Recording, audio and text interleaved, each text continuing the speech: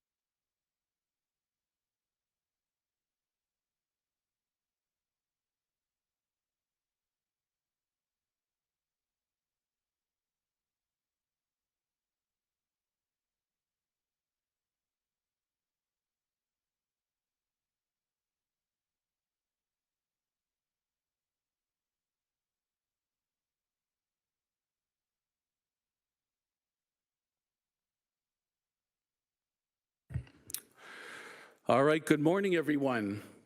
Welcome to the General Issues Committee meeting of November 12th, 2025. As we have quorum present, Deputy Clerk Pilon. Yes, quorum is present. Thank you for today's meeting. I'd like to call the meeting then to order.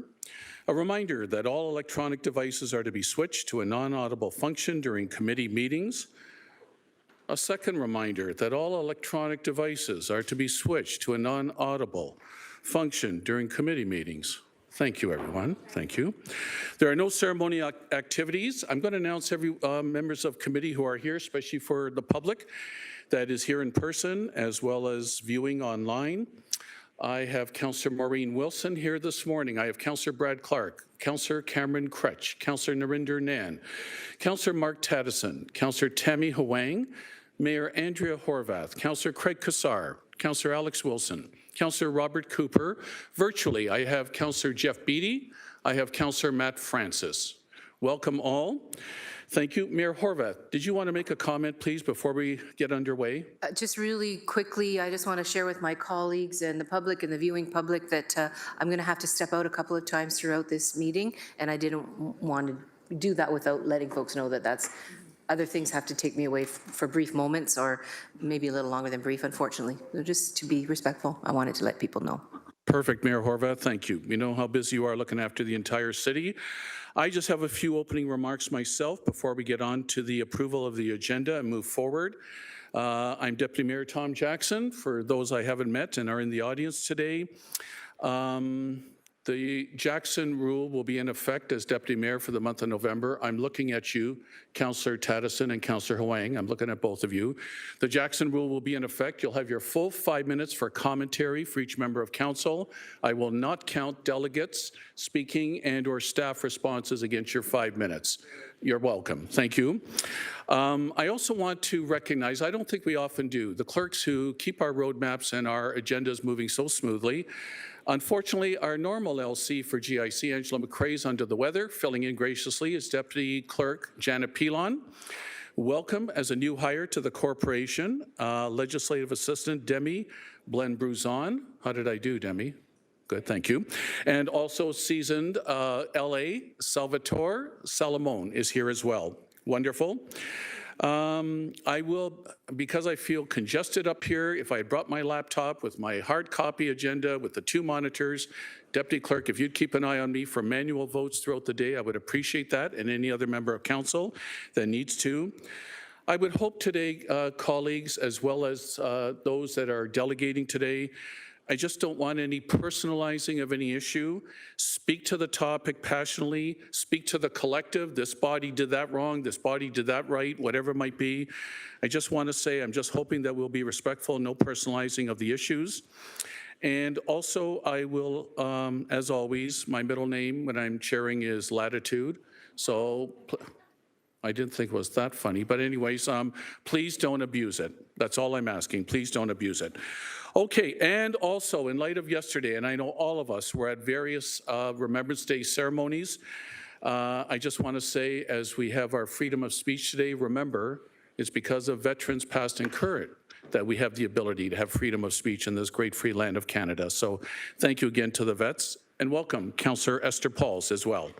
Okay, approval of the agenda. Madam Clerk, can you advise of items included in the agenda? Any changes, please? Yes, Deputy Mayor Jackson. There's a delegation 6.2 that has been withdrawn. There are 9 added delegations, 3 for item 9.3, 5 for item 8.8, and 1 for item 8.2. Added pieces of correspondence for item 7.1. Item 7.4 has been moved to item 8.1 and added. Item 7.5 has been revised. Item 7.7 has been added. 5 added pieces of correspondence for item 8.2. 7 added pieces of correspondence for item 9.1. 2 added pieces of correspondence for item 9.3. Item 11.3 has been withdrawn and will be addressed at council next week. All other items listed as to be distributed have been added. Item 8.9, the review of open capital projects and works in progress balances for potential 2026 net levy savings has been revised. It is now for information only. Is that all? Oh, okay, Deputy Clerk, thank you very much.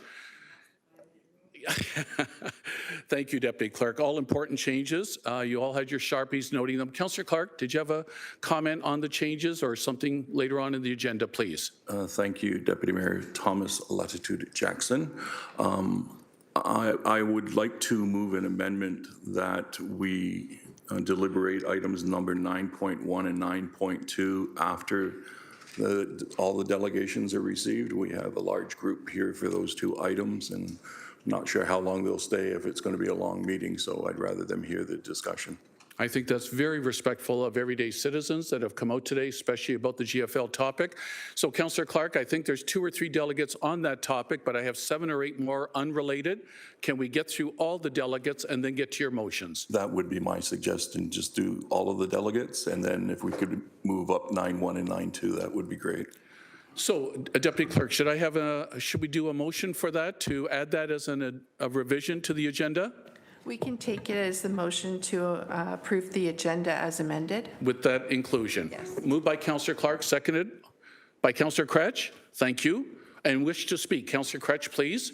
Might as well do it for 9.3 as well, since there's a bunch of delegates in the room for 9.3. And those All are right. the only motions anyways, so. So should we do them separately because they're separate topics, DC Clerk or a DC Pilon, or should we do them as a bundle? Deputy Mayor Jackson, I believe you wanted to deal with them after all the delegations. Correct. So we deal with 9.1 and deal with the delegations, Yes? then 9.1, 9.2, and 9.3 separately. But I'm asking, should 9.3 be included in Councillor Clark's motion? Do all 3 together as one Yes, package? yes. Perfect. Sorry. All that's understood. Moved by Councillor Clark, seconded by Councillor Cretch. Any other comments? 9, 1, 2, 3 will be moved up in the agenda after all delegates have spoken. All right. With the agenda moved and seconded, let's do the amendment first. All in favor of the amendment to the agenda? Hands up. Any opposed? I see a unanimity. Correct. And now let's have a mover and seconder to approve the agenda as presented with that last-minute amendment. Councillor Clark, Councillor Cooper. All in favor, hands up, please. And I'm seeing unanimity again. Thank you very much. All right, we have a revised roadmap moving forward. Item 4, declarations of interest. Are there any declarations of interest? Please state them now. Looking around, Councillor Clark, please. Out of an abundance of caution, I live 1.3 kilometers away from the landfill, so I would declare a non-disqualifying conflict of interest, just so that everyone knows where I live and what impacts these motions may have on my family personally. Thank you.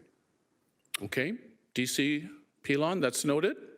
Yes. Oh, Councillor Francis, please. My apologies. Just out of an abundance of caution, I will also declare the same interest as I'm within a 3-kilometer radius of the GFL landfill. That would be a non-disqualifying interest. Thank you. Thank you, Councillor Francis. DC Pilon, you have that noted as well. Perfect. Moving forward, approval of minutes of previous meetings. We had a special one on October 15th. Well, it was a specially called meeting. It wasn't a special meeting necessarily. It was a specially called meeting. And October 22nd. A mover and seconder, please, to adopt both minutes. Councillor Pauls, Councillor Cassar. Questions, comments? All in favor, hands up, please. And virtually, I'm watching as well. That's unanimity. Thank you very much. All right, delegations. Before we begin our delegations today, members are reminded questions of the delegates are for clarification purposes only. Please, no debating any delegates. And our note to the delegates, please. You have 5 minutes to complete your delegation. You will hear a tone. Don't be thrown off by it. After 4 minutes, apprising you that you'll have an additional minute to finish. And again, I'm open to, if you're wrapping up a paragraph, a page, and you need that extra minute or two, I will definitely allow that as long as it's not being abused. Thank you, delegates. Okay, 6.1, delegates respecting requests for the closure of GFL Stony Creek Regional Facility, 65 Mountain Road West, Stony Creek. Note to committee, we will take one vote at the end to receive all the delegations on this matter. And currently I have Deputy Clerk Pilon, I have 2 registered. Carm D'Angelo in person, and a Titania Graham in person. Are those the 2 you have as well registered for this topic? Yes. Perfect, thank you. Carm D'Angelo. Carmen, please. It's been a while, Mr. D'Angelo. Nice to see you. You shouldn't be a stranger to these august chambers. Welcome. Get yourself set up. And when you are, introduce yourself. You know the rules of procedure, but we want to hear what you have to say, of course. Good morning, Deputy Mayor, Council.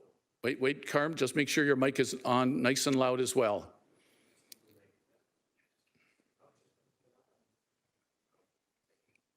Just making sure all the technical stuff is in order here. So everybody in the audience can hear loud and clear as well, including live streaming. All right, Salvatore, we're all set up for Mr. D'Angelo? All good? Okay, Carmen, next 5 minutes or so, the floor is yours.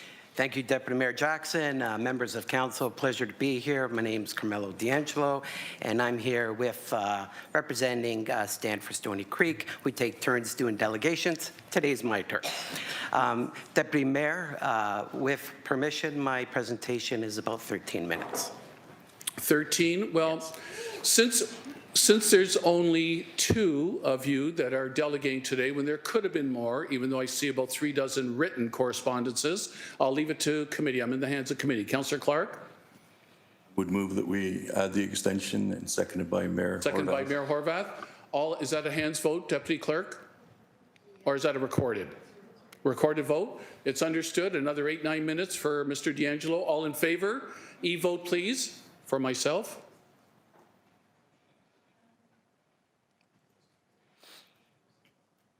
Salvatore, for myself. Thank you. And Councillor Pauls, are you as well? Hand vote? Okay. Oh, sometimes technology takes a little while, does it? I see. Of course, yes. But the hands votes are from me and Councillor Pauls. Was it you that also had your hand up? Correct, okay. And everybody else was an e-vote? It's up? Okay.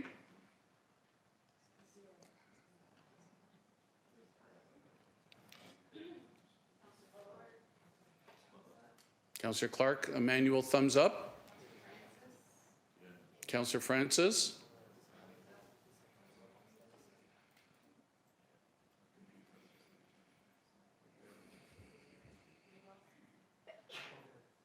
Councillor Alex Wilson, thumbs up as well. Oh, so I wasn't the only one with a thumbs up. And that carries unanimously, 14-0. Carmen, 13 minutes are yours, please. All right, thank you, Deputy Mayor. Wait for the presentation to come back up. Okay. Okay. Thank you, Salvatore. No problem.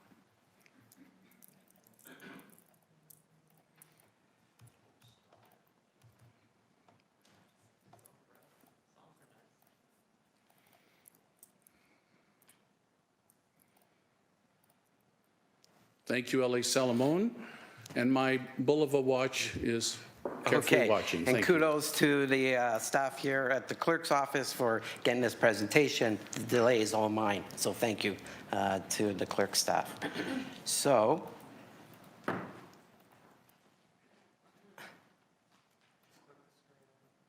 clicking. There we go. So who is Stand for Stony Creek? Stand for Stony Creek are residents in Ward 9. However, due to the adverse effects, and I'm going to use that term quite a bit, adverse effects, because it's important in this discussion, it extends beyond to neighboring wards. This problem goes beyond a 3-kilometer radius.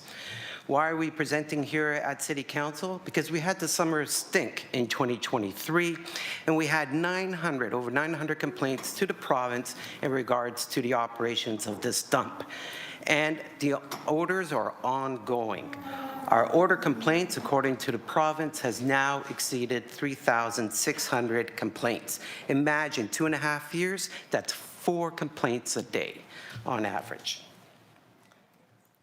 So, where do we live? So, if you take a look, you have the West landfill that is closed, leachate still going into your sewer system, and then we had a quarry operation. And the existing residential was around the closed West landfill and the quarry operations. So the myth that people decided to move next to a landfill, well, that's a myth. We were already living there. But it is true that the community has grown. It's a beautiful area, and so you now have houses north and south of the landfill. And the landfill became in operation since 1995, 1996. So that's where we live. So what happened? Well, what happened is that community residents got a letter from GFL that said, hey, we're going to expand, we're going to build a new cell, and you might get a temporary odor, and as a result of the construction. And so when you take a look at that, that odor has not stopped. This legacy waste, and if you ask me, I'll tell you what legacy waste is, that legacy waste was now exposed, and the odors became prevalent, dominant, and I'll talk to you about that adverse effect. So again, 900 complaints in the, as a result of the stink of 2023, over 3,600 complaints, 4 complaints a day on average. We went door to door. Many of these community members went door to door, got 4,000 signatures. We presented it to the Legislative Assembly of Ontario. There were provincial orders and charges, and GFL, key to note, did not contest the charges.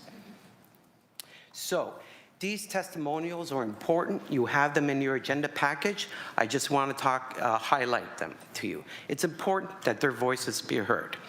Headaches, nosebleeds, coughing, gagging, pervasive, headaches, nausea, disorientation, vile, embarrassing, unbearable, terrified, absolutely horrendous, intolerable living. These are the adverse effects of your neighbors. Unbearable, headache, nausea, sleep disruption, wake up in the middle of the night. Standard of living is deteriorating. Endured persistent, strong odors, making it difficult to enjoy our daily life. Endured persistent, strong odors. Odors seep into our home. We've now come to find that it's your clothes dryer that it's coming in, even though you have all your windows closed. Making it difficult to sleep and enjoy our daily life. Difficult for families to live comfortably and safely. When the smell does come into our house, we're not able to sleep properly. Odors have ruined backyard barbecues. Unhealthy and disgusting odor. And it's embarrassing.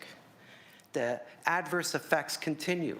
Difficult to spend time outdoors. The stench was so intense on multiple days. Nauseating odors. Robbed the community by not allowing us to use our property. Frequent stench. Odor is so pervasive that it disrupts our sleep and our daily life. It gets in your head. The presence of gases, strong smells, strong and unpleasant odors almost every day. It makes me gag. It reeks of sewage, cat urine, and toxic chemicals. And finally, the testimonials conclude, and this is only what you received in your GIC package here today, but inhale these odors on a daily basis. Extreme toxic odors have not only affected our quality of life, but have also affected our mental health. And I'll give the last words of these testimonials to our neighbor Tammy Last, who wrote and summed it up very nicely. I experience the impacts firsthand every single day. It's impossible to open our windows, frequent headaches and nausea, constant concern, declining quality of life, embarrassment to invite our friends and family over. Let's see if this works. This is a message from MP Ned Kirk. It didn't work. Okay, so Ned is on Instagram, and basically he does a testimonial himself on Instagram, and it says, "It stinks, The smell is overbearing, and he calls GFL publicly a bad actor. And he concludes that GFL should listen to the community. That's how he ends his Instagram post. So here's how they listen. They wrote you a letter to this committee. David Richmond, who is vice president of their operations, and he says, it's in your package, in the summer of 2023, Stoney Creek Regional Facility experienced an issue. That's how they summed it up, an issue. We collaborated with the province and the city of Hamilton. And during a door-to-door community outreach event in the winter of 2023, over 90% of responding residents, they conclude, noticed a significant improvement. Deputy Mayor Jackson, members of council, let me tell you what the truth is. The truth is this issue has been going on for 2.5 years, causing significant adverse effects to the residents. This collaboration was actually provincial orders to comply and charges for failure to meet their responsibilities. And we conclude, and we submit to you, there has been no improvement, none whatsoever. In fact, it's gotten worse. So the consequences are real. Not only do we have to live with this, but amenities get removed from the community. According to The Spectator, their headline, New School for Stoney Creek, dump scrapped. And according to the CBC, plans for an elementary school in Stoney Creek have been scrapped. The minister, Paul Calandra, shares the community's concerns after CBC Hamilton asked if the decision had anything to do with the GFL facility. I'm near wrapping it up, Deputy Mayor. The legal issues is according to the certificate of compliance approval for the Stoney Creek Regional Facility, they actually have a provision adverse effect. The owner, being GFL, is responsible for any contravention that causes an adverse effect. So we go to the Environmental Protection Act, we look what is defined as an adverse effect, and I'll give you two of what you heard in those testimonials. Harm and material discomfort to a person, loss of enjoyment for normal use of property. And those testimonials I read meet those definitions. So, in conclusion, my last slide here, we fully support the motion, and thank you, Councillor Clark, for presenting the motion, and those who supported it. We fully support to begin the process to expedite the closure of the GFL Stoney Creek Regional Facility. We've done our part. We've communicated this to the province. We ask that you do your part. We fully support the item agenda 9.2 is to bring an application to Superior Court that the landfill be closed for a period not exceeding 2 years until the court is satisfied that the nuisance has been abated. The reason why we say this and we think and we fully support this motion is because there's a promise of a leachate treatment plant. This leachate treatment plant was initially, when Councillor Clark will note, it was initially proposed in 1995, before the landfill started operations. 30 years later, saying, well, okay, we'll give it a try. We're not convinced this is, because if you ask me about legacy waste, I'll tell you why this problem may not be resolved by a leachate treatment plant. So, thank you. We need your support. Mr. D'Angelo, as always, eloquently spoken, sincerely, and you're well within your 13 minutes of time as well. Questions, I allow compliments to delegates and questions, but no debating, please.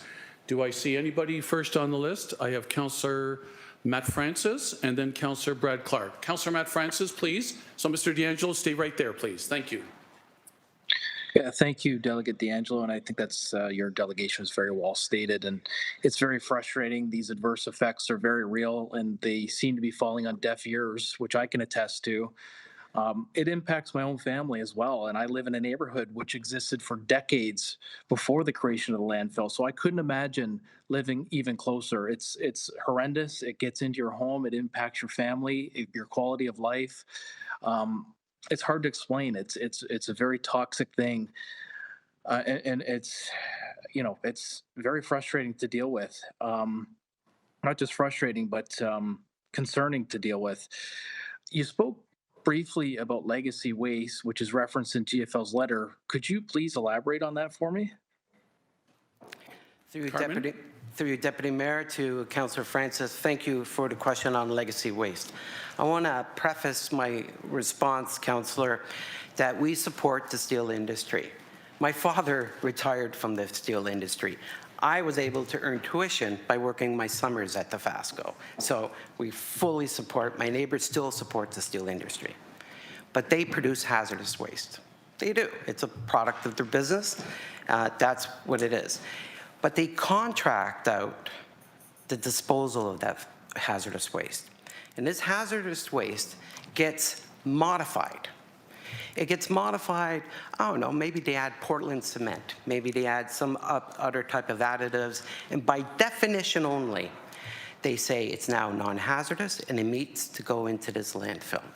Now imagine this waste being compressed for 30 years, piled, and all that gravity, that compression, sprinkle in precipitation from water and snow, and then you get a toxic mess at the bottom that goes into our sewer system, that goes to a Woodward treatment plant that is not designed to treat landfill leachate of this nature. But that's what we're living with. And what happened is they exposed it. Now they had to, because they were expanding, so they had to make a new cell. They called it legacy waste. That's what legacy waste is. It's compressed waste for over 30 years. It's a toxic mess because over 30 years, that waste has decomposed or it's been solidified, the chemical composition has changed, and when you exposed it, that's when the problems became. We've challenged the province, test that legacy waste. We submit, hypothetically, it's hazardous. Thank you, Mr. D'Angelo. Councillor, you still have 3.5 minutes. No, I don't need any more time. I really appreciate that answer and gives a clear understanding of what we're dealing with here. And like I said, very concerning, and I appreciate you coming down and sharing the same experience that I personally have to deal with as well on a regular basis. It's frustrating, and we're going to keep the fight going.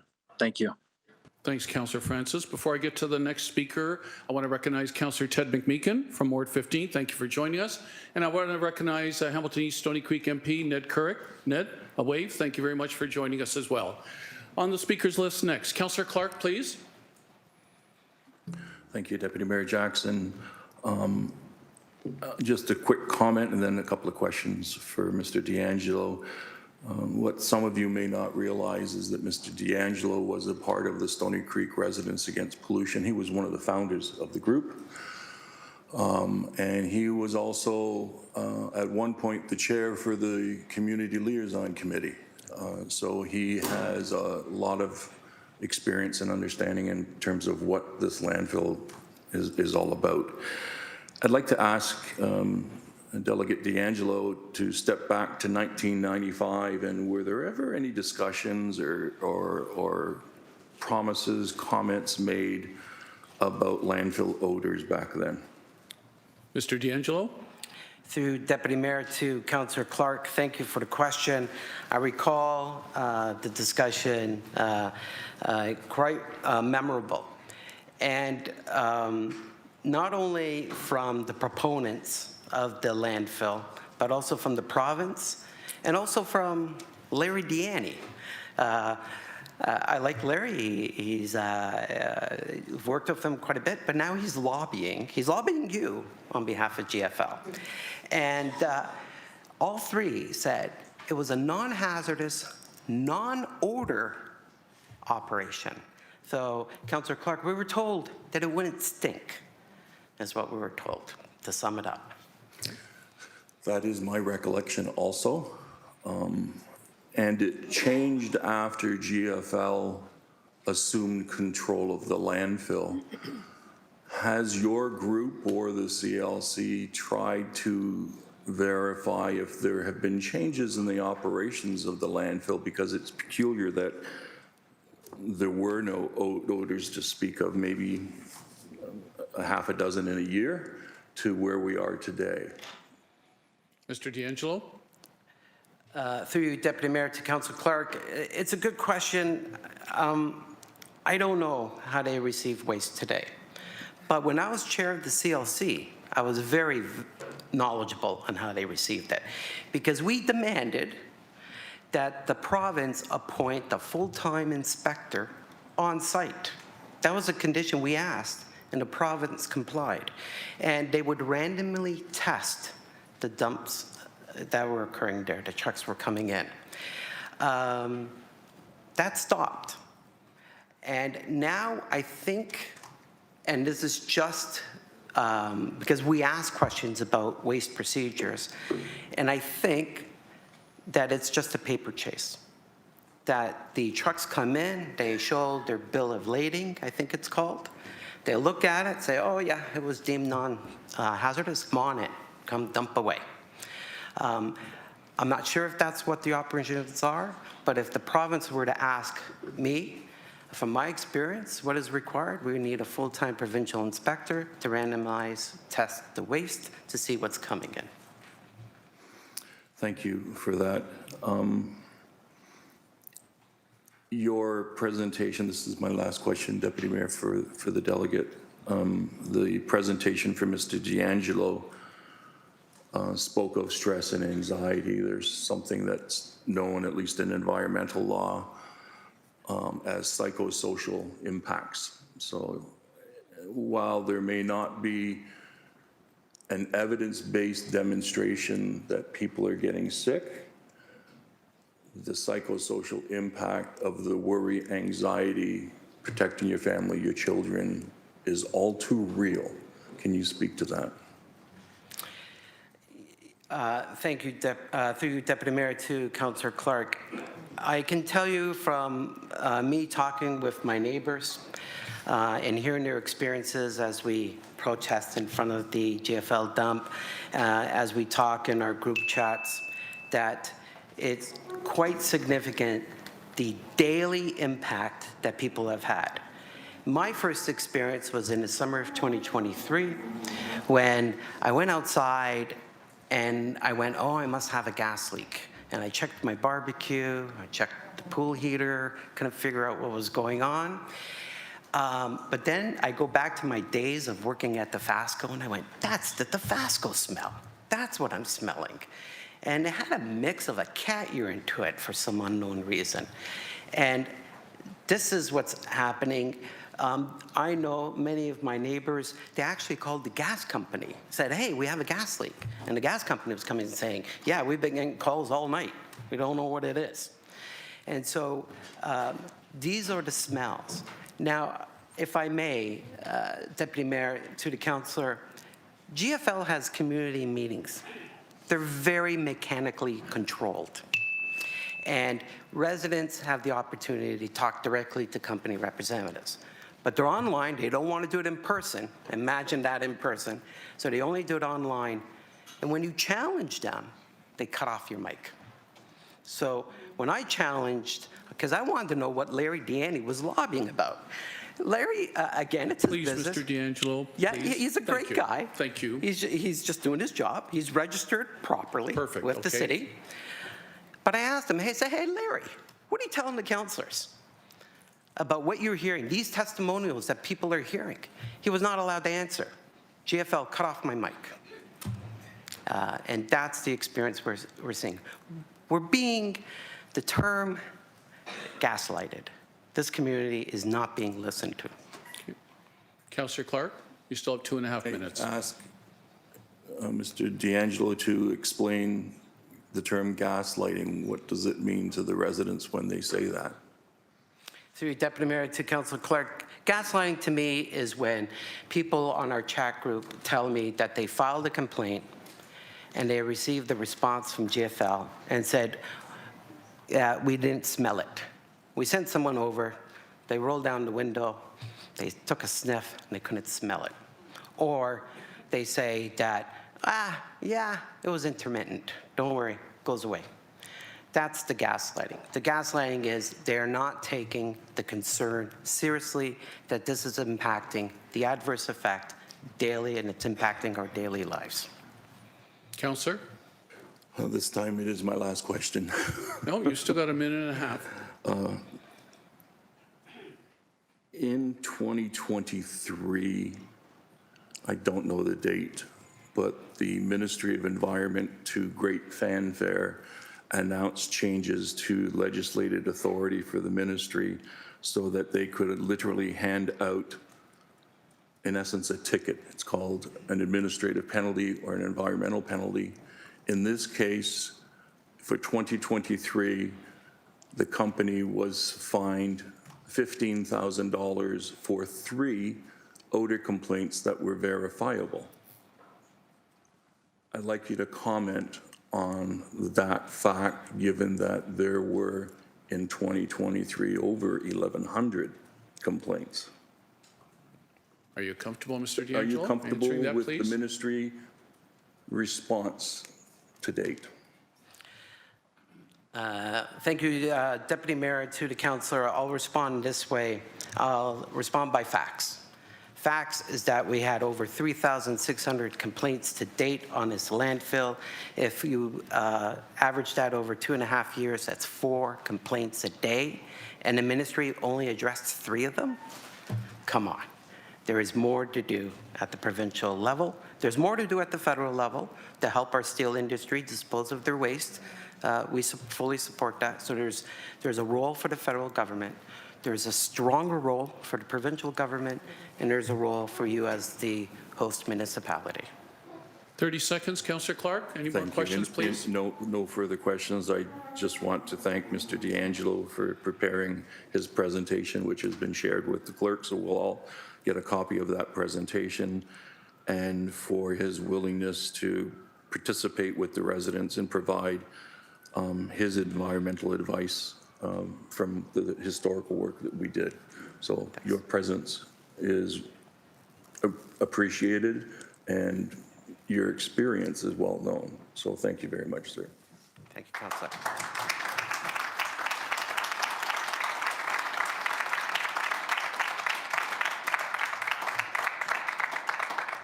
I'm allowing respectful applause because the citizens have the right to do that. Thank you. I have next thanks, Councillor Clark. Councillor Tammy Huang, please. Councillor Huang. Thank you, Deputy Mayor. Thank you for your delegation today. As the Ward 4 City Councillor, I empathize and I feel the pain. Much of my residents have also experienced that level of not only smell, but air pollution, especially carcinogens that are in the air. I wanted to refer back to your presentation because on one of the slides you talked about adverse effects, and then you listed out all of the points of that, and of which you talked about harmful and discomfort and then daily life. There was one that spoke about health effects. And I wonder, how is STAND and how are the residents documenting the health effects in a way that will be helpful to Councillor Clark's potential motion moving forward? Because I worry about testimonials may not be strong enough, so I wanted to understand what are the ways that you're documenting health effects on the residents. Mr. D'Angelo.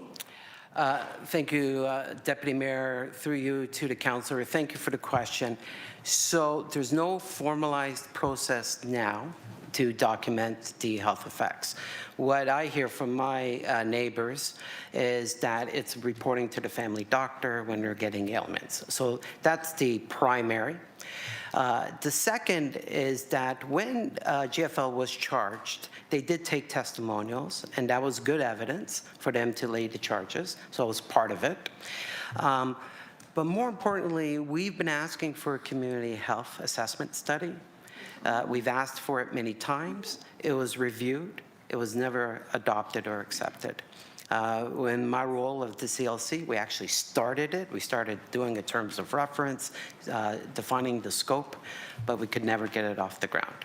Okay. Thank you for that. This has been very helpful because I do take a lot of I don't know what the right word is, but I learn a lot from Councillor Clark because he's the one that's been really championing this here at this city council, but also just some of the tactics because as you know, wards 2, 3, and 4 in the lower city has been right beside those industrial neighbors. And a lot of those challenges are reflected in some of the challenges that we are seeing with you today. So I truly appreciate you coming to delegate, and I truly appreciate the residents for coming here and showing that solidarity and support. Thank you. Thanks, Councillor Huang. Next on my speakers list, Councillor Rob Cooper. Councillor Cooper, please. Thank you, Chair. I just wanted to confirm with you, Mr. D'Angelo. So this started in 2023 where it started to get progressively worse, or you started to notice it. Is that in fact true? Through Deputy Mayor to the Councillor, so yes. So although, as Councillor Clark talked about, we were found at scrap and we did oppose it because we were knowing the growth of the community, it was approved. But I tell you, me, myself, where I live within a 3-kilometer range, I really didn't notice it until the summer of 2023, when then it was very pervasive. So it started in 2023 when the legacy waste was exposed. So through you, Chair, so there's a different approach to managing the GFL site at that point, which exposed this legacy waste? Through you, Deputy Mayor, to the Councillor, yes. So if you can think of it, if I can use the analogy of a bathtub. So the liner is a bathtub, it's got a spout on it, and then they put in the waste. And they collect the leachate out of the bathtub. Well, they expanded the bathtub. And so they took down a wall of the bathtub and it exposed the waste to expand that bathtub and to connect the leachate collection system. And that's when the waste started to occur. So it was the construction. And this is only the first cell of construction. There's others that are planned. Through you, Chair. So it's my understanding that where it started in 2023, which may be intermittent, if I understood your presentation correctly, where today it's a daily occurrence, it's progressively getting worse. Through Deputy Mayor to the Councillor, that is correct. Okay. And through you, Chair, your understanding is that this is the waste that's being dumped there is a byproduct of some of our industrial organizations in Hamilton area. I know you referenced steel, for example. Is that your understanding as well? Through Deputy Mayor, that is correct. Primarily it is steel industry, but other industrials. In fact, we did delegate to Clean Air Hamilton, which many of those representatives are part of that committee, except for GFL. Through you, Chair, through your I'll say advocacy and reaching out to the provincial government, have you also reached out to the municipal government as well? In terms of concerns, smell, and just wondering what your experiences were there as well. I know the councillor, but I mean beyond that, in terms of what the city's been doing for you as well. Oh, okay. Through Deputy Mayor to the Councillor, have we reached out to the you as the municipality? So the answer is yes. We delegated in October 2023 when this was prevalent. We asked for a tax rebate because you are receiving tipping fees. You are receiving sewer use overcharge. So you are receiving revenue flows. I did ask, Councillor Clark was kind enough to present it. You are earning millions in terms of, I don't want to discount that, that's real money, but we're living with it. And many of my residents would like their money back. Well, through you, Chair, Mr. D'Angelo, I was too surprised on Monday when we had our committee meeting to find out there's 2 conditional permits this year that's been issued to GFL. And when you look at the category that we're issuing them in, they're to do with PCBs, radioactive materials, and leachate waste. I was told that we don't run PCBs and radioactive waste through our wastewater currently, but we do have the option to do so. So I found it quite surprising that we're actually doing that right now, but I will highlight for you, and you referenced it as well, the fact that there are only 2 conditional permits right now in this particular category is actually at GFL. So I thank you for your presentation today. Thank you, Councillor Cooper, and thank you for the question. Mr. D'Angelo, Councillor Cooper, obviously newly elected. He wanted to hear the history of whether or not you had appealed to the municipality, so thank you for reaffirming that. Thanks, Councillor Cooper. I have next on my list, Councillor Narinder Nan, please. Thank you. Thank you for your delegation. The cumulative impact has been really clear from the residents over the last few years coming to delegate here at council, but also through your municipal representatives around the council chambers as well. I appreciate your clarity today in your presentation that the toxic mess that you're dealing with that's causing so much hardship to your community is the byproduct of, I will say, my words, not yours, a steel and industrial production process that hasn't kept up with the highest global standards when it comes to environmental and public health.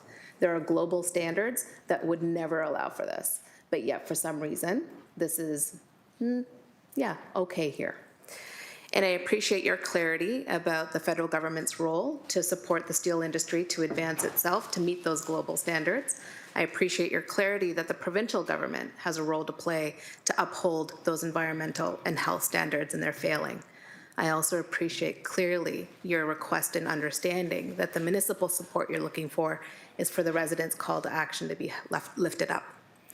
As Councillor Huang mentioned, for me as a Ward 3 City Councillor who represents thousands of residents who live adjacent to the steel production and industrial operations that the province has repeatedly given okays to go beyond those provincial and health standards, to make it okay for carcinogens to be directly spewed into the air right beside residents who live in the lower city. The cumulative impact is the impact in your community of some of those byproducts now leaching into the air. Can you share with us any insights from the discussion residents have had with the provincial ministers or provincial government directly? Are you garnering any provincial support for your call? Mr. D'Angelo, that was a long preamble, but of appreciation. Up to her question. Yeah, through you, Deputy Mayor, to the councillor, thank you for the question. I want to be respectful because we did see some action from the province. Some really good action. They introduced new legislation based on the summer of 2023. And that was based on you as a council making discussions and also us talking to, they actually introduced a new regulation. Two that come to mind. One is that a host community has to be a willing participant on any new landfills. That was significant. And also, they said that odor, and this is key, odor is now an ability to issue charges. And that's significant. My problem is with the bureaucracy, not with the elected officials. They haven't done their job, the bureaucracy, on gathering the facts, the evidence, and to lay more charges. It comes from the bureaucracy. It comes from the Ministry of Environment, that Hamilton office that's just down the street. They're at the front line. How could they, councillor? How could they, when they started the construction, they took this toxic mess that they call a legacy waste, and they stockpiled it. And they stockpiled it. They stockpiled it so high that you could see it from the mountain brow. You could see it from miles away. And the ministry is telling us they're there daily checking it out. Didn't you see the mountain grow? That they had to then issue an order. So look, there's different political stripes that this 30-year. We've seen some movement at the province. We asked the province to do more. They issued orders to reduce that height of that mountain. They gave them 2 years to do it. Meanwhile, the operation was still continuing, still dumping more on it. We saw some new regulation. What we need to see is not abatement. We need to see enforcement, and that's a key. The local ministry office works on abatement principles, although that's encouraged. But when you're not getting compliance, you need to switch from abatement and go to enforcement, and we need to see more enforcement. Thank you so much for the clarity, and appreciate the nuance there in terms of you're getting political support provincially, but you need the ministry operations, the actual bureaucracy of the Ministry of Environment, Conservation and Parks to lay charges on the standards that are already in place. Thank you so much. Thanks, Councillor Nan. Next on my speakers list, Councillor Esther Pauls, please. Thank you very much for being here. I want to say, first of all, this impacts us all. It's not just your ward or, Ward 9. It impacts us all because we also drive there. We also have soccer. There's a park there that we play soccer. It's near there and the smell is there. So it's affecting us all, so in a sense. But I just wanted to know, when Larry Deanne came to speak to me, he really came to see if I had any question. I asked a lot of questions, because this is a concern for all of us, So my question to you, you said that in 2023, you had 900 complaints. Then in 2025, which is only 2 years, less than 2 years, you had 3,000 complaints. First of all, is it because the order's getting worse? Or do you think this growth of people, more people are going to complain, not only the 3,000, it's going to spread? What's your thought of the growth of the complaints? Mr. D'Angelo, please. Okay, through Deputy Mayor to Councillor, thank you for the question. Just to clarify, and I may have misspoke, 900 complaints in 2023 to date, 2.5 years, over 3,600. So they didn't just occur in 2025. There was for that 2.5 years for, on average, 4 complaints a day. But to your question, yeah, more people who move into the neighborhood, more complaints you're going to get. Yes. So that is only one parameter, though. The most important parameter is they constructed a new cell, and that construction is what caused the evasive odors that are permeating into the homes of neighbors. So it became more prevalent. So if you were to go and play golf at the 9-hole or go to the soccer prior to 2023, you'd get those smells once in a while. But it's every day now with the construction that's going on. And we're not convinced that a leachate treatment plant, it will help, but we're not convinced that is the solution, because we've been asking one for 30 years. We haven't gotten one. And we asked at our community meetings with GFL, who else has one that shows proven success? And we're not given that answer. Thank you for that. I just want to say, if we were to close it, like tomorrow, or even today, it's closed, do you think the smells will linger for a long time, or will it stop? Through you, Deputy Mayor, to the councillor, great question again. So the smells would subside if you closed it, because under their compliance approval, they're obligated, and there is an insurance of about 46 million of that to cap it, just like the West landfill is capped. And so then the only legacy issue is how to treat the leachate. But the smells would practically end without the operations. Thank you for that. And again, I thank you for shedding a light and everybody coming. I think it's important for the whole city to know what's going on, because like I said, it does affect everybody. When one hurts, everybody hurts. So thank you for coming. Thank you, Councillor Pauls. Next on my list, I have Councillor Mark Tattison, please. Well, Councillor Pauls just asked the question I was going to ask.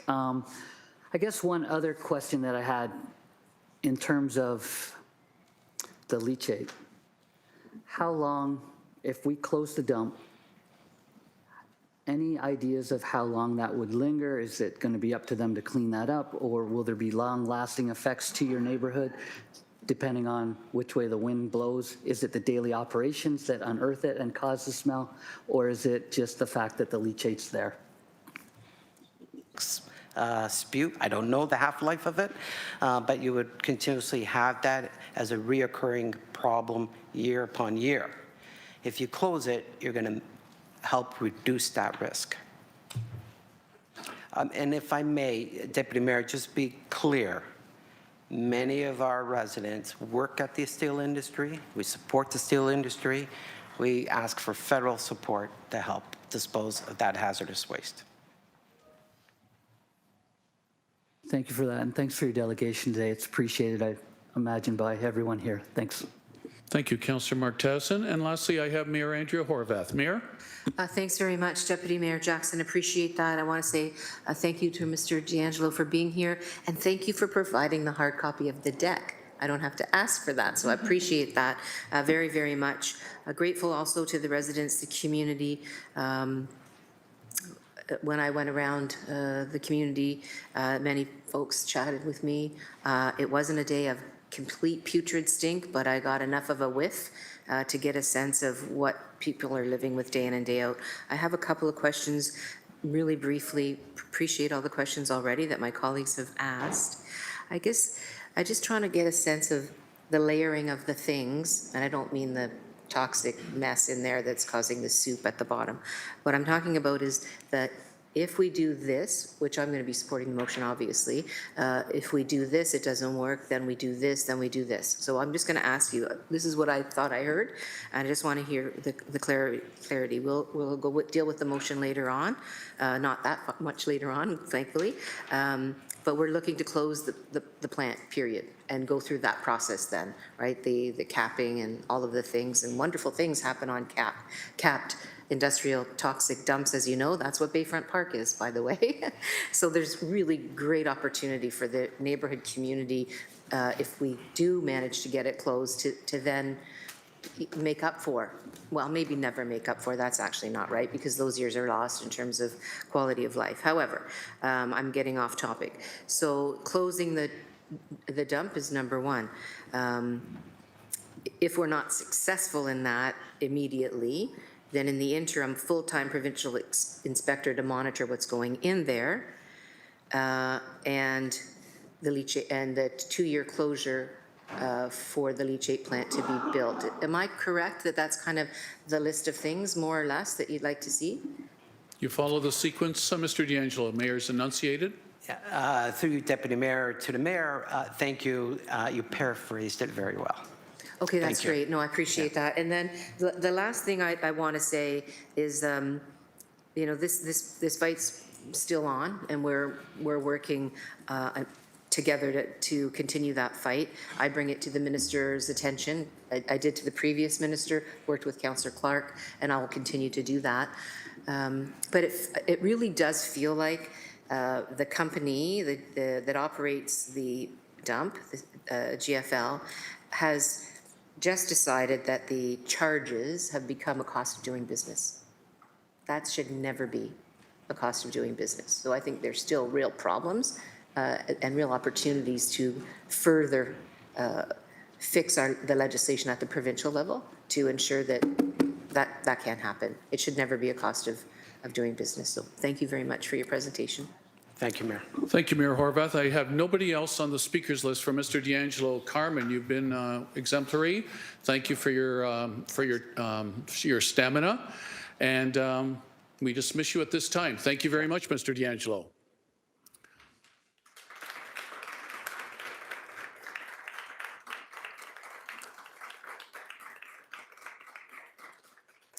Second delegate on this matter, Titania Graham. Titania, please come down to the podium. If I recall correctly, I think you delegated before. It's good to see you again. Hello, that was my sister, actually. Oh, my She's over apologies. there. Thank you very much. I knew there was a Graham that had delegated before. Yes. So welcome. The next Thank 5 minutes or so, the floor is yours. Thank you. Good morning, everyone. My name is Tatiana Graham, and I'm a resident of Stony Creek. I'm here today because my family and my community has been living with strong, persistent odors, serious air quality concerns, and the negative health impacts of this chemical-filled air since April 2023. And despite what GFL has stated in their recent letter to you, the issues have not been resolved. In the month of October alone this year, there were over 400 complaints to the Ministry of Environment about the odors. When we moved into our home in 2018, the landfill was inactive. In 2023, GFL sent a letter around the neighborhood telling us that there would be some odors for a few weeks due to construction. Well, it's been almost 3 years, and the odor has never stopped.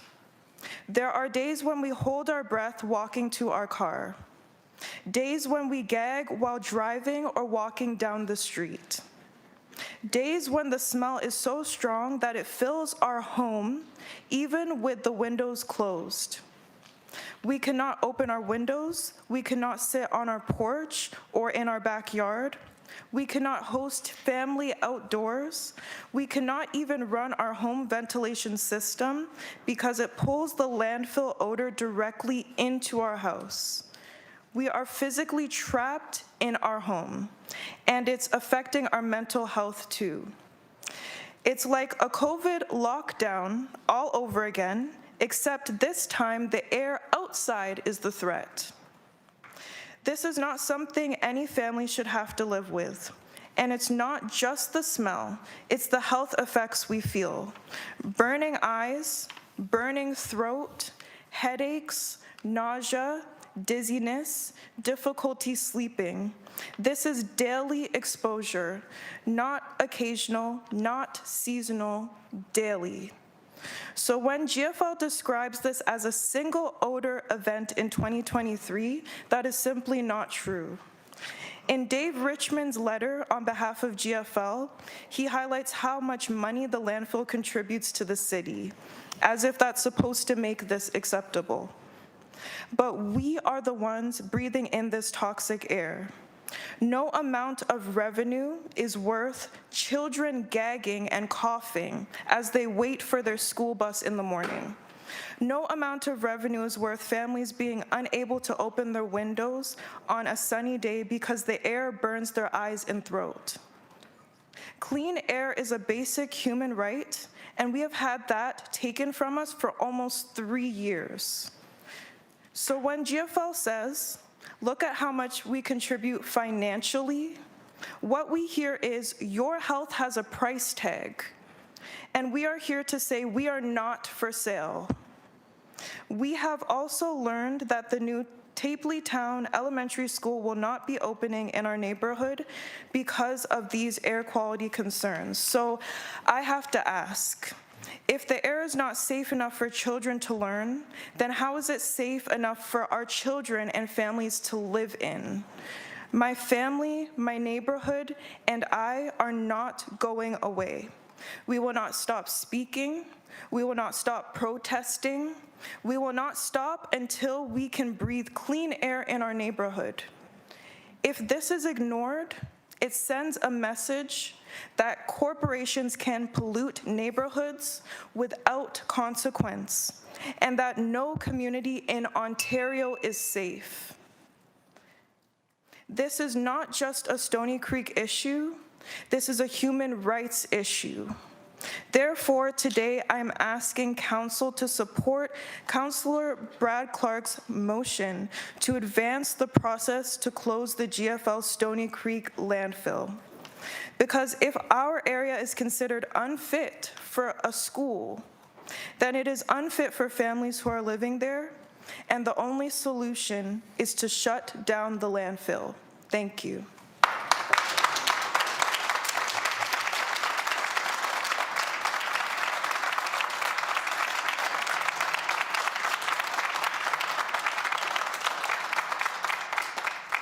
Well done, Tatiana. Well done. Thank you. Councillor Brad Clark, questions and/or compliments to the delegate, please? I'll start with compliments. That was excellent. Thank you very much. Thank you. I know it's not easy speaking before this chamber, this august chamber, but we're just like you. These are our jobs. We're just the same as everyone else. Can you speak to, I'm aware that your family has complained many times to the ministry and to GFL. We heard from Delegate D'Angelo early this morning with response to the term gaslighting. What has been your family's experience in the response to the verifiable complaints that you've made about odors? Thank you for that question. Through Deputy Mayor to Brad Clark.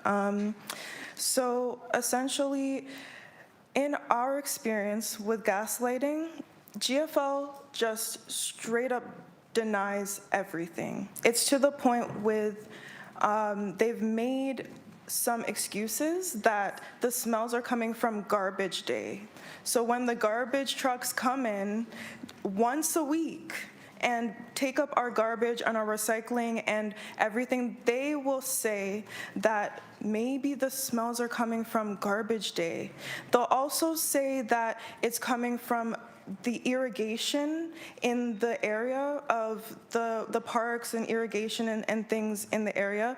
They will come up with any sort of reason to say that those are the sources of the smell, even though we smell it every single day and we know what it smells like. So they're essentially making us think that we are not smelling the right thing, or we're smelling something else, or we're crazy, and that we're all here just to be here. No, we have been smelling this chemical smell for so long, and it burns our eyes, it burns our throat. Like you actually get a physical symptom from the chemical smell.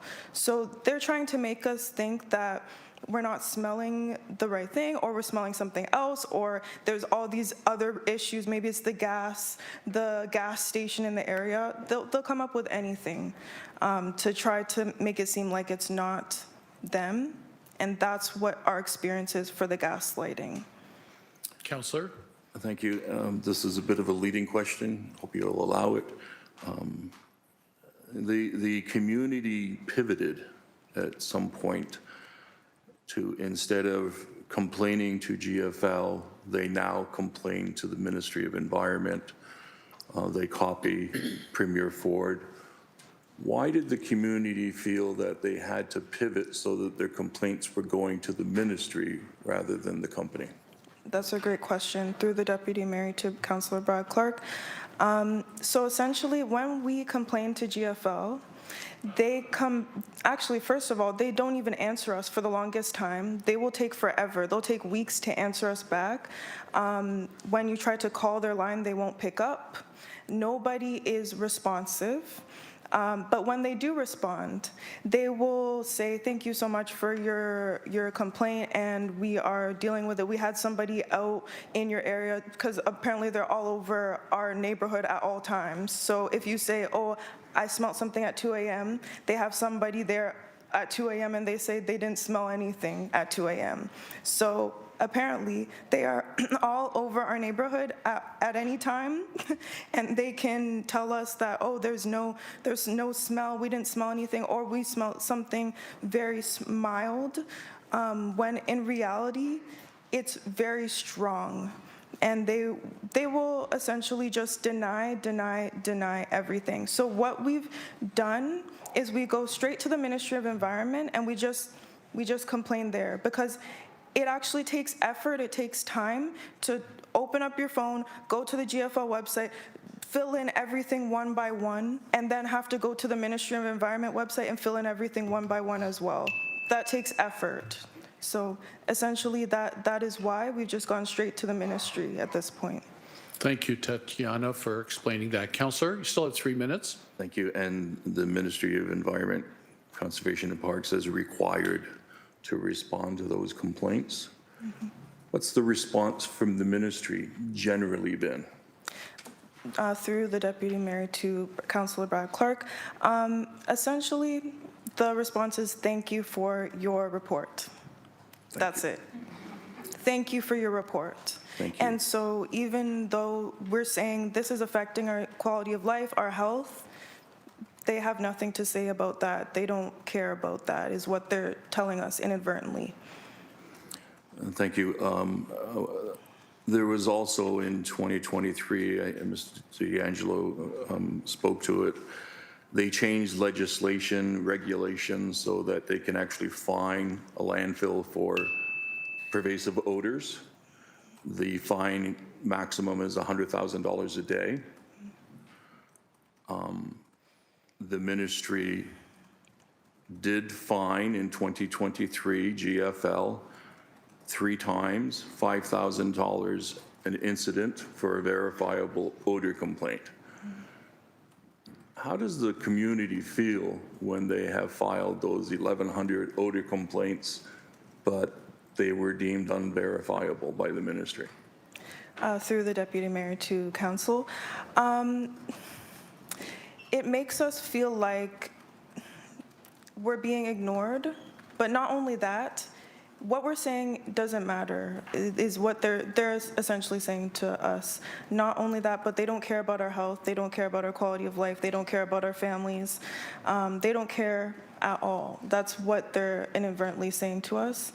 And it's discouraging at times. As a community, we're getting together, we're speaking up, we're pushing for what we know is right, and we're not getting any response that is helpful. We're not getting any support that is helpful from the ministry, at least, in that sense. So, yeah, it's discouraging. Did the ministry representative ever say in a public meeting why you shouldn't have bought your house so close to a landfill? Through the deputy mayor to the council, yes. Yes, that has been said explicitly to us. And that is the representative of the Hamilton District Office of the Ministry of Environment. So that's the type of response residents have been receiving from the ministry. Thank you for coming today. I know this has been stressful for you to do this. I know you're dealing with an awful lot, as the community is. We wish we could do more. It's a challenge for us because we're the municipality. It's not our landfill. But we are acknowledging that we have a responsibility to be a voice for the community, and we're doing the very best we can. The mayor has been very persistent. I'm diplomatic, very persistent, meeting with the minister 3 different times. I think there were 3 ministers, actually. Anyways, yeah, so we have been really working hard at this, and it's been very challenging for the elected members because generally when we have an issue, we fix it. We had an issue with a recycling plant. You'll remember this, Councillor Jackson. The organic recycling plant was emitting horrible odors. What was the city's response? Well, we shut it down and we fixed it. And now the odors have dissipated greatly. So that's how we usually deal with things. But thank you for being here today. Thank you. Thank you, Councillor Clark. Tatiana, just hang in there, please. You're doing wonderfully. I have Councillor Mark Tattison next, please. Tatiana, thanks so much for your delegation. You made some comments about there being a price socially, emotionally, physically. There's health concerns, mental well-being. Then you also made a comment that GFL countered that with, well, there's economic benefits to the city. And then you said, like, that should matter. And I agree fully that health should come first. So I did want to, though, highlight something on the other side of economics for the residents. And Councillor Clark just talked about, you know, your response and what the ministry said. Why did you buy your house so close to a landfill? Things like that. I'm going to take the other avenue. What about selling your house? So can you give any insight into how this has adversely affected the residents in the area with, say, house prices and their attempts to sell now that the neighborhood is known for this? Yes, thank you for that Tatiana? question. Yes, through Deputy Mayor to the Council. Yes, so even up until yesterday, we had a community meeting and someone stood up and they said, I've been trying to sell my house for 6 months and I can't get it sold because of this issue. So not only has this issue caused us not to be able to sell our houses, but even the housing price, the value of our houses has dropped so much because A, we're beside a landfill, and B, there's no school that's going to be beside our houses anymore. So in those 2 situations and those 2 circumstances, our house value prices has dropped so low. Not only that, but we can't even enjoy our houses as is. Some of us have made our back porches and set up everything cement and gotten it all nicely set up with fences and everything. We can't even enjoy that. So we're paying property taxes and we can't even enjoy our property as is. So not only have property values dropped and also our health and everything, but yeah, ultimately, we can't get our houses sold because everybody knows about this issue. But we're not going to stop speaking up about it. But at the same time, this has caused us not be able to sell our houses. And when we do sell our houses, our property values have dropped immensely. Thanks so much for that, Tatiana, and I hope that Councillor Clark's motion leads to some resolution for you and we get this settled in the short term rather than the long term. Thank you. Thank you. Thanks, Councillor Tattison. Next up, Councillor Matt Francis, please. Thank you. And I just want to thank the delegate for coming here and sharing her testimony. And I too have been gaslit by this company. I submitted a complaint to the company, and I live approximately 3 kilometers away in a neighborhood that's established decades before the creation of the GFL landfill. Several weeks ago, the odors were the worst I had experienced it to date, and we do periodically experience these odor issues. I just want to share with you a piece of the email that I received. GFL's consultant, GHD, responded to the location at 7:39 p.m. and conducted a circuit of surrounding area to investigate. During the investigation, no odors were observed from 5 ratings taken. This was on the day that it was the worst I had experienced it, and that's the email that I received from GFL themselves. So I know thousands of people report these incidents to GFL and the ministry. Do you think that some people are just giving up on reporting because of the gaslighting? Tatiana Graham, any thoughts on that? Thank you for that question through Deputy Mayor to Council. I think that ultimately people are reporting because they're, yes, that could be a situation too, but people have actually stopped reporting. We're trying to get people to report when they smell it because essentially people are getting tired, they're getting annoyed with these kinds of responses. Exactly what you read out is the same kind of responses that we get. They're getting tired of it, and even when they are smelling it, people are just, not reporting anymore because when we do report, this is the kind of response that we get. We're not getting any sort of, acknowledgement that they are the source of the smell. There's no apology. There's nothing. There's no remorse at all. Nothing to say. Even down to the Lorenzo, Dave, these people at GFL that are the supervisors and managers and owners of the area, they will say to you, I've had Lorenzo say to me, well, we have to make money for our families too. Like as if him making money through GFL is more important than our health and wellness and quality of life. So essentially, yes, I would say yes to your question. Councillor? Thank you for that. And it's unbelievable and tone deaf. And I really appreciate you coming to share this. And it's been, what you've shared today has been my exact same experience. You totally validate everything you're saying here. I appreciate you coming down. Thank you. Thanks, Councillor Francis. And last, Mayor Andrea Horwath, please. Thanks very much, and I also appreciate your words. This is something I think that it's important for folks to kind of think about and to give information and ask if there's anything further that you would suggest that we do. However, we've had 3 ministers of environment so far. All of them know about this. So they're all still ministers of other, like one's still the Minister of Environment, obviously. 2 others are in different portfolios, but they sit around the cabinet table. If Councillor Clark's motion passes, which I hope it does, then the process is we send the motion to the government and with a covering letter that's signed by the mayor. But I'll work, obviously, with Councillor Clark and others to make sure that that is what it needs to be. And perhaps there would be some willingness from community to kind of make sure that your voices are captured in that letter as well. It can't be too long because, we don't want them to just put it on the file cabinet. But so that's why I really want to say thank you. I appreciate your voice, appreciate your voices and your activism, and they're not going to tire you out. Yes. That's what I can see. Yeah, thank you. Thank you. Thank you, Mayor Horwath. I see no other speakers for Tatiana and Graham. Tatiana, well done. Thank you very much. Thank you.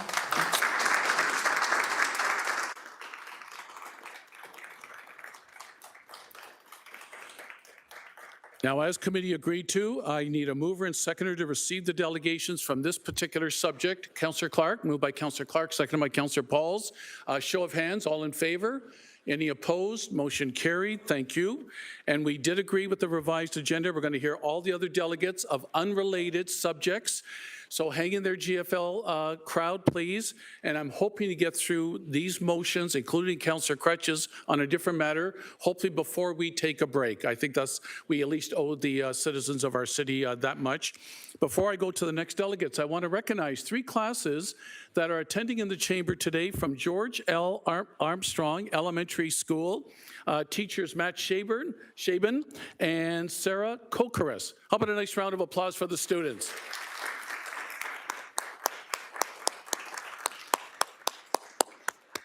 I'm sure Councillor Esther Pauls will be extremely beaming and will be seeing you later. But welcome, students. Always good to see the young generation in the chambers. All right, hang on a second. 6.2 was withdrawn. 6.3, delegation respecting impacts of Provincial Bill 60 on tenants. Mike Ollier?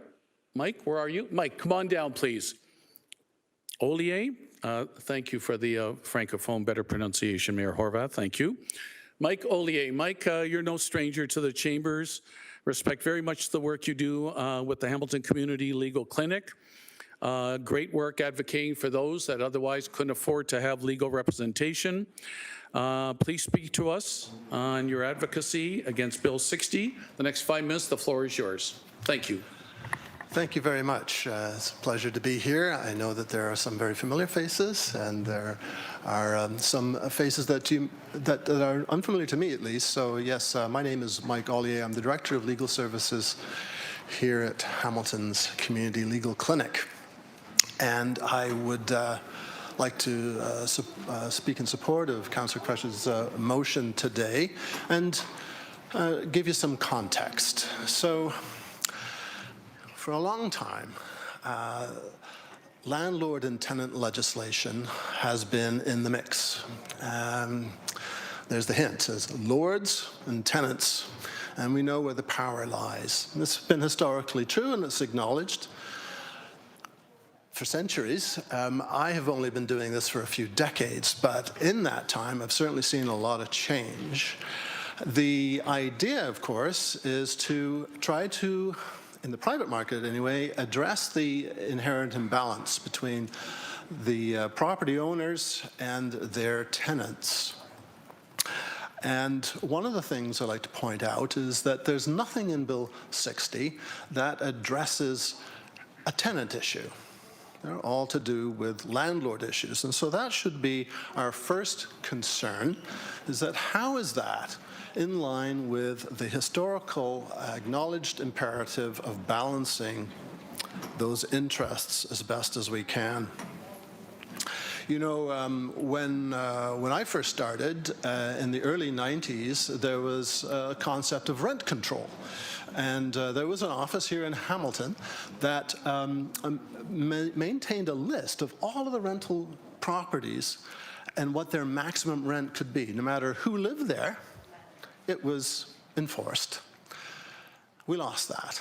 We now have what we call partial rent control, or partial rent decontrol, if you like. And that is that every time there's a new tenant, well, that negotiation takes place again. And again, we're faced with what kind of balance do we have? And we know currently that there's very few places to rent. So we know where the power lies. I was speaking to a group of tenants a couple of weeks ago where one fellow, quite elderly, I should say, who'd been in his place for decades, said that his rent was around $900. Meanwhile, the same unit across the hall is currently renting for around $2,700. And I don't think that will raise any eyebrows, because that's the reality. So as I say, none of Bill 60's proposals favor tenants. And there's one other thing, it's a bit legal perhaps, but I know that I speak to an audience that is more familiar with these things than the general audience, is that a lot of what the details of Bill 160 would propose are swept away in what they call things to be prescribed. So in the layers of law, we have the statute, which was promulgated. We can all read what that is. It's passed by a legislature, not unlike this one. And then there's another layer of law, which is very practical, has very great impact, and that is regulation. There's a lot more flexibility when things are given over to the power to institute regulations. We don't know what they are. But considering the proposals in Bill 160, I think it's a fair inference is to make it a bit easier for landlords.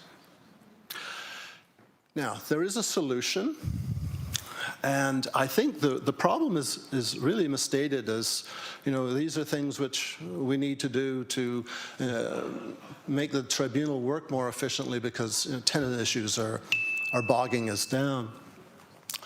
The real problem is the efficiency of the landlord and tenant board. So I've been around for a long time, and in the days I first started, it was the landlord and tenant court. And that was with judges who had a lot of other things on their plate, but they would come and they would sit at the landlord and tenant court until we came up with the, I think, healthy notion that there should be an administrative tribunal where there's expertise. And that was done in person, attached to the Ellen Fairclough building up there on the 6th floor. And it was a very happening place for any of you people who've ever had the occasion to be there. A lot of cases moved very quickly in person through that venue. And what I'm here to suggest is that that's what we need to do again. I think even the province would agree with that. They're asking their workers to come back to work. I think having a functioning tribunal in person would be in line with that. And I have reason to believe that not only are tenant advocates advocating for this, but so too are landlord advocates. If we really want to make some headway in solving the delays of the tribunal, that's the thing to do. And it troubles me that in the meantime, we have this snipping away at particular rights that have been tenant rights for, in some cases, a long time, and others brought in more recently to address some key issues. Those Mike, are all I've my allowed comments. you to go a minute over. Are you almost wrapping up, please? I have actually just wrapped up. Okay, thank Councillor you. Jackson, thank you. Much appreciated for your excellent presentation. Councillor Cameron Crutch, please. You're first on the speakers list. Thanks for summarizing a little bit of some of the more vague peripheral legal issues inside Bill 60 that I think are not easy to translate. My question for you is a more practical one, though. It's about specifically the impact to tenants that rent control has already had on them and the message these bills continues to send to tenants. So what has your experience been like? You talked a bit about speaking to tenants. How are they feeling? What is this doing to them psychologically? How is this making them feel in their homes? I'm interested to hear from you about that. Well, the tenants that contact us are in distress. Housing is a basic human need, and to the extent that that is threatened, it contributes to the anxiety that a person, especially low-income people that we encounter, feel. Mind you, this has broad impact, and there's a lot of people who are renters in the city of Hamilton who wouldn't consider themselves to be low-income necessarily, but who nonetheless are finding it a struggle to hold on to the tenancies that they have. So, practically in one of the provisions is that the landlord could file with the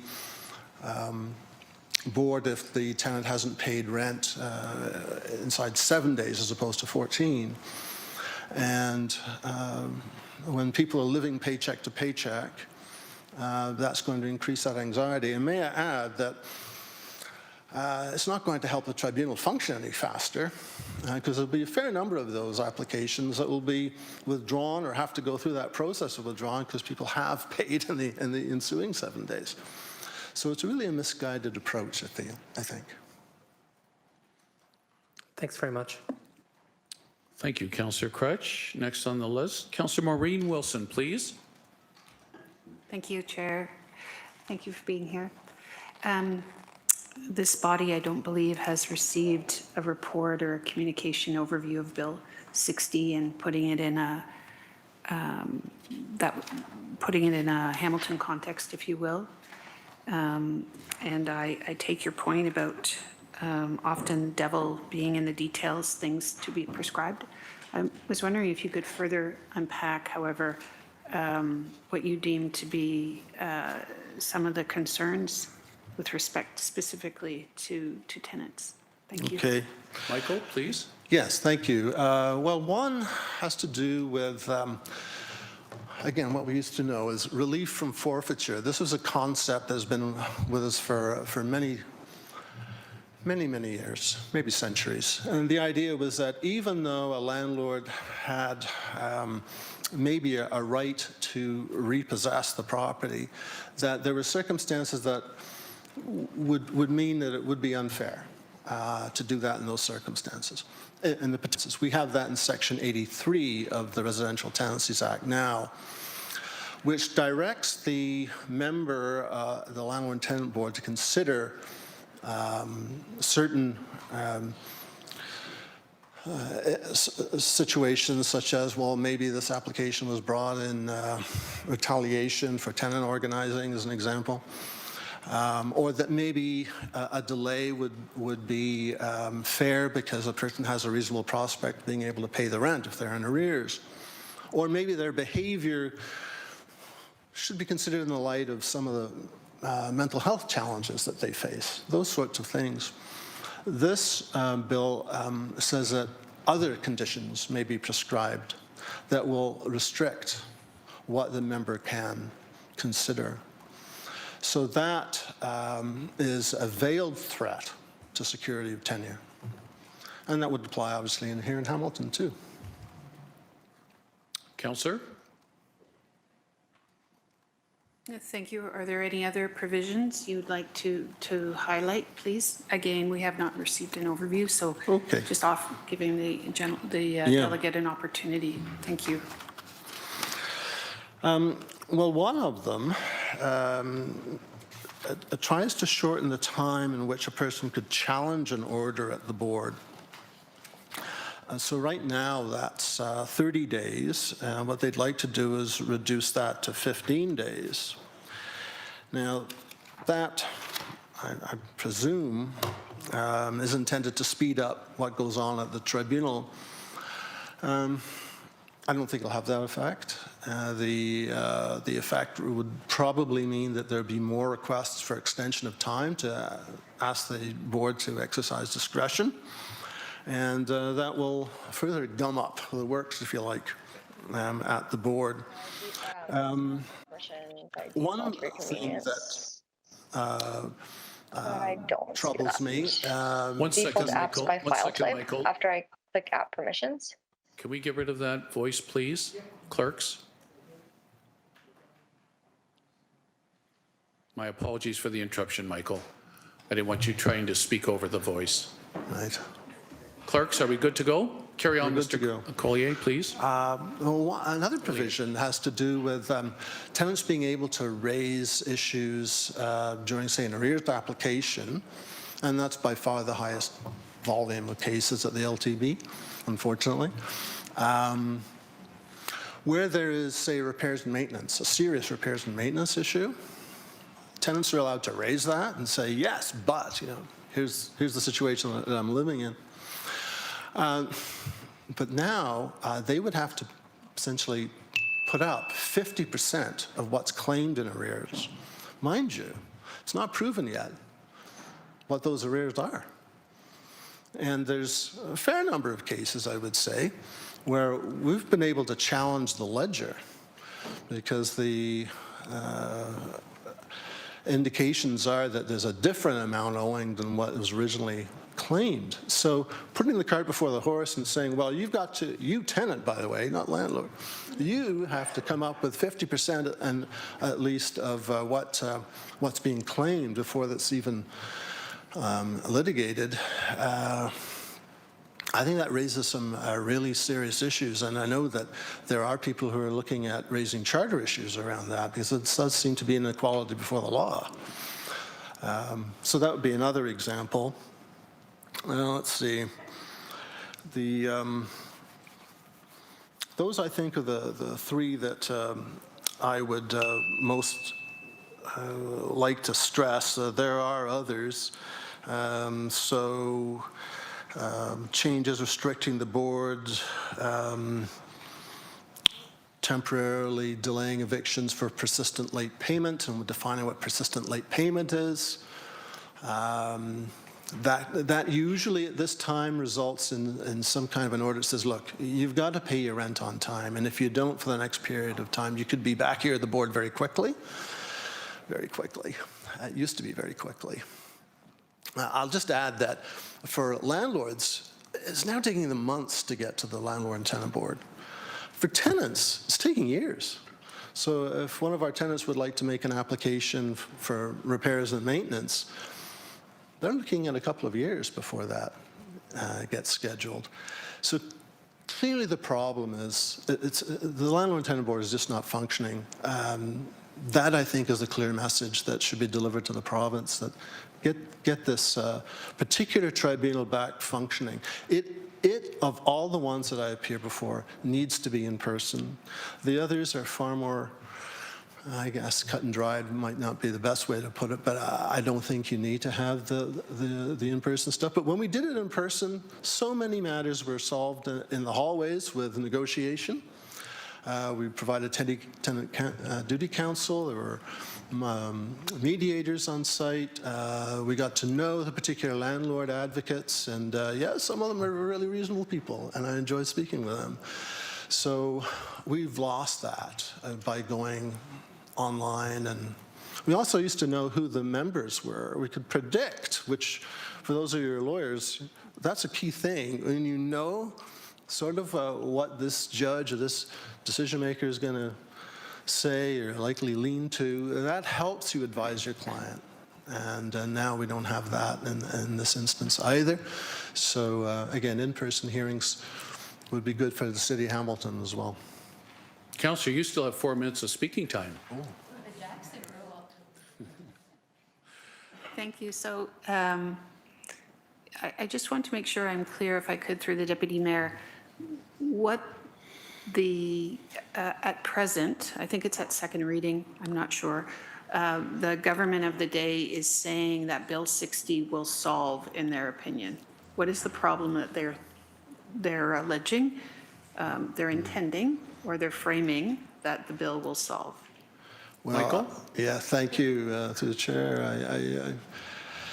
Of course, I'm having to speculate because it's not particularly clear to me, but I think ostensibly what the government would say is this will help us move matters through our system more quickly. And then I think, unfortunately, maybe an undercurrent that will also address some of the issues that landlords have expressed to us that they would like to see fixed from their perspective alone. So there aren't any consultations going on. They're not getting a tenant perspective on this. Thank you. And one final question for me. I appreciate your time here. The City of Hamilton has passed a suite of bylaws aimed at addressing some of the challenges being experienced by tenants. And I believe the term is the Safe Apartment Bylaw Suite. Do you have any opinion you'd like to share on whether Bill 60, again, the regulations far from being daylighted, and this not presently being finalized yet, do you have any opinion to offer on how these two items might work together or not, or one might undermine another or not, or anything you could offer? And those are my questions. Thank you. Thank you, Councillor Maureen Wilson. Michael, please. Well, unfortunately, I don't think that they complement one another. I appreciate that the role that the city has taken on from time to time, often at the urging of tenants to become more proactive in maintenance issues, because it can be difficult for tenants to raise these things, given the, as I said at the outset, the imbalance of bargaining. So I can't offer any opinion on how they would be connected, I'm afraid. Okay, thank you. By the way, Mike, this deputy mayor loves your preference to in-person. Thank you. I'm glad. Next on my list is Councillor Ted McMeekin. Ted, former minister within the provincial government. I know you'll have greater insight. Please. Well, thanks, Chair. And Michael, thanks for your presentation. You referenced you intuit that the legislation, the logic behind it is to expedite hearings. And the bill itself looks like they want to expedite that because they're going to prescribe many of the provisions, which is one of the oldest legislative tricks, Mr. Chair, that you can get usually employed by a government that wants to hide what they intend to do. So they don't spell it out in the bill, and they couple that with rushing the legislation through, and then you discover all of a sudden that one of the provisions that was there has been dropped because some of us have been advocating quietly already on this bill, was that when a lease runs out, the landlord can actually discharge the tenant and double or triple the rent if they see fit, with no comeback. That's one hell of a long way away from rent control, I'll tell you. That's the ultimate in rent decontrol. But to their credit, my understanding is they moved away from that, at least. Are there other aspects of the legislation that you fear being prescribed that you want to address and or note that they moved away from, based on what have you had conversations, I'm assuming, with the province? Sadly, no. It used to be that there would be legislative committees that would tour the province, if you remember, and we would go and we would give our perspective. That. Yeah, that doesn't happen. I think that these days, like many people, there seems to be communication through social media. And as our Deputy Chair, Mr. Jackson, has said, in person is a lot better because we could actually work towards a compromise and a solution. And it would be great to be able to have those meetings again with the government to show them that we're as interested in having a functioning tribunal as they are, or perhaps the people who are closest to them or advising them. I think that in addition to speeding things is a relative term, moving more quickly through the Landlord and Tenant Board, that there is a strong temptation to say, evict that fellow who's got the $900 rent so that someone can be paying at least $2,700, if not more. Yeah. So that's what I would think would be hidden in the prescribed regulations, is that don't allow them to say this, that, or the other when they're trying to avoid an eviction. And we do have social housing, and of course we need more of it, but while we have, and when we continue to have private market housing, there is still a societal interest in balancing the relative positions. The rents are $2,700 for that unit. I don't think the landlords are hurting. But balancing it, knowing what the impact can be in our society. And, you look around us, and certainly the evidence of poverty is really saddening. It's growing, even here where I know in this chamber, many people have worked so hard to address it for decades. And yet, on occasion, it seems that our voices are not heard. So, I'm here to encourage the people here to make your voice heard and to ask the government to stop and see what they do. Councillor? What's the timeline, Michael, for the bill?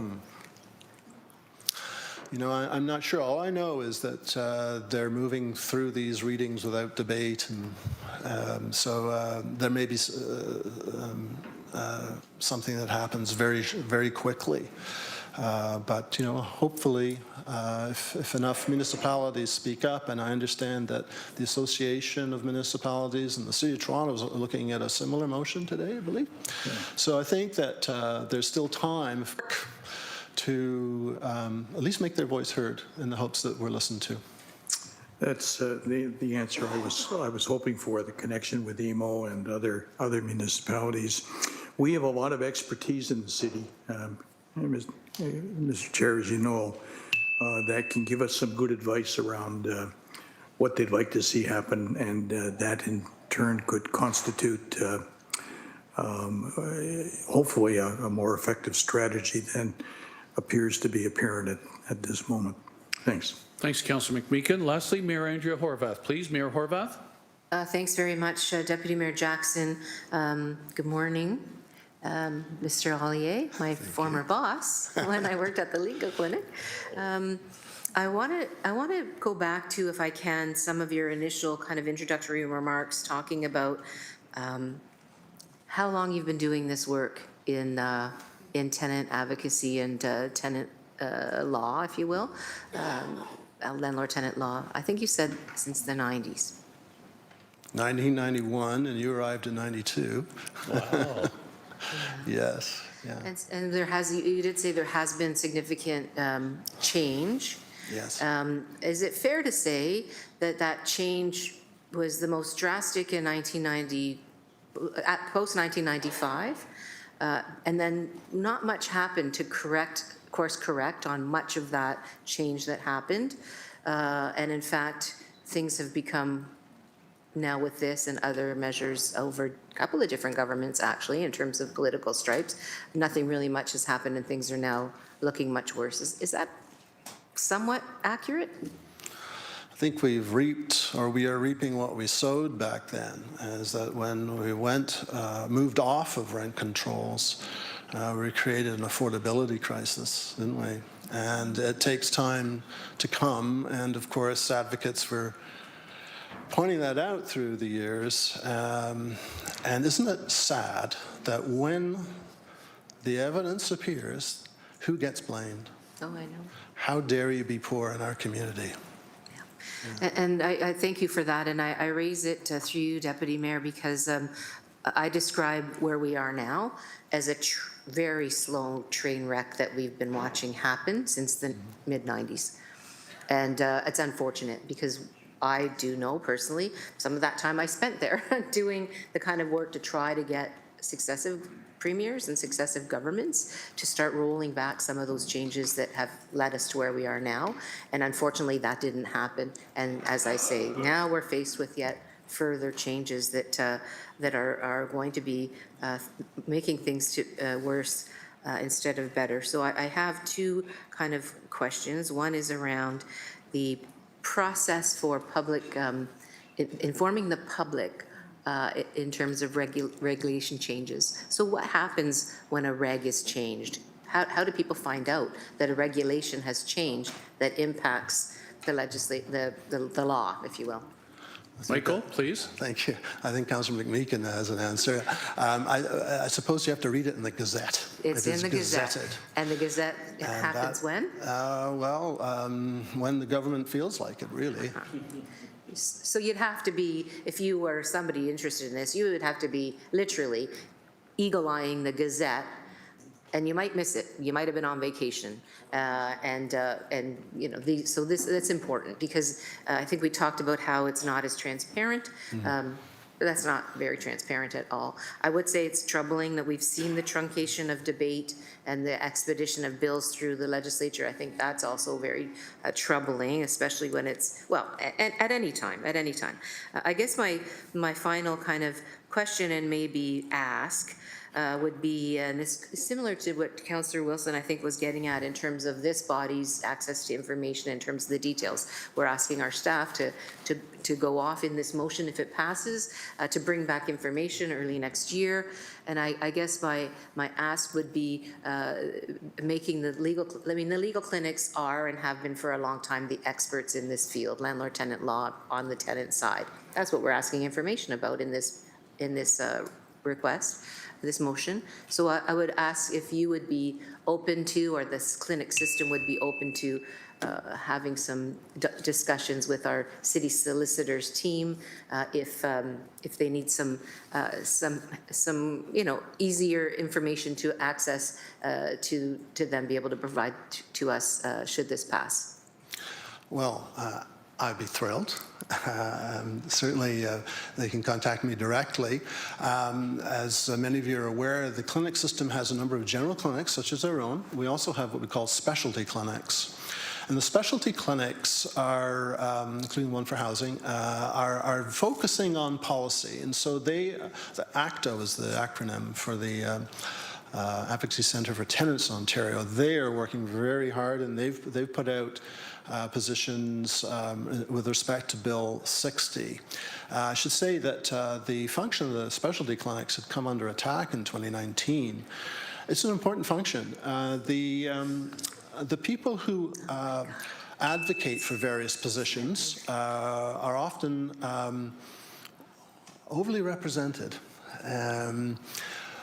especially when it's contrasted with people who live in poverty. So the specialty clinics are yet another example of trying to correct an imbalance.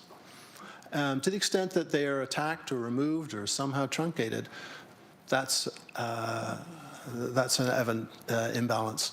So I'm sure that our clinic and the other clinics and the specialty clinic would be very pleased with the opportunity to speak with your staff.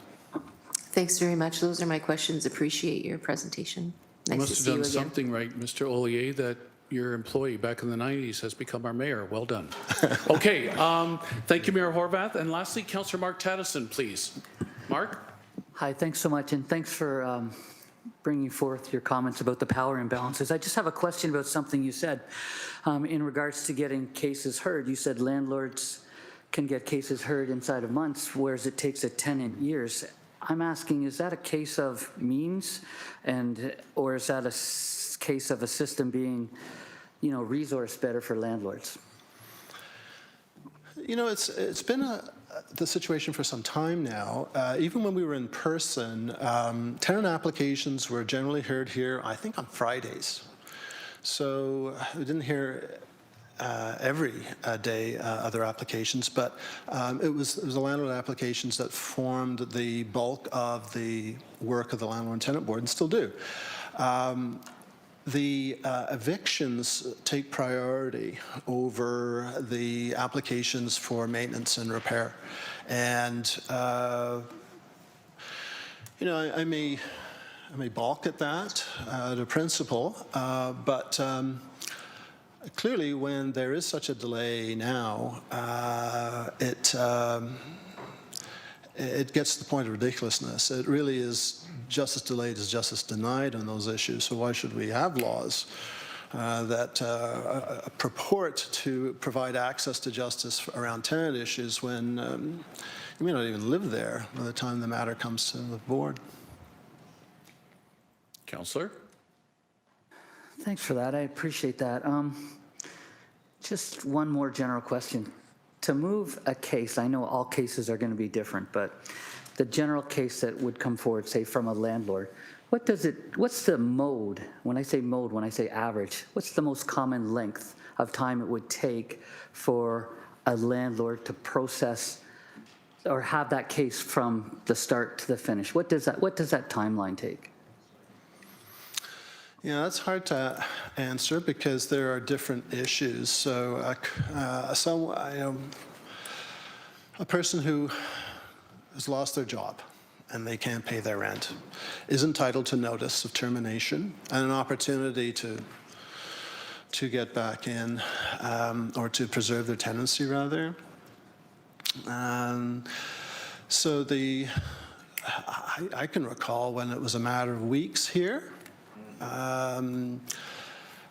And that different from, incidentally, from city to city in the province. I remember Ottawa, for example, apparently it took longer.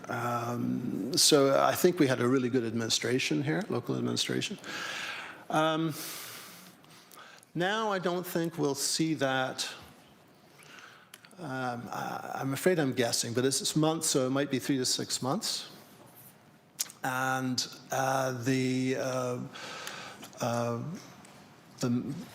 it may result in an order that gives the tenant an opportunity to pay. Sometimes people will come to our clinic and say, I didn't go to my hearing, I didn't know there was one. And it's a fundamental principle of justice, audiel terram partem. You got to hear the other side. So if they weren't reasonably able to participate, they're entitled to move as quickly as they can to request that they be able to redo that hearing. And I'm sure that's a frustration, but it's up to the board to accept or reject that, at least when there's a rescheduled hearing. That could happen more quickly, but it doesn't. So again, I think we come back to, it's hard to say what the expected path of an application would be in terms of time, because it keeps getting longer and longer and longer, despite, mind you, them having hired more people. And as I would say, these things, this particular tribunal operates far more efficiently in person than anything they've been able to construct online. I appreciate that, and lots of questions on Bill 60, so I'll wait for us to learn in the interest of time now. Thank you.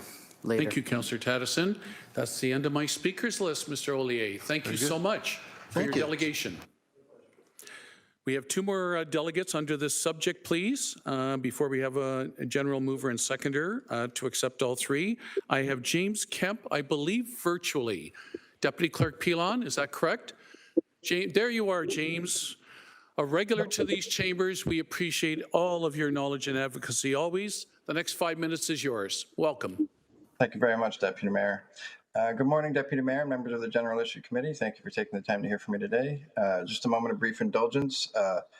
I'm very horrified to hear what Stoney Creek is going through, and I have to say that I am heartened by the community response. So I wish them the best of luck going forward. I'm here to speak today regarding the motion put forward by Councillor Crutch and Councillor Nan respecting Provincial Bill 60 and the harms it could create for people already precariously housed. As the agenda seems full already, I will be very brief, and I don't need to get into much because Michael was very detailed and gave an excellent presentation. People with disabilities make up an ever-increasing percentage of those living unhoused. Stagnant social assistance rates in a hot rental market means that we were always the undesired tenants, with landlords reluctant to rent to us and eager to have us gone. Removing rental protections of all kinds will ensure more of us end up unhoused due to a con-eviction. Oftentimes, the tribunal is the only place we can fight for the right to be housed, and this bill aims to make that even more difficult. The tribunal is already stacked against persons with disabilities by the rules put in place with the current government. This bill further removes protections to those unfamiliar with the system or in need of accommodation. The province seems to have decided that the real problem isn't municipalities with their unreasonable development charges and planning delays. The real culprit must be the tenants for not having the decency to continuously move to allow property owners a chance to raise their rents. It's the tenants that are bogging down the landlord-tenant board with their unreasonable complaints. However, we know that the actual problem is in the housing crisis. The commodification of housing and the complete lack of federal and provincial coordination to actually build housing as they once did. Once housing became an investment to wring ever-increasing amounts of profits from, the accompli was fate. The fact of the matter is we need housing, we need accessible housing, and we need it now. The province has an unrealistic belief that the market will work itself out and become affordable on its own. This is fallacy. Furthermore, the province knows that it is not providing anywhere near enough in the way of shelter costs and social assistance rates, and yet sees no reason to fix this matter. I say all of this in this forum because the province has also decided that the problem with the democratic process is the voters and decided to forgo all public input. I want to thank the councillors for bringing forth this motion in an effort to mitigate the harm, as many of us believe Bill 60 will only increase the homelessness crisis, and that will affect even more persons with disabilities. Thank you. Thank you so much, James. I don't see anyone on the speakers list at this time. Thank you very much, Mr. Kemp. Always appreciated. Next, I have Ho-Jay Byfield, hoping I'm pronouncing it correctly. Ho-Jay Byfield from Acorn, the wonderful advocacy group for tenants in our community. Ho-Jay, please come on down to the podium. Welcome. Feel comfortable, and you have 5 minutes or so to present your delegation. And welcome to the chambers, Jose. Hello, thank you.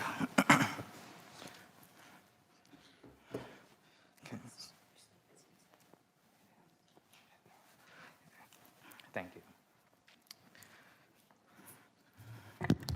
Good morning, Mayor, councilors, city staff, members of the public.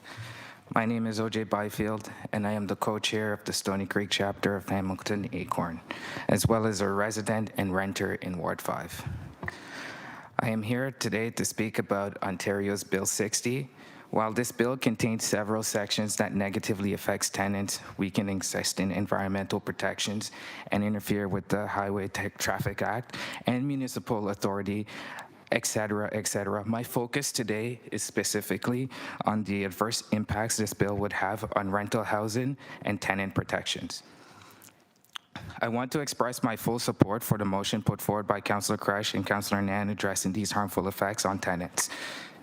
Acorn strongly supports the motion today for the city to stand with tenants and oppose Bill 60.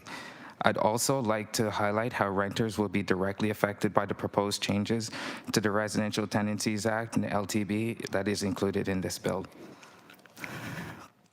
Bill 60 essentially is the end of rent control as we know it.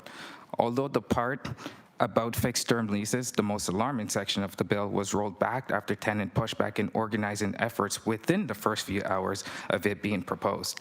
Bill 60 still has dangerous proposals that will go forward and will negatively affect tenants and renters, especially here in Hamilton with its high rental population. Our request is simple. We urge Hamilton City Council to formally oppose the problematic proposals of Bill 60. As you are already aware, rent control in Ontario is already in jeopardy. The new building built after November 2018 do not have rent control, and even the existing rent control measures we have still have many loopholes, one of which I am personally navigating right now in the form of an above guideline rent increase, better known as an AGI.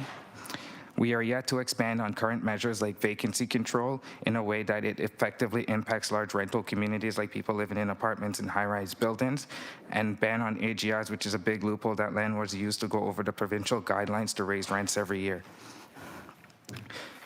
The bill includes measures that will prevent tenants from raising new issues like disrepair or harassment in non-payment or rent cases the day of their hearing. It makes it harder for tenants to challenge N11s where voluntary evictions often sign under pressure during renovictions, better known as cash for keys. It cuts the time to appeal unfair eviction decisions from 30 days to 15 days. It fast-tracks evictions for late payments. It removes compensation for tenants evicted by landlord's own use if given 4 months' notice. It cuts tenants' eviction notice periods in half from 14 to 7 days. It severely restricts tenants' ability to postpone evictions, even in the case of emergencies. It proposes to hire more enforcement officers to remove tenants from their homes faster. In short, Bill 60 will take away already existing tenant protections and fast-track evictions. Tenants will not have enough time to represent themselves at the LTB, which already overwhelmingly supports landlords. The little protections that are in place for renters will all be ripped away, and the bill will undermine our collective efforts in having one here in the city, like the rent-eviction, the dem-eviction bylaws, and other tenant protections that we have achieved through collective organizing efforts that has been supported by the council. We want the Ford government to commit to a permanent and real rent control protections.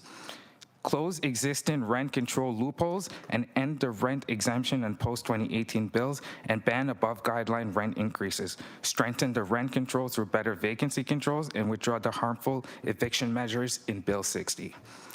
I thank the council for their past support on tenant protection bylaws and their continued support in the future.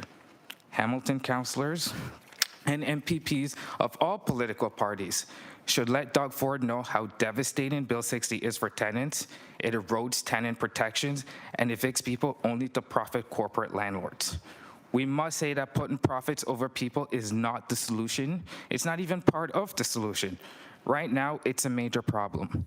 Please support the motion brought forth by Councillors Crush and Nan regarding opposing the harmful effects this bill will have on tenants. Thank you for your time. Well done, Jose. Thank you very much. Any questions or comments? I don't see. Councillor Tattison, please. Hey, Jose. Hello, Mr. Tattison. Jose, as my former student, I'd like to say to you, thank you for your delegation today, and I would really appreciate a copy of your speech. No problem. Thank you very much. Thank you, sir. You must have had a great teacher, Jose. Very good. Excellent. He was a fantastic teacher. He did have a That's lasting what I imprint put through on the me. grapevine. Very good. Thank you, Jose. All right. Those were the 3 delegates under this subject. I need a mover and seconder, please. Councillor Cretch, Councillor Nan. All in favor, hands up, please. Any opposed? Looks unanimous. Thank you. Moving on to 6.4, we have 5 delegates for the Housing Sustainability and Investment Roadmap of 2025 Annual Update that staff will present later today. First, I have Amanda Stringer. Amanda, are you? Oh, there you are, Amanda. Thank you. Wonderful. Welcome to the chambers, Amanda. And take your time. Feel comfortable. You have 5 minutes. The floor is yours. Thank you, Deputy Mayor. Good morning, Deputy Mayor and members of committee. On behalf of the West End Home Builders Association, I'd like to begin by thanking the city staff for their dedication and the thoughtful work that has gone into preparing this report and the broader housing sustainability and investment roadmap. From our industry's perspective, attainable, missing middle and infill housing forms are essential to meeting Hamilton's diverse housing needs. These type of homes, duplexes, triplexes, townhomes, and low-rise apartments provide gentle density in established neighborhoods and offer more affordable home ownership and rental options. We are particularly encouraged to see that incentives and relief measures are being reevaluated and amended to promote these forms of housing.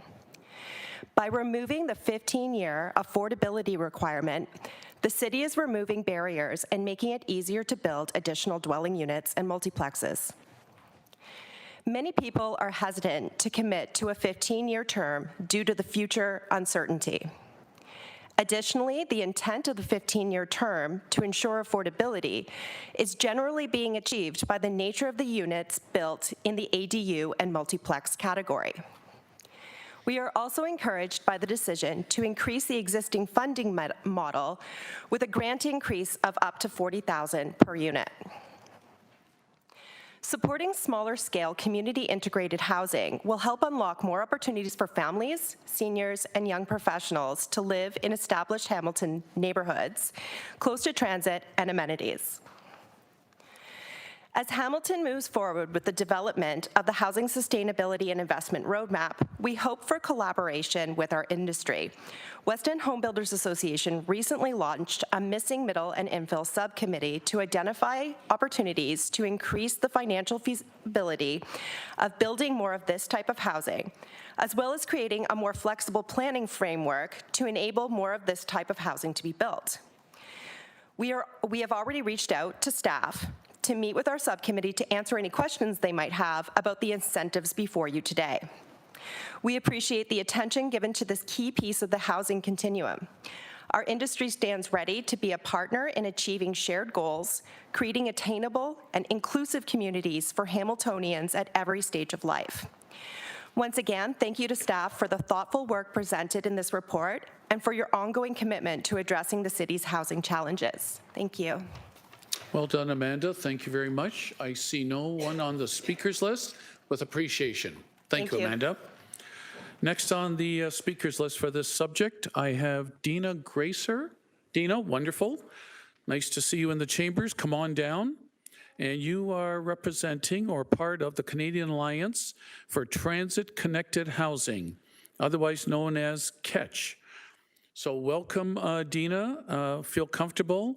Next 5 minutes, the floor is yours. And if you have somebody with you, I will leave it to you to introduce them, please, for the record. And L.A. Demi is setting you up there for your presentation. So welcome, Dina.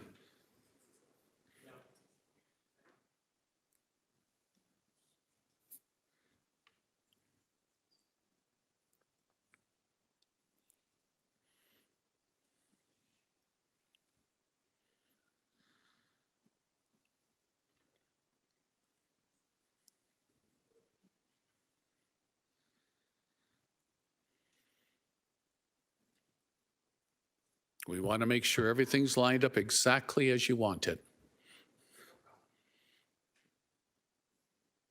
Our LAs are perfectionists at that.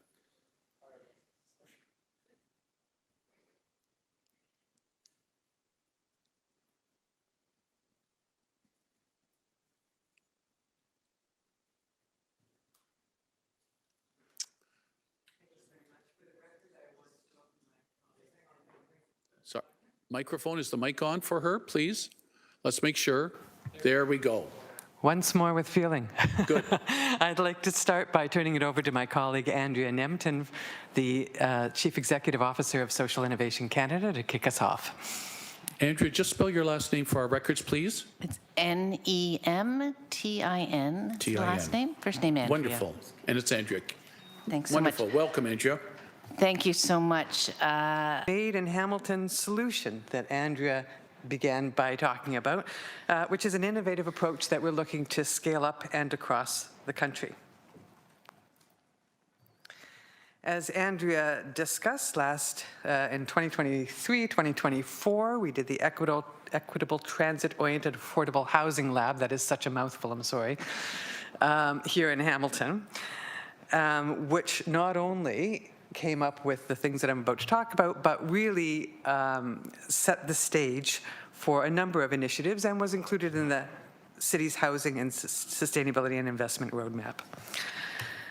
The lab was created to develop innovative financing solutions and funding approaches to support the development and preservation of community housing along transit lines.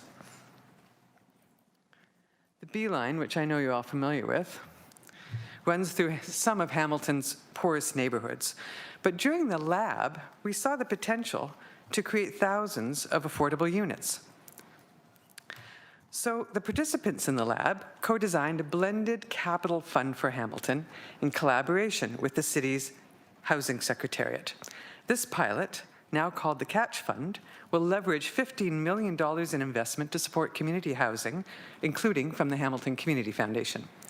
It will provide flexible, efficient financing to non-market housing providers with projects along the LRT line.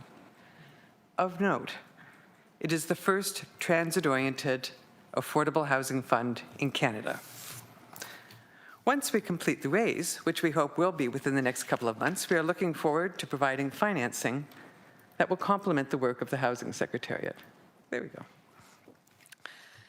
The goal is to help projects get off and running to meet Hamilton's affordable housing and transit-oriented development targets. Then we'll scale it up and across Ontario and the country. As I mentioned, the work of the lab helps support key policies put into place by the City of Hamilton, including upzoning along the LRT corridor, the Rental Housing Protection Bylaw, and the Renovation License and Relocation Bylaw. It also continues, we hope, to inform and support the Rapid Transit Multi-Residential Rental Housing Incentive Program, which is identified in Hamilton's House Assessment. Moreover, we hope it'll also inform your official plan review, in particular, the creation of major transit station areas along the Hamilton LRT. Based on our work together to date, we know the Housing Secretariat will keep affordability at the forefront as the city considers the strategic alignment between infrastructure and land use policy to balance and facilitate growth. The other outcome of the lab, of course, was the creation of Catch itself, which is a new national initiative designed to sustain and develop affordable housing near transit lines across Canada. Built on the model successfully created here in Hamilton, Catch will take a three-pronged approach. First, we'll create a center of excellence and resources around equitable, transit-oriented, affordable housing so that people can learn what the problem is and what it is that they can do about it. Second, we'll replicate the collaborative model that we used here in Hamilton, bringing municipalities, community investors, nonprofit housing providers, and other stakeholders together to create integrated transit and housing plans.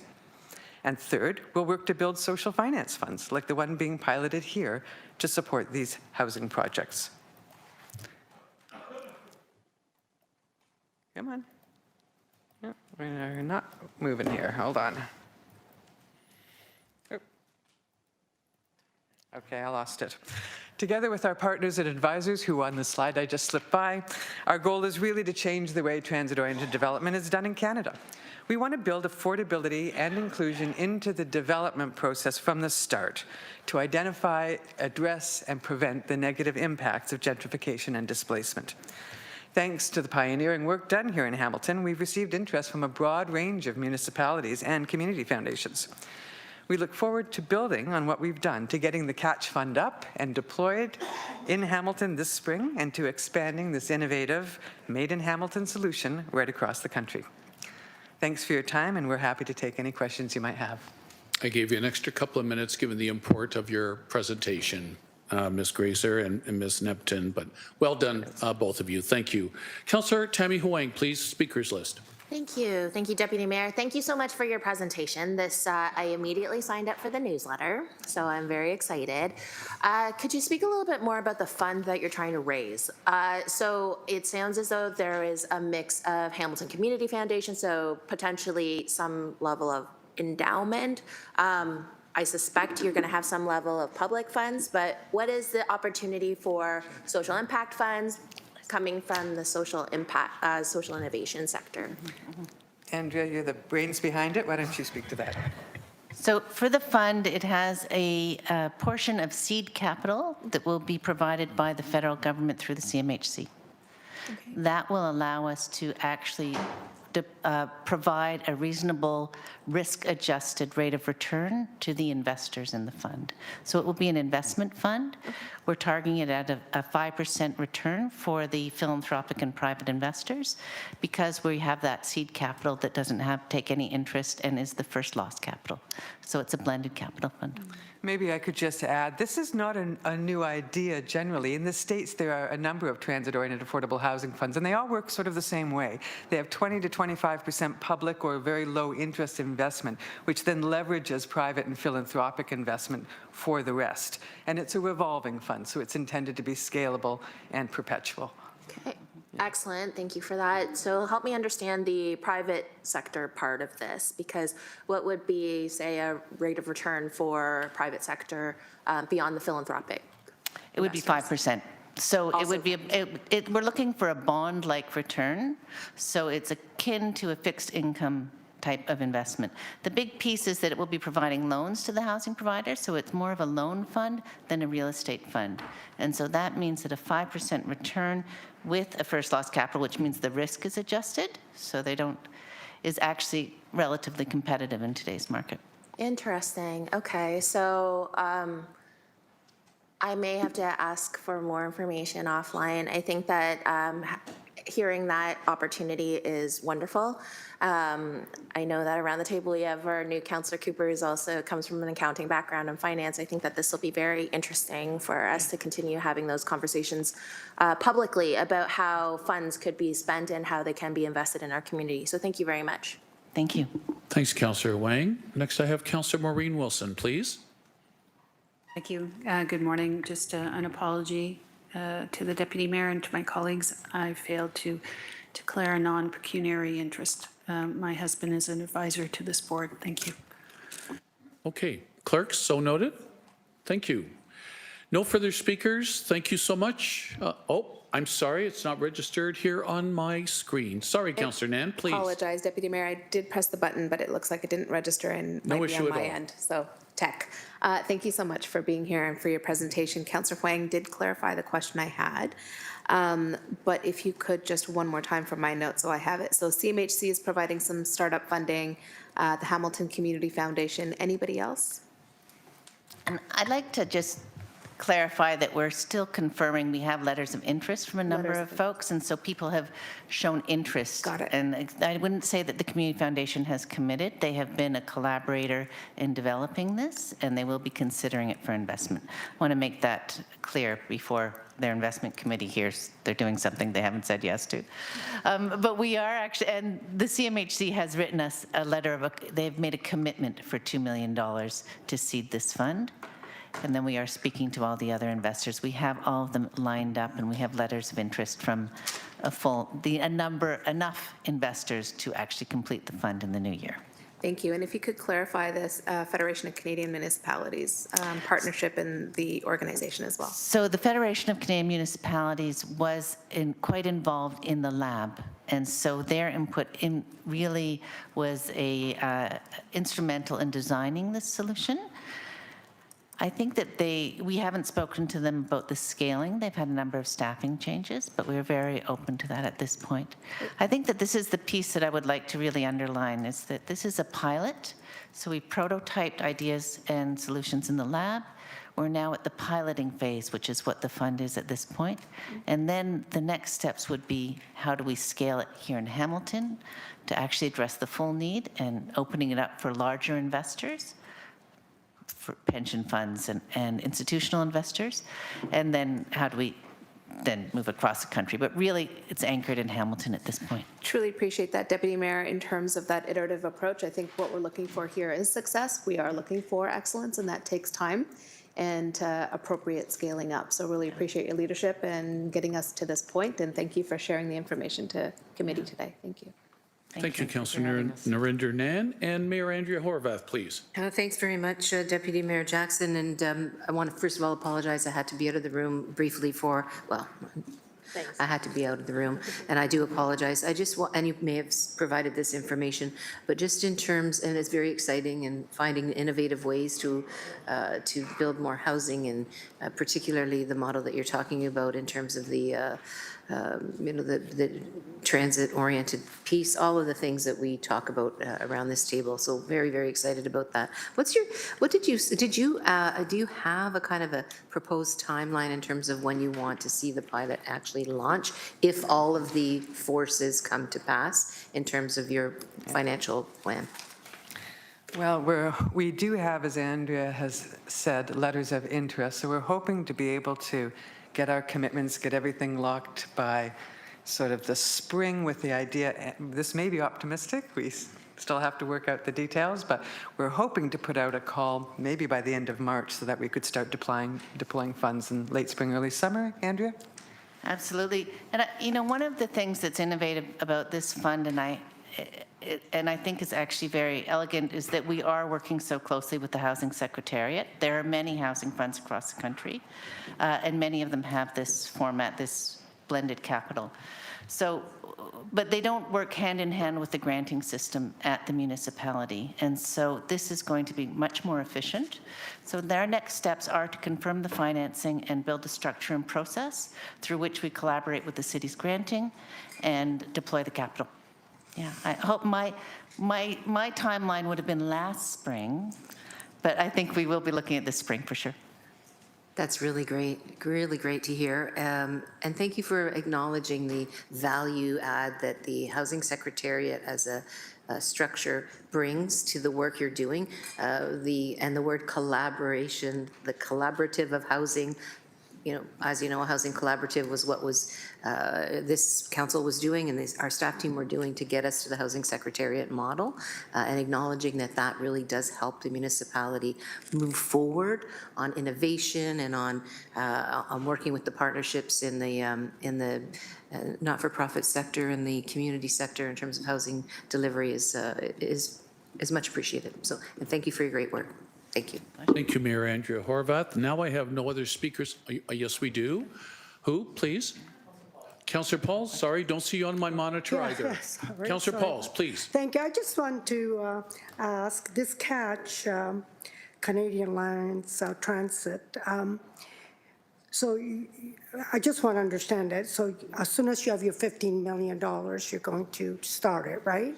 Is that my understanding? Does it attract more non-for-profit? What is the difference between non-for-profit or the investors or the builders? Where are you having your mostly stakeholders? I'm not entirely clear. Are you asking who's investing, or are you asking who would be funded? Who would be funded more? Non-profit? Nonprofits. Non-profit. Yes. So is it all non-profit then? Yes. I think generally speaking, the theory of change here is that you're more likely to get deeper and long-term affordability by funding the non-market housing sector. It's not designed to replace existing funding sources. It's designed to help supplement and fill the gaps where projects often get stuck. And that was a lot of the work, Andrea, you might want to talk about the work that was done in the lab to try and isolate what kinds of money do nonprofit providers need and when and how. Do you want to speak to that a little more? Absolutely, and there's no reason why it wouldn't be open to collaborations with for-profit organizations. This specific fund is addressing a very specific need, which is to have us be able to build the community housing that really addresses the lower part of affordability. And so it's not that the for-profit developers don't need support, and we'd be happy to design you a fund for that as well. Or maybe once we've through the pilot phase, we would expand if that was the need required. But at this point, this fund is to increase the amount of community nonprofit housing along the transit line, and that was the goal of the lab, to find financing for that, yeah. I appreciate that, but I always concerned about when we leave one side out. 100%. And the reason is because I know a lot of developers, a lot of builders would love to help if they had the breaks that the nonprofit gets. So I just wanted to be clear, this is for nonprofit only, which really, in my view, I'm glad it is, but I think we need to expand. There's a lot of developers that would love to be part of it if they had the chance as well. 100%, and we're talking to a lot of them, and I'll just, Deputy Mayor, if you don't mind, through your, So one of the things, we have so many units to build, we have so much need, that everyone needs to be a part of this. The for-profit and the nonprofit developers need to be a part of this. And what I imagine is that this is fulfilling one need that allows those collaborations to be more prevalent. And so one of the things we're seeing a lot are the for-profit developers and the non-market housing providers working together so that they can get the units made and the people in the homes and cared for. And so this will not say no to that, but it will, the governance piece is that it will be allowing the nonprofit providers to be able to work more effectively and efficiently with the for-profit developers when there is a collaboration that makes sense. Does that help? Because I do think you're right. The for-profit developers really want to help. They want to step in. They can build fast. They've got the expertise. They can incorporate a nonprofit as well, right? Thank you for that. I just want to make sure it's a level field here where the profit also have an opportunity to build and be proud of what they're doing, helping out. Because I know, I remember, was it last year, someone came and said, get us involved. We know how to build. We know how to do things. We have, and they would be willing to. So I just hope that this is extended. I'm seeing across the country some really nice collaborations where the for-profits are working directly with the nonprofits. Thank you. Thanks, Councillor Pauls. And now that is it for the last speakers, correct, clerks? Thank you. So Dina Gracer and Andrea Nimton, thank you. Excellent presentation. Thank you for having us.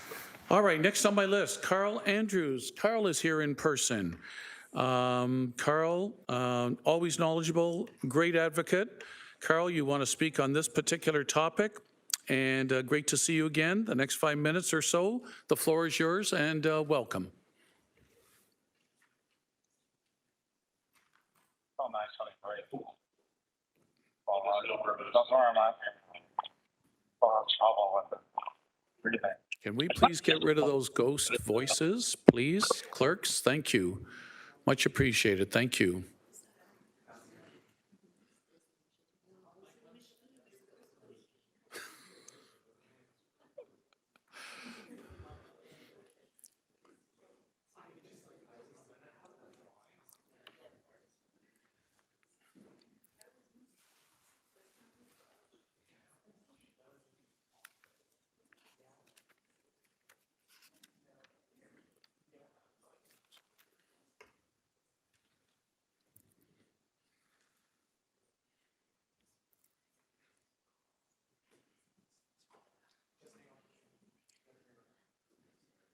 Thank you, L.A. Blen Bruzon, for setting up our delegate.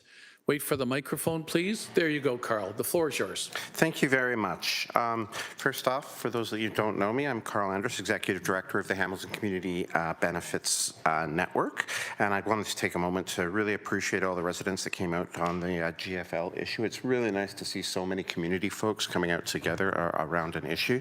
You don't often see that level of community engagement, and it's unfortunate it's taking something so terrible for that level of engagement to happen in that neighborhood. I also wanted to comment a little bit before I dive into my presentation on Bill 60. I only didn't have a lot of time to pick a topic to speak about this week, and there were several great ones that came up before GIC. And I just want to warn that Bill 60 has some repercussions of undoing a lot of the hard work that your own housing sustainability and investment roadmap is doing. And what I wanted to say very, very strictly with you is that the brave investment that you guys have been doing with hardworking staff is holding back the tide on some of the most challenging problems facing elected leaders in generations. The HSIR that has been brought forward is making meaningful change in getting housing units built in this city. It is slowly redressing some of those massive losses that we've been hearing about for years of private sector affordable housing units, something that Bill 60 could endanger and could endanger very much. Carl, by putting my apologies. Clerks have asked to, if you would just pause for a moment, they need to correct the what's up on the screen. Oh, sure. Oh, L.A. Salamone, please. Thank you. Sincere apologies, Carl. Thank you. They want to make sure as you're speaking to your presentation. Yeah.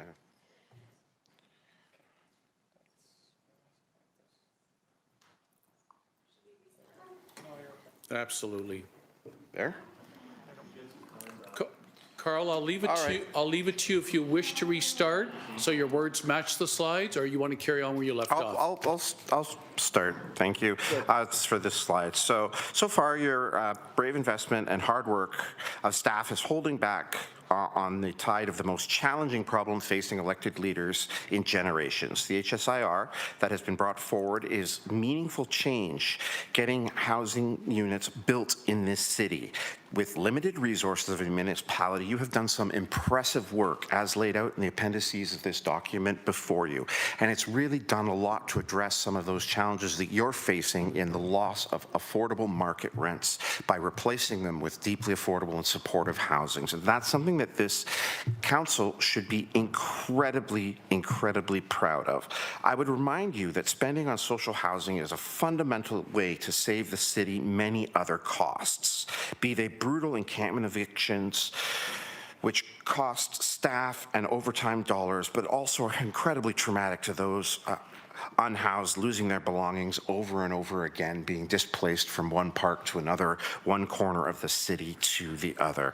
It is far less expensive to house someone with wraparound supports than it is to pay for the massive policy and city worker overtime to remove them, the ambulance care to take care of them, or even the prison time to imprison them. So in these ways, you guys are making a measurable difference, and your dollars are going very cost effectively towards, I think, better social change within our city, chipping away at that need. Affordable housing units are getting built, the supportive housing units are getting created, the funding and creation of the HSIR is working. I would warn you that the balance of private profit for-profit housing versus social affordable housing are rarely compatible, and that I would hesitate as you consider how you're looking at the amount of housing that's being built and the types of housing that's being built to offer standardization to the private sector housing system at the expense of income that you could be collecting in order to buy social housing is a dangerous trap. DC waivers or loss of CBC collections remove tools from staff to be able to pay for affordable housing, while at the same time subsidizing developers to produce units that will be nowhere near affordable for anyone in this city. When a private developer builds a $2,700 a month condominium, that is not going to solve your affordability housing crisis. It's not going to be a supportive housing unit that's going to take care of the folks that are hanging out in our parks or perhaps dealing with substance abuse issues. That being said, congratulations, honestly. There's this roadmap, and the work that's been done on this 4th year of report is incredible. As a city, you can't imagine 5 years ago, this city didn't have a housing plan. It didn't have a roadmap. It didn't even have a guess as to where it was going. And in a very short period of time, with incredible financial restraints, you guys have moved that bar forward. And that is something worth noting. Now, while I say that, there is a problem in the city of Hamilton. And the problem is, as I've said for years, you don't have a housing master plan. The HSIR is a great way to start organizing housing services, economic development, and City Housing Hamilton and other various organizations who touch on the housing and homelessness crisis. But you have no overarching long-term planning goal. Look at all these lovelies. I could name them. There's probably 27 master plans that this city has created, from the Pipeline Master Trail to public arts to solid waste management, stormwater management, water and waste management, truck routes, transportation, parks, flooding and drainage, Confederation Beach, biosolids, the Barton Street functional design. There is literally study and plan after plan after plan of master plan that sets the tone corporation-wide for how you should deal with these challenges. And I would propose to you that housing, being one of your biggest challenges, probably deserves a master plan of its own. And I do see the beginning of that work being outlined in this housing sustainability and investment roadmap. So as I mentioned, going forward, housing costs are going to be the most challenging thing that you will ever see. I would suggest that you can do more. Keep housing funding at the forefront of your mind when you begin your budget delegations this year. I know there will be a tendency, of course, to try and come in with a low budgetary increase, but what you're doing and spending on housing is bold, it's working, and it's effective. So I think you need to take a close look through Appendix A, B that shows some of the quick wins in this, as well as Appendix C of the report, which presents to you other ways that you might be using financial tools and other creative ways in which you could be funding as a municipality housing services. And then lastly, I would urge you to take a look at another item on the agenda in the climate change resource that talks about a social procurement feasibility and policy study. It's a small 100K investment from the Climate Change Reserve, and it will actually talk about maybe aligning the procurement that is being done with environmental social outcomes that I think is also an essential part of what we should be doing with city spending. Thank you very much. Thank you so much, Carl. Mayor Horvath, please, first speaker. Much, just really briefly, and actually it was on the slide that was just up. So thanks, Deputy Mayor Jackson, and thank you, Mr. Andrus, for your presentation. I just wanted to refer to that slide. I don't think it's in our eScribe. Can we get that back up, clerks, please? Is that possible? The very please? last one. The last slide. Thank you, LA Blen Bruzon. Just hang on one second, please, Mayor Horvath, so that everybody can see what it is you wanted to reference. There we are. Okay, thank you so very much. It's actually the second to last bullet and the second sentence, which says, one that had all departments working together, not separated across divisions through the huge cooperation that is Hamilton. That's the vision. Thank you. Yes. Thank you, Mayor Horvath. Well done. Councillor Narinder Nan, please. Thank you, Deputy Mayor, and thank you, Carl, for your presentation, for your delegation, and also for the flowers that you shared with city staff around the work that's been done to date. I think it's not often that our staff get to hear thank you from our residents directly, and I appreciate it as a governor around the table. So can you just be succinct in the difference between what the report recommendations is calling for, which includes a housing master plan, and what you're saying here today? What's the difference between what you're seeing being recommended, which is moving forward with the citywide housing master plan, and your delegation? Thanks. So partly my delegation wants to support the fact that the work is finally being done for the creation of a housing master plan. It is unfortunately coming in late 2026. I personally would argue that it would have been nice to have been done in, late 2023, but this is where we are, and this is where we're at, and this is how things are moving forward.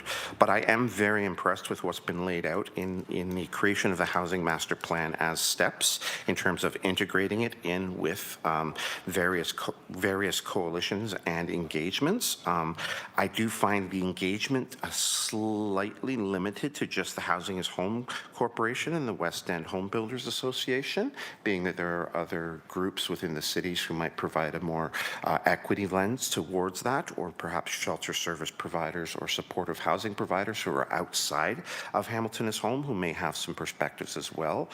So I do find the engagement there to be perhaps a little limited, but all in all, it is an excellent plan to start moving towards a giant, what I hope will be a long-term housing master plan that we can focus at that will lay out a 10-year strategy for housing the way we have for recreation centers that we review every 5 years, that we bring back, that we check against our roadmaps, and then gets integrated into our long-term budgeting practice, just like a lot of our other master plans. Thanks, Councillor Nan. Much appreciated. I don't see anyone else on my monitor. Carl, thanks always for your great work and with Hamilton Community Benefits. I'm only giggling because my monitor is low on battery. Anyways, thank you, Alain Salamone, for recharging. Next, I got James Kemp. James, welcome back. You're virtual, and the next 5 minutes is yours. Welcome back. Good morning, Deputy Mayor, or I guess good afternoon now, Deputy Mayor and members of the General Issues Committee. Thank you for taking the time to hear from me again. I'm here to speak regarding HSC 25034, the Housing Sustainability and Investment Roadmap. As it is a busy day, I will again be brief. I want to thank Housing Services and the Office of the Housing Secretariat for putting together this report and for the inclusion of some forms of accessible and supportive housing.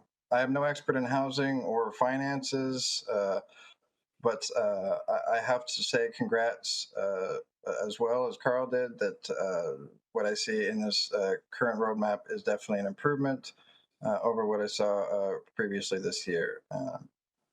There will need to be a significant investment in new affordable and deeply affordable housing, specifically accessible housing.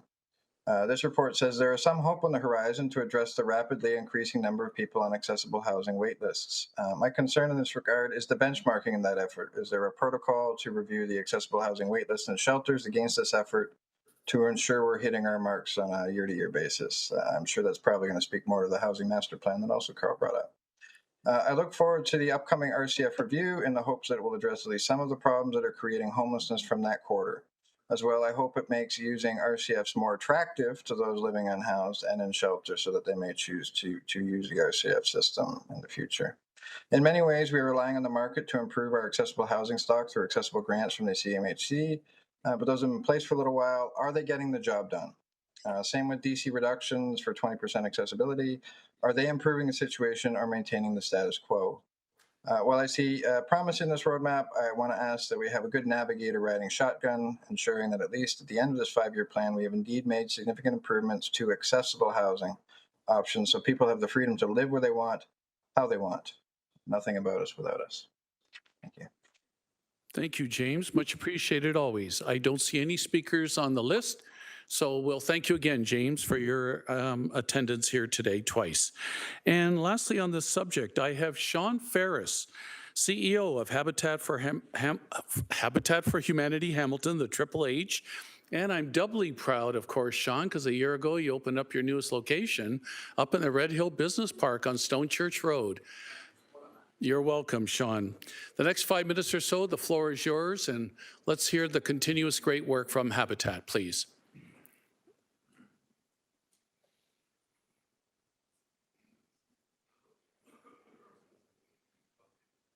Wait for that mic to come on so everyone can hear you, Sean. There you go. Good afternoon, everyone, and thanks for the opportunity to speak today. I am trying to keep this as brief as I can for you, but it's a complicated topic. I'm pleased to share some development that started with our neighbors in Waterloo Region. It's been going on for a few years now, and it is known as Build Now. And to keep it short, it is workforce housing that is sold at the cost to build. Going back about 18 months ago, Councillor McMeekin reached out and said, hey, what are they doing in Waterloo? So we gathered some folks, Councillor Kassar, the Housing Secretary, Justin Lewis, came along. We've had a series of meetings with staff, and now we have an approved project in the stream for 5 acres of land to be donated to build 200 homes in what we call Build Now. All right. And so a little bit on Habitat really quickly. We have 35 years experience as of next year serving our community, and we're part of a federated model as a registered charity in all the provinces and 2 territories in Canada, and also operating in 80 countries around the world. Our focus is affordable home ownership. We not only build homes and repair homes, but we also work with the families we serve throughout the life of their Habitat mortgage to ensure that they're successful in home ownership. Collaboration and partnerships is key to our growth. In a regular Habitat build, we engage students and volunteers and look for donations of product and service in order to build. It works, but it's slow. So we've been teaming up with developers, to build faster. We have a strong track record of stewardship and impact. And what I would say is the time is now to do this sort of work. As Councillor Pauls alluded to, we have builders who are not pulling permits, who are laying staff off, and we have a great opportunity to partner with them. So that's one of our key insights. Turnkey partnerships work. The other thing is we can't do this without the support of the city. The support of the city is key to make this happen. So we need scalable and immediate. Did I skip slides there? Nope. Is it working for me? There we go. I missed a slide. There we go. We need scalable and immediate solutions. I'm not going to tell this group about the affordable housing crisis, but what I would say is when I started with Habitat as a volunteer 12 years ago, we were serving families with household incomes of $25,000. Those families couldn't save up for a down payment, and that's why they couldn't get into ownership. Today, given the gap between home prices and income, a family to get into the average home in Hamilton, which is approaching $800,000, needs a down payment of $50,000 and a household income of about $180,000. Home ownership is just out of reach for most middle-class folks. So Build Now is a solution that we can leverage here in Hamilton to deliver for our community. In Waterloo Region, they made the bold goal of building 10,000 homes. I suggested 10,001. Somebody else on staff said, let's go for 20,000. So I'm glad to have the support. Right now, they have their first 25-acre lot in Waterloo Region, and they're developing their first 1,000 homes. So how does this even work? Well, number one, when the city donates land, that eliminates a huge proportion of the cost. Number two, as a registered charity, we get fee exemptions. That, again, reduces cost. And three, and this is crucial and why we have to do this now, is that builders and developers are willing to contribute to the affordable housing crisis to keep the machine running, right? To keep their staff employed, to keep their trades and suppliers working. And as a result, they've agreed that they would like to work on a fee-for-service basis, eliminate the profit component, and that drives affordability. So a few other points. Together, we would construct a efficient mid-rise built form with energy efficiency and accessibility components as needed, and 1, 2, and 3 bedroom units. This is taking longer than I anticipated, so I'll just move along. You're fine, Sean. Carry on, please. Important message. Unlike a typical Habitat build, we would not be looping in volunteers. We would be bringing in trades and suppliers who would be paid at fair prices. So let's also add that covenants will be registered on title. So there's no flipping. The homes have to be owner occupied.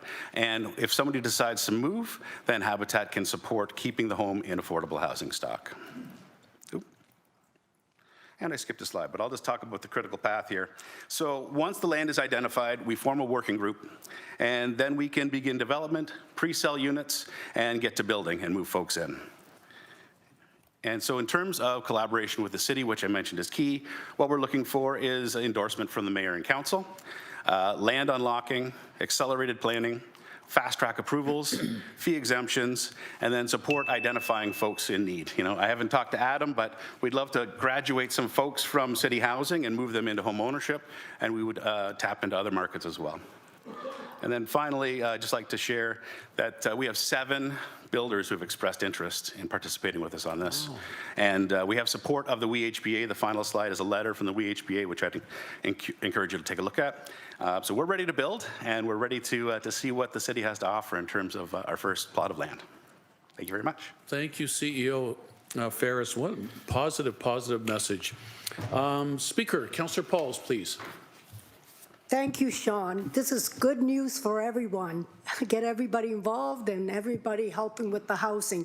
My question to you, you said just at the end, so a person has a house from Habitat, and they live there for, let's say, 5 years, and they do want to sell. Are you saying if the market rate went up, they explain that and how it works? For sure, there's 2 types of equity. There's your contribution equity, which you pay in a Habitat mortgage, so obviously you get that back.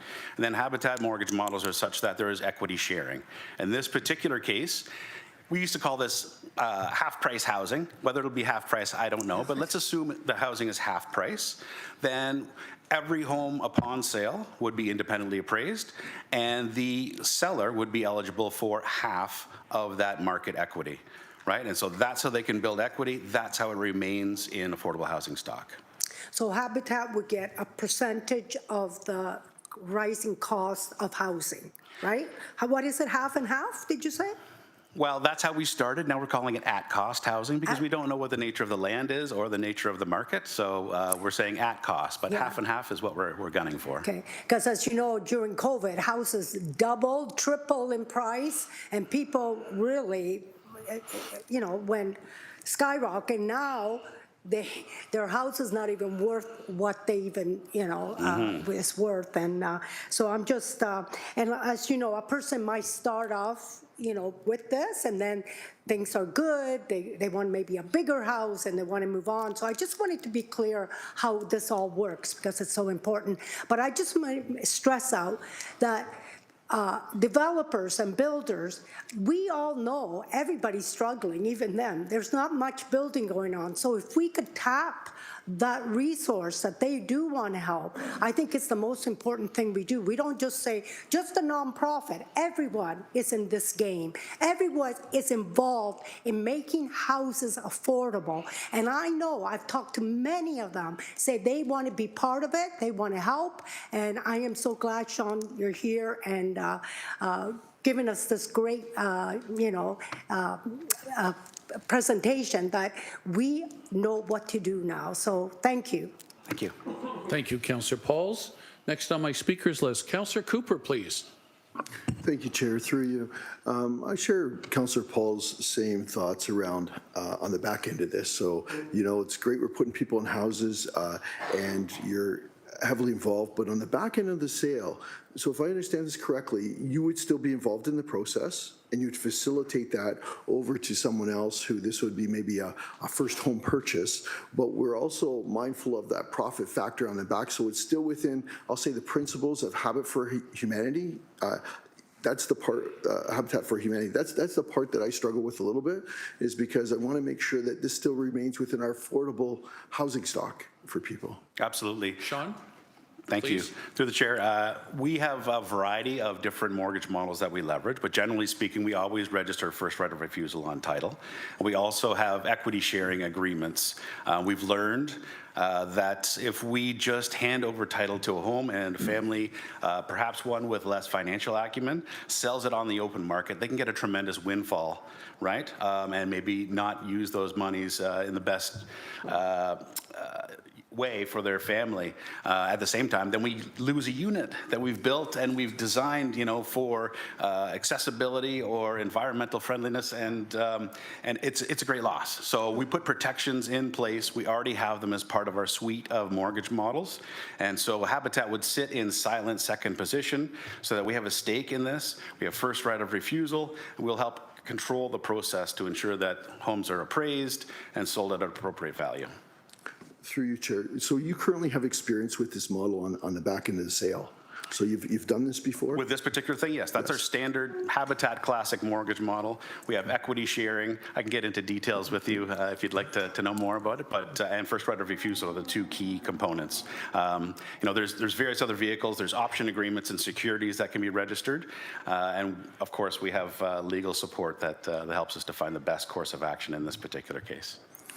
Through you, Chair, I mean, the barriers that I've, heard in the community is really the federal government stress test, which is keeping people out of homes, the down payment, which by the time you collect that, you never actually really catch up, okay? And so, your program gets us around those two pieces. I'd really personally like to see relief from the federal government around that, but I think in the meantime, what you're doing helps us address that and get people into homes, because those to me are the two main barriers people have today of getting and having their own home ownership. So thank you for that. Thank you. Thank you, Councillor Cooper. Next on my list, Councillor Tammy Huang, please. Thank you. Thanks, Sean, for your presentation. I know you're in the report, and the HSIR report, in particular, does say that there is actions moving forward. So let's just assume that this report is A-okay, it's ready to go. We say yes to this. What would the next steps look like? So next steps, we form a small working group. What we want to do is tap into the developers, and hopefully we find a site plan that fits the lot. We don't know until we can identify the property. So that small working group then pushes this forward in terms of the planning process, right? We have great support through the Secretariat to make sure that we can get those approvals and move things along, parallel process wherever we can, and get to shovels in the ground. Prior to shovels in the ground, we're looking at conventional financing, so we will pre-sell units. And in addition to tapping into city housing, one of the avenues is realtors that we would use, and the other is mortgage brokers. Mortgage brokers have a unique ability to know people who don't qualify for conventional mortgages but are eager to get into home ownership. So through that, we go through the vetting process, pre-sell 80% of the units, and then go through conventional construction financing, which the developers have an expertise in delivering. Okay, so as I heard in your delegation, you're looking for donation of the land. So then that way, that becomes property of Habitat for Humanity. Correct. What does that corporation model look like? Because ideally, just as Councillor Cooper and Councillor Pauls have already identified, we definitely don't want that to kind of be lost along the way in terms of an affordable housing unit. So is there like perhaps a land corporation that gets created here? Is there an opportunity have we explored other models like land leases or anything like that? So I just wanted to understand just some of the nuances in something like that. For sure. The folks in Waterloo Region have set up a separate corporation, but that's largely because they have dedicated 1/3 of their housing to other not-for-profits for the purpose of rental, right? To keep this simple and streamlined, I call this a proof of concept or a prototype, so to speak. So I said, let's do all ownership this first time around, but setting up a separate corporation to protect things is certainly an option. Of course, during the construction phase, there will be a numbered company that's set up just to avoid risk, but my preference would be that the tenure is condo, right? The value is in the land, not in the building. And in order to access the funds, in order to pay it all off and break even, is about selling that land as well. So that would be my intended approach. But having said that, that's a decision for the working group. So if there's a better approach to do this, then happy to discuss that and figure it out as we go. Last question through you, Deputy Mayor, is I hope you paid really close attention to the catch delegation. I wonder if there's an opportunity for leveraging some of those potential fund dollars, especially as they are being piloted around the same time as where the intention of this is supposed to go. So I wonder if you're listening very closely to that delegation. We are members of Hamilton is Home. Unfortunately, when they had their working sessions with Catch, I was unable to attend, so I noticed our logo isn't on the screen. But we're all about partnerships and collaboration, right? And we are always going to have the conversation. So anybody who wants to come to the table and drive housing solutions, we're here. book in advance because the schedule is very busy. Excellent. Deputy Mayor, I think that the last comment is we have heard some really innovative models today, and I really hope that we can really move forward on that collaboration, especially if we have something like Catch, where there is a $15 million fund that could be raised from philanthropic and private sector, and then we also have Habitat for Humanity with this Build Now initiative. So I'm encouraged. Thank you. Thank you, Councillor Huang. Next on my list, Councillor Narinder Nan, please.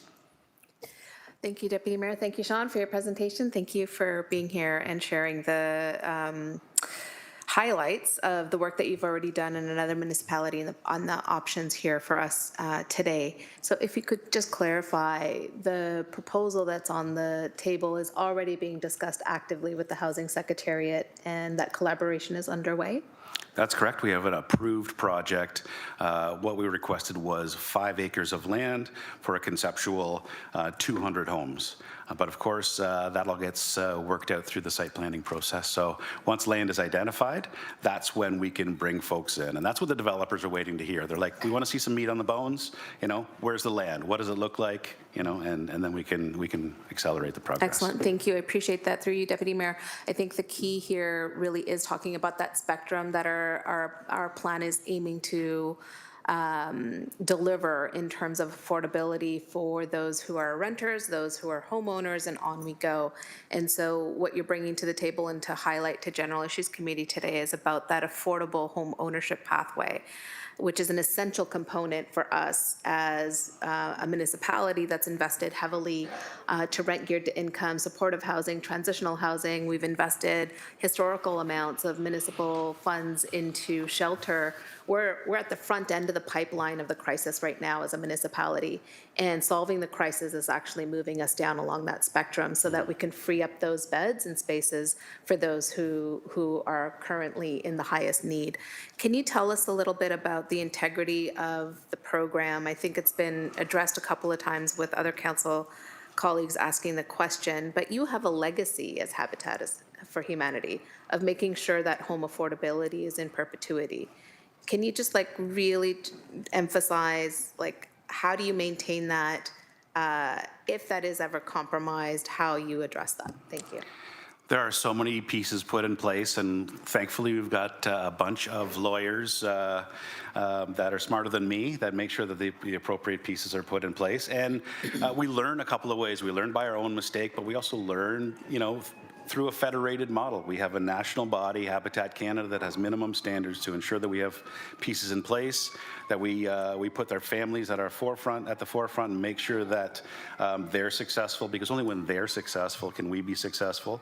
So like I said, equity sharing, the ability to have reserve funds to do buybacks, first right of refusal registered on title, and then various other pieces that we put in place. Before homeowners move in, we engage in a series of training, home maintenance, budgeting, how to be a good neighbor, and all sorts of other components. So we really invest in the families. The other great thing about the Habitat model is all of the families that come through our program have to commit 500 hours of volunteer time as a demonstration of their commitment. And it's a great opportunity for us to get to know them. They volunteer in our restores, they volunteer on our build sites, and I'll be honest, not everybody's a fit for home ownership. And we've learned through that process and had to remove the odd family just because we've learned that they would not be a good partner. And so we do everything we can from the moment that we accept their application right through until they make their final mortgage payment to ensure they're successful, and all the legal protections in place to ensure that we have the recourse should we need to exercise it. Thank you for that. It is that depth of community building, not just about opening doors. Thank you so much. Thank you. Thanks, Councillor Nan. Lastly, Councillor Craig Cassar, please. Thanks, Deputy Mayor. Great to see you here, Sean, after a lot of work to get here today. Right. Just a couple quick questions. A lot of talk about home ownership. Could you just speak to the Build Now vision on the mix and tenure between ownership and rental? Right. So the intent in Waterloo is to do that 70-30 ownership to rental, and they have a partner one specific partner in Waterloo Region that manages a suite of rentals across the spectrum, you know, from supportive housing, you know, right through to affordable rentals.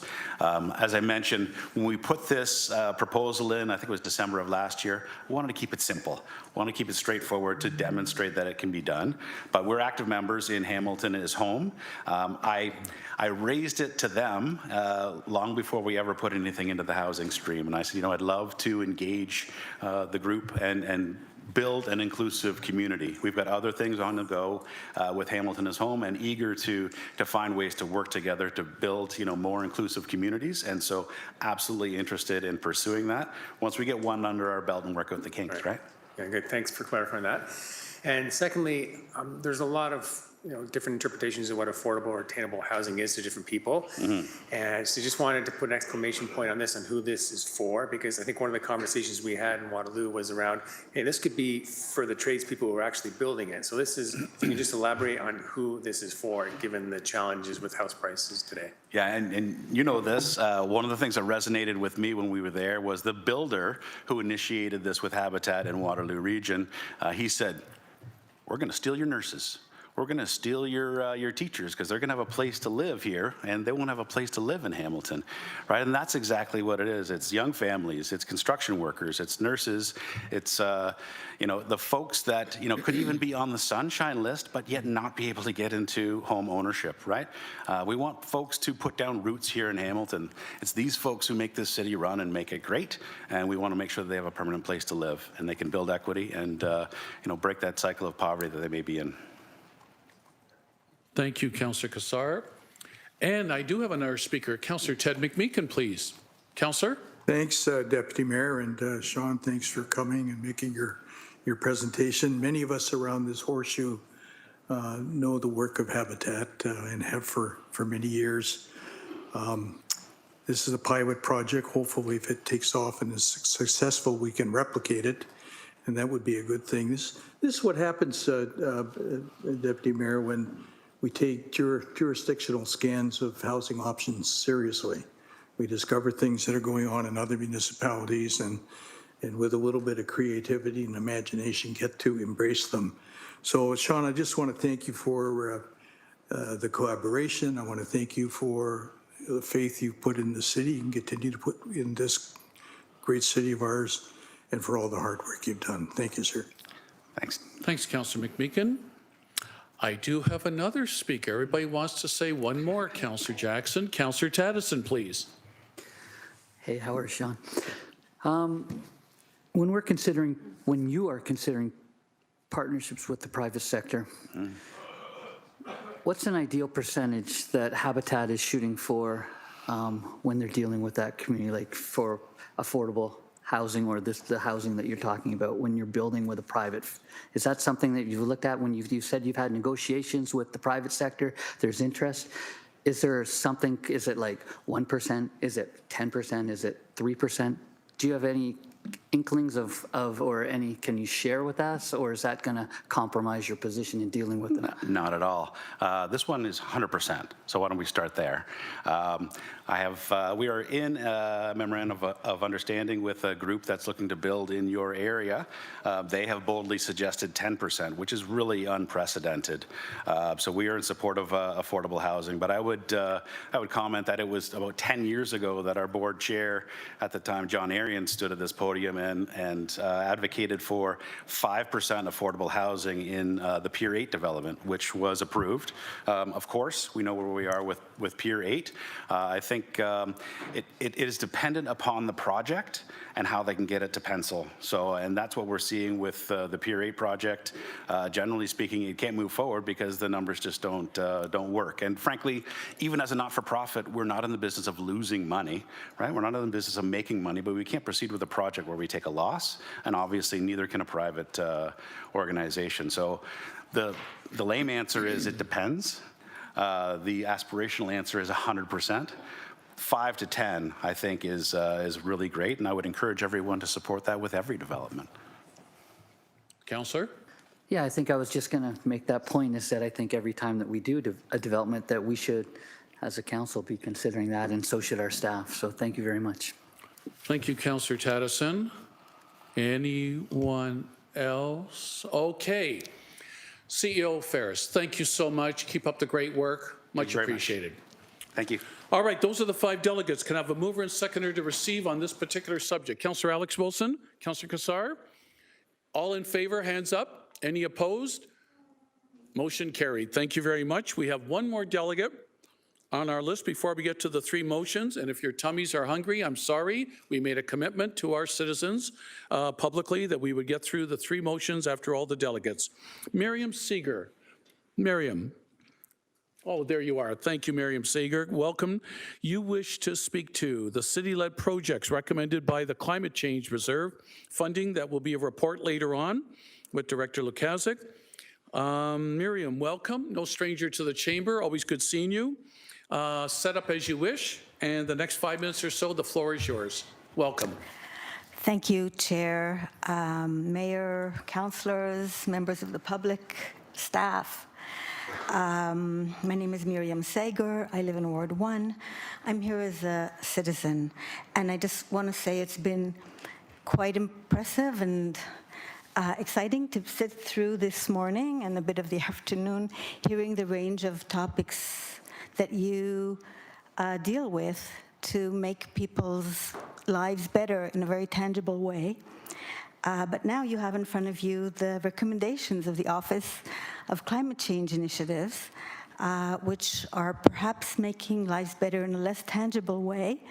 And some constituents and perhaps councillors may argue that why are we putting money into these measures? I too am a taxpayer and a low-income one at that, and I would like my taxes to be put to good use. But I argue that we cannot afford to ignore the climate emergency.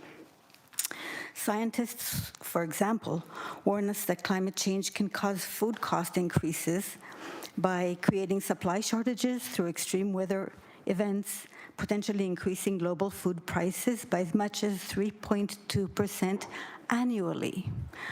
We already have enough unaffordability of food, and we've just recently seen coffee prices rise. In Canada, we're pretty shielded for now of the spikes in food costs globally, which are quite dramatic at times and in some places. Our cattle farmers have experienced, have suffered economically because of droughts. Crop yields are reduced, and in fact, these financial strains are often met with record payouts from crop insurance programs, and we will be paying for food much more. And here I'll say also that I really appreciate this and previous councils fighting to keep our agricultural areas intact. We will be needing them more than ever. We can't afford climate change.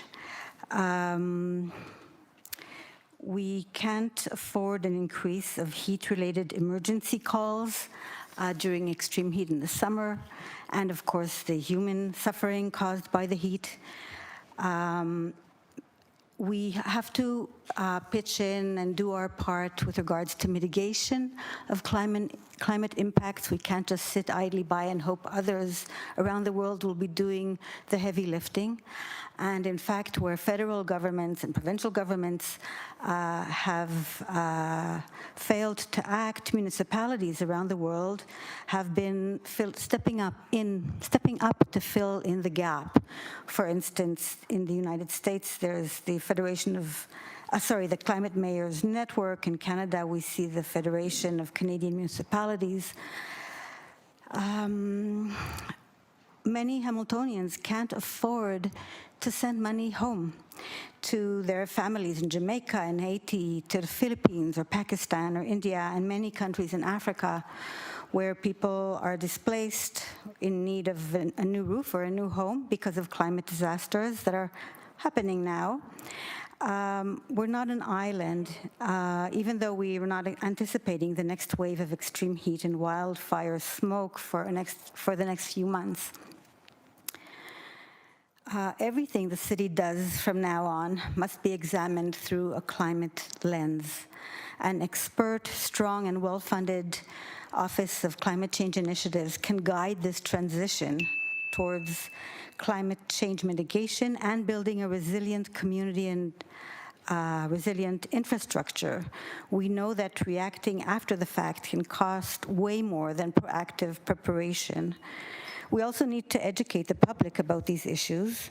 Of course, those who still think it's all a hoax, but also those who think it's not human-caused or is a thing of the distant future, or that there's nothing we can do about it, or that we shouldn't be spending our tax dollars on it.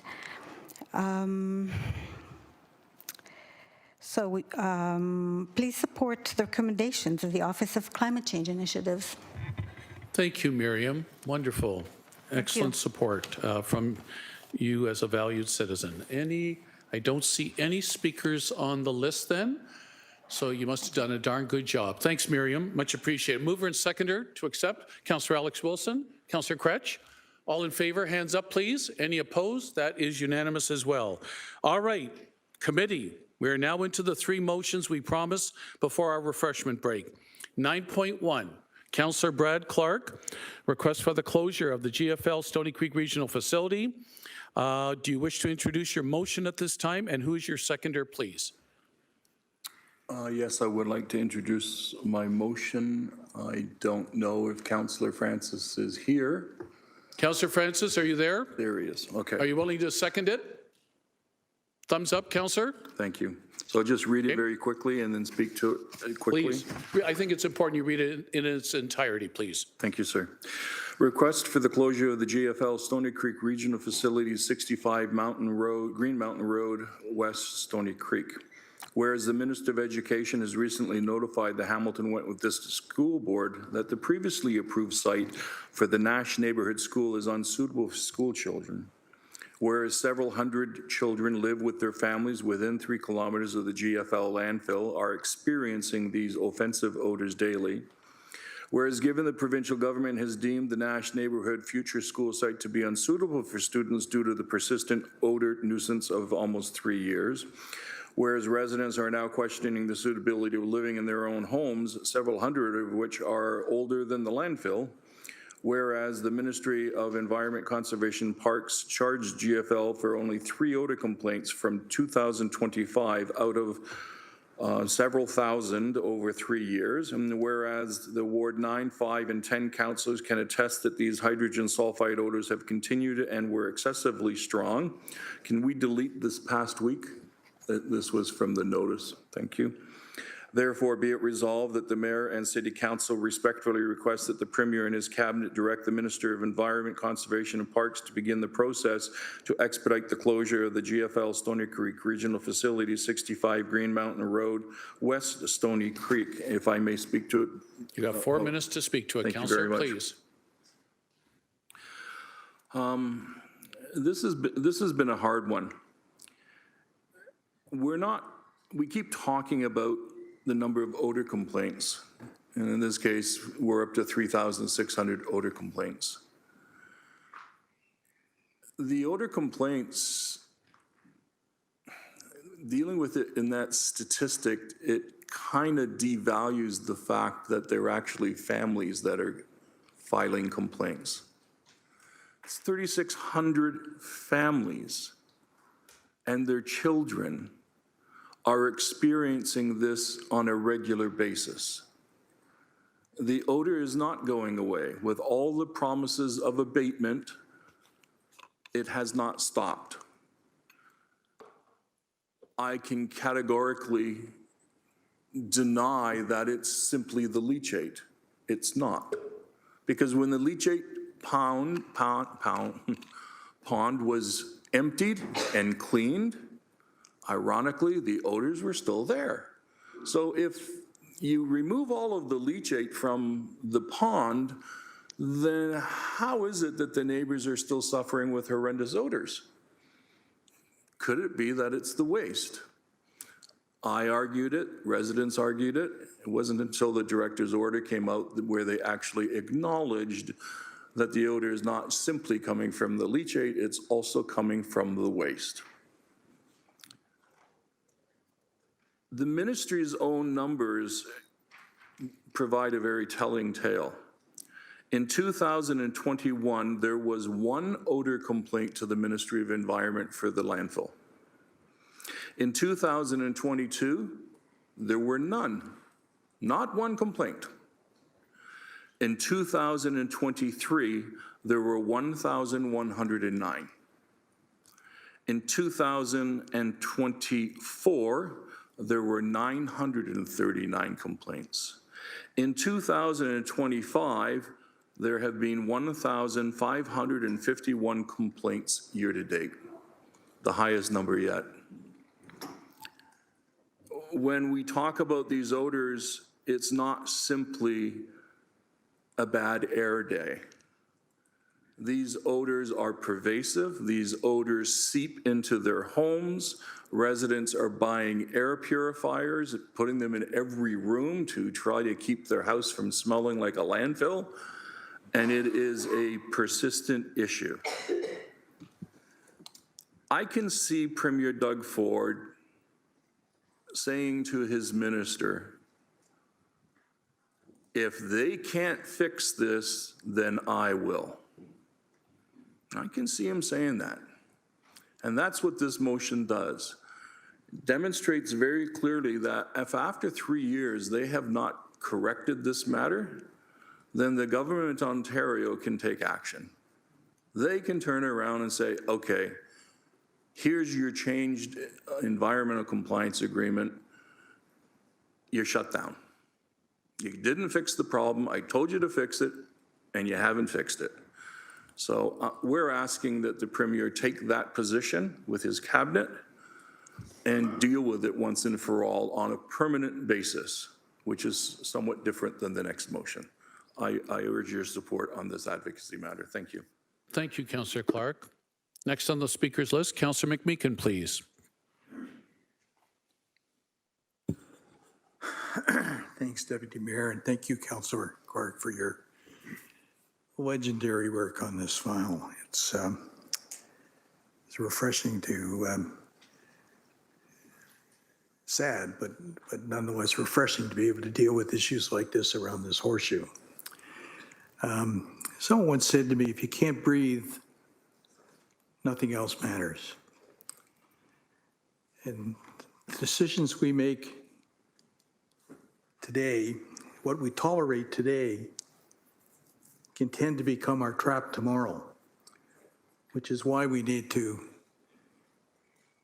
hear what and understand what people said this morning and over a couple years, and the good councillor, and move to take this bold and decisive step, which hopefully will meet with some interest and hopefully compliance at the provincial level. One of my kids said to me a few days ago, she said, Daddy, sometimes you need to turn things upside down and inside out to make them right side up. I think this is a classic example of that. So I support the motion. I hope everyone around the horseshoe does the same. And maybe we're rolling the dice, but you know what? We're not elected to sit around here and be nice when the world's falling apart. We're elected here to make a difference, and this potentially is going to allow us to make that difference. Again, Councillor Clark, thanks for your leadership on this. Thank you, Councillor McMeekin. Next on my list, Councillor Robert Cooper, please. Thank you, Chair. Just through you to staff. So as we move towards putting this motion in place and the ramifications of this motion, so we close the dump. Where does the waste now go? It's got to go somewhere. Where would that new location be? I don't know if anybody on staff would even be able to. I mean, that's a hypothetical at this time, Councillor Cooper. I hear what you're saying, but yes, who's up on the screen? Oh, wonderful, General Manager Jackie Kennedy. Jackie, did you hear the question, please?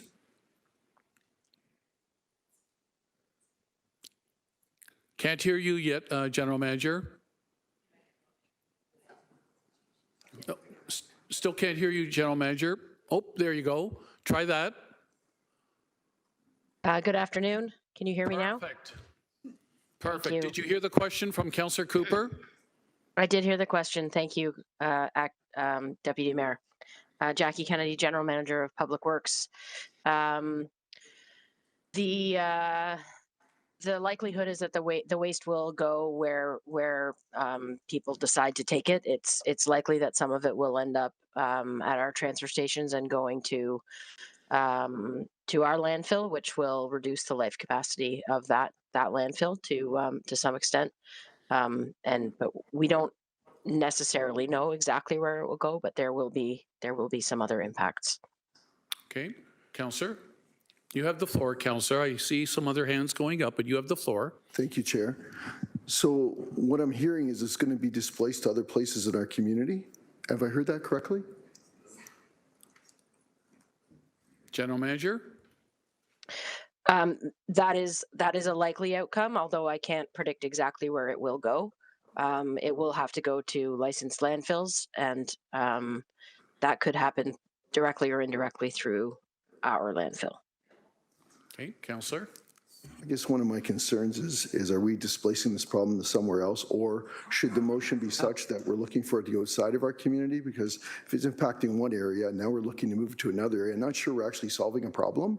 And then I guess the other piece I was interested in is how many jobs are impacted by the waste that's going to this landfill. So say, for example, if this ended up going to another place, pick a spot like Michigan, because we're talking hypothetically. Is there any job impacts to this? We've talked about, Mr. D'Angelo mentioned about impacting the steel industry. So what would be the cascading effect to this in terms of jobs in Hamilton? No representative is here from GFL, so I don't think that's fair for staff. Unless GM Kennedy, you want to try that, please? I want to, sorry, but I need to go back to the previous question because I misspoke and I've been updated from my director team. The waste from this landfill would not go to our municipal landfill. I apologize for my confusion. It would have to go to a different kind of landfill that has licensing for this. So the waste generators would have to find an alternate place and go through the landfill owner to secure space there. Thank you, General Manager, for clarifying. That was very important, the point clarified. And I'm not going to put you on the spot to speak to jobs lost or not. I think Councillor Cooper, unfortunately, that would be a question for GFL representatives. Well, I was thinking in terms of the steel industry, so I'm not sure how this GFL would be able to answer that question, Chair. Nobody's here from the steel industry either, Councillor Cooper, so. No, I understand that, but just from economic development, and maybe we don't know the answer because we haven't looked at it, and I'm not trying to put you on the spot, so. No, not at all. Yeah. And I don't know if our director, General Manager Arvind Prasad, Director of Norm Schlehan, possibly of Economic Development, or a possible comment on steel industry, jobs potentially that may be in jeopardy. Again, Councillor Cooper, if in advance you had those questions for staff, we might have been able to have those answers immediately. General Manager, can you just an opening comment possibly, please? Well, yes, thank you very much for the opportunity. General Manager Arvind Prasad, Planning and Economic Development. The economic implications of these type of discussions is obviously very important, so thank you for raising the question. I believe, well, I was going to say, I believe we have our director, Norm Schlehan, with us, but we don't. But we can definitely get back to you. I know he's been pondering these type of issues, and thinking about what the economic implications might be, and definitely it's a good question. Councillor Cooper, can I humbly suggest this? Whatever we decide today, you've still got a week to further consult with staff, if that's fair, okay? To give them an opportunity to have the info you want. Wonderful. I have one more question. Oh, sure, please. Because you still got 3 minutes. We're going to come back to comments later anyways, I believe, right? No, this is part of the discussion, okay. Absolutely. Okay. So the other interesting piece that's interested me is that we're talking about what's above ground. And I mentioned this in the Upper Ottawa landfill a few weeks ago about what's underground. So, we talk about this soup mixture that's at the bottom of the GFL landfill. And so what are the impacts on the water table? Do we even know what the impacts of what has been referenced as a soup at the bottom of this landfill and what the impacts are on the water environment as well? Okay, who wants to potentially take that one, or was that Councillor Clark? I was not trying to put you on the spot where professional staff may want to comment, but Councillor Clark, please, whatever you wish to ask through the chair or comment. The leachate is contained, as Mr. D'Angelo said, in basically a bathtub. So it has a 10-foot liner system between the groundwater and the landfill. And it is constantly monitored, and since '95, there has been nothing in the groundwater from the East Quarry landfill. Any leachate that's collected is treated and then sent to the sewer treatment plant where it's treated once again. And we have agreements with the company, not we, the city, have agreements with the company in terms of how we receive that leachate and what parameters are permissible for the chemicals within the leachate. Thank you so much, Councillor Clark. Councillor Cooper, you still have the floor. Thank you, Chair.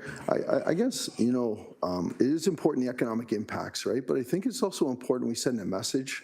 On Monday, we were talking about some of the, it was update on the sewage bylaw annual report. We start hearing things like PCBs and radio waste can go through our sewer systems.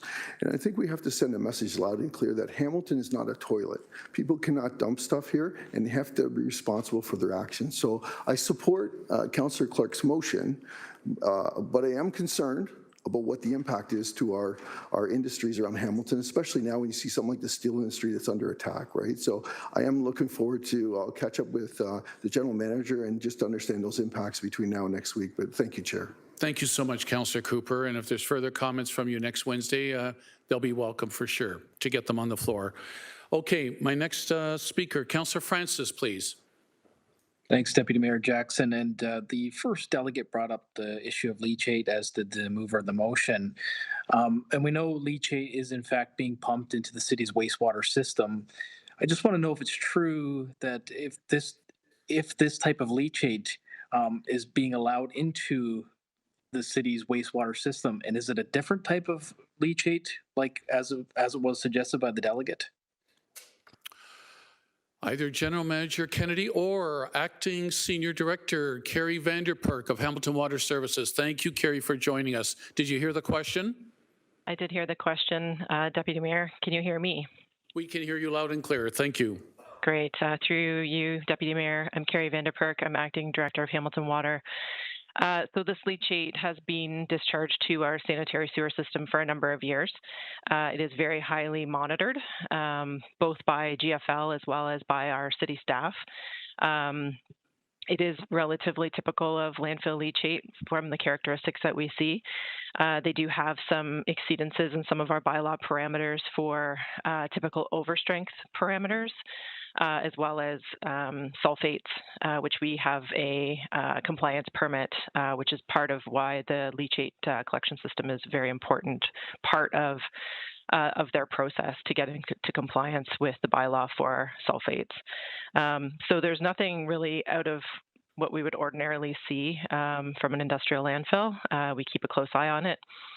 Anytime that there is any sort of concerning discharge, which doesn't happen very often, we do have a holdback agreement, so they are able to close the discharge valve and no longer discharge to our system, which I'm sure you can imagine if there's wet weather events can be relatively tricky for the operation of the landfill to make sure that their ponds aren't overflowing and things like that. So I guess my main point is that we do keep a very close eye on what's being discharged to the sewer, and we act if there's anything that's untoward. Thank you, Acting Senior Director. Councillor? I appreciate that's a great answer there. Could the city prohibit the leachate from being pumped into the wastewater system? And what would GFL do with that leachate if the city prohibited that discharge? Through you, Chair. Through the chair, We absolutely could. We do have provisions in our bylaw to prohibit the discharge based on things like if the discharge were damaging our system in some way or putting the health and safety of our workers, our sewage workers at risk. We haven't gotten to that point with the GFL discharge, but there are other provisions that we have in the bylaw. If we wanted to cease discharge into our sewer, we can certainly pull those levers if needs be. Councillor? Thank you. And just the final follow-up. So would the bylaws need to be essentially violated in order to prohibit that leachate from being pumped, or are we allowed to simply say no because GFL is being a bad actor? Acting Senior Director?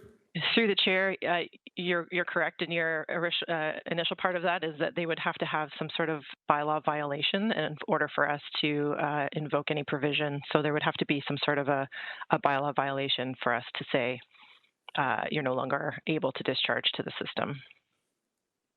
Councillor? Thank you. I appreciate it. And I'm sure staff are keeping a close eye on it. And I'll follow up with that offline to see that the bylaws being followed. Thank you.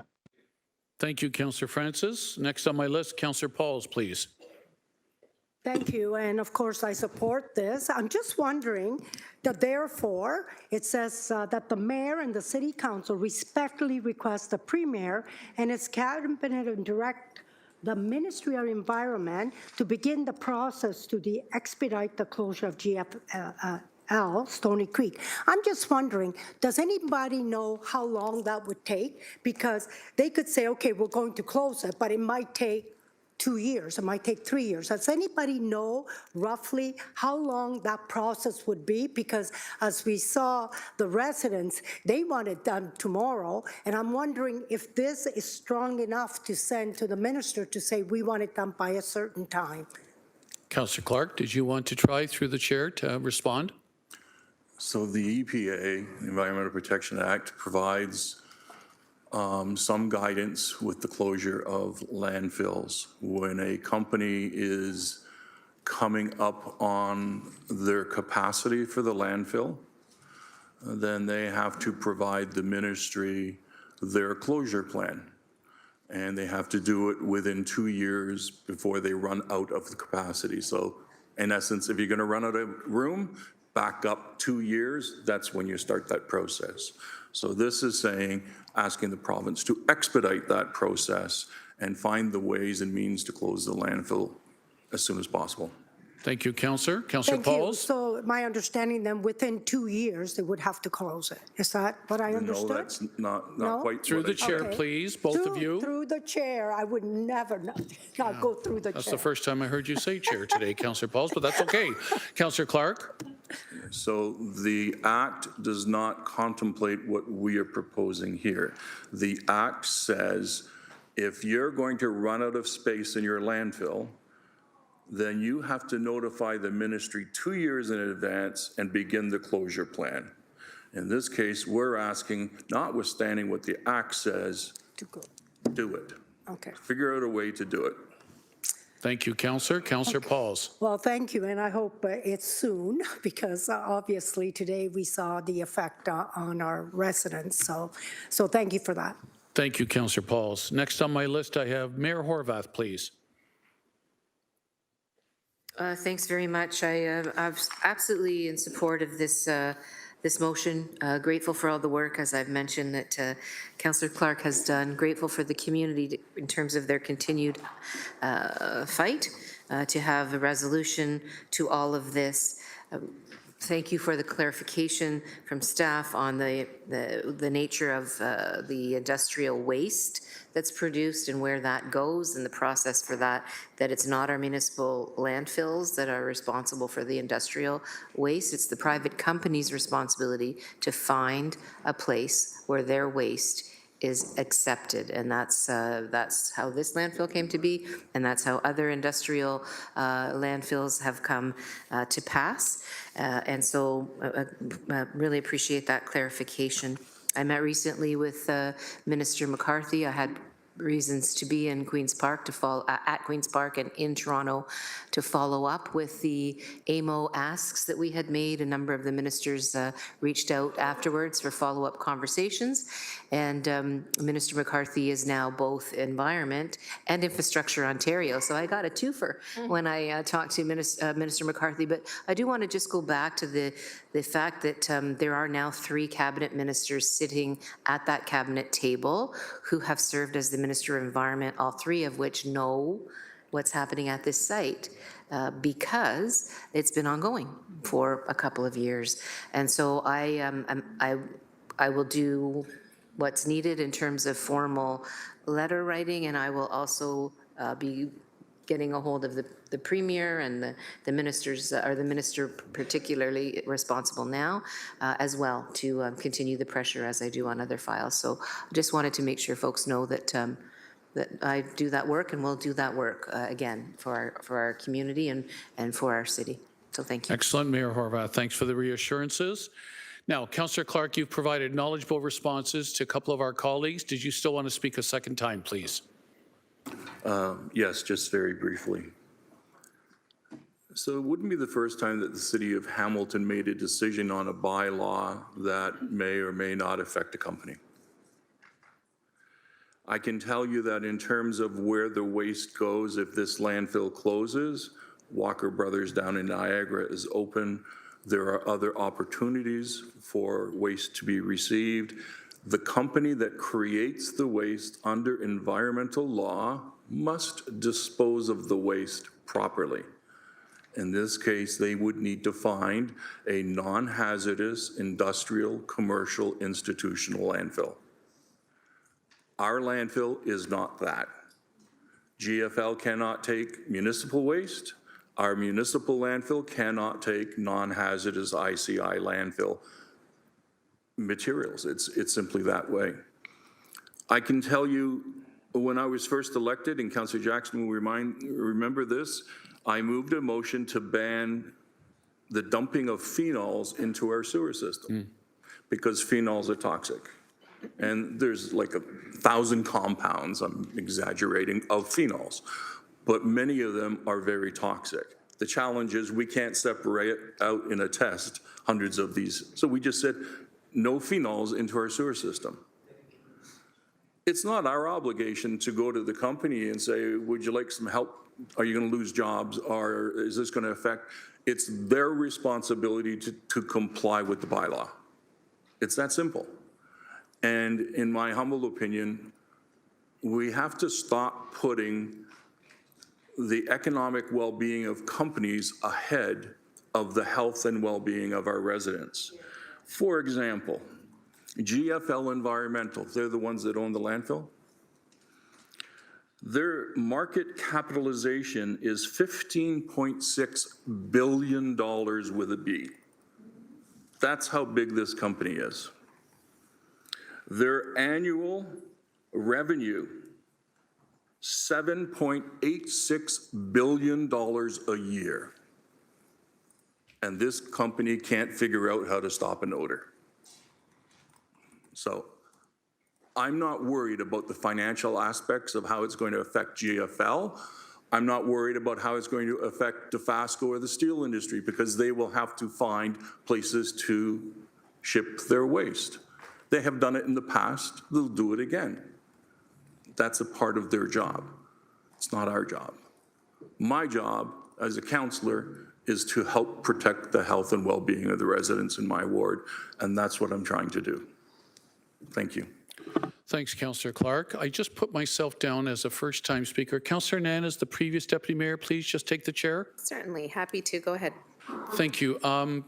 Councillor Cooper, for yourself and other new members of this council got elected 3 years ago, I just want to offer further through Deputy Mayor Nan that I led the charge last term of council with that council's unanimous support to remove the contaminants that were around the Kenilworth Water Reserve.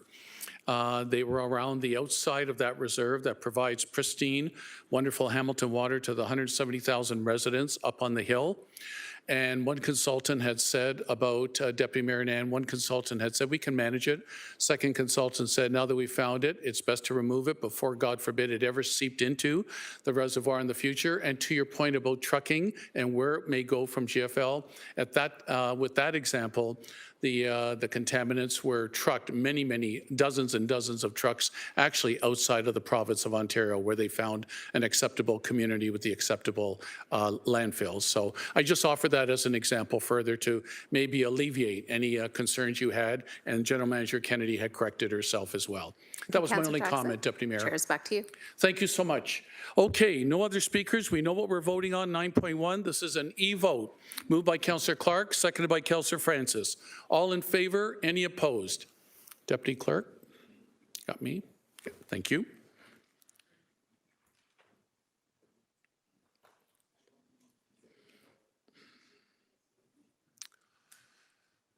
Has everyone voted, Deputy Clerk? Anyone that you're missing? You've got everyone? Terrific. That carried unanimously 15-0. So there you are, GFL representatives, members of the community. Stick around. One more coming here. Okay, and can I have a mover and seconder to receive all the written correspondences, which were almost 50, over 50 attended today. Councillor Clark, you must be proud. Over 100 in total responded, either in person or in correspondences. Moved by Councillor Clark, seconded by Mayor Horwath. That's a show of hands. Deputy Clerk Pilon, all in favor to receive that? Councillor Beattie? Thank you. None opposed. That carried unanimously as well. Councillor Clark, 9.2 now, Stoney Creek Regional Facility and dealing with Section 4471 of the Municipal Act. You have your motion you wish to present. Who's your seconder, please? Matt Francis, please, sir. Councillor Francis, carry on. Please read your motion. Thank you. The title of the motion is GFL Stoney Creek Regional Facility in Section 447.1 of the Municipal Act 2001.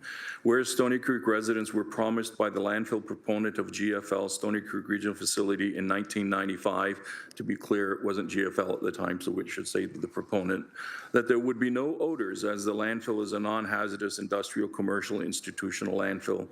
Whereas residents living in Upper Stoney Creek within 3 kilometers of the landfill have been experiencing horrific odors emanating from the landfill since April of 2023. Whereas the Ministry of Environment Conservation Parks has reported receiving over now 3,600 landfill odor complaints since 2023. Whereas residents in the vicinity of the landfill have been detrimentally impacted and cannot peacefully use and enjoy their property with outdoor events such as children's birthday parties, family barbecues, and other backyard activities because of the strong odors emanating from the landfill, whereas residents have complained about the odors seeping into their homes, whereas there has been a growing number of families complaining about headaches, sore throats, asthma, nausea, serious eye irritation, and other more serious health issues, whereas the odors emanating from the landfill are a public nuisance, whereas GFL and the Ministry of Environment Conservation Parks have not been successful in stopping or abating the odor emissions from the landfill. Therefore, be it resolved that the city solicitor be directed to proceed pursuant to Section 447.1 of the Municipal Act 2001 to bring an application to the Superior Court for an order that all of the landfill be closed to any use for a period of not exceeding 2 years, or until the court is satisfied that the ongoing public nuisance has been fully abated, that B, the city solicitor be authorized to retain outside counsel if required, and C, that the legal costs to argue this motion be funded from the Stoney Creek Regional Facility Landfill Royalties account. First, I can tell my colleagues that the landfill royalty account is currently sitting at $5.8 million. And the estimated 2025 royalties would be roughly $1.4 million. So we'll be close to $7 million in that account that could be utilized for this matter. We did receive a legal report a couple months ago that was in camera, so I'll be very careful not to touch that. Please. I have crafted this motion with the assistance of our city solicitor to make sure that the proper language is there. I want to stress that if this is approved and as it moves forward, the city solicitor will report to council on ongoing matters that appear before the court. Just like any other matter in litigation, we get reports and we provide advice to the city solicitor in terms of how council wants to proceed. They advise us on the process and then we make an ultimate decision. This has been done before, not in the city of Hamilton. And the way it is worded in the Municipal Act, it is to prevent persistent public nuisance. I would argue that here in Stoney Creek, it is a persistent, pervasive public nuisance that has been going now for almost 3 years. We need to put pressure on the company and the ministry to fix this. I left the clause relatively open in terms of landfill operations. My guess would be that we would end up looking at not asking them to stop receiving waste until they abate the odor. But you don't want to narrow your enabling resolution to prevent our lawyers from doing their job and coming up with the best way to present the case. There is a very organized citizen group. You've seen them here today, Deputy Mayor. They are excellent. Many of the members in that particular citizens group are professionals, scientists. They've gone so far as to reach out to a professor outside of Hamilton, and there has been an air monitoring program conducted by that professor, and they're working on the peer review of that final report. So we have lots of information coming forward. We also have the neighbors who have been complaining about health issues. I attended a meeting last night. MP Ned Currick held the meeting. I was there with him. And residents told us about thyroid issues where they actually had to have part of their thyroids removed. And when they asked the doctor what would cause the thyroids to do this, and he said environmental issues. So environmental experience is really impacting residents. I have residents that I have met with who have explained to me that their kids for the first time have developed migraines because of the odor. I have family members in the community that have expressed very clearly they're truly concerned about letting their kids go out to play in the summertime because the odor is so pervasive and so strong. You have residents who are worrying every night about the long-term impacts of these odors for their family and children. The psychosocial impacts from this experience are not fake. They are real. These residents are truly suffering because of decisions that have been made by GFL. It is unfair for any company to put residents as a back burner item and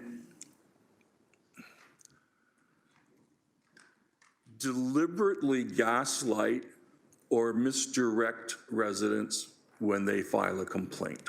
Councillor Clark, please. Thank you. I appreciate that latitude.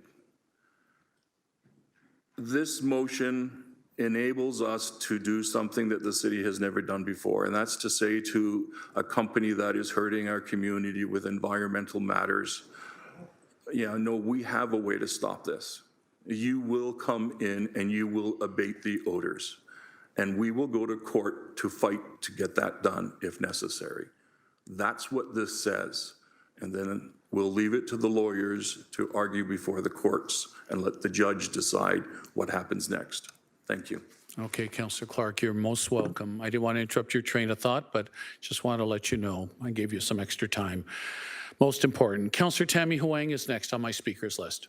Thank you, Deputy Mayor. Highly, highly supportive of this motion moving forward. I think I just want to just have a little more clarity on what are the next steps beyond this, because this motion is in tandem with the previous motion. So knowing that we are politically moving towards asking the Premier to do that, but this will be a very tangible court action. So perhaps through you to the city solicitor, hi. Just a question, what happens next should this motion continue to move forward? City Solicitor Shields, please. Thank you. Lisa Shields, City Solicitor. Through the chair, through the Deputy Mayor. I don't see that the both of them can't go together at the same time. So the motion to request a province, this action is appropriate to move forward. But what I would do in terms of the legal steps, if this motion were to pass, would be to bring a report forward first for in camera for council to consider what we have found, what we're going to do, and how we're going to approach the litigation based on information. So I think this has spanned a long period of time in terms of the issues. We would probably need also to engage with the councillor and the community to get the affidavit evidence and all of that to put forward to the courts. We'd bring forward a report. That's basically what I'm saying, to have that discussion in camera about what we think would be next steps. Excellent, and I'm really glad that you did announce that you would be working with both the councillor's office as well as the community, because as we can see that the community remains very strong on this particular issue. I understand that we are getting a report back, and I understand that in that report we are likely going to see timelines, and we're also likely going to see tactics. What is the opportunity for fast-tracking something like this? I'm interested because, again, Ward 4, Wards 2, 3, 4, we also have an industrial neighbor that has been long-standing and causing a lot of significant health challenges. So I just wanted to level set myself and get a better sense in terms of expectation. What does this potentially look like in terms of time frame, length and time, and that sort of thing? City Solicitor. Thank you, through the chair. So I think that we were in camera, we got legal advice, so we can piggyback off of that legal advice, and we discussed to bring forward. I definitely see that probably likely in Q1 of 2026 that we'd have some comprehensive reporting back to council. It's definitely not a fast process, but it's just something that kind of helps with giving us a little more of a level set in terms of, we know that this isn't going to happen tomorrow, but there's very clear and concrete steps in moving towards that. Thank you very much, Deputy Mayor. Thanks, Councillor Huang. Next, Councillor Cooper, please. Thank you, Chair. While supporting this motion, just wanted to get a sense of order of magnitude on these. I know we've had some past experience with the Red Hill Creek Expressway, where we thought we'd do a judicial review for $1 million. And correct me, Chair, but I believe it rolled in at 26 million. 28. 28 million. And we found, in fact, that nobody was I'll say maybe liable is not the right word, but nobody was to blame. A lot of money to spend, 2% on our tax rate, to find nobody was at fault.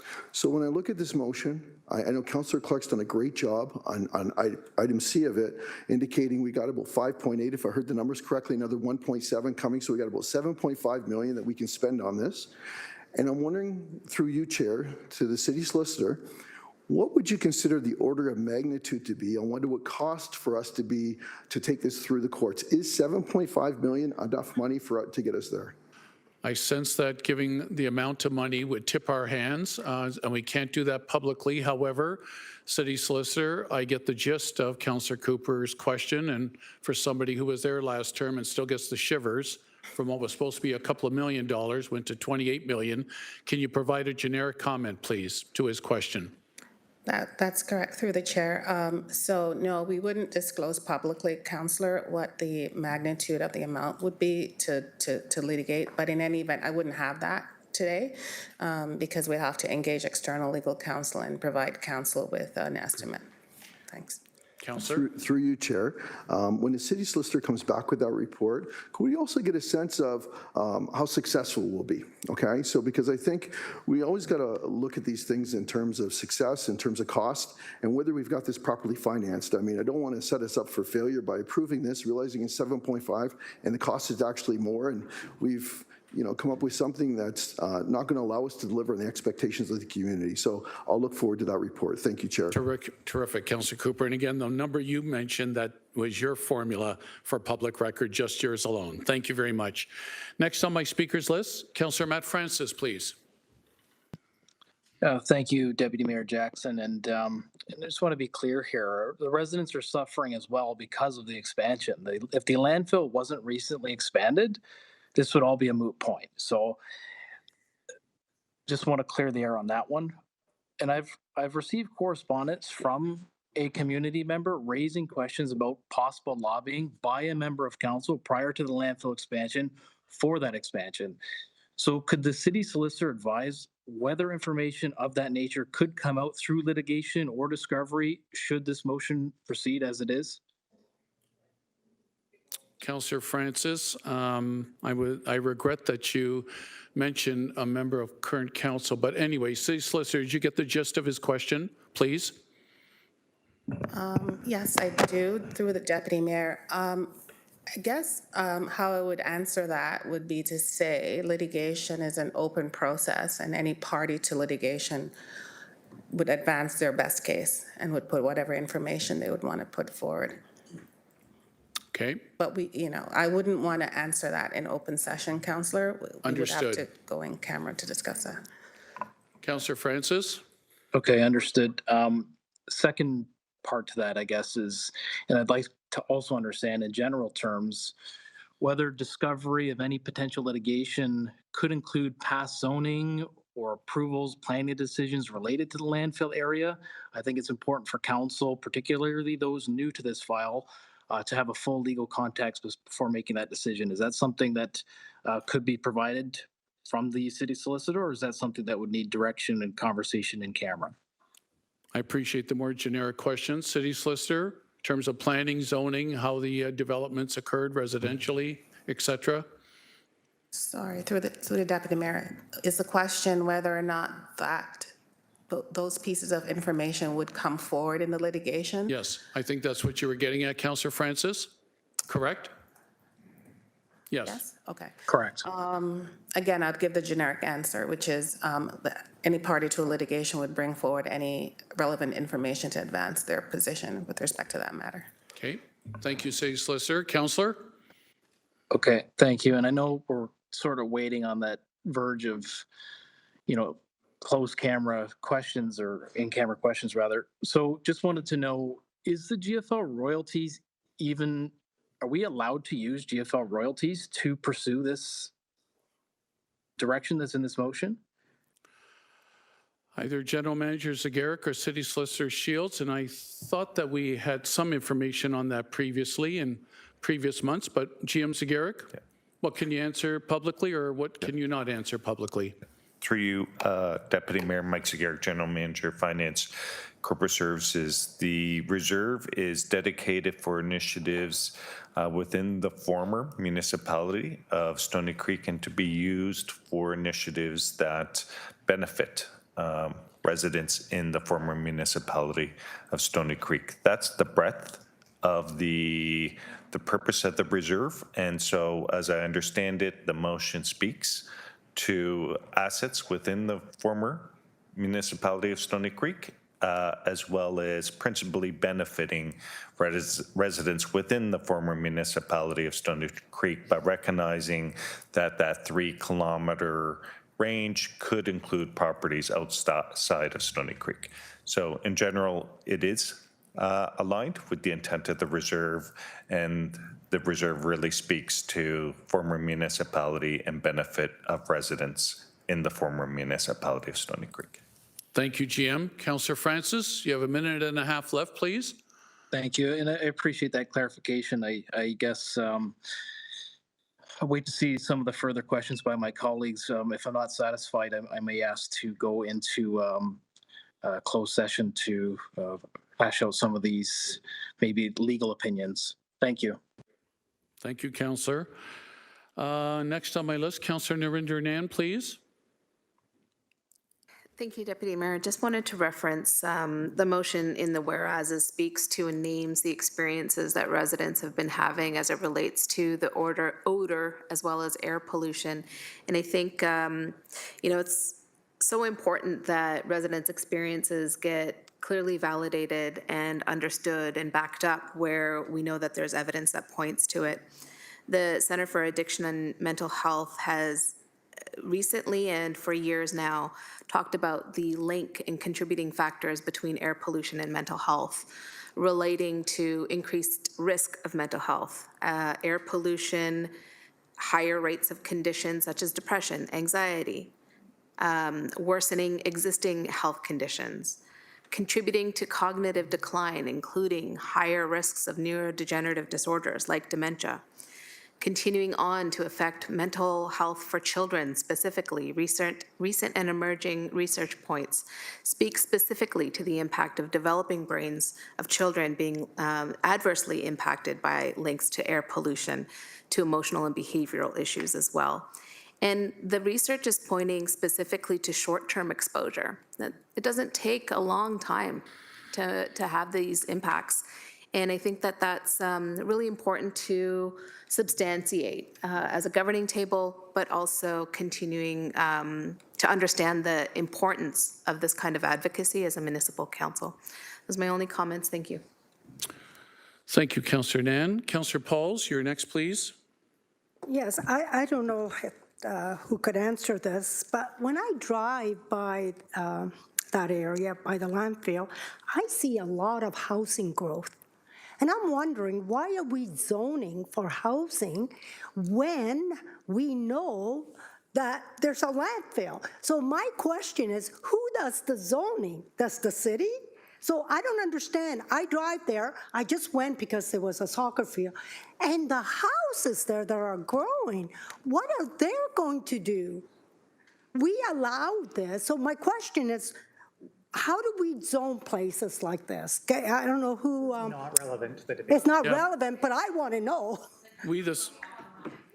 Yes, Councillor Pauls, we do the zoning. Of course, the municipal. I do not appreciate when he tells me. Yes. Okay, I want the chair.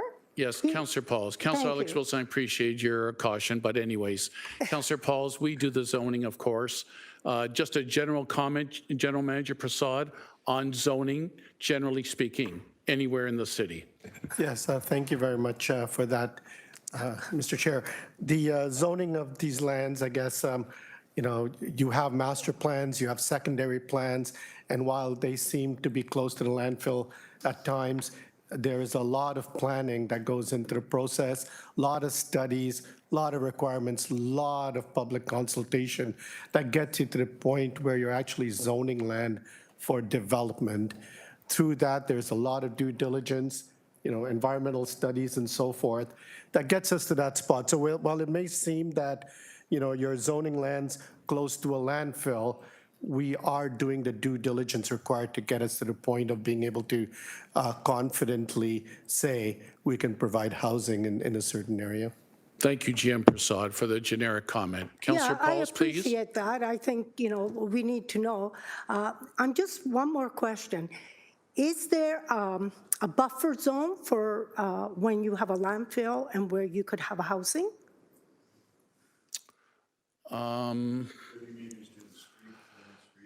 Councillor Pauls, I wish sometimes some of my colleagues would, I sense these questions are catching senior leadership team off guard, and I sincerely wish a few have done this today, very respectfully. I've always practiced this, I'm not boasting. I've always tried to give staff in advance what I may be asking so they're well prepared. And I'm just sensing that question, maybe we could ask that at another time, please, Councillor Pauls, just in light of potential litigation that may be before us. And Councillor Jackson, I always respect that, and I will ask it offline. Thank but you. It's just understood. Thank you. Thank you, Councillor Pauls. Appreciate that. Councillor Clark, a second time, please. And then I want to wrap up this vote if we can. Thank you. I'll try and handle some of the questions that I heard. It would have been helpful if some of my colleagues, including the secretary, had reached out to me prior to the meeting so I could have provided some input to the situation. The comments about lobbyists, I worked for TerraPure as a consultant when they were planning on closing the landfill. They had actually run out of capacity. And so they needed someone to come in and actually begin the planning process for the closure of that landfill. I also provided them communications and PR advice at that time. I have made that public all the time. I've run 2 elections and made sure everybody knew what I did. And my last election, I went from 36% to 52%. So whoever is planting the seeds to my colleagues, and I have a vague idea who's doing it, come and talk to me. Don't say these things in public, impugning credibility when you don't know what you're talking about. Secondly, the issue about zoning and all of that was done according to provincial law. The law says very clearly, if an applicant comes forward with a proposal for residential development within 500 meters of an active landfill, that there needs to be a landfill impact assessment completed. On these approvals, those ones in that neighborhood, not only was there one landfill impact assessment, but it was peer reviewed for every application. And then we put a covenant on the actual sale saying that it's an active landfill. And we also had public health do a review, and they came back and they said, based on the current operations of the landfill, there is no risk to public health. That was at a time when there were no odor complaints. None. Very few. It's unbelievable. We went from maybe 6 to 12 in a year to 1,000 to 1,500 in a year. This is real. But the city of Hamilton did exactly what they're supposed to do. They followed the law that was written by the province. So the city of Hamilton didn't throw a bunch of houses over there and say, oh, well, it's their risk, not ours. As a matter of fact, the city of Hamilton also put responsibilities on the developers to put clay under those houses to protect them from any potential contaminated groundwater, just as a double redundancy. So the smearing that has occurred by some of these folks who are fighting for the landfill company, it's wrong. We have, as a municipality, exercised our responsibility to a T. We have complied with provincial law. But the challenge is something changed as of April 2023, when we all woke up to a rotten egg smell that was rolling across Upper Stony Creek, impacting every home. And it didn't go away. Isn't that weird? It didn't go away. So I'm asking here that we take the risk, we use the royalties rather than taxpayer dollars to actually try and force this company and the ministry to fix the problem.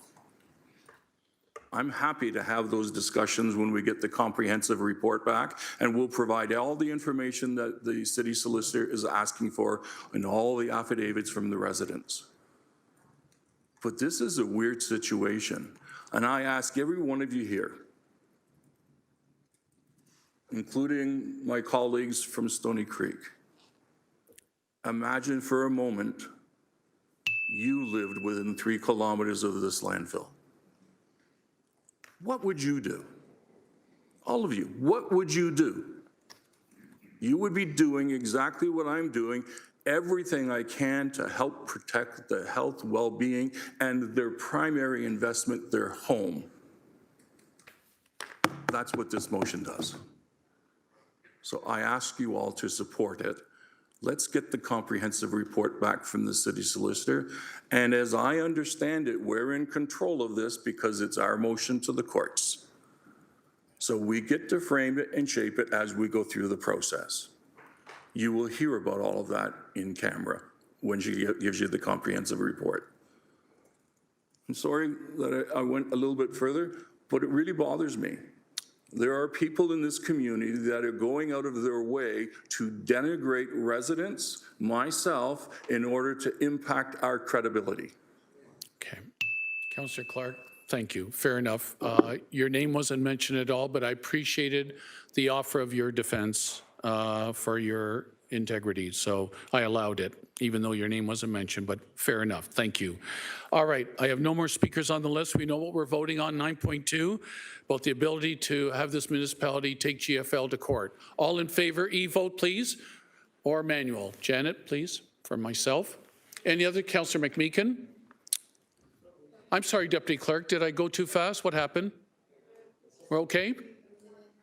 Oh, that's no problem. So Councillor McMeekin, myself, manual. Anybody else, manual? Councillor Maureen Wilson, manual. Everybody else has had a chance to e-vote? Yes? And that carried unanimously as well, 15-0. Okay, GFL residents, there you are.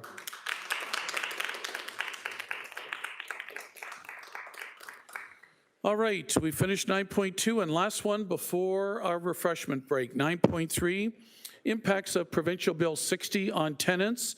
Councillor Kretsch, you have a motion, please. Who's your seconder?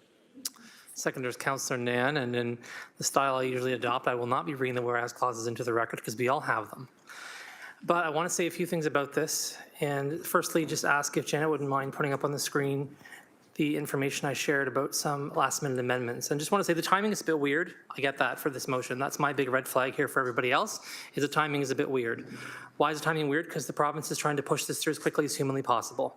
And so councils around the province are struggling to try and say, how can we get motions here to support? How can we deal with this? Toronto's executive committee, which they have an executive committee, which is a small group of their councillors, met last week and approved a similar motion. And I believe, if I have the dates right, they're approving a motion at their council today, are accepting the recommendation of the executive committee today. 134 organizations have written in across the province asking for cities to support this. Here are the changes. They're very minor. It's just frankly to address some of the concerns I heard from people around the table. Number one, to make sure that, well, I'll go backwards since apparently that's how my brain is working. D, that the resolution be circulated to AMO, FCM, and other municipalities. So that's a pretty straightforward one. C, that the date be changed from Q1 2026 to Q4 2025 because housing staff already have the information available to us. They can get it to us by the December 3rd meeting. So there's no need to wait, and that'll happen then. Number C, just that the change there, sorry, number B, pardon me, that the change be there to work with the Hamilton Community Legal Clinic. So that's just been put in there, and that was mentioned by Mayor Horvath earlier. And then I think that's it with the changes. Oh, A, I apologize. Sorry, I took out an A, taking out the Progressive Conservatives. That way all members of provincial parliament get the same letter. So, sorry, I just had copied that from somewhere else. So all Hamilton members of provincial parliament will get the letter, not just Progressive Conservatives. So those are just some minor changes that we're making on the fly, and I'll speak to it if it's okay, if those make sense. Why should Hamilton do this? Well, I've been really doing a lot of homework since I got elected about the composition of this city, who lives here. And what I've learned is, when looking at other large Ontario municipalities, there's 28 others, apart from Toronto. We look at that group, we have a third of our residents are tenants. In the downtown core, 77%, almost 80% are tenants, which, as far as I know, is the highest in the province of Ontario amongst large cities. Second, I think, is Ottawa, around 75%. In the lower city, in the contiguous area between Ward 1 and Ward 5, so all those borders touching, more than 53% of all residents are tenants. And I think, honestly, we have to do more to stand up for tenants in a city that's got so many renters in it, so many folks who are facing precarity, so many people who are expressed to me through the work I've been doing through the Ward 2 Tenant Council, through surveys we've put out. The number one thing I hear from people is about affordability. And then right behind that is about how afraid they are. There was a great example given today about a person living in an apartment paying $900 across from a unit that's being rented out for $2,700. I cannot tell you how common this is, especially in our older housing stock. People might have been in there for 20 years living in an apartment. They locked in their rent at a reasonable rate of increase over the years. And Doug has come in, Doug Ford, that is, in case anyone doesn't know, the Premier of Ontario has come in and has systematically started stripping people's rights away with respect to rent control. So what does that mean for the average person who's being harassed by their neighbor, who has pests in their apartment, who has flooding? They're less likely to report that information to their landlord for fear of being evicted and being pushed out into a market they can't afford to live in. This bill is absolutely making that climb steeper and steeper and steeper and creating more and more fear for people. It's hard to organize in the city with renters and tenants for that very reason, because people are worried about retaliation. In Ward 2, you've seen it in the paper if you've read it, landlords coming after tenants, trying to evict them for organizing meetings with their fellow renters just to be able to have a conversation about what's going on in their building. This is the kind of intimidation and fear, and what's happening in Bill 60 is a lot more pressure on renters and tenants, a lot more than they can handle. We heard from folks from the Hamilton Community Legal Clinic about the absolutely appalling conditions of the Landlord-Tenant Board. We're seeing tenants constantly being put in stressful situations. I can't tell you the dozens and dozens and dozens of tenants I've spoken to who have missed their hearing date because of some technicality, not getting the email on time, not being able to log into the Zoom meeting, not having reliable access to internet, all kinds of things. Suddenly losing the tenancy of their home, suddenly being responsible for all kinds of arrears and other kinds of penalties. Again, this legislation is seeking to make that more difficult for tenants. So I'm saying this all because I think it's an important issue for our city to stand up about. I think we have a huge number of renters in a city that has been affordable for such a long time, and many people are struggling and they're watching and asking, what can city councils do? And I get it. We're asking the province to do something here and pushing back against it, and I recognize that we don't have power in the situation. But the more municipalities that stand up and the more large cities that report back to the province that this isn't going to work, I think the better likelihood we have of them actually backtracking when it comes to trying to push this forward instead of letting them steamroll ahead. Thank you. Thanks, Councillor Crutch. Next on my speakers list, Councillor Narendra Nan, please. Thank you, Deputy Mayor, and appreciating that staff are ready to present the information at the December GIC. That's excellent. And thank you to Councillor Crutch for your leadership in getting this motion to the table today, as well as all the folks in the community that supported the call for it. As a city, we're doing literally everything we can to support tenancy in our neighborhoods across the city. Municipalities can't continue to be expected to create tenant protection bylaws as a result, especially, of the provincial government eroding critical protections for renters. Thank you, as always, to Hamilton renters for your diligence and vigilance to ensure tenant rights are upheld. Deputy Mayor, it's truly a sad state of affairs when any level of government chooses to erode human rights, when we ought to be doing everything we possibly can to tend to the conditions that advance them. I think the province has an opportunity right now to continue to roll back the provisions that they've put forward in this bill and to do right by the tenants and residents of this province that rent. And I know I'll continue saying that around this table, we have an obligation to represent all Hamiltonians, and that includes our renters, not only our homeowners. Thank you. Thanks so much, Councillor Nan. Councillor Ted McMeekin, please. Well, thanks, and I'll just build on Councillor Nan's wise counsel. We had a situation a while back around the Greenbelt, and enough pressure from AMO and citizens, and of course a petition that we generated here caused the Premier of the province, I call it his I'm very, very, very sorry I broke my promise. There's already some small indication of the province's willingness to back off some of these provisions. I've had some contacts at Queen's Park with another party just around that, talking to the critics there who see some of the anxiety. So the only other thing I want to say is that we have a strong tenant group in the city called Acorn. And I'm wondering if they should be included in this motion. You're asking the city solicitor to work with the legal clinic. I think that's good because the presentation was I thought quite brilliant this morning. But in the interest of at least offering the opportunity for some input, that I would suggest might be a helpful addition. But that's up to the mover of the motion. I won't move an amendment, but if he thinks it's friendly, he could do that. Correct, Councillor McMeekin. Thanks for the offer, but that'll be up to the mover and seconder. Councillor Cooper, please. Thank you, Chair. Through you, my colleague, Councillor Croach, really hit on one of the big structural problems we have right now is landlord-tenant board, okay? And landlord-tenant board has been as far out as 2 years getting to it, and that's right on. I mean, what I would be willing to support here is if the mover and seconder saw it appropriate to put something in there about speeding up the timing for landlord-tenant board. I mean, that's one of the structural problems that even at times flows over with our police force, where if you talk to, and I know many people around this table do, police are called to intervene on these landlord-tenant board disputes when it's really not their jurisdiction, but it's the level of frustration people feel because it's not structurally working right now. To have these long periods of time, we heard it this morning, of how long people have to wait to get their cases heard at landlord-tenant board, it just exasperates everything. So I would say this, if appropriate, if there was a section E here that spoke to that in one form or another, I would support that.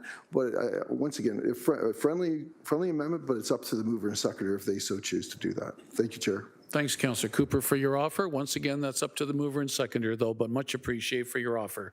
And Mayor Horwath, our last speaker, please, before we vote. Just very briefly, I'm very supportive of this. Was happy to see my former boss here. I've done a lot of tenant advocacy over my years. In fact, my first private member's bill in the legislature, Councillor McMeekin might remember, was about landlord-tenant issues, particularly vital services, and making sure that vital services are protected. Nonetheless, I just want to say thank you to Councillor Kretsch for hearing some of the conversations that were around the table and proactively, after a conversation, making those few amendments. It saved us some time on this very long day, so I appreciate that very much. I'm very supportive. Thank you, Mayor Horwath. Yes, Councillor Kretsch. What do you think of the offers? Just to respond about the amendments, to Councillor Cooper, I think really what you're asking for is a more comprehensive motion. It's just so you know, in the background of the world, that's being worked on. We're organizing a tenant forum for early next year where we want to get tenants' issues at the provincial level, the municipal level, and hopefully the federal level. We'll get some support from our MP and bring that motion to council, looking at all those issues, including landlord-tenant board issues. So I want to make sure that gets the attention it needs and not put it in here, sort of cram it in here. I think this is specifically about Bill 60, which does address some of these things. And by opposing Bill 60, I think sends that message. But I want to give tenants an opportunity to help craft that motion. We're going to do that next year. To Councillor McMeekin's point, I think the reason why the Hamilton Community Legal Clinic was included is because they're lawyers and we're asking the city solicitor to give us some legal options and legal opinions. I don't know that Acorn's in a position to offer legal opinions, and since our housing folks already have information ready for December 3rd, at this point with a short timeline, I'm not going to try and tax Acorn with trying to shoehorn into that. So I'm happy to work with Acorn. They're going to be part of the discussion we have for the new year, and believe me, they'll have lots to say and lots of participation opportunities. Should always include people with lived experience when and if and when we can. Perfect. Thank you, Councillor Kretsch. If it helps, Councillor McMeekin, they're the ones who alerted me to this in the first place. Perfect. All right, no further speakers. We know what we're voting on, 9.3. All in favor, any opposed? E-vote. Deputy Clerk, myself, Councillor McMeekin, manual vote. Councillor Clark, a manual vote. Anyone else around the horseshoe? Councillor Clark, Councillor McMeekin, myself, Deputy Clerk. My apologies. Anyone else? Everyone's done an e-vote.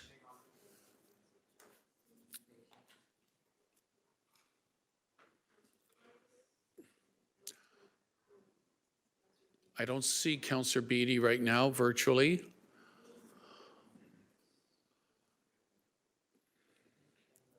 And that carries 14-0. Thank you very much. 9.3. Oh, yes, of course. You weren't quite as large as GFL, but it's still an important group up there, absolutely. Okay, 9.3A, the correspondence about the provincial Bill 60 on tenants. Acorn and Caitlin Craven from HCCI. Mover and seconder to receive, Councillor Kretsch, Councillor Nan. All in favor, hands vote. Any opposed? Motion carried. Colleagues. Reconsider the bylaw enforcement of our speaking for the rest of the day. I'm locked in for the month of November. Am I not, Deputy Clerk Pilon? Thank you very much. Unless there's a coup that's being planned. Anyways, well then how about if I give you 40 minutes for lunch? 2:35. Let's be back for 2:35 because we have several staff overviews that are important. Oh, motion. So do we have a recess? Councillor Wang, Councillor Kretsch. Hands up, all in favor? Thank you. 40 minutes, 2:35, please. Thank you.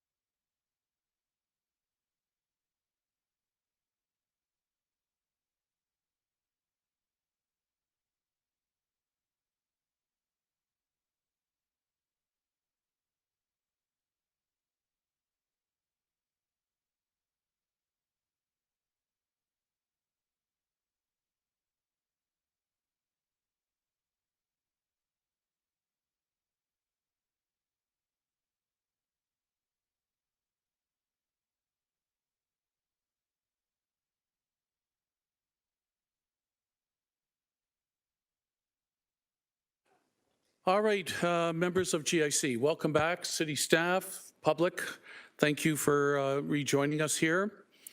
Okay, item 7. The item 7's items for information. 7.1 to 7.6 are all ultimately a show of hands.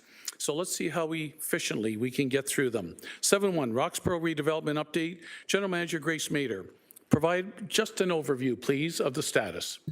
Through the chair, Grace Mader, General Manager, Healthy and Safe Communities. Thank you for the opportunity.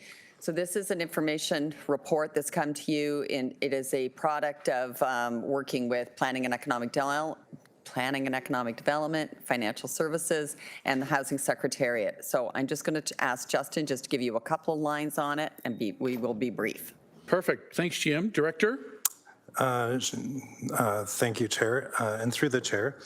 So this report, as you all will recall, Council in 2019 approved the creation of the Housing in Hamilton Community Improvement Plan and the corresponding incentive program, Be Roxborough Access to Home Ownership Grant Program.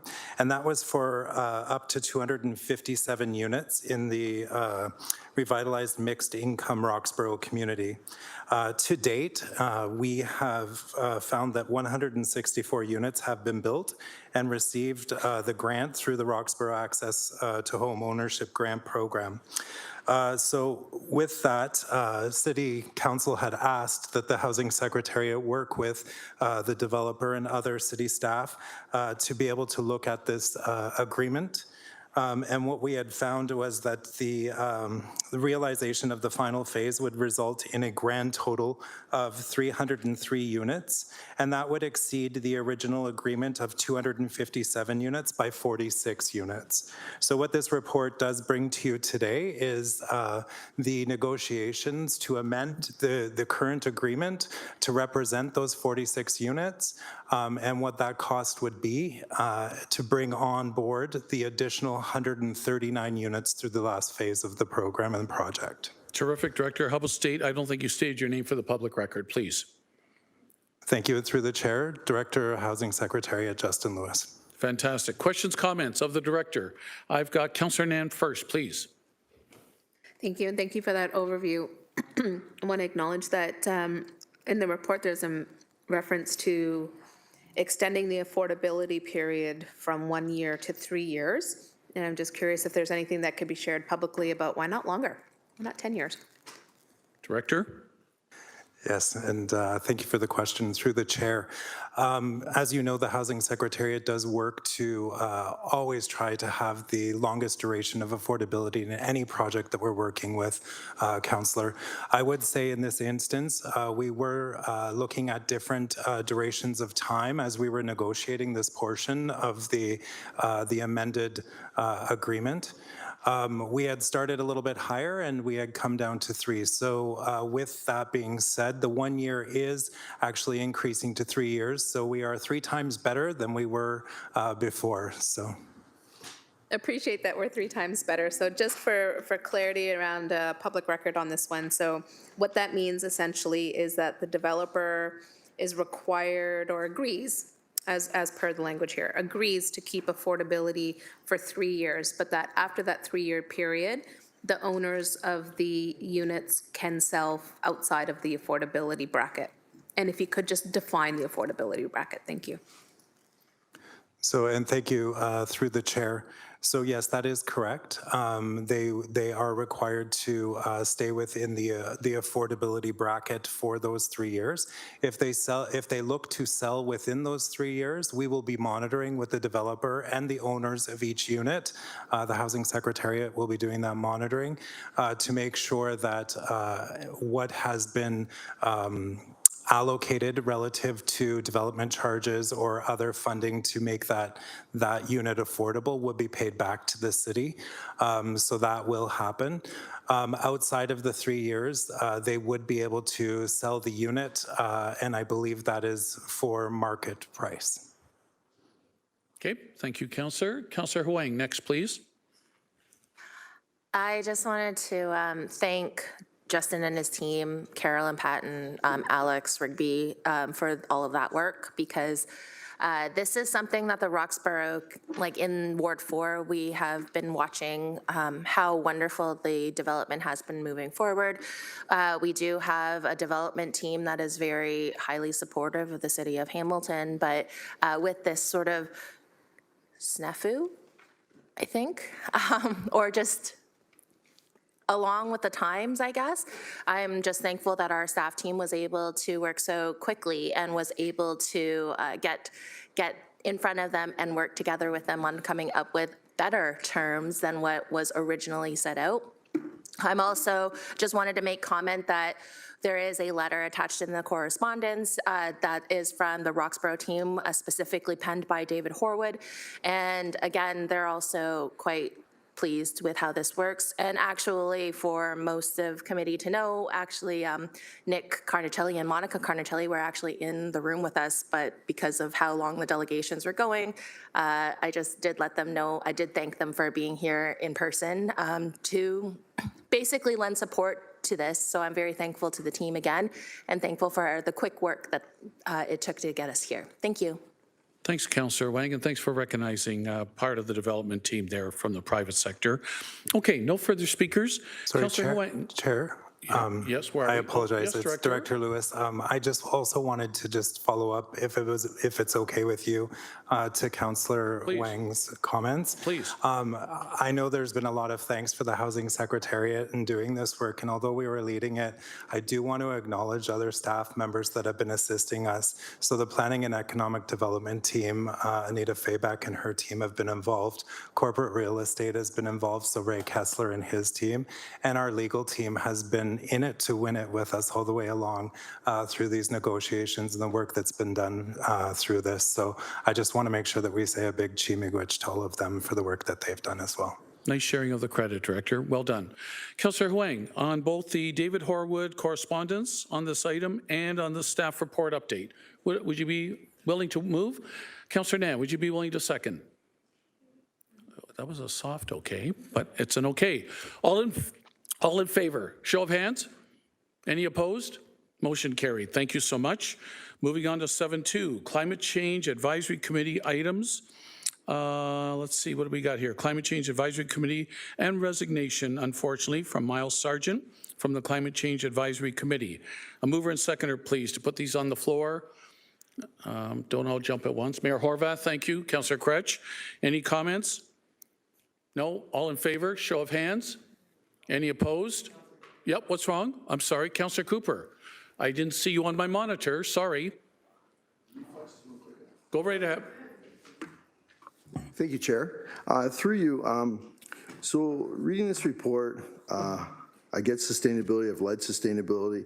I've had a great conversation with Linda as well. And but one thing coming out of that conversation I still struggle with is particularly what's happening in my ward around what I call the, the concrete jungles and the asphalt effect. I mean, we're creating this whole heat island concept that a lot of cities are walking away from, but we're actually generating. And so, when I look at the master plans and I look at what's happening with something like Upper James Street, I'm hopeful that we'll start baking this in our plans, that we will start addressing and I can give you some examples on Upper James right now where developments are going in, green spaces are being eroded, completely wiped out, and we're going to end up with a concrete asphalt jungle on that street.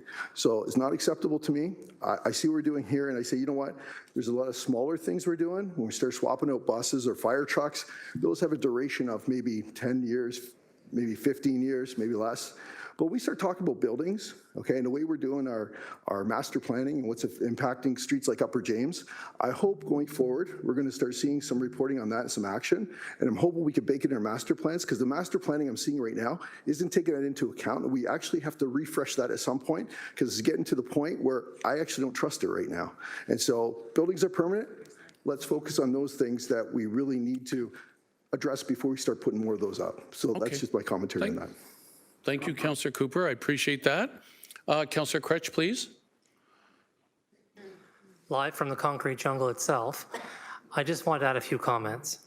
So yes, there are some concerns about urban heat impacts. Certainly, the most impacted neighborhood in Hamilton, according to a CBC study done a couple of years ago, is the North End. So I understand these concerns really clearly. One thing we did, and we really tried to fast track through this term of council, and something I was championing before I was elected, was green development standards. Those green building and development standards were set in place to help us address this issue. Then the province, in their limited wisdom, decided to interfere with that and try to stop municipalities from putting in green development standards. And so that's kind of where we're stuck right now, as far as I know, is that we were so close to implementing what I thought were pretty good progressive green development standards, all kinds of mitigation efforts to help us address the exact issues you're talking about. We had a motion here to do it. Literally moments afterwards, the province put in legislation to interfere with that motion, to stop it from happening, because the development industry lobbied them to do so. And so I just want to say that out loud, like, that's what's going on here. This city has done everything it can to make that happen and to ensure the development projects are going to be as green as humanly possible to really reduce urban heat impacts. Thank you, Councillor Crutch.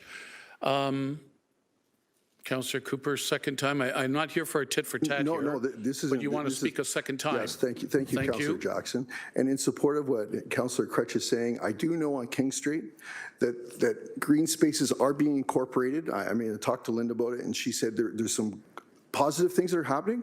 On Upper James, it's not happening. Okay, so we've got green spaces right now that are being wiped out, and all we're getting is asphalt and concrete. And so that's where if we could even do what we're doing in your ward, I'd be happy, right? But we're decimating green space. And I know you're working from a situation where you're already in that concrete jungle, but we aren't in a concrete jungle in Upper James, and this is being man-made. Okay, so I'm like, pause. Let's think about this. If we need to update our master plans, let's do it, okay? But let's not put up these structures that are going to be there for the next 50, 75 years, and then all of a sudden end up with these heat islands, congestion on the street, and we've Americanized our city. So I'm just saying that we need to address that, and I'm in support of exactly what Councillor Crutch is saying as well. We're on the same page. So thank you, Chair. 2 and 8 aligned. Wonderful. Thank you, Councillor Cooper. Again, we were just dealing with minutes and a resignation, but I allowed some latitude. Fair enough. Did I have a mover and seconder? Did I? Deputy Clerk? Okay. Just wait, please, Mayor Horwath. I'll get to you in a minute. All those in favor?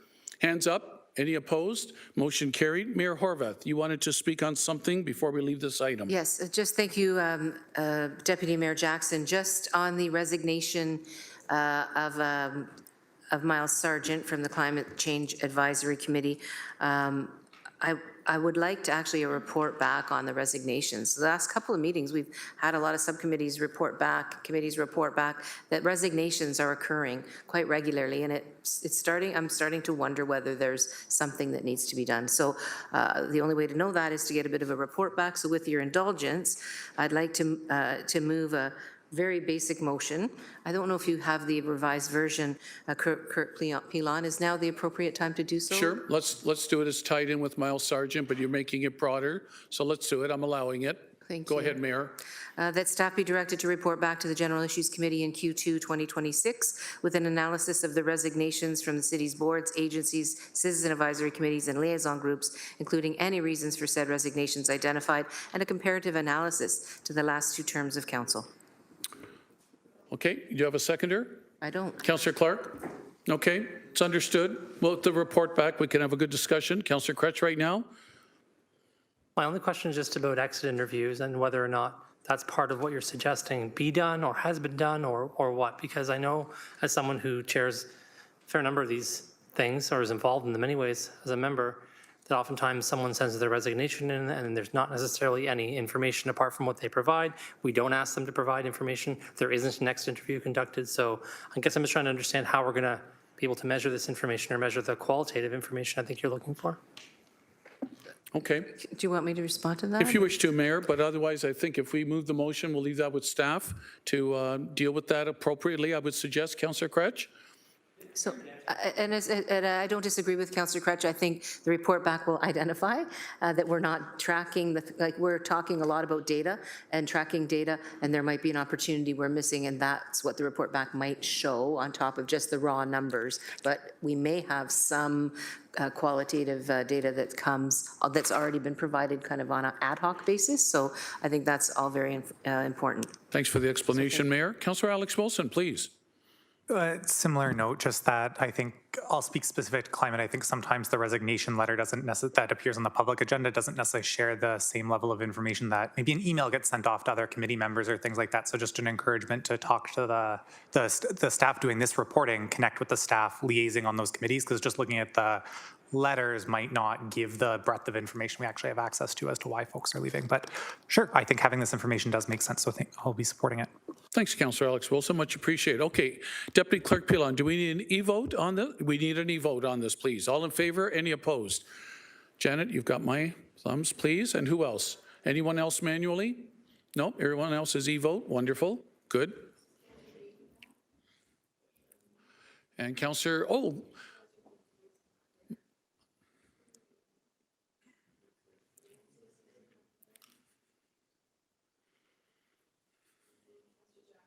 yes? And that carries 14-0. And my apologies, Councillor Mike Spatafora, welcome. And I should have recognized you about a half hour ago. Thank you so much for joining us. Okay, moving on to 7.3, Economic Development Action Plan Update. General Manager Prasad, provide an overview, please, of this report before we do a vote. Yes, thank you very much, Mr. Chair, for the opportunity. This is a 2024 update to the 2021 to 2025 Economic Development Action Plan. And this report provides a transparent, data-driven update on the city's progress on the 77 actions contained in this Economic Development Action Plan. It ensures council and the public can assess the achievements and the areas needing further attention. So by the end of last year, 51 of the 77 action items had been completed. And following receipt of their report, staff will initiate development of now the 2026 to 2030 Economic Development Action Plan. This update contextualizes Hamilton's economic development within a shifting global conditions, such as the post-pandemic recovery initially, and more recently, the trade disruptions that are affecting the city, highlighting the need for adaptive and resilient planning. The update identifies that the majority of action items have either been completed or are in development.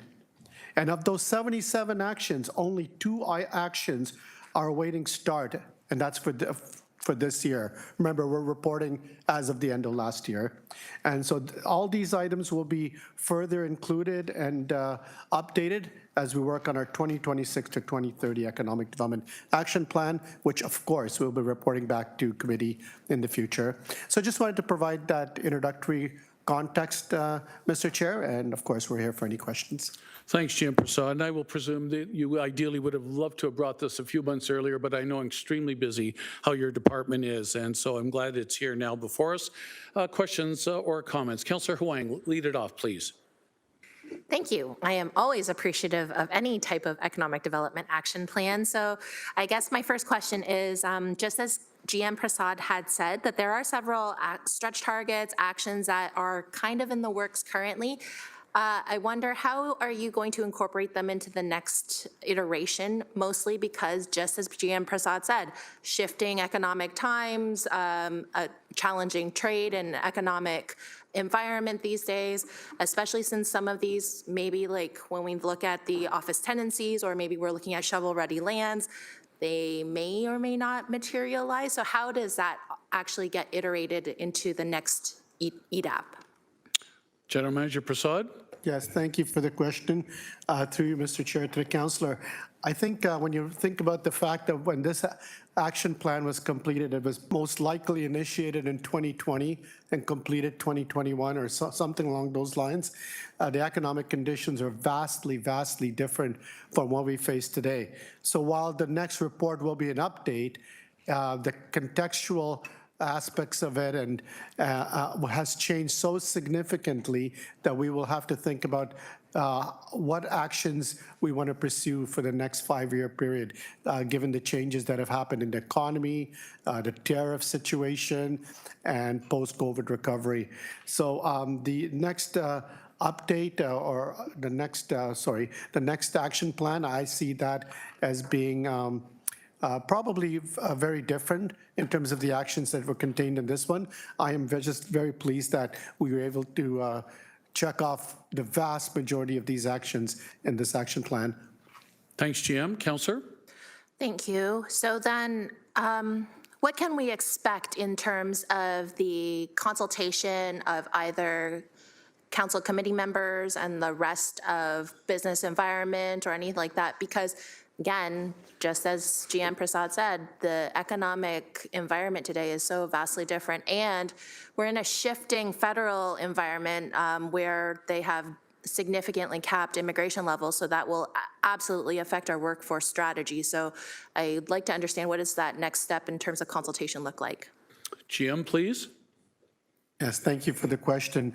Definitely, there has to be an incredible amount of consultation with the local business leaders, first of all. Roundtable engagement sessions. We'll be looking at consultation with council, of course, and of course with senior levels of government, many of which are responsible for funding programs and so forth. So part of this will be significant consultation given the changes in the economy. We will come up with a consultation plan that will be brought forward. Thank you, Jim. Councillor, you still have the floor. Thank you. My last question then, through you, Chair.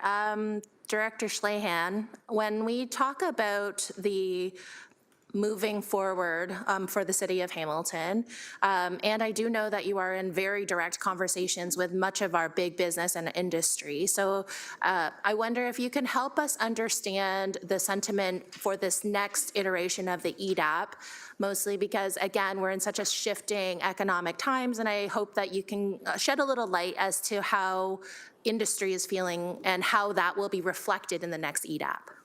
Director Schlehan, please. Thank you. Norm Schlehan, Director Economic Development, through the Deputy Mayor to the Councillor. Councillor, I guess when we take a look at how we're moving forward with the plan, I guess if there's any silver lining into the chaos that's been ensued over the last little while from a tariff perspective or post-pandemic recovery, is that we've had probably more consultation now and information from private sector businesses than we probably ever would have had, to begin with. So this has really given us a really good head start as to what, the needs of those companies are. And it's quite diverse. I mean, the tariffs have hit, obviously, the steel, aluminum, and lumber sector is probably the hardest out of the most. The derivatives, and I think of Arvin Avenue down in Stony Creek, and all of the North End and across the city. But it has had very large impacts. But we've had a lot of great input, whether through roundtables already, through consultative process. So I think we've got off to a good head start. And then if you take a look at some of the other items that require some improvement upon in terms of office vacancy and whatnot, we've had great consultation around our downtown strategy already as well. So there's been a lot of outreach, from the private sector perspective. To your question about how are we going to engage council, I think similar to the last time when we did this, and it was a little different about 5 years ago, as you can imagine, when we, things were happening 5 years ago. But we want to have those one-on-one engagements. We'll put the reach out to all of you to say, can we have a one-on-one meeting? What are your concerns? What do you see? What are you hearing from your constituents? I would ask the council if you have the opportunity to basically, once we get a template, a communications plan together, questions to ask our local industry and community players, if you can get that out and can provide us with that feedback. So it's going to be a good balance, as it was the last time. When these 6 priorities were developed for the last action plan, they were developed in consultation with the business community and the community at large. So I think that's the approach that we're going to take this time. And so I'll leave it at that. You still have 90 seconds of your own speaking time, Councillor, under the Jackson Rule. I appreciate the Jackson Rule today. Oh, now the tide is turning back towards the Deputy Mayor. Carry on, Councillor. Councillor Huang, I'd love to give you a few more minutes, please. I think my last bug in the air for Director Schlehan is we have a lot of big plans coming forward. We have the downtown revitalization strategy, we have the tourism strategy, we have the museum strategy, we also have the downtown office vacancy. It is a significant amount, and I wonder if you can, before doing that consultation with either council committee and business, just to give a primer document to help with setting the context, because otherwise the EDAP might I don't want it to be seen as being off on its own because it actually does have to fit in with all of the other stuff. We've talked about decarbonization, we've talked about the North End, the Bayfront industrial strategy, there's so many that I worry that we might lose sight of how all of this like kind of fits together. Thank you, Councillor. Director? Through the Deputy Mayor to the Councillor, we can certainly provide you with that primer. And just my own thoughts as we're getting, looking into getting the strategy started, I think we have to incorporate all the work, outstanding work that's been done across many different groups and strategies and divisions, departments across the city. But at the end of the day, I think we have to come down to, I want this to be a bit of a back to basics plan as well, in terms of what are the rudimentary building blocks that we need to move things forward. In terms of an economic development report card, maybe you could call it stretch, this is just Norm Schlehan talking sort of high level thoughts. We have a downtown report card that's going to be coming forward that we're going to be measuring I think we should have, whether it's stretch targets or not, report card basically on the economy. And I think that however we structure our plan and incorporate those other strategies, it'll be part of that discussion. So I think we're moving into a good place. Thank you. Thank you, Councillor Tom Latitude Jackson. Yes, for sure. That. I would like to potentially add that if there's an opportunity to give us a sense as to how we do in comparison to other municipalities. I know that this comes forward every year, but in the context of a new EDAP, how competitive are we? How much investability do we have? What does the business environment look like? I think that will also help set the context for how we as councillors might share that information with the community at large, because sometimes there's a little challenge with thinking like a little bit of despair that we might not be as forward-thinking or as innovative. Comparators, Director? Through the Deputy Mayor to the Councillor, we can certainly provide those comparators. And one thing I just want to make clear with our Economic Development Action Plan as well is that there are many municipalities that will go out and engage a big firm to come in and say, here's what you need to do. And we do that in some specialized sector reports or whatever else. But I think in the case of an Economic Development Action Plan for Hamilton, I don't think outside consultants know our city as well as we do. And I'm proud to say that ever since we've done these economic development strategies or action plans, they've been homegrown and in-house. So I want to keep it going that way. And I think coming up with those comparators will not be a difficult task for us either. Thank you. We definitely have a very talented workforce. Thank you. Thanks, Councillor Huang. Next on my list, Councillor Maureen Wilson, please.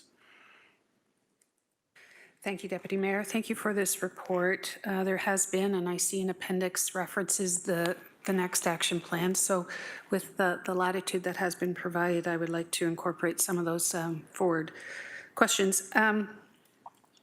If I could just better understand the shovel ready and some of the factors that have gone into maybe not reaching our target, through the chair.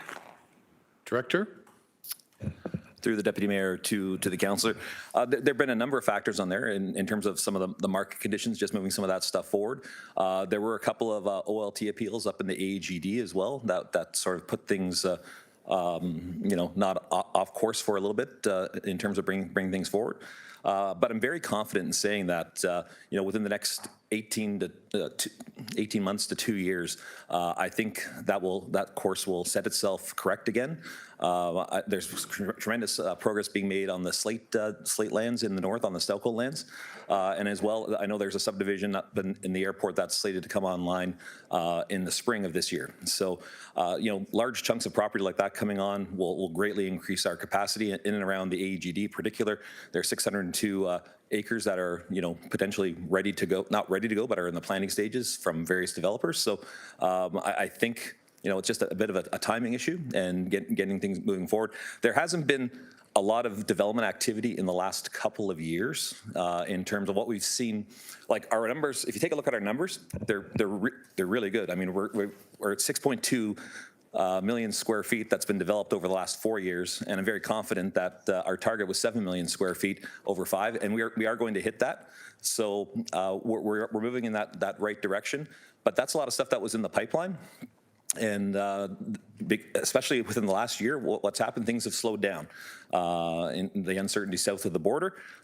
So our pipeline isn't as robust as it once was. However, that being said, that's provided, folks that are in the planning stages more opportunity to work on their plans and get things moving forward. So I'm confident that we'll see that trend turn around very shortly. Councillor? Thank you. Just on that point before I moved, when do you measure employee per square meter when we're getting Randlet, when we have land ready, shovel-ready land? Through the Deputy Mayor to the Councillor, we can, it's not a standard measure that we have. It does vary greatly in terms of depending on where we are. There are some warehouses that will only employ a handful or 20 to 30 people. There's some that will, in case of the Amazon distribution facilities, 3,000 people, right? So that number is very wide and varied. We don't measure. It's a very getting employment information is sometimes a very difficult task and a time-consuming task. So not everybody necessarily wants to share that, but when they do, we can provide you with some great examples across the board, whether they're large or small. Thank you. Always very pleased to see transit included in an economic development action plan, a recognition that transit is important for employers and employees. It puts more disposable income in the pockets of consumers, and obviously pleased to see us just hitting that ball out of the park. To that point, in the future, or has there been in the past, and will there be in the future, a consideration of attainable housing as an economic magnet? Director? That has not been, pardon me, through the Deputy Mayor to the Councillor, that has not been part of our past plans. It's not to say that that cannot be explored, if that is the wish of Council. We just have to be cognizant of what we can control from an ECDEV perspective. And I should say this plan, the Economic Development Action Plan, just isn't an economic development division plan. It goes across the corporation. So if there's, from an economic development perspective, from a city perspective, if attainable housing is one of those measures you'd like us to put in there, we can certainly work with our colleagues in the other departments and divisions to see if we can incorporate something like that. Yeah, thank you. I have never met a commuter who actually wants to commute. And I would argue a little bit of commentary that the beginning of small enterprise begins when people are actually able to have some time in their community. So the capacity to actually live and work in the same place, I would argue should be a competitive advantage, because it's just too hard on families to get in the door at 7, get someone in the bath, and then get to bed and then have to do it all over again the next day. Whereas when you can meet someone on the street, that's when the magic happens.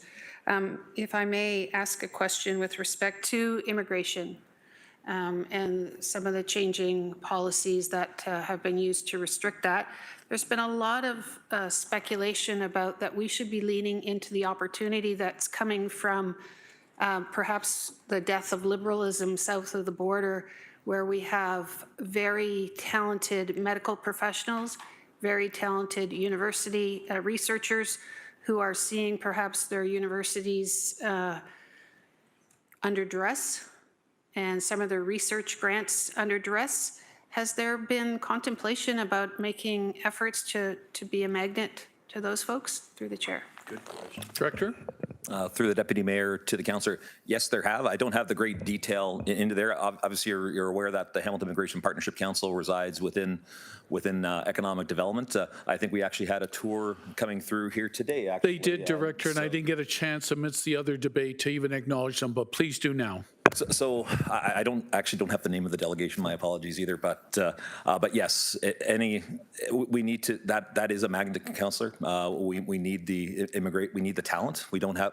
We've got a lot of great homegrown talent, but we need more as well. Yeah, thank you. Liberalism is actually a magnet. If I could ask a final, just put a bug in your head. You've mentioned a few times, I'm not being critical, but you've mentioned a few times about consulting with business owners. I would hope and trust that we're going to consult with employees. to try and understand better what kind of investments can we make as a municipality, what is within our realm of investment that is actually going to attract you to Hamilton and keep you in Hamilton? Where do you want to work and why? What kind of amenities, urban and otherwise, like the arts and culture, will say, you know, I may not be able to get this here, but I can get all of this stuff here. So leave that with you. Thank you for the work. Okay. And that's for Director to take under advisement. Your thoughts. Thank you. Thank you, Councillor Maureen Wilson. Councillor Mark Tattison, please.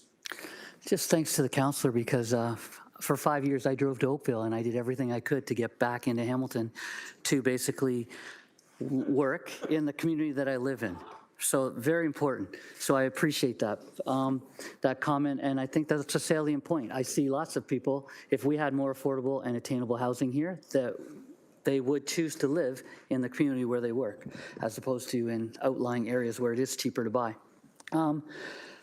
I just went through this, and in some of the appendix, I see some stuff, and then we have some stretch targets. I just wanted to ask a general question. It says, attract 5 major events that generate a total combined economic impact of at least 50 million. This is for our tourism group. And it was achieved. They had multiple listings of events. What are the next events we're going to be going for? Any insight? Director Anybody Abbott talking or about GM that? Prasad? Director Abbott? Through the Deputy Mayor to the Councillor, Lisa Abbott, Director of Tourism and Culture. Great question, yes. So you are aware, of course, that the Junos are coming in 2026. Super exciting opportunity for us. You may also remember that we were here looking for endorsement to proceed with the International Children's Games.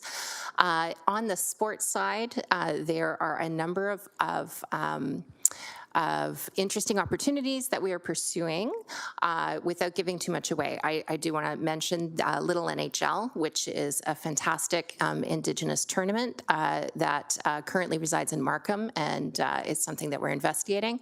Additionally, we are looking at the NSA softball events for 2026, as well as looking at the summer games, the provincial summer games.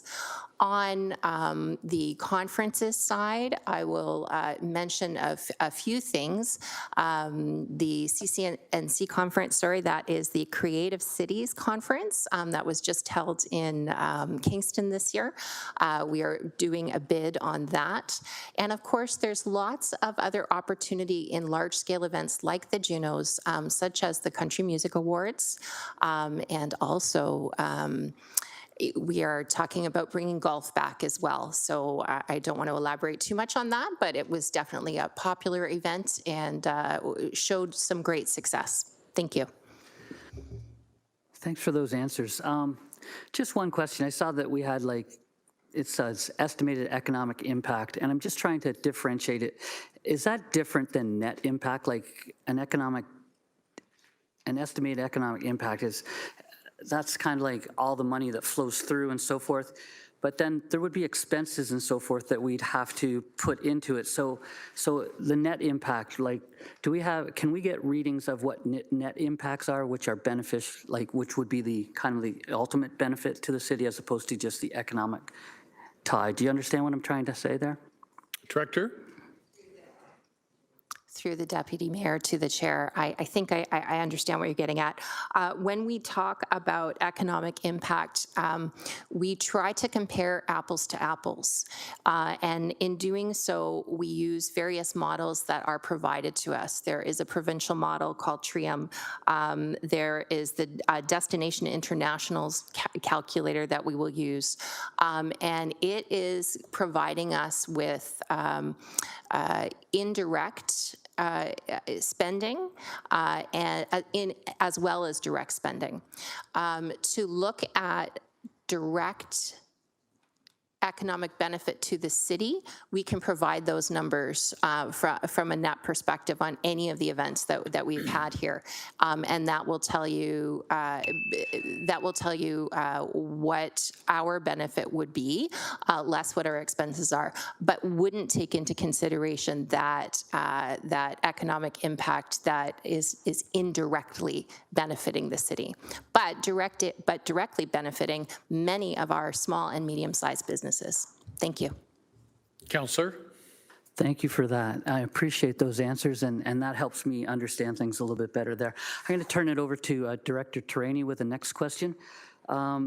It says in number 12, it says advocate for and promote investment in broadband connectivity speed increase in Hamilton with a target that all rural Hamilton have access to 50/10 Mbps.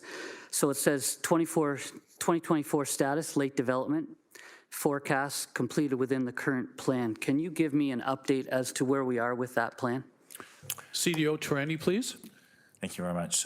Through the chair to Councillor Tattison, actually, as part of the Connected Communities strategy that was brought forward, that had included closure of these items because it hadn't also incorporated a broadband strategy.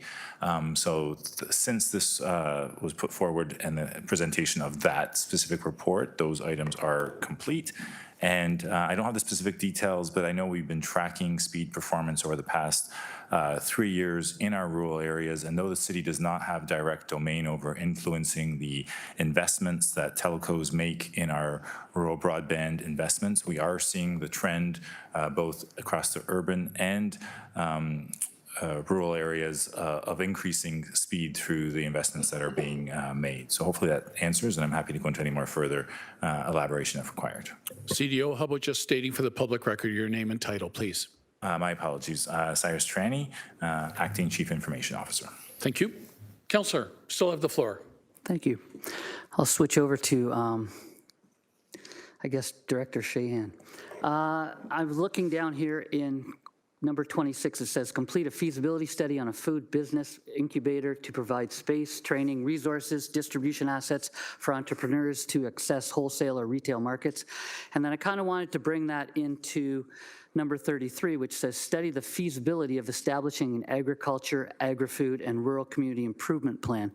And I'm wondering if there's, I see the one, it says it's already completed. I'm wondering if there's any room for that in the next EDA, I guess is what we'd call it, or the development plans. My suggestion would be I'd like to propose that our ECDev sector focus on helping the city become a center of excellence in the province for the agribusiness sector and helping this become even more of an economic driver for the city. And that would just be my suggestion. Do you think that resonates with you? Any comment, Director? Through the Deputy Mayor to the Councillor, yes, that does resonate with me, so. Okay, we'll take that offline then. Thank you. Thank you, Councillor Tattison. Mayor Horvath, please, and then Councillor Clark. Mayor Horvath. Very briefly, just a couple of things. First of all, really happy to hear the acronym EDAP. It's now in my kind of list of, so thanks for Councillor Tammy Wang, who used to be a member of the EDAP producing team, I'm sure. There's a couple of things on the ones that were identified as behind target that are actually, from my sense, ongoing and probably exacerbated by the economic times. And I don't see them necessarily in Appendix B reflected in some of the actions automatically being brought forward. And so I just want to get a sense of where that's at. So reducing downtown vacancy rate to pre-pandemic levels. I'm just going to list them off and you can answer them all at once if you want, or give any kind of commentary that you want through you, Councillor Jackson. So there's the downtown vacancy rate. There's the commercial storefront occupancy across BIAs, which I still think is suffering and in fact probably has gotten worse and may in fact be getting even, well, let's just leave it at that. And then the triple the assessed value, tax value of Stelco lands. The one on increased shovel-ready land supply, I think we've already talked about that. But the other three, I don't necessarily see them reflected in Appendix B. And so if I can get a sense of what's kind of the future for those ones. Director? Certainly, through the Deputy Mayor to the Mayor. So the Appendix B is actually the action items that we're talking about. So what you're referring to are the stretch targets and trying to achieve those stretch targets. So, so the stretch target of the downtown occupancy, as well as the storefront vacancy, or I may have that under council's direction. On December the 4th of last year, you provided the direction for us to go forward with the downtown revitalization strategy and try to address some of these things. These are not uncommon to Hamilton. These are in many major urban centers. Actually, right now, our downtown office vacancy rate is probably lower than some of our neighbors. However, it is something that we're keeping an eye on, because as leases come up and people look at what their choices are in terms of do I decrease my size, do I cancel my lease, or do I want to stay down here? So that's why it's so important from our downtown revitalization strategy that we actually provide, reasons for people to want to come and work, play, and live in downtown Hamilton. So I think those sort of go hand in hand. And when you have the reduced workforce within your towers, that's going to have effect on the main streets, right? So the downtown BIAs do have a lower occupancy rate in terms of people and businesses than the outlying BIAs. So our numbers are being brought down a little bit by the decreased occupancy in the downtown. And from the slate land perspective, that has been a stretch target since the get-go. However, with the acquisition a few years ago by Slate and their movement forward on there, I expect that, we were never looking to triple the assessment on those lands by appeals or by any means. But that is in the report, we just say, here's a status of where they are from a numerical perspective. However, as soon as we start seeing some development go down there, you'll see those numbers increase drastically. Mayor? Very much appreciated, Deputy Mayor Jackson. Just on a couple of things that were raised by Councillor Maureen Wilson. I've been quite connected with the new President and Vice Chancellor of McMaster University, Susan Tai, as well as Gayleen Vender, our new MIP CEO. And I can tell you that they're sucking people in. Just to let you know, the folks that you were I shouldn't say it that way, but they are really focusing on pulling some of those brains that are south of the border that are not kind of being appreciated so much, and they're getting a lot of positive response. And so that is underway, and those institutions are doing that work and being led by those two women, which is really, really wonderful. Quick story, and then I'll stop, except to say Councillor Taddison, TD Coliseum's also got a huge roster of things coming, including perhaps the women's hockey tour. I don't know. We'll see. But the bottom line is that I was visiting McMaster for yet another one of their amazing kind of achievements, and it was the literally highest power microscope on the earth at the time that we went to do the ribbon cutting, not that long ago. And I met a fellow there who was showing me all the things, which I can't explain what they were now, but I understood them at the time. He was from France, and he told me, I asked him where he was from, because it was obvious that he had a French accent, and he said he's from France. He didn't know where McMaster was, never heard of the university, didn't know where Hamilton was, didn't even really know about Ontario, but he read it in a science journal that this effort, they were going to invest in this effort, and it was his bailiwick. It was his field of study, and he wanted to be a part of that. He's been here for a couple of years now. He lives in the neighborhood, I think probably then in Councillor Maureen Wilson's ward, and said great things.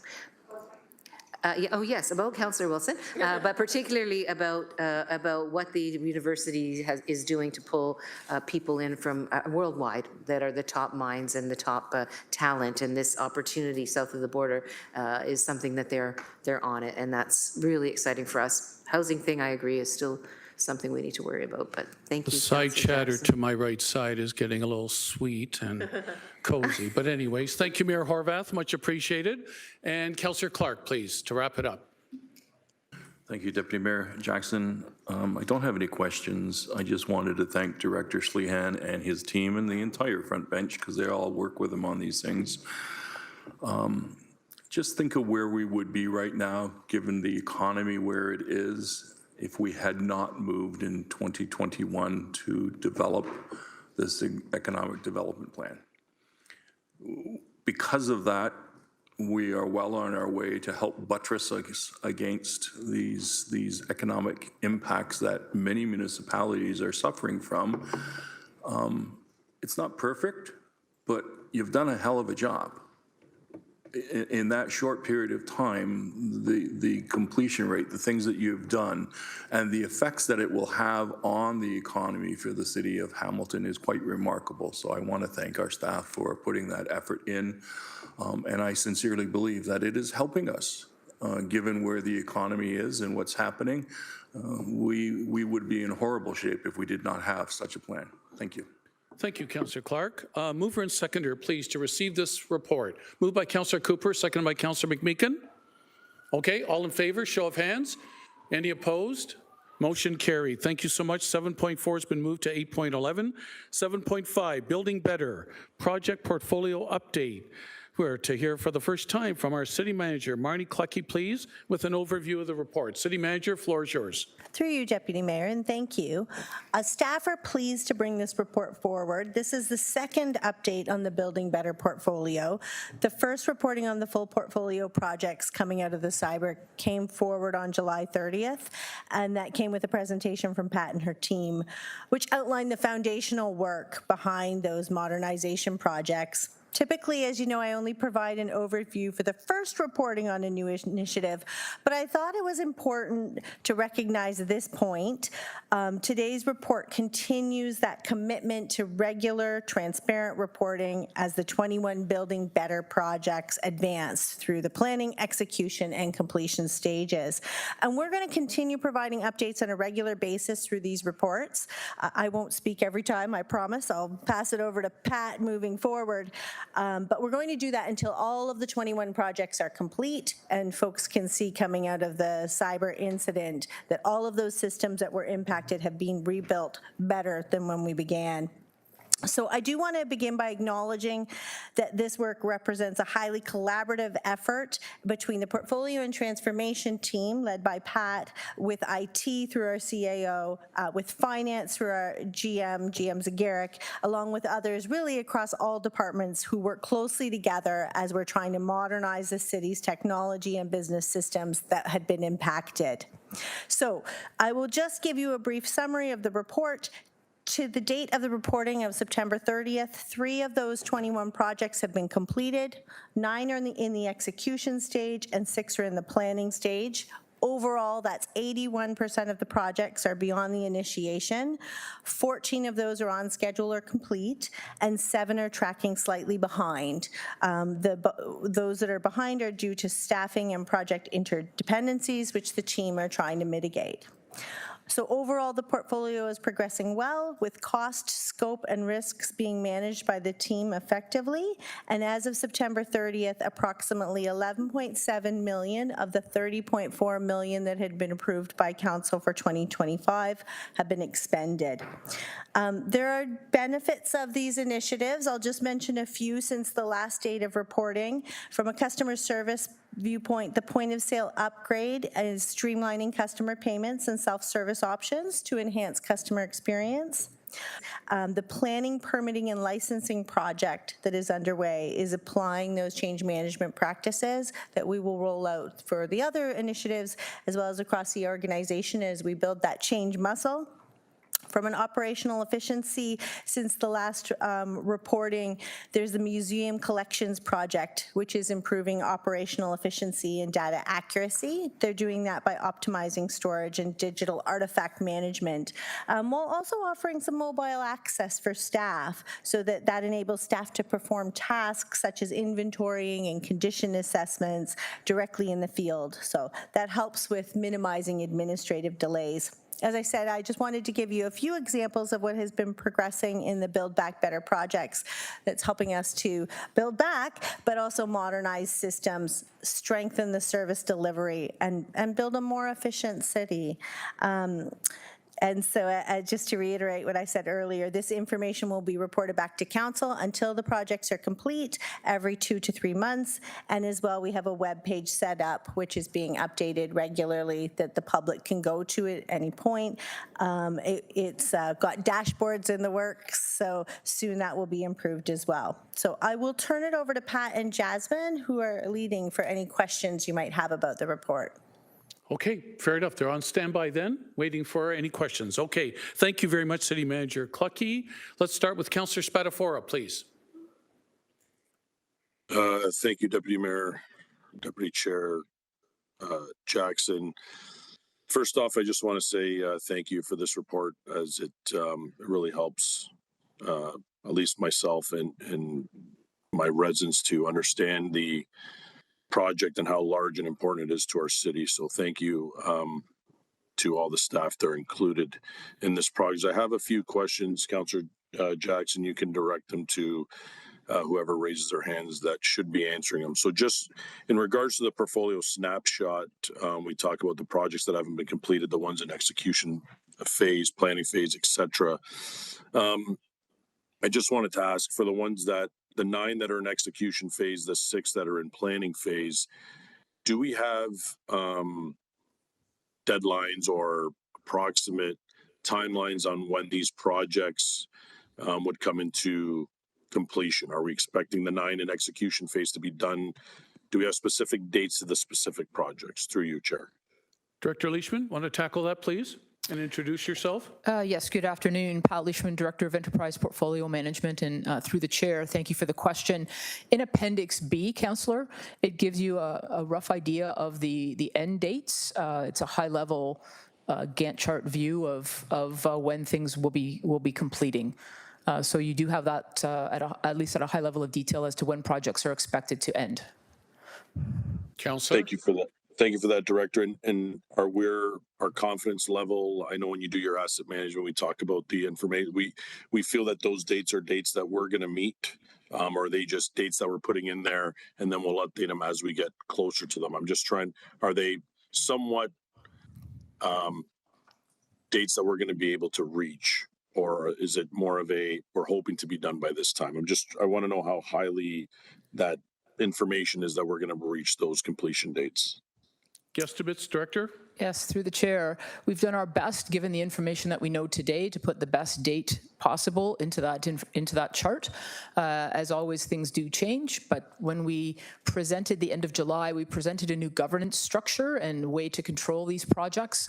And so we're working very closely with the project leads to make sure we do continue to keep you updated with the best information possible. If you're asking me what my confidence level is with those dates, I'm going to say 75 to 80%. Appreciate that, Director. Thank you. My next question, Councillor Jackson, is a finance question, so I'm assuming maybe Jim Zagarek will want to take it. So in that same snapshot, it talks about 11.7 million of the 30.4 of the 2025 funding has been spent or committed, which leaves obviously a balance. If we foresee that some of the money that is being allocated for 2025, obviously I know it's spread over a number of years, I'm assuming there's funding for next year. Seeing that some of these projects, some of them are not on schedule. I think there's 7 that track behind. I'm just trying to understand how we would work to finance. So let's say we have some projects that fall behind, some projects that we're not going to have to fund as we get into 2026. What happens with the funding that, say, we may not need at the time we thought we would need it? Does that funding get pushed out? Can we move that funding into a different year so we can reduce the impact, say, on the 2026 budget? I'm just trying to get understanding from a financial standpoint. Please, through you, Chair. Jim Zagarek? Through you, Deputy Mayor, we would look at it in the context of our capital closing policy, and within the 3-year period, if there's an opportunity or a need to close out that project with an opportunity to realign the funding with the appropriate period. So, for instance, if a project is being deferred relative to a previous date, we would report back to council once that information is known. Okay, so if any of these, just to confirm, I understand, if any of these projects get delayed to a point where the money that we would have needed in 2026, because things have been delayed, we don't need that money for the following year, would we still be taking that money in 2026, or would we defer that ask for the money to 2027, knowing we're not going to need it? If that information comes to you and you know you're not going to be able to use it, I'm assuming we wouldn't take the money in 26, we would take it in 27. How does that work, GM, please? Through the Deputy Mayor, using 2026 as a reference point, if the funding is forecasted for 2026 and is being now deferred to 2027, we would look at that as part of our capital financing strategy in terms of appropriating that funding and resubmitting the funding. Or typically what happens is the funding could be phased in. There's some work that has to happen in 2026 and some that could be deferred to 2027. So that would form part of our overall capital financing strategy that would come before council through the budget process. You got a couple of minutes of your own speaking time left, Councillor. Councillor, that's fine. Thank you to staff for the answers. Perfect. Thank you, Councillor Spadafora. Councillor Huang, please. Thank you. Through you, Deputy Mayor, I am truly, truly thankful for this report, mostly because it does give a lot of insight into where we're at and how we're going.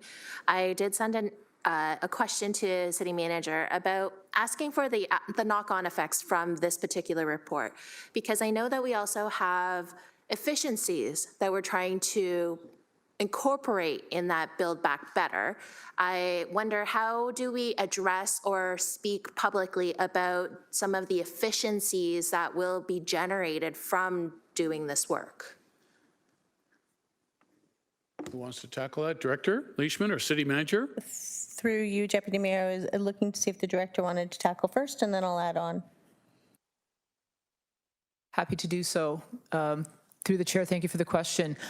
I am so pumped and so excited where we're heading with all these efficiency conversations, and we are tracking everything that we're doing in terms of benefits to the city. We are coming forward with new ideas and new ways to do things, and also new ways of tracking and controlling all of that, which we are excited to bring back to council at some point, hopefully sooner rather than later. So making sure that we are looking at the holistic landscape and how all of these things start to dovetail together. So get ready for some exciting conversations moving forward. Through you, Deputy Mayor. And so you can see the enthusiasm that our director has for this and why we've got the right team behind this.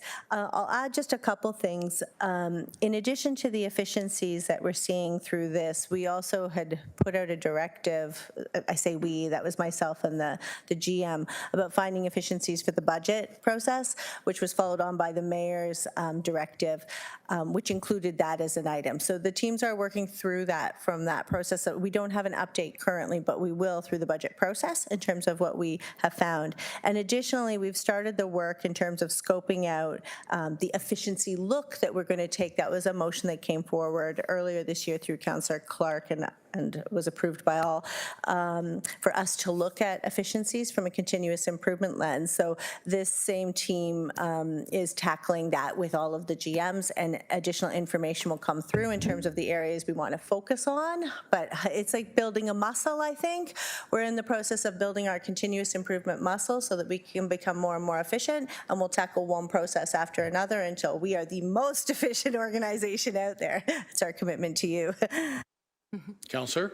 Thank you. I think that when I look at this report, I see it as a very top line, high level type of report, but what we don't see is all of the other programs that flow out of it.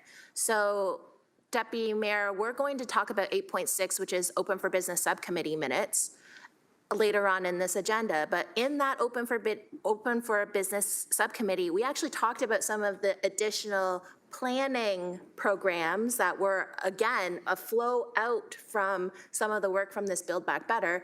And I'm just trying to find a way that we can tell that story holistically, because it's not just these projects that we're seeing in this report today. There is so much other work that's being done that all comes out of these top line like the ERP system, our asset management system, all of that stuff. There is more that's coming out, and I don't know what's the best way to potentially speak about this. So perhaps I'll direct that to city manager, because it's not just these projects. We have so much more coming out of that. So what's the best way for us to be a little more open and transparent to the community about the additional work that each individual department is possibly doing based on these top line projects? How can you better tell this story, City Manager Clucky?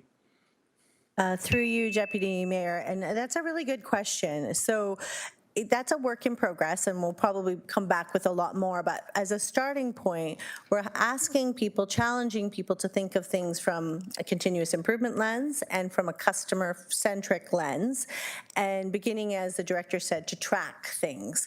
It hasn't cascaded everywhere yet, but the intent is that we would capture as much as possible and have people thinking about it from a philosophy perspective, and then tracking all of the continuous improvements that we have. And when we have that data, we'll be able to tell that story better in different ways, things like the What Works City or all the various departmental initiatives. We're not there yet, but we'll report back with how we're going to tell that story better. So my last point through you, Deputy Mayor, is that when we look at Appendix A in particular, it's item 20, which is the permit applications and licensing. Later on in 8.6 in the Open for Business Subcommittee minutes, we're going to talk about First Wave. We're going to talk about some of those planning initiatives that the planning department has been really working on, also through the Harvard Business Innovation Challenge. That story doesn't get told. And committee also is not on all of these subcommittees, so it's really hard for council next week to understand the sheer amount of work that has been going on in this file. So I think that that's just something to put a bug in city manager's ear about that, because yeah, like that's a very clear line. Number 20, which actually relates to planning, which actually relates to First Wave, which actually relates to, so I think that that's something that we ought to think about. Thank you. Appreciate your eagle eye on that, Councillor Huang. City Manager's taking that under advisement. Much appreciated. Councillor Clark, please. Thank you, Deputy Mayor Jackson. I am heartened to hear the comments from the city manager with regards to the work that's being done looking at efficiencies in all of the departments across the city. That is something that we desperately need to do and do regularly. The question I have with regards to that item, Deputy Mayor, is are we employing any AI models, any software that operates through AI to assist in finding efficiencies? I'm seeing a lot of it internationally, but I'm not aware of anything that the City of Hamilton is doing so far. Who would like to tackle that? CDO Tarani, City Manager, AI question? Thank you. Through the chair to Councillor Clark. We have made available to all our staff some AI tools to use in their daily work as part of our licensing components. There's also been some work done around some pilots technologies using AI.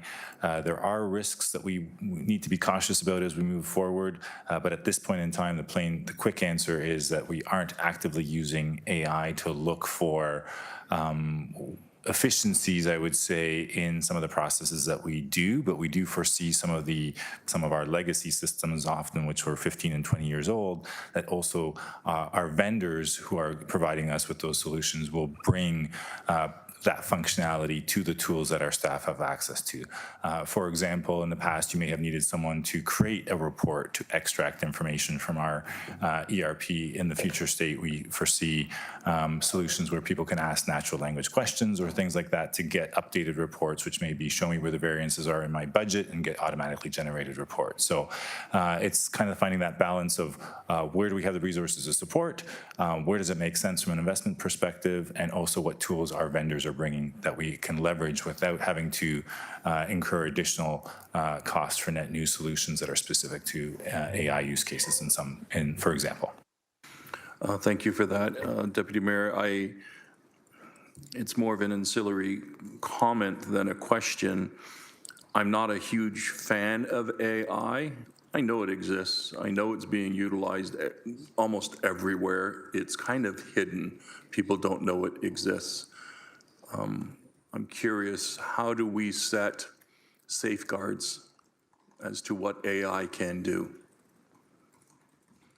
CDO, Tourigny? Thank you for the question again through the chair to Councillor Clark. Yeah, we have developed, actually Hamilton was one of the first cities to develop an AI policy that sets some of those guardrails that you speak of. As well, we're very cautious. So I would say, if anything, we maybe have a pinky in the pond at this point in time. And we want to ensure that from a perspective of both privacy, security, data accuracy, that if we are proceeding with things, we've gone through that due diligence. We have some foundational work that is happening that's just around how we manage data, for example, which is a precursor to even considering anything related to AI. So we're trying to be as cautious as possible, both through the guidelines that we've established. We work with the Montreal AI Institute to help inform the roadmap and policies, and we leveraged as well the provincial and federal guidelines around AI when we developed our own policy, which really guides the work that we're doing going forward. And again, I would stress that we're probably pinky toe in the water at this point. Councillor? Thank you. I'm glad to hear that, because we have to be cognizant of the fact that we are a municipality. You know, we have in excess of 600,000 people living in our community, and we have to protect their records as well as the records of our employees. The last question I have, and I could not find it, sir. I looked everywhere in the reports. Where do we sit on finance? Because we have now missed 2 audited financial statements, and it has affected how the bond companies rate the municipality. I know we were advised that we are rebuilding that system, but it does not indicate in the report when it would be rebuilt or when those audited financial statements would be completed. Can I ask that question, please? I'll parlay between the GM and the CDO. GM, you want to start? Through you, Mr. Deputy Mayor, happy to. With respect to where we're at, is finance are still rebuilding our interim system. So what that really means is not only the system, but the data that goes into the system. We are now focused on, we have our 2024 and 2025 to date data in. Where we're focused now on is the first 2 months of post-cyber event in terms of the transactions and the information. So that really speaks to January, February, part of March of 2024. Our external auditors are on site. They are finishing our 2023 audit, and we will be before AFNA with a revised audit scope for 2023, and the report and our external auditors will be available at AFNA to speak to their work plan for 2023. With respect to 2024, we are working with our external auditors and planning towards the completion of our 2024 audited financial statements. And I should extend out our financial information returns, which we have to submit to the province. For third quarter, fourth quarter of 2026, and then after that would be the preparation of our 2025 audited statements and financial information returns. So in terms of sequencing, it's critical for us to complete the historical backlog of the recovery of data and inputting of data. Staff have done a great job. We've established our trial balance as of January 1st, 2024. That was a considerable effort, and finance team really did a great job in reestablishing that. Now it's the sequencing and completion of that work. And again, the auditors will be before audit finance admin to answer any questions with respect to the scope of work. Because of the nature of the event, we have to expand the scope of work for the external auditors as it relates to completing our 2023 financial statements as well as our 2024, and that will be described and be presented to AFNA in December. 90 seconds of your speaking time. Councillor Clark. Thank you. can you estimate when those financial documents, we have to comply, we have to submit our audited financial statements both to the province. It's a requirement. When will that be completed? Because I know none of us want to have a continuing black eye with Moody's downgrading us because we haven't provided financial statements, and we don't want other organizations slagging us. They don't say why it happened, they just say we're in last place kind of thing. So when can we expect that those financial statements will be legitimized, audited, and made public? So through you, Mr. Deputy Mayor, I do want to share that staff see this as a priority as well, not only as it relates to our credit rating, but as well as our reputation, as well as our ability to participate in the bond market. With respect to 2023, again, our external auditors are on site to complete our 2023, and what we're looking to work towards is January of 2026 to have our 2023 audited financial statements and FIR completed. That's what we are currently working towards. With respect to 2024, we would look to, and this is in coordination with our external auditors, because again, it's subject to the availability of their team and their resources. What we are working jointly towards is our external auditors being on site in the summer of 2026 to complete our 2024 audited financial statements and to undertake the audit, complete them by end of 2026 and have the audited financial statements and FIR. And then we would work with them. We haven't determined yet the timing for 2025. At some point in early, we would hope 2027. Thank you. I appreciate that. Thank you, Councillor Clark. Thank you, Jim Zagaric. And last on my speakers list, Councillor Cooper, please. Thank you, Chair. Through you. So when I was looking at what I believe is Appendix A, most critical piece of information I was looking for is missing here, which is really the forecast to the end of the year. And what's really significant is because of the number of projects that are running behind, I would think many of those would be over budget. But without a forecast, I have no idea what that looks like. So is this something we can add to the report going forward, a forecast of where we are to the end of the project? Fair question. Who wishes to? Director Leishman, please. Yes, through the chair, and thank you for the question. Yes, we do have that information. We will add it to the report moving forward. Thank you. Through you, Chair. Where would we be right now? So if you have that information, it's not here, where are we in terms of I'm not looking project by project, but I'm looking at overall numbers. So we have a $30 million budget. What's our forecast to the end of the year right now? Yeah, so maybe I misspoke a little bit. We are working on those numbers, so my apologies for my misspeaking. It's been a little bit convoluted as we are, you heard CFO Zagaric referring to our rebuild of the financial system. So we're working very closely with the finance team to understand where we're at and what information we actually have available. So it will be forthcoming.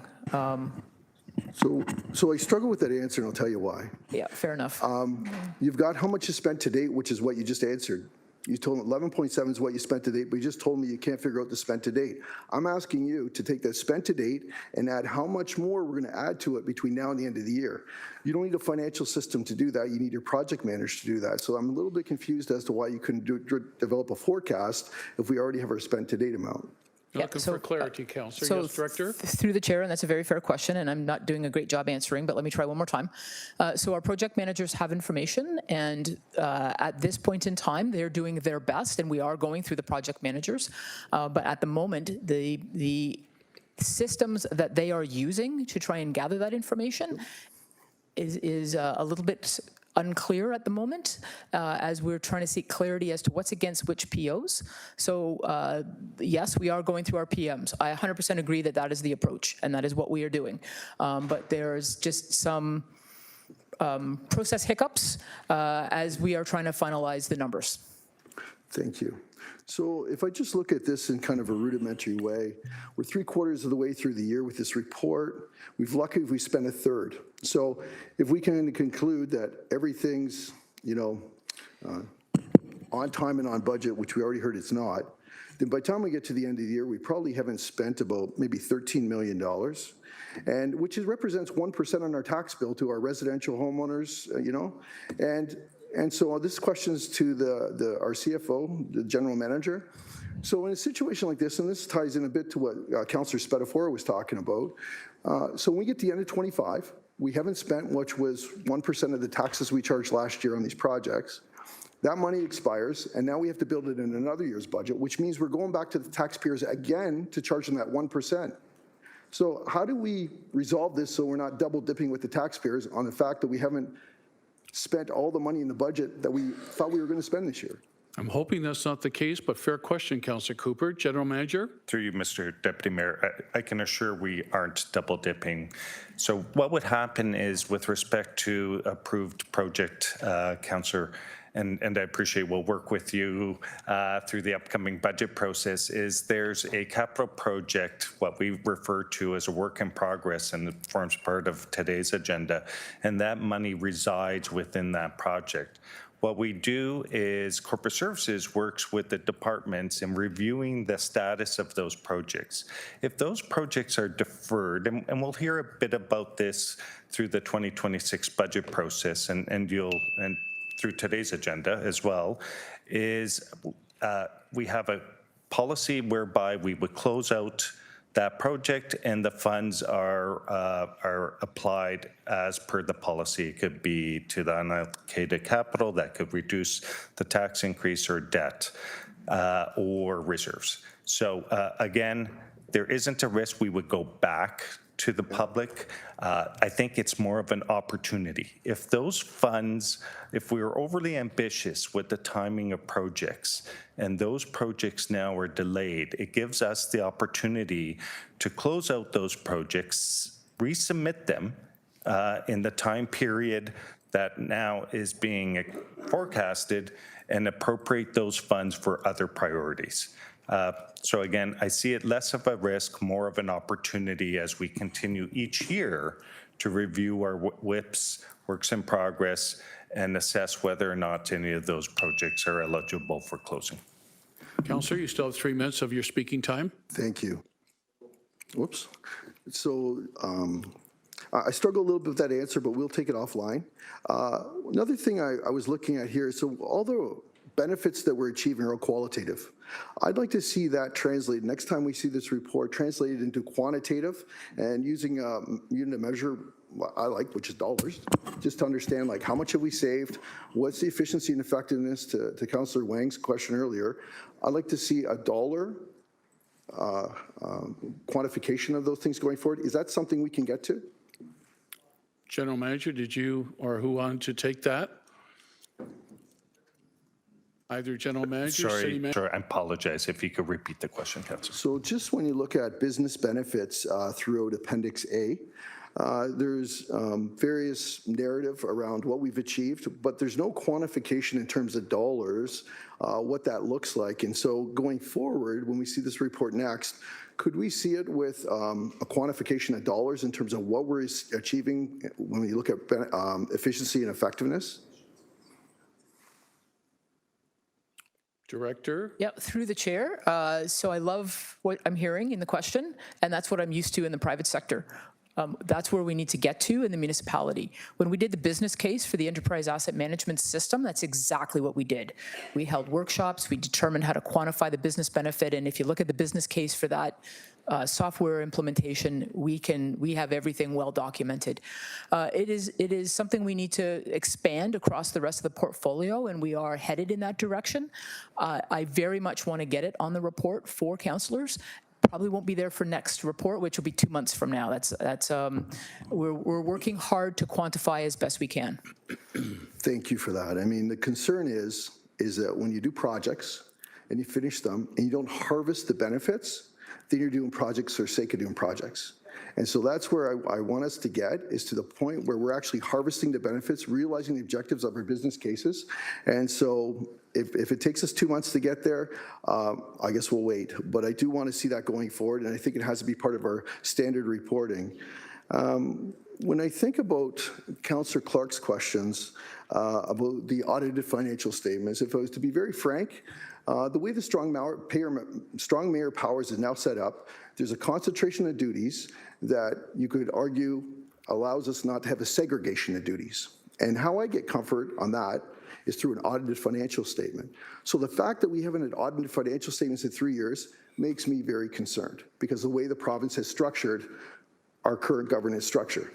I was in a meeting the other day on the farmers market.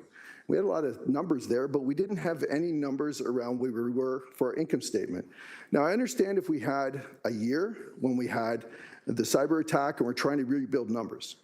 But years subsequent, or years post that, so like for 2025, there's no reason why we can't be in a system gathering our information and producing income statements, because income statements do not require last year's numbers or any preceding year.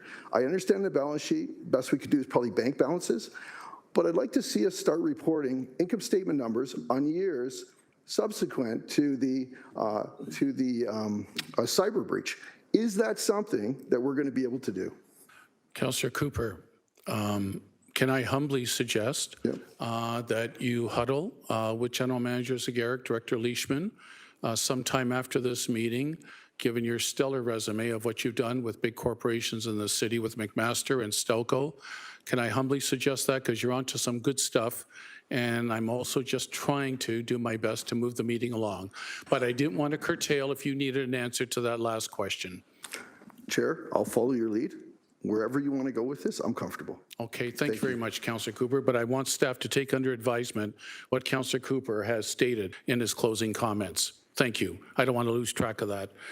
Okay, I have no other speakers on this list. I need a mover and seconder. Moved by, I don't see the mayor's, name on my, I see the mayor's name on my monitor.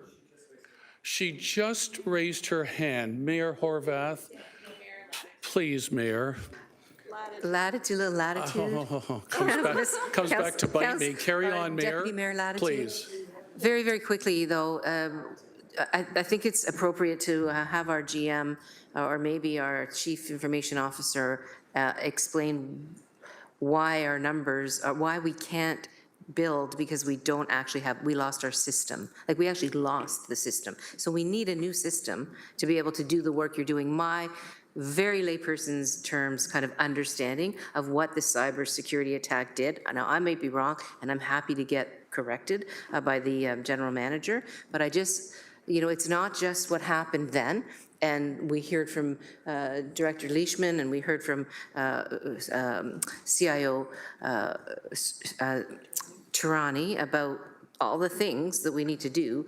But a big part of it is we actually lost some of the systems that allow us to track the numbers that the councillor is talking about. I might be wrong.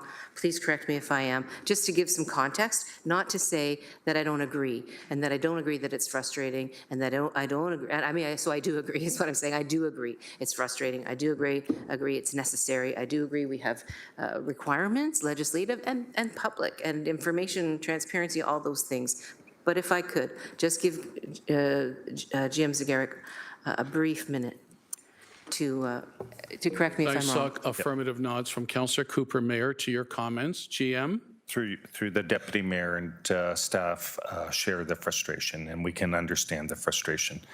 The mayor's correct. We've lost the systems, principally our financial system, our PeopleSoft system. We still had our property taxation system, as well as our budgeting system, but we lost our financial PeopleSoft system.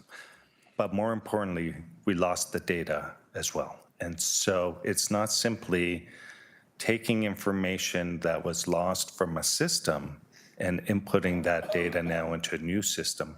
We needed to rebuild the data in order to put it into the system.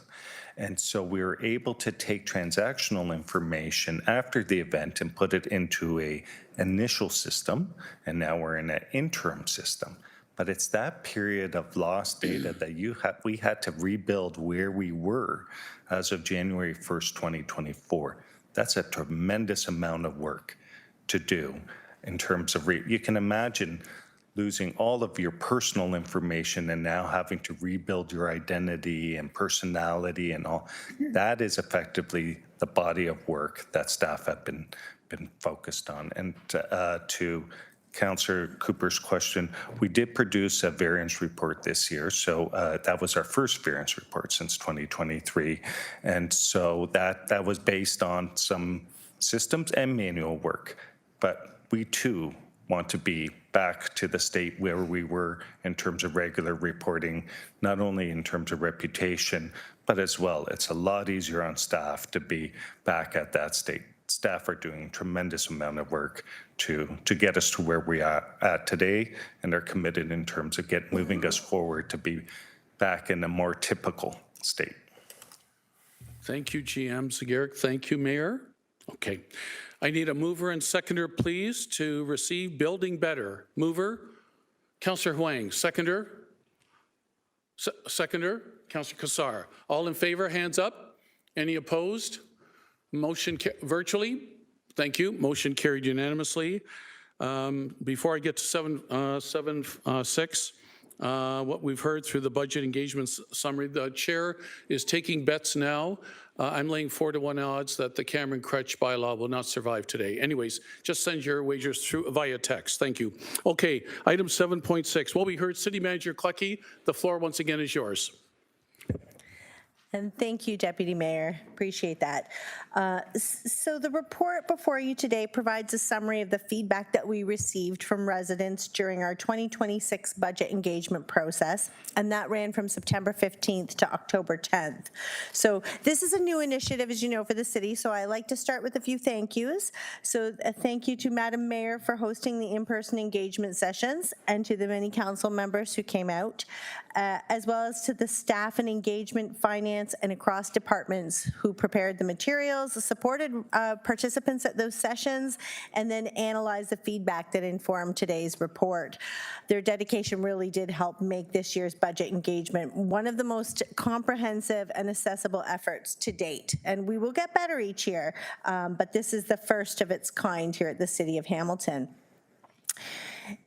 There were in-person budget sessions across Hamilton, and along with those sessions, we offered a virtual session, a budget survey that people could answer online, several online tools through Engage Hamilton, which included quick polls, comment areas, an idea tool, and the interactive balancing act tool, which is a budget simulator.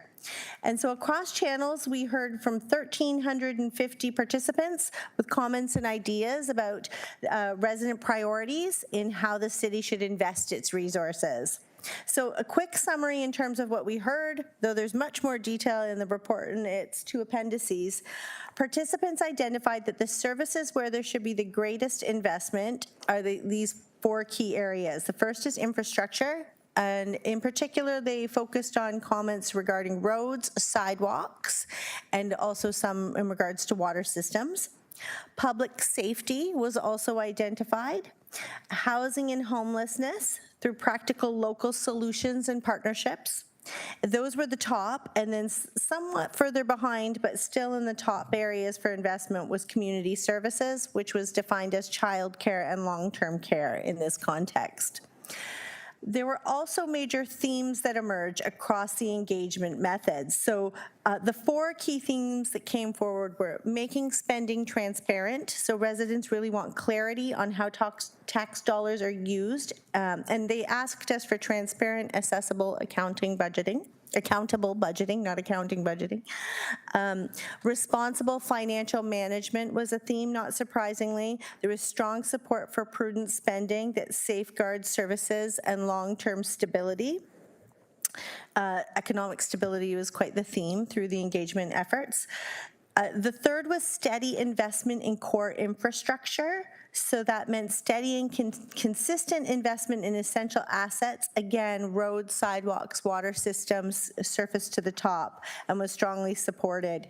The majority of survey respondents, so this comment is in particular to the surveys itself, was 80% favored increasing investments either moderately or minimally to address aging infrastructure. And then another theme was for us to review our large capital projects because participants expressed concerns about cost and timing of large-scale initiatives, and also expressed a preference to focus on small local improvements that make a real difference in their daily lives. Again, things like sidewalks, parks, community space enhancement.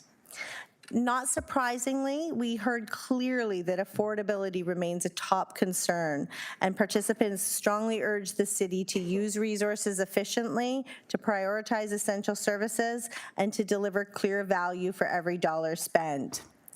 Those insights inform the mayor's directive that was issued in October, which reflects community priorities around affordability, infrastructure, public safety, and transparency with the hold the line budget. And so, in short, Hamilton's told us that they want a city that listens, that plans in a financially responsible manner, and invest in what matters most to them, which I identified earlier. So thank you, Mr. Chair, Madam Mayor, and Council and staff for the leadership and collaboration that went into the engagement efforts. We have staff here to answer questions about the report and appendices.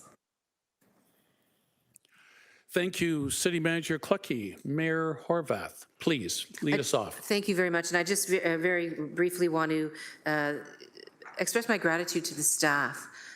We had a lot of work that was done over several meetings, and people worked into the evening and were available for comments and for one-on-one answering of questions from residents during the engagement process. And what I can tell you is that councillors turned out as well, and I appreciate that.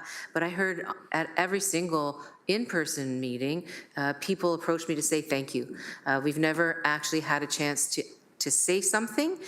And or the other one that came up is we've never had a chance to ask the actual staff, like the top staff, like the senior leadership team people and the city manager directly questions. And I dare say, and I can be corrected by the August team that we have with us today and that were on that budget, what do you call it, engagement session kind of project, they, I think, valued as well the opportunity to hear directly from residents. And a couple of them mentioned that to me as well.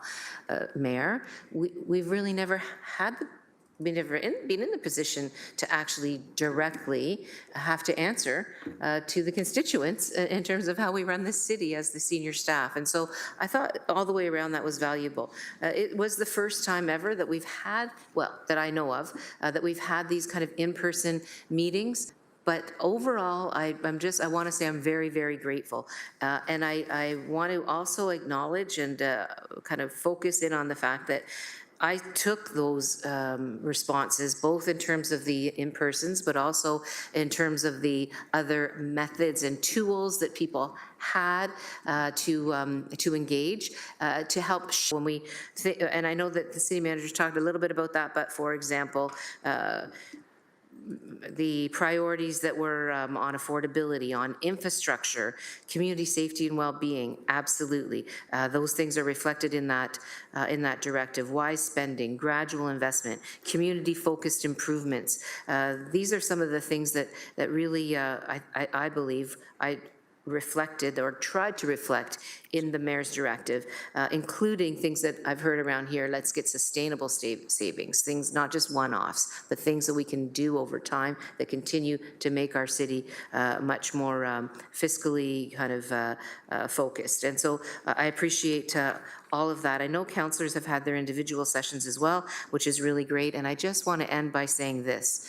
We still have engagement opportunities outstanding. It hasn't ended yet. We're at the very beginning, in fact, not the end. And so just a reminder for folks that on the 17th of November, I believe that's next week, at 3 o'clock, and then again in January, on January 19th, same time, is our public delegations. So if folks interest has been piqued by what we've done thus far, either still online tools or still all of the things, but please come out and have your voice heard. We do really want to hear what Hamiltonians have to say. So I want to say thank you very much, Councillor Jackson. Thanks to the councillors, thanks to the staff, and most importantly, thanks to the public. Thanks to the public for their engagement. You're welcome, Mayor Horvath. Thank you for leading us off, considering it was your initiative to go to the public. Thank you. Next on my speakers list, Councillor Cameron Kroetsch, please. Thanks. I think that from at least the perspective I saw of the engagement sessions, a lot of folks who were able to attend were kind of in the know already and connected to what we do here as a municipality. So it makes sense in terms of the kinds of feedback we heard.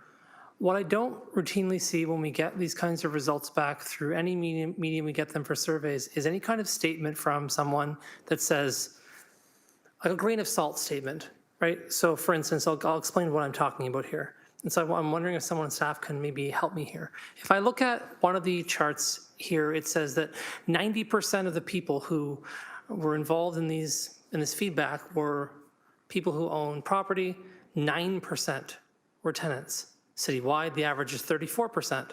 So there's a huge gap in terms of representation for a group of individuals who pay twice the taxes of property owners because they live in multi-residential units, if they do, being left out. Then there was a disproportionately high number of Ward 2 residents that were part of this. So when I think about downtowners or Ward 2 residents and how I understand their feedback through this, what I'm being told is, demographically speaking, the opposite group of people in Ward 2 are providing information as to the demographical analysis. But I don't have enough information to really concretely say that, but just except to say, if 77% of the people who live downtown rent their homes, but 90% of the people who are responding to this information are suggesting that they're the opposite demographic, how do I understand that information in the context of what's being provided? And why isn't that being analyzed as part of these reports? That, for me, every time we get a survey back, every time I ask the same question.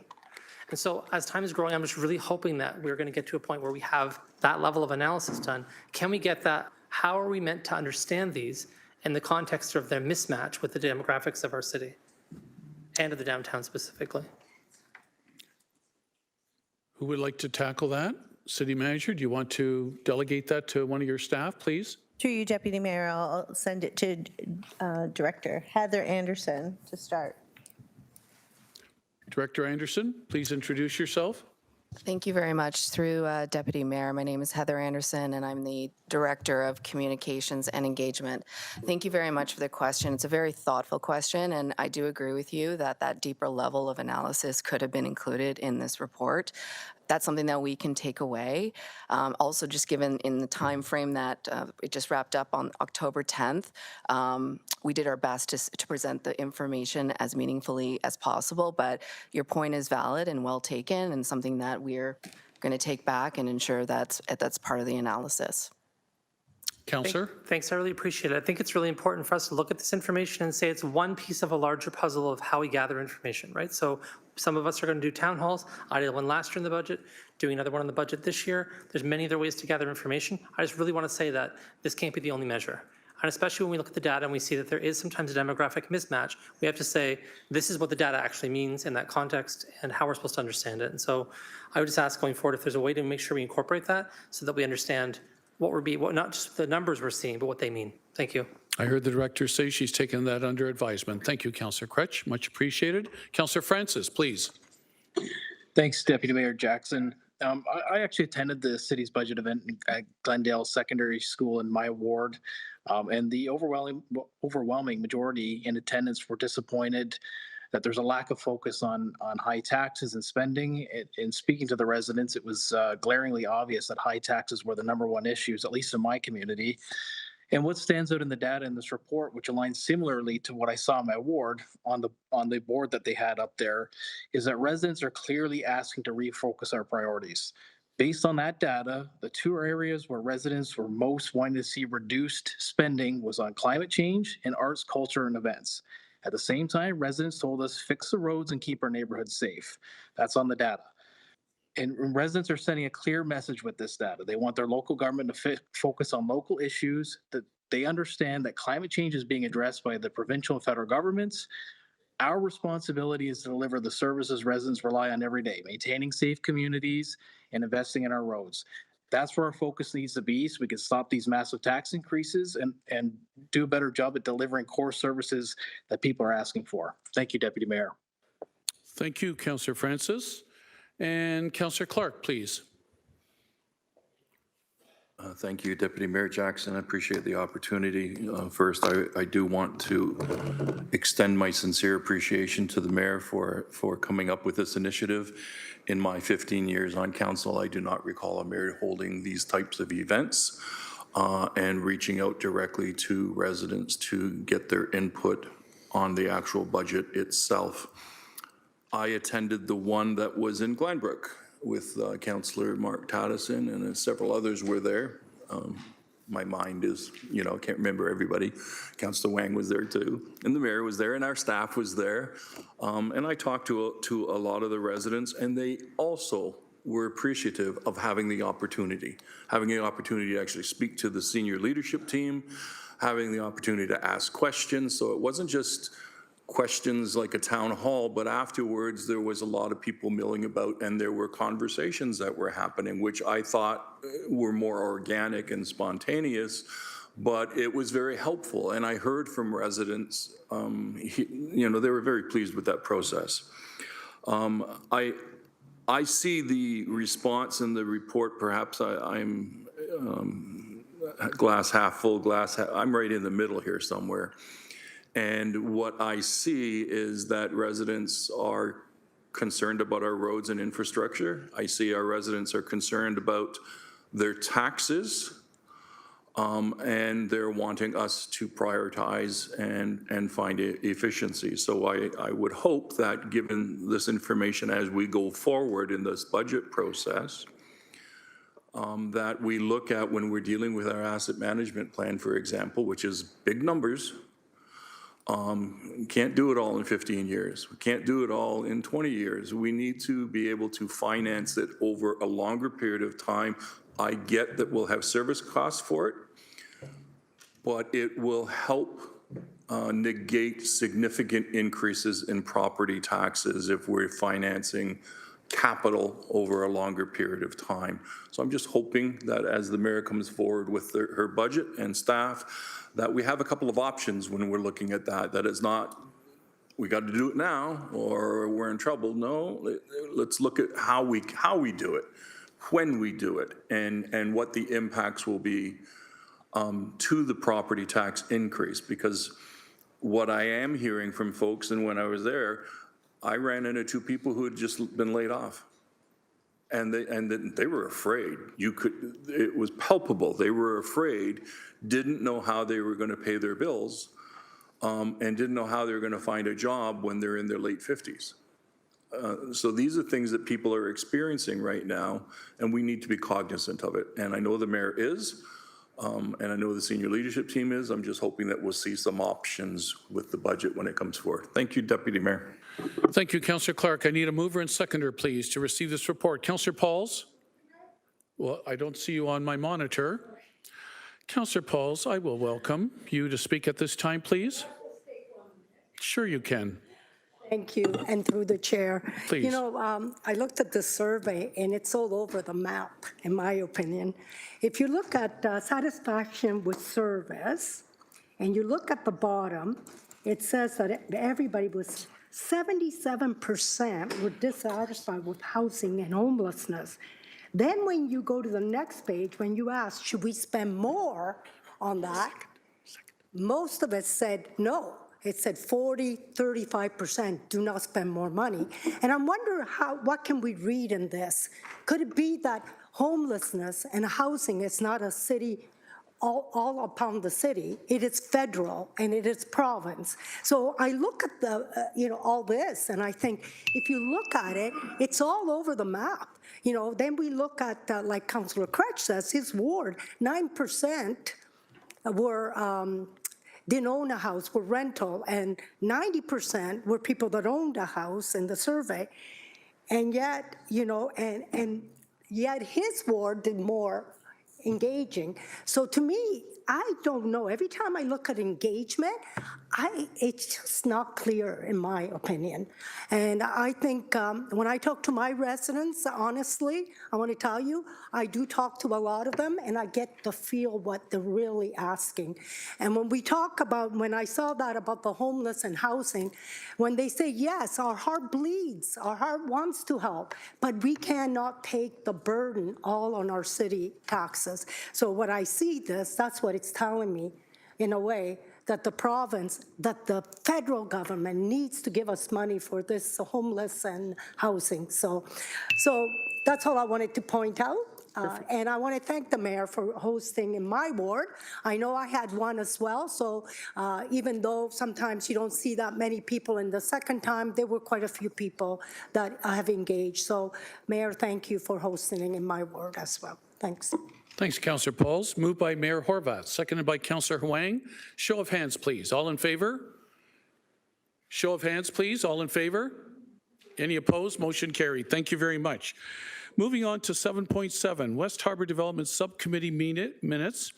Let's get the item on the floor, and then I'll turn to Councillor Kretsch, because I believe he wants to lift one part of the minutes. So can I get a mover and seconder, please, to get it on the floor?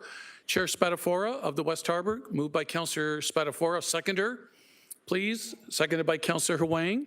Now it's on the floor. Councillor Kretsch, I'm turning to you, please. I understand this is 7.1, Roman numeral 2. Thank you so much, Councillor Jackson, for your studiousness. It is indeed. And I want to have this voted on separately, specifically. And I want to speak briefly as to why. I'm just going to read this out. Normally, that's not my story.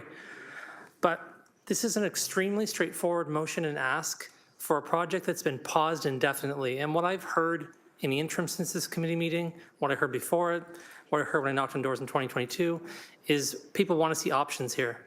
Right now, if you go down to these lands and look, it seems like it's almost a biodiversity action plan project, except it's got a piece of yellow tape around it. You know, so it's kind of been rewilded. It's being used for, it could be used for all kinds of things in the meantime. The goal of this is to ask the project partners to look at this agreement, now that it's been paused indefinitely, and see if there's other things they can do. So I'll read it. It's asking the feasibility of the development of the Pier 8 blocks based on the current development agreement between the City of Hamilton and the Waterfront Shores Corporation, including an assessment of the market challenges and related financial considerations. Ken, seems perfectly reasonable to me. An assessment of the feasibility of alternative development options with the same corporation and without limitation, meaning it's not directing them to look at one outcome, it's without limitation, to sit down with the current folks and have a conversation with them, to include that in parts of that conversation, the consideration of how affordable housing and alternative tenure might work into this, including purpose-built rentals. So the goal is sit down with the existing group, now that they've paused the project indefinitely, and see if there's anything else we can do. And there's been some discussion at the committee about, well, you know, only blocks 3 and 6 were paused. Sure, but this is sort of a domino effect. Once blocks 3 and 6 are now extended by 18 months, the next blocks are going to keep going and so on and so forth. There's no way to disconnect these things from one another now that we've had such a big pause on the project. So I think it's, the reason why I think this is so important and why I'm asking for it to be voted on separately is because this is a situation where the city owns the land. So many times, for me as a Ward 2 City Councilor, I can say I'm in a really frustrating position where we have an asset like the Cannon Knitting Mills, where we really want to see something amazing happen, but it's owned by a private developer. The province has extremely strict laws about property ownership that give all the rights to that property owner. The city has very few levers as to what to do, and it just rots and makes the community feel like they're not valued, makes us feel like we can't move things forward. And it hurts everybody. Now we're in a situation where there's, again, it's an indefinite pause, and we have an opportunity to sit down and have a conversation. Last thing I'll say, our staff looked at this and helped write this and said this made perfect sense to them. They said they're already having these conversations with the developer. All I'm asking is they get reported back on publicly. That's it. So instead of them having a check-in with them every 6 months and us not kind of getting an answer, this gets us an answer in Q2 2026. That's the goal of this. So asking for people to support it, I think it's pretty reasonable. Thanks. Councillor, I didn't hear a seconder, please. Who's your seconder? I don't need a seconder. Seconders list is Councillor Nan, please. Thank you. I don't sit on the subcommittee, so I would appreciate an opportunity to ask a few questions in this regard. So in terms of what this report is, or the initial resolution was seeking direction from staff to accomplish, if I could get response back from the staff about, is the feasibility being asked for in this direction achievable by Q2? Okay, who on staff, please? I see people in the gallery that could be answering, but nobody's coming forward yet. Chief Corporate Real Estate Officer, Ray Kessler. I trust staff were prepared for this. Chief Corporate Real Estate Officer, please. Through the State your chair. name. Through the chair, Ray Kessler, Chief Corporate Real Estate Officer. At this point in time, Q2, certainly we can report back if that's the will of committee and council for us to report back at Q2. I think initially it was Q1. We suggested maybe Q2 or Q3. We'll certainly try to report something back by Q2. I mean, is it possible? Yes, it is possible, but we'll do our best to report back in the time frame that is directed by council. Appreciate it. Through you, Deputy Mayor, then the assessment of market challenges. We've heard today a economic development plan update. We're going to hear later in report 8.1 in terms of our housing needs assessment. It sounds like there's a lot of work that is underway within the municipality that could inform this type of report in terms of what is the assessment of our market challenges that we're currently facing, what are the opportunities given some of the work that's happening through the Housing Secretariat. Am I misreading something here in terms of the ability and alignment between some of the other work that the corporation's already doing towards this generational transformation opportunity?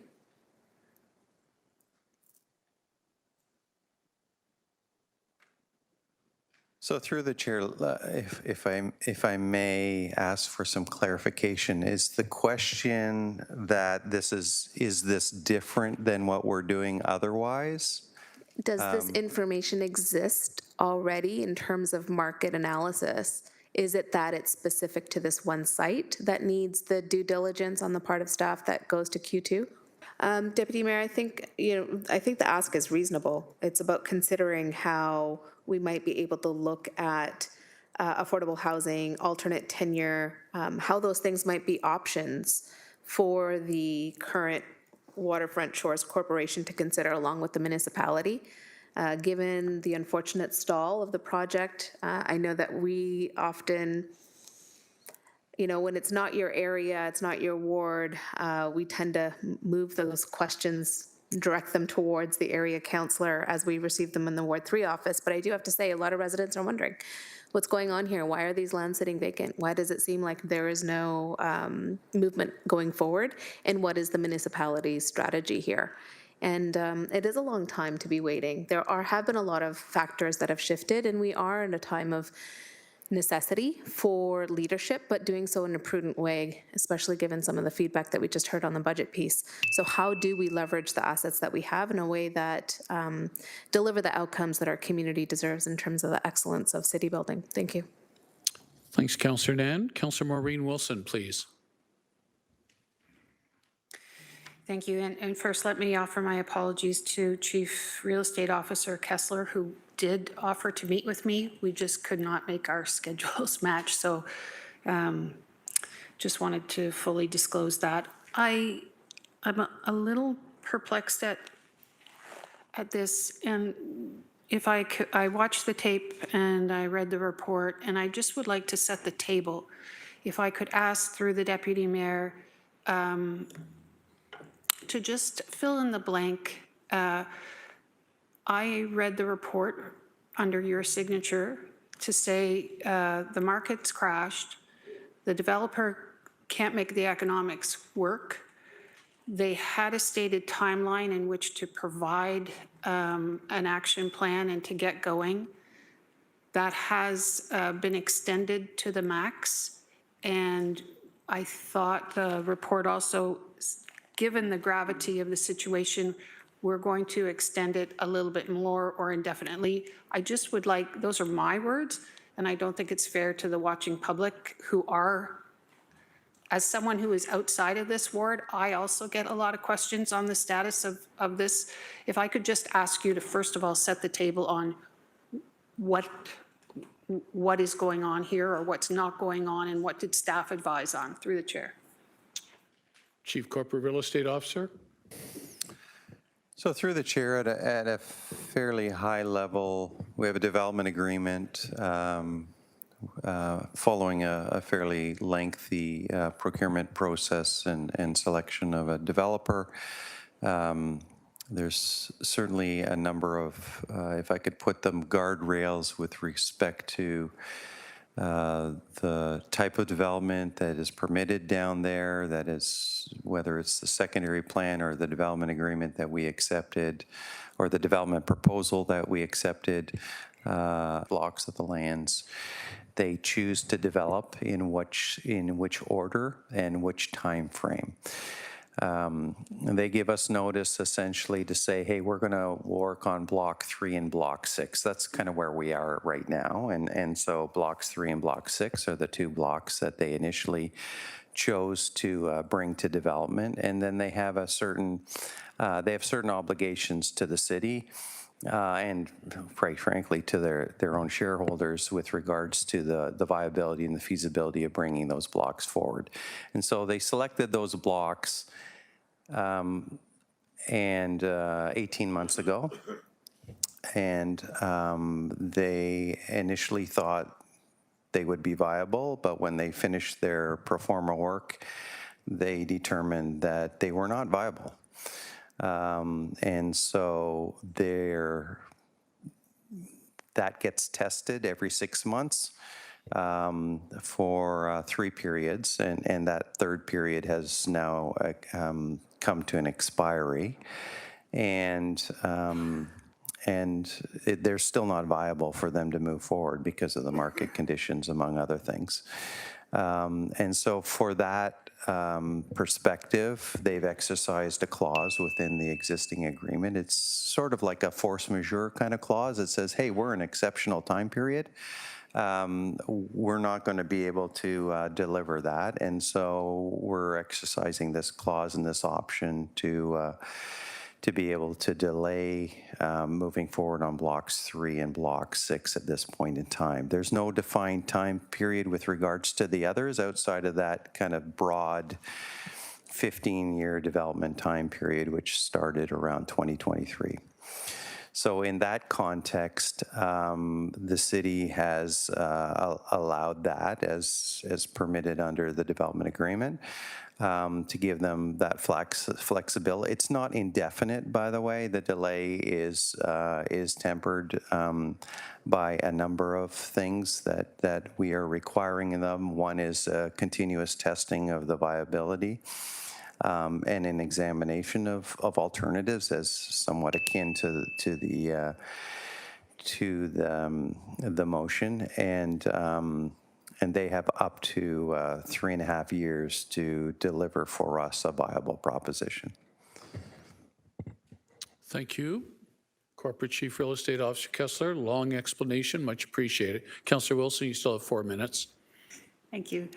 Thank you, Deputy Mayor. So always try to be sensitive, not to put staff in an awkward position, but what I just thought I heard, and what I thought I heard in reviewing the tape, is what I see in A, that you are having to have those discussions and assessments given the market conditions and financial considerations, both from the proposal and from the conditions themselves. Is that an accurate statement? That is what you're exercising? That's what I thought I heard when I listened to the tape. So through the chair, I think when the question of a motion came forward and request for staff to assist, we were, I think the way that we framed it for the councillor was really to answer 2 questions. One is, can council get a regular update on the status? And I think that certainly if council wants us to provide a report on a, I'll say, a more frequent basis, or if they want to direct us to report back on a frequent basis, we'll do that if that's the discretion, or that is certainly council's discretion here. Sorry, and to that end, sorry to interrupt, but that is A. I believe so. I don't have it right in front of me right now, but I believe you're correct. And then the second question that I thought was being asked that we tried to address was, you know, can is there an opportunity to examine alternative development from what is currently slated, if I can put it that way?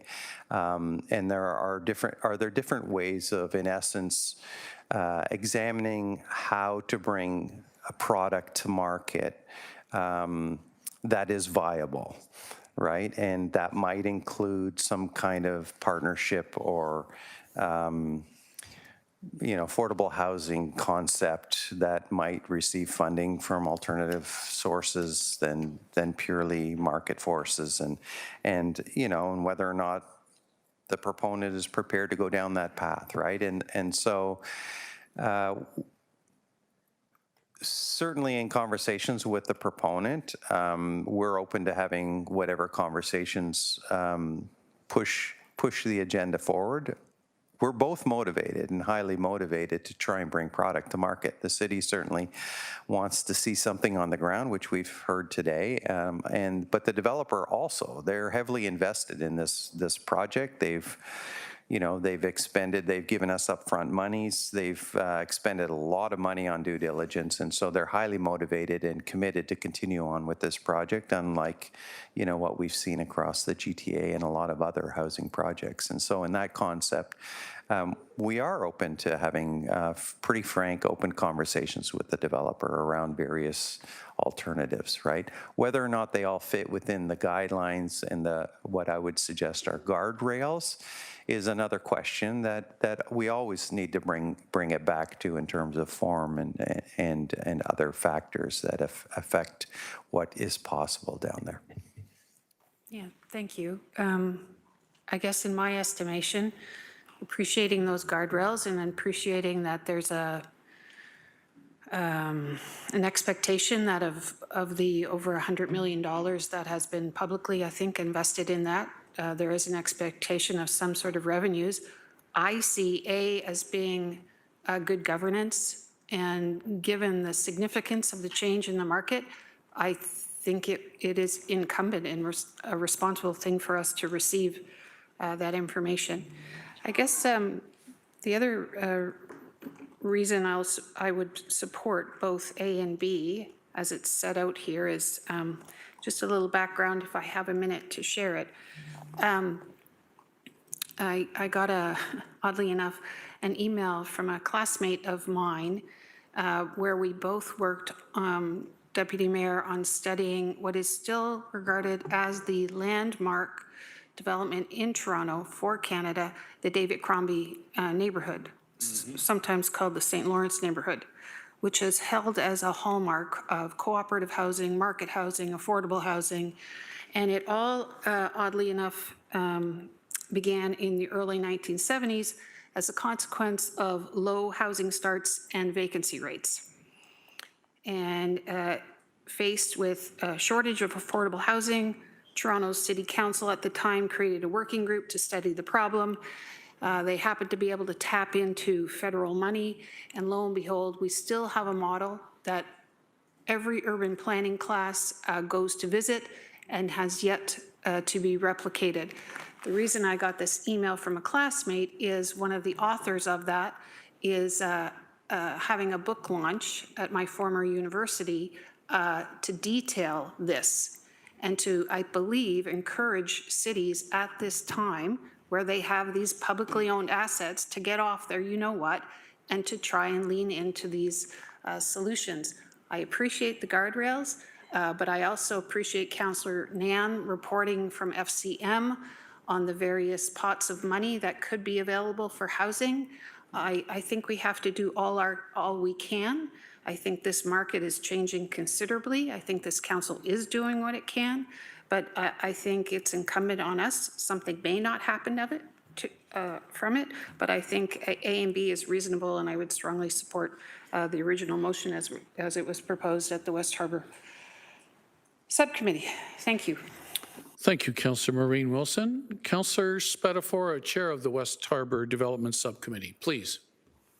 Thank you, Chair Jackson. I just want to start by confirming one thing, and that is with the agreement, staff have to engage with the with the Waterfront Shores group, which is our partner on this project, at least every 6 months, so twice a year by the agreement. And if we need confirmation from Chief Real Estate Officer, just to make sure that is correct, twice a year mandated by the agreement with our partner through you?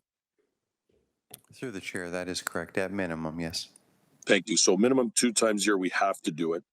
At the subcommittee meeting, we heard from, I believe, Manager McDonald and some other individuals about the ongoing conversations we have with our partner, Waterfront Shores, and it's much more than twice a year.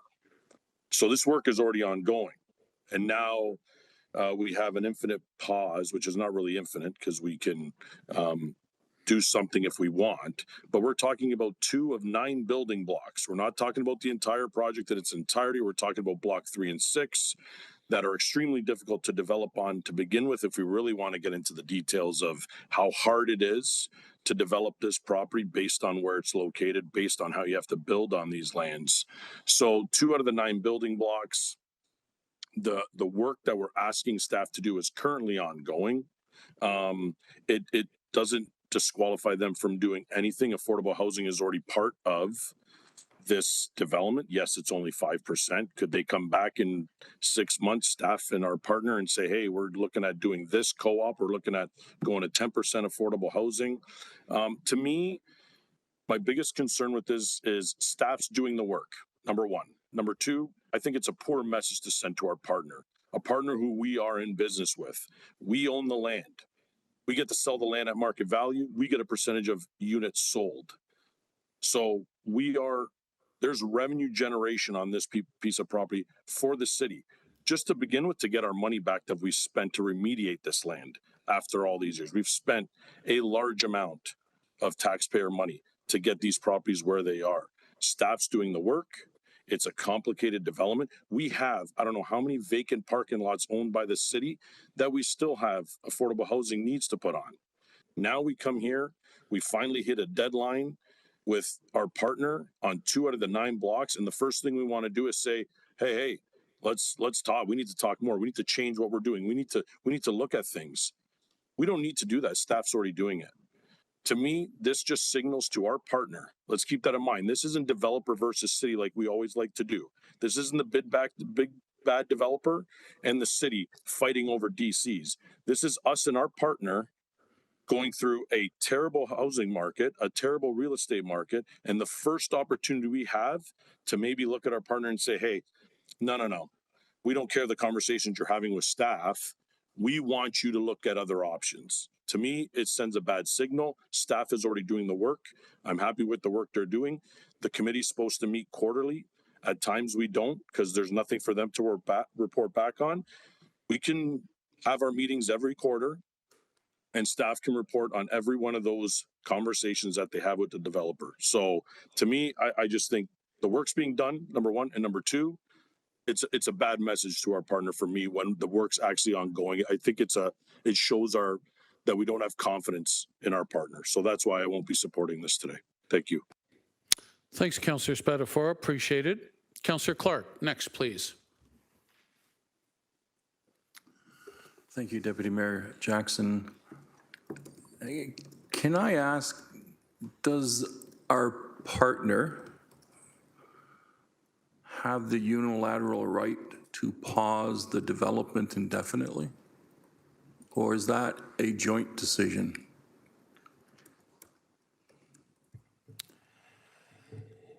Through the chair,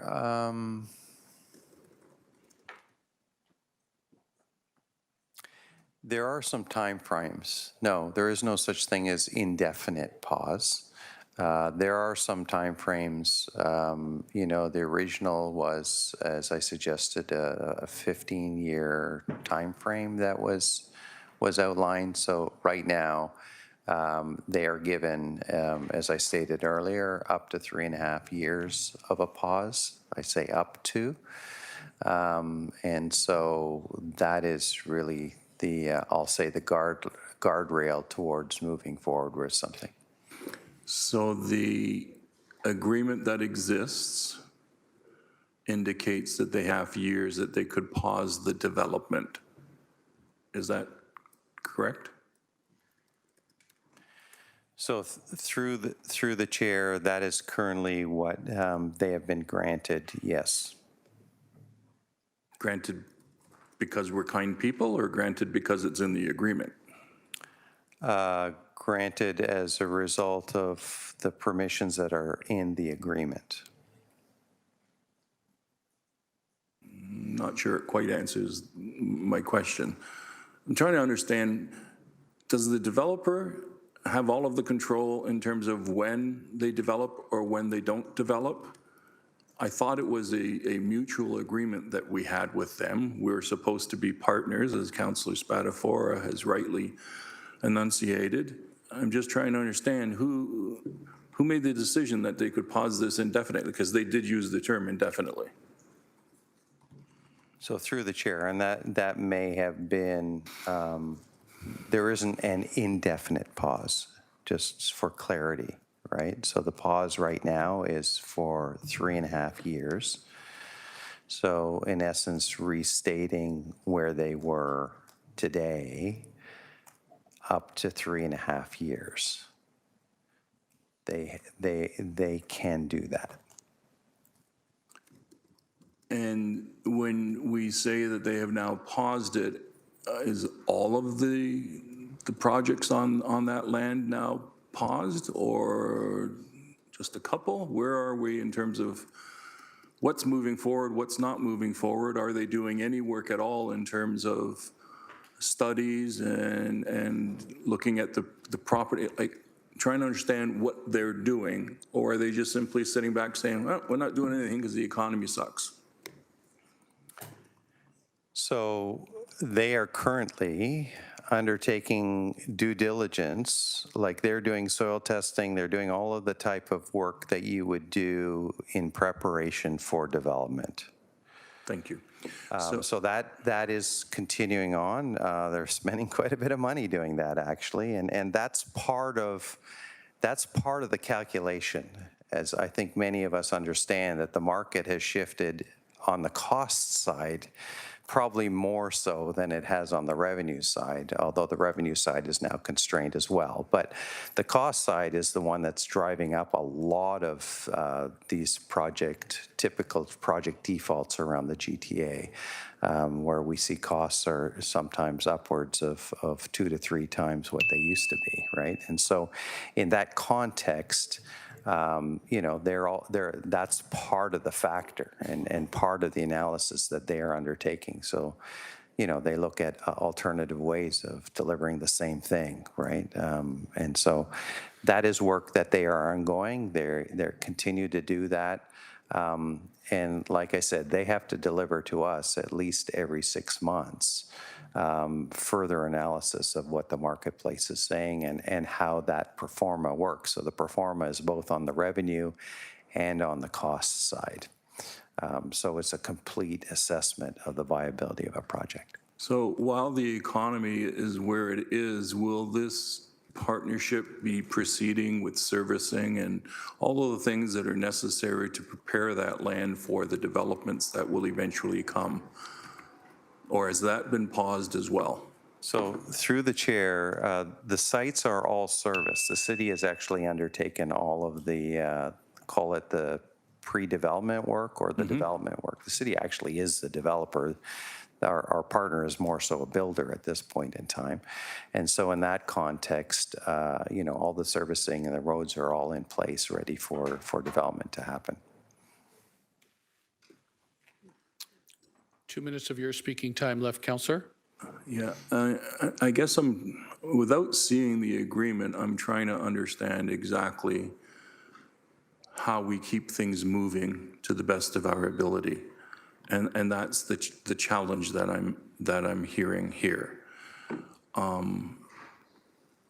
Has a site plan been completed for the property?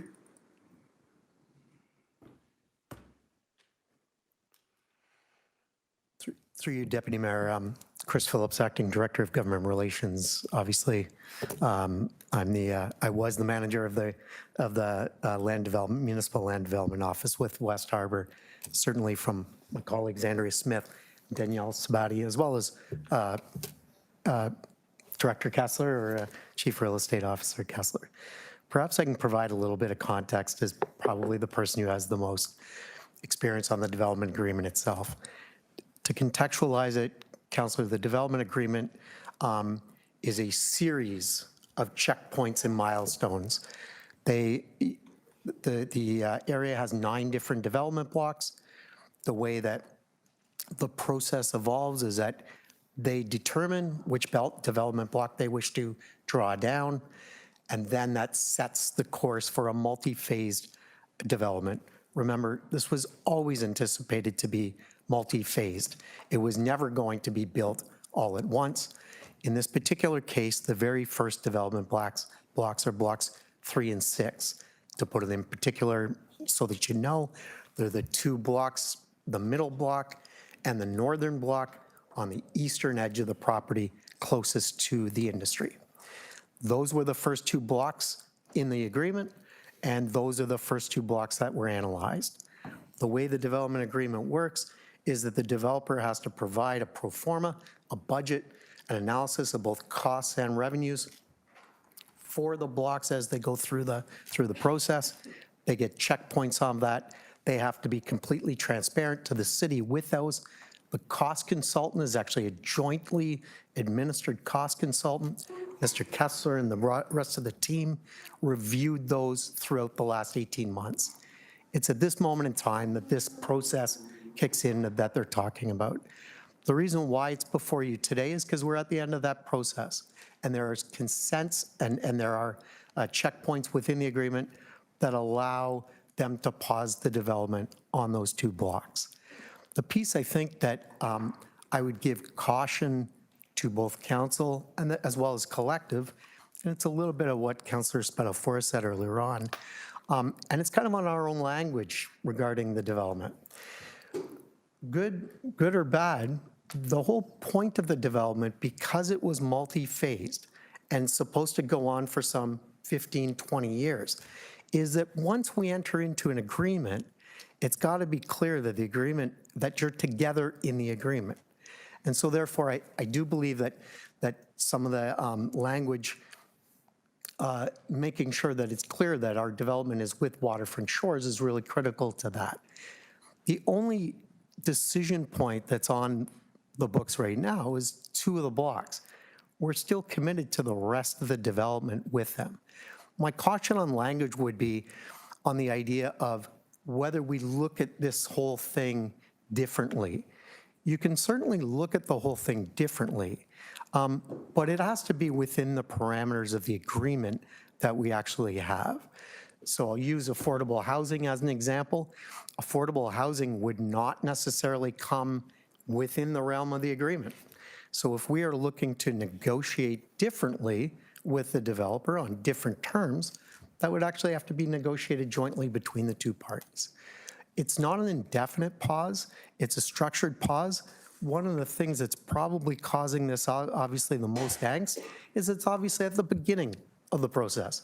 Had we already been building, or had they already been building and occupying units on the site, and they were actually asking to pause in the middle of that, you'd have a little bit more to compare to. But because they are the first 2 blocks, that is kind of piece of the angst. So it's as Mr. Kessler has said, it's not indefinite. And the second piece is it was always looked to be part of this structure of the agreement that if there are things that are outside of the pro forma, that they could seek a pause on it. Lastly, to remember that ultimately this is a land transaction that I think Chair Spatafora said. We can't force them to develop a site that is unprofitable. The only thing this agreement does is says that you must buy at a specific price, which was already predetermined, market value, at a specific time, or potentially lose your right to develop that block. So I hope that maybe gives you a little bit more context to the fact that I believe what staff kind of did is the prudent thing, which is to say, given the market conditions that we're in, that is not unique to this particular developer, given the information transparently provided to Mr. Kessler and the team, the prudent action was to proceed by pausing the agreement at the moment in time. Acting Director Phillips, I encourage you to come down sooner. Thank you for joining this conversation. Councillor Clark, minute and a half left, please. Thank you very much, Chair Jackson. And thank you to Mr. Phillips for that response. And so the B in the system was the statement that it was paused indefinitely. So we've confirmed now that it's not paused indefinitely.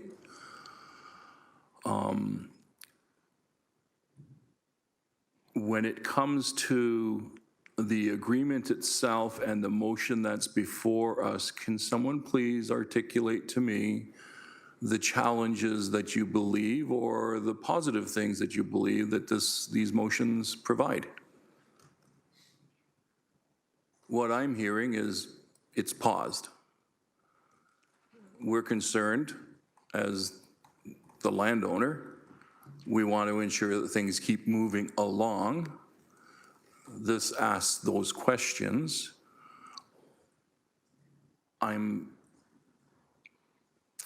getting the sense that you don't agree with these resolutions as they're written, as they may be in conflict with the agreement. Can someone speak to that? Or is that just me? And feel free to say it's just me if it is.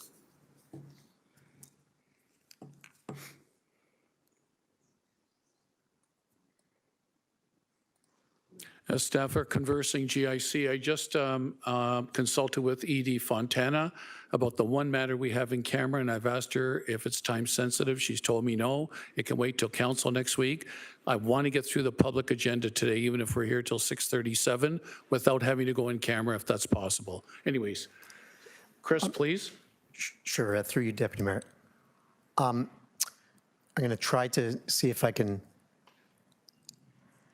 I know that the councillor, I'm aware that the councillor worked with staff to review the language. It went through several iterations, was my understanding, could be wrong. And I think that the elements that are contained in the motion, I think as Mr. Kessler has explained earlier on, is work that we were doing anyway, or work that the city and city staff were doing for the most part. I guess the hesitation on a personal basis that I would have to give advice, part of it's moot based on the discussion, is ensuring that it's clear that we have an agreement with Waterfront Shores, that the discussions that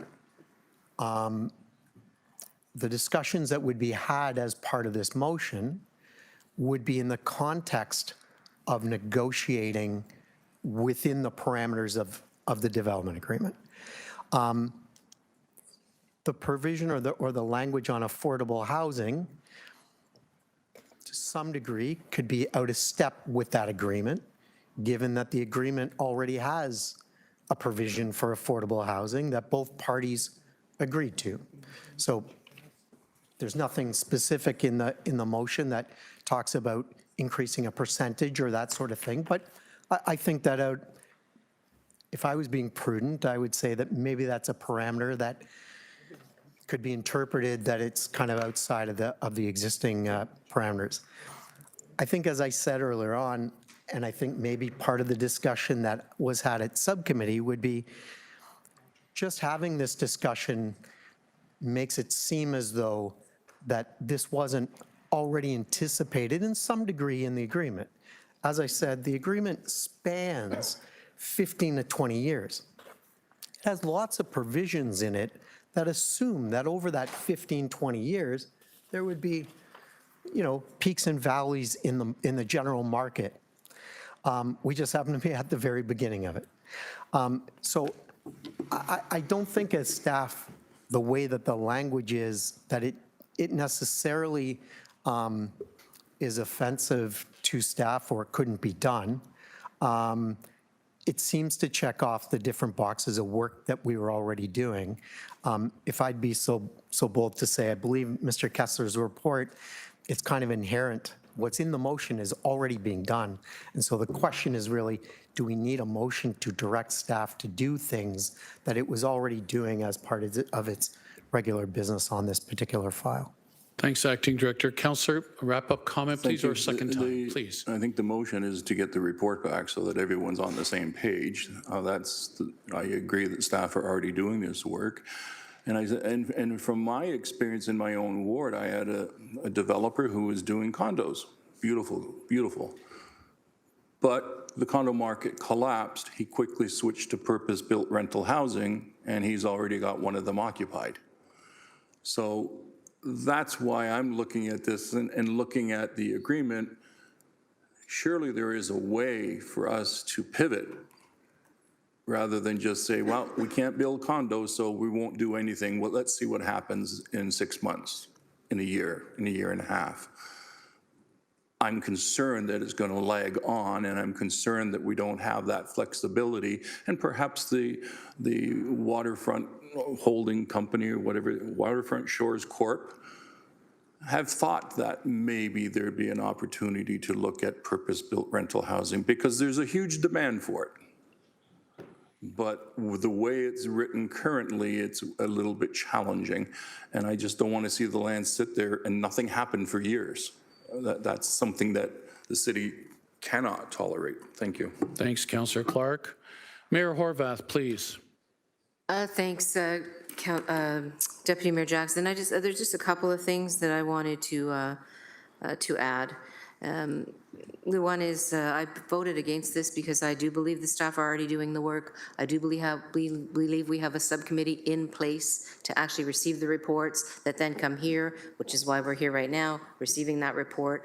And I do have real concerns around the potential for reputational harm that when you look at the motion that has been said, the staff are already doing that work. There's an inference here that maybe we're going to start asking them to do something different. I don't believe in any way that there's anything that prevents this developer, like any other developer, and they are doing this right now, as we all know, who are developing, for example, in the middle of developing condos and have switched to a rental model.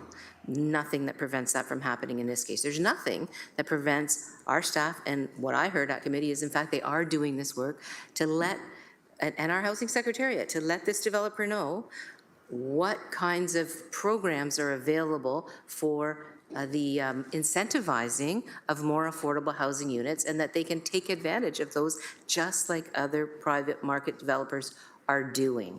And so this is where my concern lies through you. And this is why I voted against the motion, is because, yes, we have to have oversight. That's why we have the subcommittee. And if the subcommittee needs to be making sure that we're meeting on a quarterly basis and reporting back to this body, the governance is already in place. What we don't want to do is signal that we're going to not have those conversations anymore through staff, but we're going to renegotiate that agreement here at the council table or here at the committee table. And I think that is a problem. I think that sends a signal not only to this partner that we've already been working with and who's already spent a lot of money. Granted, a lot of public money is in that space. And granted, lots of people around the city want to see something quote unquote happening there. But everybody in the city sees what's happening in the market. Everybody sees the force majeure, if you will, pieces that are part of this environment that we are now all facing together.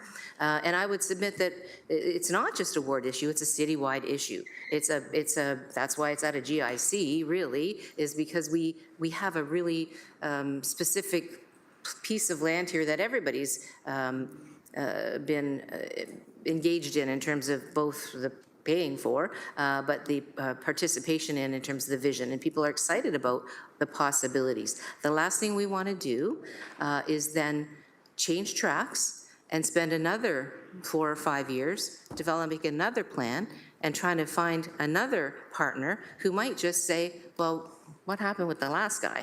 I just think it sends a wrong message. I think we are doing our governance due diligence with all respect to my colleagues.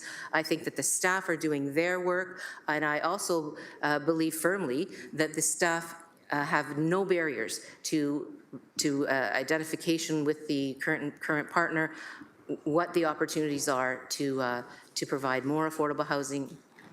Ask the Secretariat, as I said.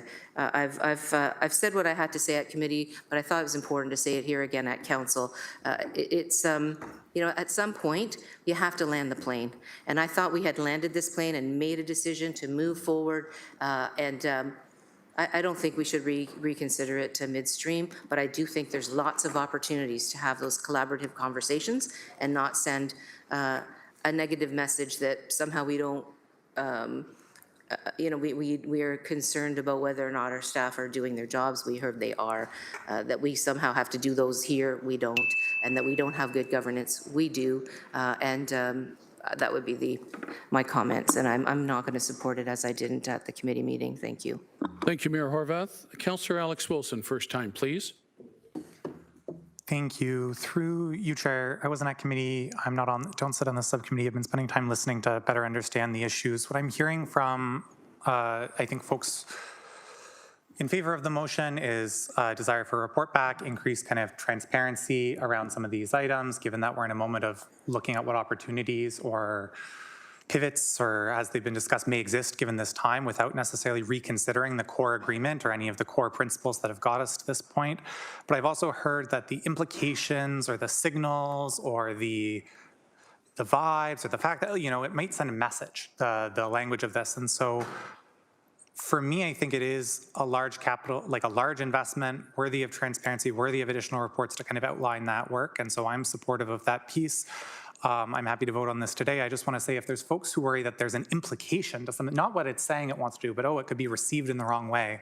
I think there's probably likely lots of time before council to bring an amendment if this did pass today to mitigate those concerns. I don't personally see them in the language, so I struggle to see where that would go. But just to say, if the concern is about the potential implications, then I think there's probably a way to say we're not implying those things quite clearly and explicitly if that's collectively there.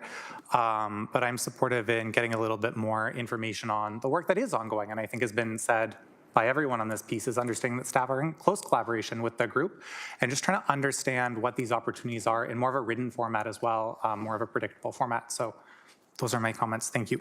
Thanks, Councillor Alex Wilson. I'm on to 2 second-time speakers. We'll get to a vote, and then afterwards I need to get find out where GIC is at in terms of the rest of today. Councillor Crush, please, second time. Yeah, I love the subtlety of these discussions sometimes, but don't worry, I pay good attention and listen very carefully. And the inferences are being made about me, or they're being made about our city staff. Like, I don't quite even get it. I sent over some draft language to city staff. There wasn't multiple iterations as far as I recall. It was sort of just back to saying, hey, councillor, would you consider putting some of this stuff in here? And one of the things they put in there, which was really great, was waterfront, shores, corporation, to make sure that it would be happening with the Waterfront Shores Corporation. Also, some other language that was included in there was to make sure there was a clause that said without limitation, so that we weren't looking at affordable housing specifically, that we weren't directing anything, that it was without limitation to sit down and have a conversation. And the whole goal, right? Report back in public.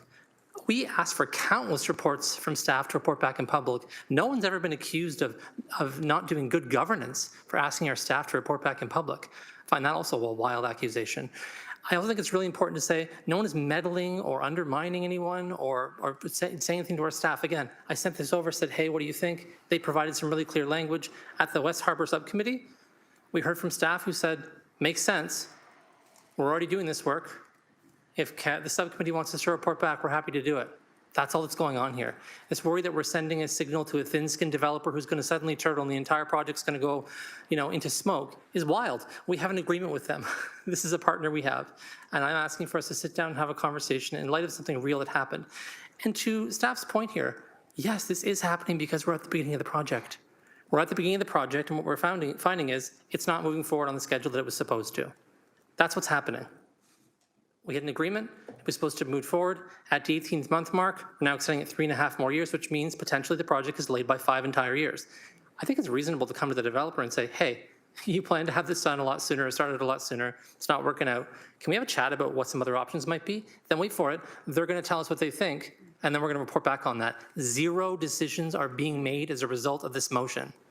It's just about asking for the information to be brought back to the West Harbour Subcommittee. So I think hopefully with public land that we've been entrusted with at a massive, as Councillor Nan said, generational project, we're able to have, I think, a mature conversation with our partner. If we can't and we're scared to do that, that sends a much worse signal.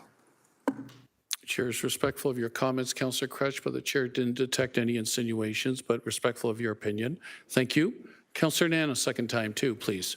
Thank you, Deputy Mayor. So I will also opine that I don't agree with the framing in the debate being suggested that asking for this information publicly is about instilling any lack of confidence. In fact, it's about real partnership work. Real partnership work says, things have changed. The market's changed. The information by which we have reached this agreement in the past has shifted drastically in a way that the entire world is impacted by. So, as responsible partners around the table, is there something here we should explore? I really appreciate the language in the motion, and that it's my understanding now that staff included it, which is a without limitation. The words consideration of, none of those words in the English language to me translate into, mind you, English is my second language, do not translate into we are going to rip up the previous agreement and demand a midstream change. They say very clearly, without limitation, let's consider perhaps one of those solutions might be rental.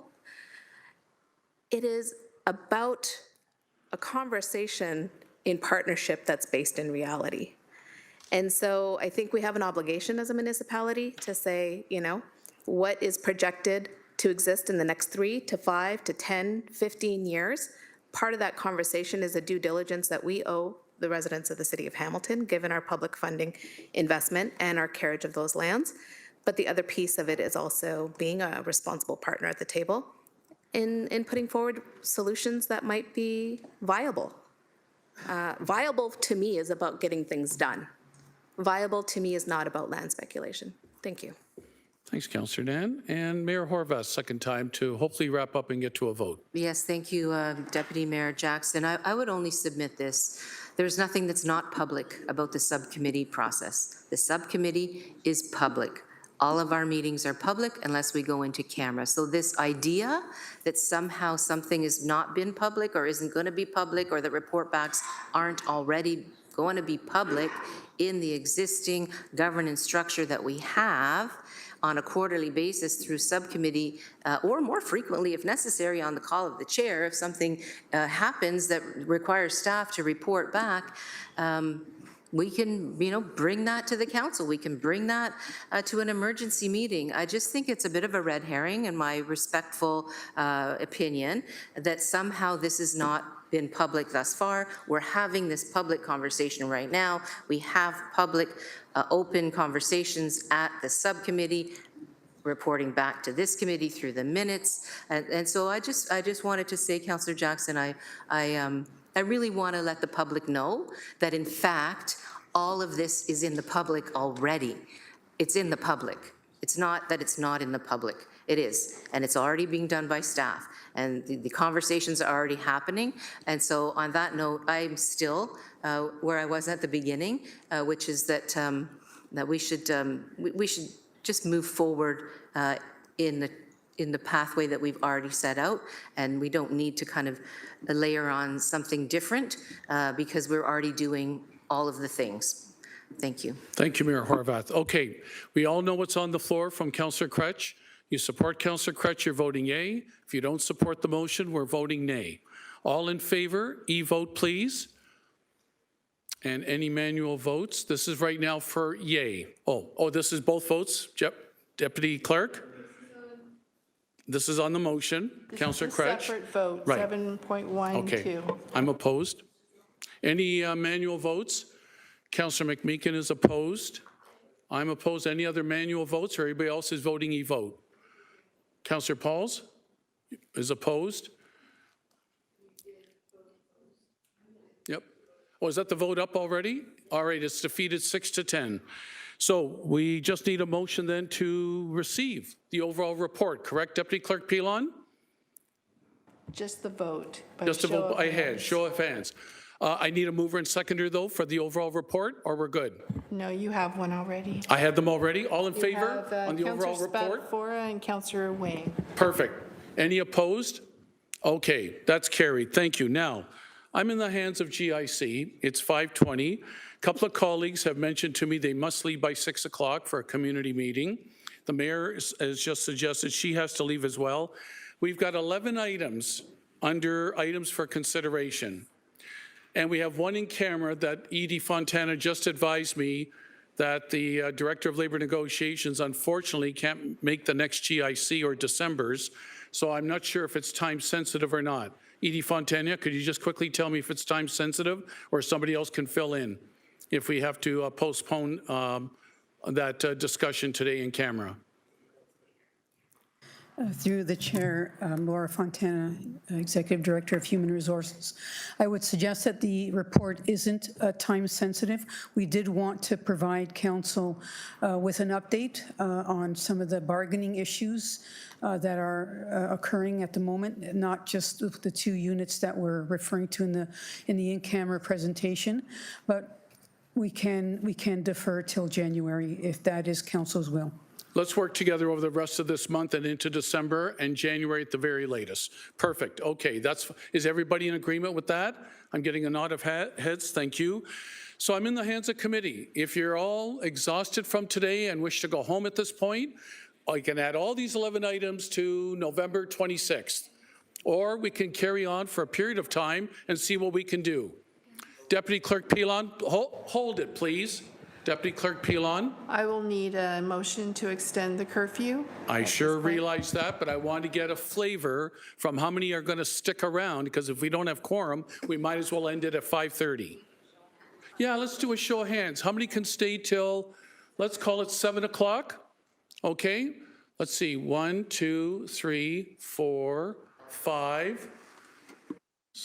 A week number 6. Any on the virtual side? No?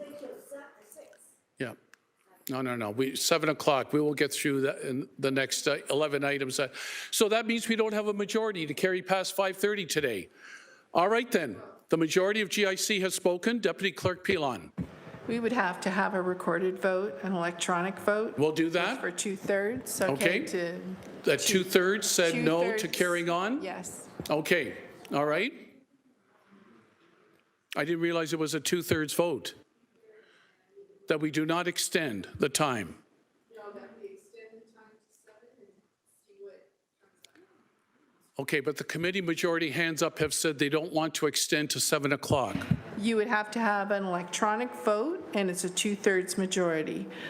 You did a show of hands, yeah. straw vote. Straw vote. Okay, You didn't do an official vote. Yes, Councillor Alex Wilson, please help the deputy mayor out. Mayor, I'd like to move a motion that we go till 6, and if we need to move another motion at that time, we can, but most of these items are minutes, so I would really like to see how many we can get through in terms of receiving minutes or BIA schedules, which typically are quick. There are a couple discussion items here that'll take longer, but it's my intention to move till we extend the meeting till 6 o'clock at this moment, and I'd look for a seconder, and I think that's the mayor. All and right. so at that point, I'd love to revisit this conversation maybe. Thank you, Councillor Alex Wilson, Can I for add your a helpful seconder? suggestions, seconded by Mayor Horvath. Can I just add one thing? I can stay till about 5 to 6. I just Fair enough, texted. Mayor. Can I just say, though, there's 2 or 3 presentations from staff that are a part of the 11-8 items under Category 8. Okay, you know what the request is? To stay till 6 o'clock today. All in favor, recorded vote, e-vote? Thumbs up from me, Deputy Clerk. 6 o'clock. Any other manual votes, or everybody else is voting by e-vote?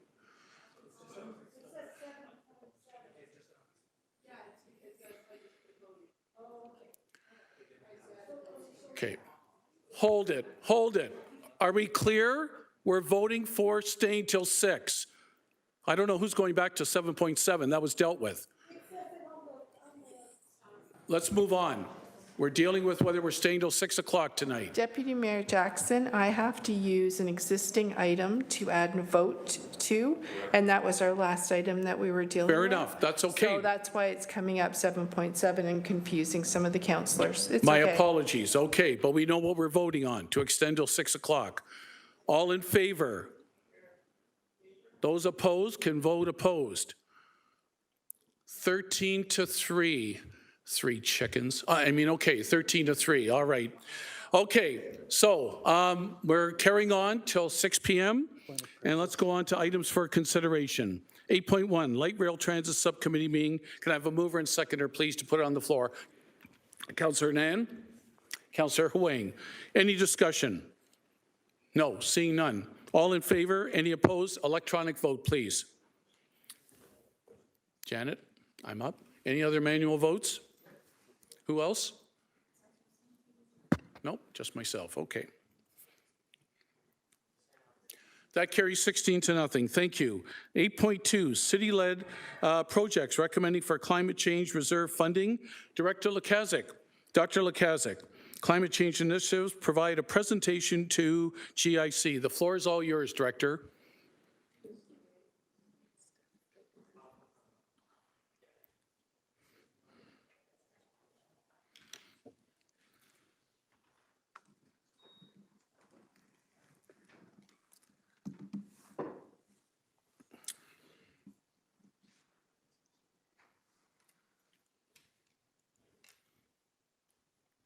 Thank you for your help always, L.A. Solomon.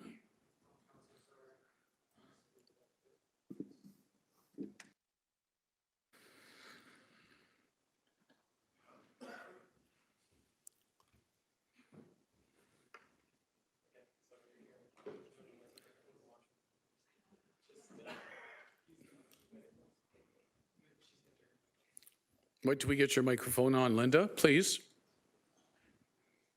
All right. Floor is yours. Thank you very much. I'll try to talk fast. Really pleased to be here today to present to you the 2025 list of city-led projects that are recommended to receive climate change reserve funding in our 2025 funding cycle. And I want to acknowledge that and thank the staff members involved in preparing these projects that are being recommended. There are reps from all of the projects either in the room or online here to answer any questions you might have. Oops.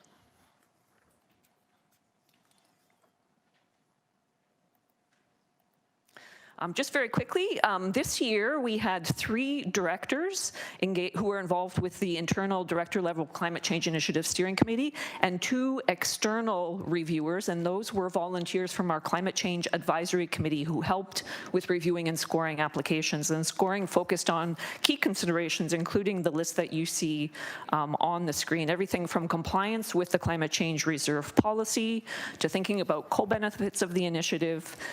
There was a specific question this year on project contributions to community climate justice and some extra scoring for projects addressing identified strategic priority focus areas. And those really involved looking at areas within Hamilton's climate action strategy where we'd like to see more action. The outcome of that process is the list of 7 projects that you see on the screen, and very briefly, I want to share a little bit more about each one. The first on the list is an electric fire truck portable charging unit, and this unit is going to support operational deployment of electric fire apparatus across the city, further supporting corporate fleet decarbonization, and in this instance, this unit will be used to charge Hamilton's soon-to-arrive, I believe, Hamilton Fire's first electric fire truck. Next on the list is the Ecoliteracy Electric Bookmobile, and this is Hamilton Public Library transitioning their bookmobile fleet away from fossil fuel-powered vehicles. And the proposal that they put forward integrates lots of other innovative elements. So the plan is to use the new bookmobile not only to reduce greenhouse gas emissions, but to scale and leverage other sustainability initiatives, including solar technology on board, to increase climate resilience, and to provide environmental education and equitable access to climate-friendly technology. And the library is also looking at, and I love this part, reaching out to the city and other community partners to help to promote other programming focused on sustainability, environment, and climate action. So it'll be a wonderful way to get that information quite literally out into neighborhoods. We also have are recommending support for social procurement, strategic design and implementation planning, and this is from our team in the procurement division. And the reserve fund will support the first phase of efforts to design, pilot, test, and eventually implement a social procurement framework that embeds social, economic, and environmental objectives. And the shift will focus on procurement that achieves the lowest, from procurement that achieves the lowest price to achieving best value, with best value being a balance of cost effectiveness with meaningful community outcomes that support climate action, social equity, and economic inclusion. Our friends in the Transportation Division have requested support for battery-operated ground maintenance hand tools, and this will replace about 30% of their tool inventory with the ultimate plan to test these electric options, these rechargeable options, and ultimately shift 100% to electric tools moving forward. From the Parks Division, we have an innovative pitch for solar-powered park and playground lighting. This is a approach to solar lighting. I'm going to just read some of the technical pieces here. It's a flexible solar panel. It's wrapped around the pole and reduces wind loads and allows lights to be directly buried into the ground without a footing. So it gives them more flexibility. In this instance, 2 of the 5 parks that will receive this lighting are parks where it's been challenging for the city to get lighting put in place. So climate resilient, sustainable, and also innovative on that one. On the next item on the list is a pilot backyard tree planting program, and this is from Forestry and Horticulture. They've proposed this project in partnership with the Hamilton Naturalist Club, and this includes a combination of engaging community and public education about the importance of trees to really getting into neighborhoods where we need more tree canopy. So these are trees that will be ultimately planted in people's backyards, larger caliper trees, so they're a little bit more costly, but it'll come with supports for those neighbors who are willing to have those trees planted on their properties. Everything from helping with the planting to helping with ongoing stewardship over time and raising awareness in those neighborhoods about other tree-related programs that the city and other community partners offer. And then the last item on the list is a proposal from City Housing Hamilton to essentially retrofit an existing social housing complex, a townhouse complex up on Hamilton Mountain. This one includes bringing air source heat pumps and hot water heaters and solar voltaics on the roofs of these townhomes. And I think what's really important to acknowledge here, this is a low carbon, climate resilient approach to actually also bringing cooling to these units. So as we deal with more extreme heat, this is a wonderful example of how we can do that more effectively. Also, just very quickly wanted to make you aware that our GM and Planning and Economic Development does have delegated authority to approve up to $250,000 in allocations from the reserve to further support climate-related work. And those allocations have tended to focus on priority focus areas of the team in the Office of Climate Change Initiatives. So for full transparency, just sharing with you that in 2025, we saw $75,000 allocated towards the co-design of a climate justice framework for the city. There's an engagement happening right now at HRIC, the Regional Indigenous Friendship Center, around how people are already being impacted and struggling with climate impacts. The other $100,000 has been allocated for a neighborhood climate action small grants program that our team is currently developing, and we'll have more information to share with you on that in the coming months. And then just wanted to remind you that this council also approved in July 2025 $100,000 to support our ability to go away and update Hamilton's climate action strategy and look at opportunities for acceleration. Just very quickly, too, every year in this report, we provide you with updates on progress with projects funded in previous years. I won't get into details, but just want to make sure you're all aware that information is there. Happy to answer any questions about that. And just to highlight that we've also included this year an update regarding allocations made through a motion from Council in 2023 to get biodiversity action moving. So there's an update on the $200,000 in support to update Hamilton's natural areas inventory and an update made on some parcels of land that have been purchased and supported through, for community conservation organizations through the city's Natural Areas Acquisition Fund, which receives some climate reserve funding. All right, so now on to the recommendations. We're asking today that council approve the recommended allocations for that list of 7 projects in the total amount of $1,514,305, and this is from the 2025 allocation to the Climate Change Reserve. And then we're asking that you receive the updates provided in the other sections of the report. Happy to answer any questions. Thank you. Dr. Lukaszuk, thank you so much for that important presentation and, more importantly, your recommendations. I have a speakers list. Questioners, Councillor Huang, start us off, please. Deputy Mayor, are we allowed to ask questions on the report as well? Yeah, sure. I'm going to parlay both into the same. So why don't you do both? Thank you. Thank you for your presentation. Highly supportive of the direction where you want to go and would vote accordingly. I want to understand the 2024 allocation for the not-for-profit housing climate resilience. So that was for affordable housing projects for energy efficiency features. And I wonder how does that work with this year's allocation of the City Housing Hamilton 500,000 that you had talked about in your PowerPoint. So I want to understand how the two relate to each other and if they are related to each other at all. Through the chair. So Councillor, just so I'm sure you're talking about making not-for-profit housing climate resilient, the Housing Secretariat allocation? Yeah. So they are different in the sense that the pitch in front of you this year is from City Housing Hamilton to specifically move into one of their existing developments and do that retrofit work, make those improvements. The other allocation that was made in 2024 to the Housing Secretariat, they are offering that funding through projects that they're promoting in community to support the ability of those new developments to integrate climate resilient features. Okay, and then if I'm going back to look at the 2024 report as well, there is an air conditioning in Hamilton, it's for rental housing. Again, 2 separate projects then, if I'm understanding this correctly?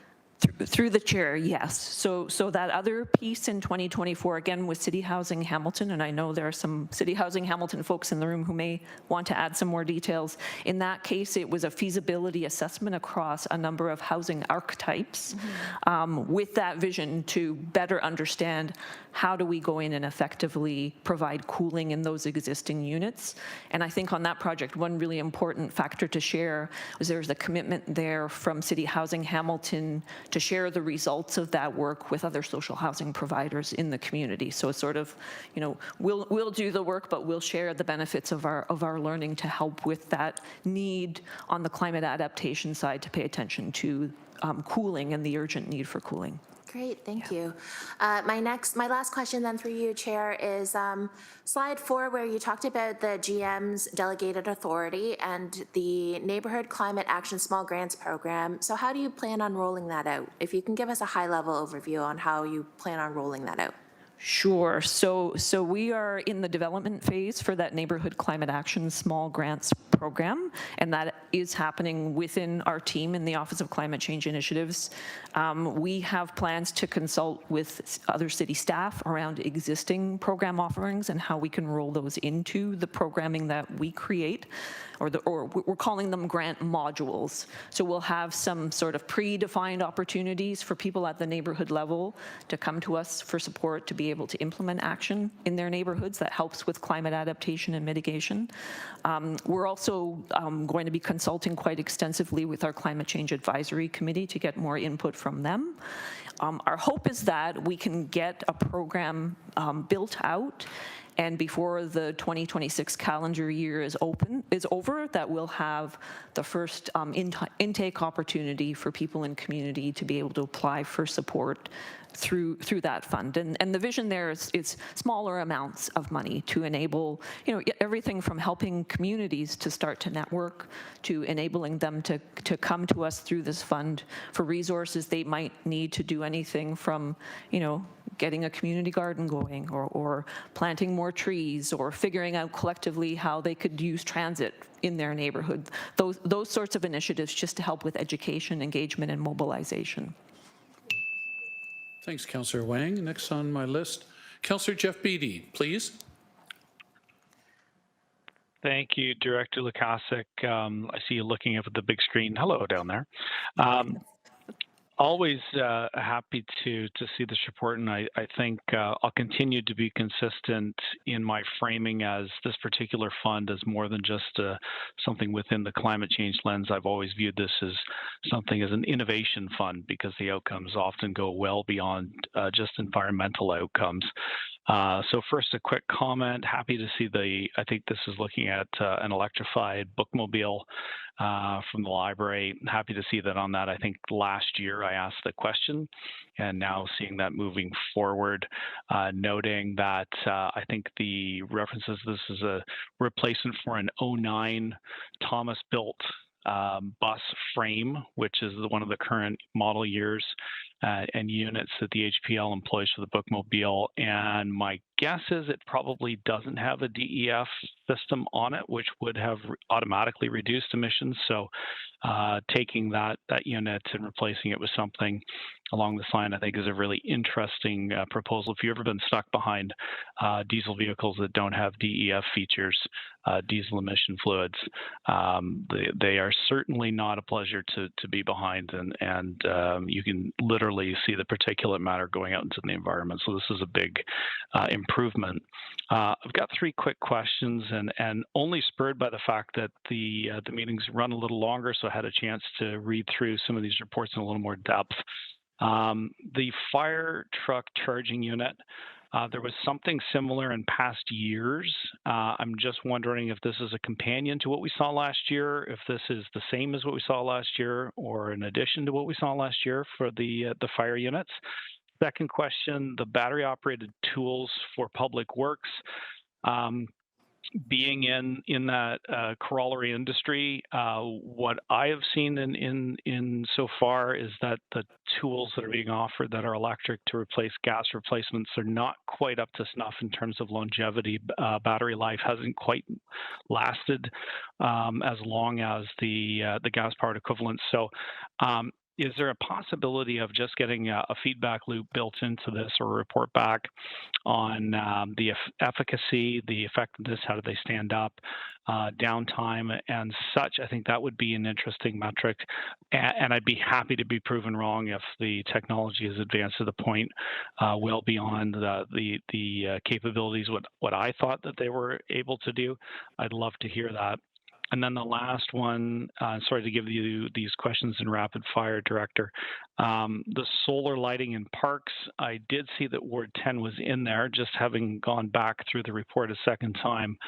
And I'm in the middle of a conversation about some lighting installations in the ward, and now just trying to see how that might play into that. It's more of an offline conversation perhaps we could have. Because I've got some motions forthcoming for lighting installation. Solar was kind of ruled out initially as an affordable option. We've gone with the traditional trenching and hardwired installations. So now seeing that Ward 10 is potentially eligible for one of these solar light projects, I'm just trying to see how that all interplays and relates to some projects that I've been working with staff on. So that I'll say is more of an offline conversation. But the first two, the fire truck charging units and the battery operated tools, providing a feedback to do a comparison on the longevity and lifespan of these new pieces of equipment. If you could just offer some comment or reply on those. Through the chair. Take sequential notes there, Director. Yes, through the chair. Please. And actually, I see Deputy Chief Rember has turned his camera on, so I'm going to ask him to respond to your question about, and I think you're referring to the auxiliary power units, the APUs that Hamilton Fire received funding for in a previous round. That's correct. Just trying to see how they relate to that particular project, if it's a companion piece, if it's completely different, or how does it interplay with the previous approved funding allotments for battery-operated apparatus and machinery with the fire department. Deputy Chief, could you introduce yourself, please? Certainly. Mike Rember, Deputy Chief, Hamilton Fire Department. Through you, Deputy Mayor, great question and great recollection, Councillor. The previous year request was for anti-idle technology for the large DEF-equipped diesel fire trucks, which we are presently underway at equipping. This request is specific to the electric fire truck, which is inbound and anticipated within our borders by year's end. And so it is, the charger allows us to be able to move the truck through different stations in the city, as opposed to setting up infrastructure in one station alone, because we want to see how the truck is going to perform in real world conditions in different parts of the city with different response characteristics. So the two are not related. Okay, perfect. Thank you for that. Appreciate the answer. Thank you, Deputy Chief. Director, back to you. And through the chair, yes, just briefly on your other question around the battery-operated maintenance tools, Councillor. I know the intention of staff in the Transportation Division is to assess how effective they are. We do request progress updates, so I will make sure that we have them share back details around what they find in that assessment of how effective these tools are in comparison to the fuel-powered options that they're using now. Perfect. Thank you, Director. Thank you, Deputy Mayor. Appreciate the opportunity to ask questions. Thank you, Councillor Beatty. Next on my list, Councillor Mark Tedison, please. Hey, greetings. Just thanks for the presentation. Just a question about the Bookmobile e-bus, and my understanding is that I guess the library is going to get the $500,000 to buy a bus. So the bus is and that's going to, the $500,000 represents 25% of the cost. So I'm saying that bus is going to be $2 million is what we're looking at now. That's just what I'm guessing. Is that pre-COVID? Is that pre-COVID? Is that pre-tariff prices or post-tariff prices? Because we were just told the other day that all bus prices are going up 10%. So that would be another $200,000. And I'm wondering if that's factored in, or you're just giving that, and that's something the library is going to have to deal with. Yeah, through the chair, I don't have the answer to that question, but I do have Director Chad Roglic from Hamilton Public Library here who could speak to that in more detail. Director, introduce yourself, please. Good to see you. Good evening. Good to see you. Chad Roglic, Director of Facilities and Sustainability with Hamilton Public Library. There's a little bit more context to that 25%. As I was explaining to Director Glukasik earlier today, there's actually been a small modification to our application. The original intent was to replace the two current bookmobiles with one large 30-foot regular size combustion bookmobile, as the technology hasn't arrived yet for an electrification of the large bus, and a smaller bus, a little bit more agile, electrified, able to deliver the services as the director so nicely pointed out. Over the past few months, as we started to look at those costs, the rising costs of those buses have become a challenge, and the library doing its due diligence and really scrubbing our numbers to make sure we're still providing effective service, but we're having the responsibility around our finances. We've made the decision to scale back on the larger bus currently, remove the combustion entirely, and go with two small electrified buses. So our RFP, working with fleet and procurement, is geared to two small electrified buses, and they've advised us that rising costs have been incorporated in the RFP, and that $500,000 would purchase us one completely fitted out electrified small bus. Thank you. Wow, those were a powerful, silent 2 thumbs up, Councillor Tedison. Thank you, Director. Nice to meet you. All right, I have no other questioners of Dr. Lukasik, so let's do a motion first of all to receive her presentation. Can I get a mover and seconder? Councillor Nat? Yes, Deputy Clerk? We can do we can receive the presentation and approve the recommendations in the report. Can I bundle it all Yes, together? you I can. love bundling things. Thank you, Deputy Clerk. Oh, wait, are there questions on the report? Oh, Okay, not on the report itself then. Okay, so I'm bundling together Dr. Lukaszyk's presentation and her report. Can I get a mover and seconder, please? Councillor McMeekin, Councillor Kassar, questions or comments further? Seeing none, I have none on my list. Okay, Councillor Cooper, I apologize. I thought you said after the vote is done. All right, thank you. Okay, but it's not going to be about this item, though. If it's about this item, you're best to speak now. Is it about this item? All right, you're on the speakers list. Go, please. Thank you, Chair. My apologies on the confusion there. Not at all. I spoke earlier today about my disappointment in the planning process. Most cities are walking away from heat islands right now, and we've got a climate change emergency in 2019. I had a very good presentation right now, but my concern is we're majoring in the minors. When we're starting to plan across our city to create heat islands, when other cities are walking away from it, we're focused on the wrong stuff, okay? So I cannot support this because I really believe we're focusing on the wrong stuff, and I think our planning's taking us in the wrong direction, and until we get that straight, all this other stuff isn't gonna matter. We've got to get that straight, and so I will be voting against this, and I just wanted to say that. Thank you. Thank you, Chair. Perfect. You're entitled to your opinion, Councillor Cooper, absolutely. And I'm glad you got it in before the vote. Any other comments on the motion? We're bundling the presentation and the report together. All in favor? Any opposed? E-vote, please. Janet, favor? Councillor McMeekin, in favor, thumbs up. Myself? Everybody else is doing an e-vote?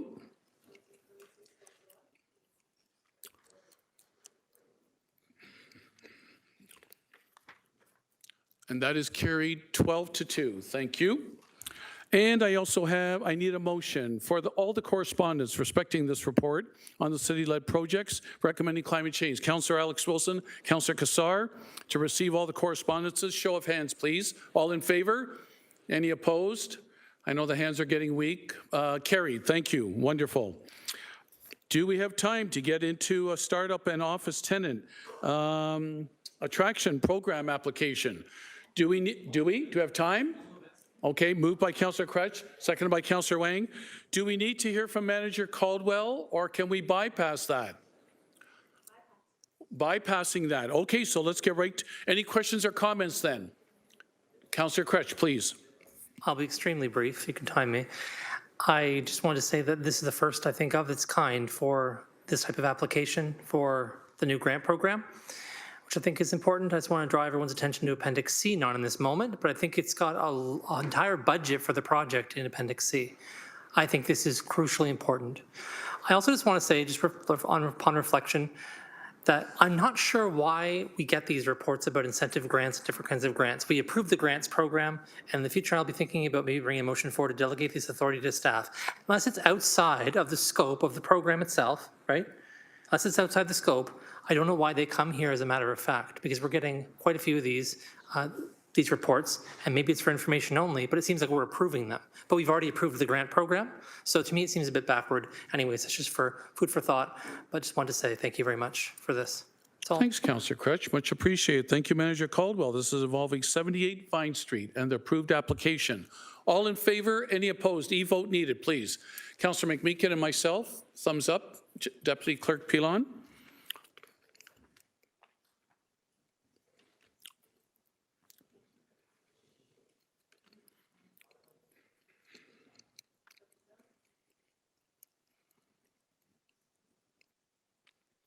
And that carries 14-0. Wonderful.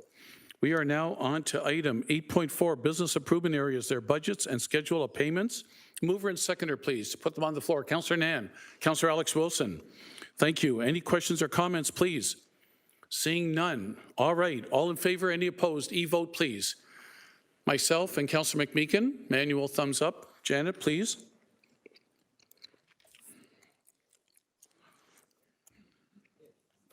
That carries 14-0. Thank you. 8.5, Board of Management for the Hess Village Business Improvement Area. Mover and seconder, please, to get this on the floor. Councillor Alex Wilson. Councillor Crutch should move that. Councillor Alex Wilson seconded. Questions or comments? Seeing none. All in favor? Any opposed? E-vote needed. Myself, Councillor McMeekin. Thumbs up manually.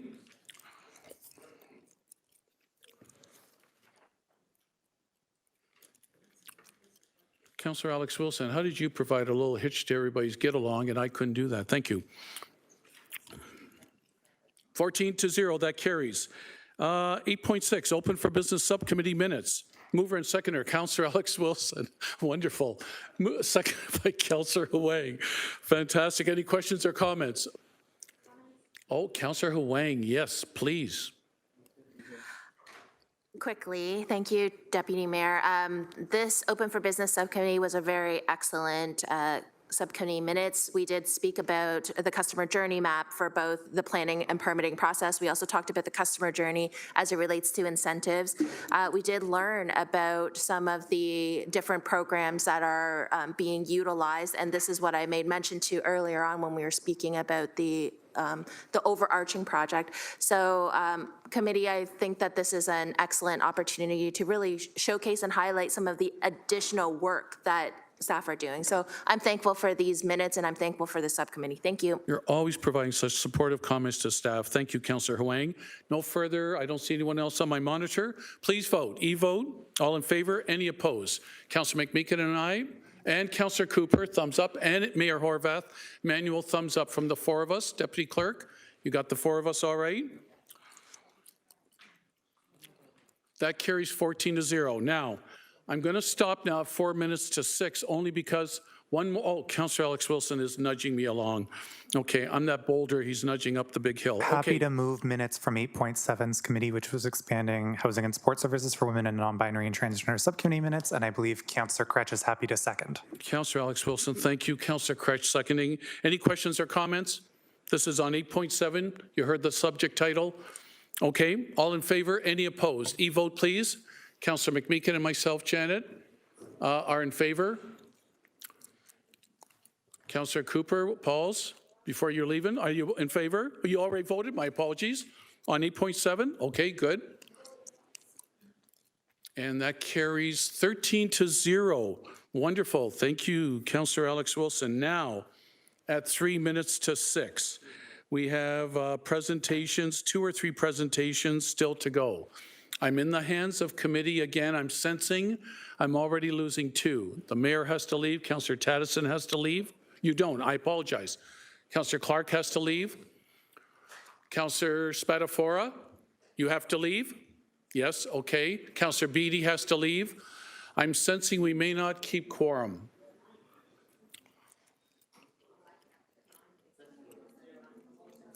Pardon me? Neither one of those 2 can stay on the virtual. No. Okay, can we do this? And all 10 are staying here?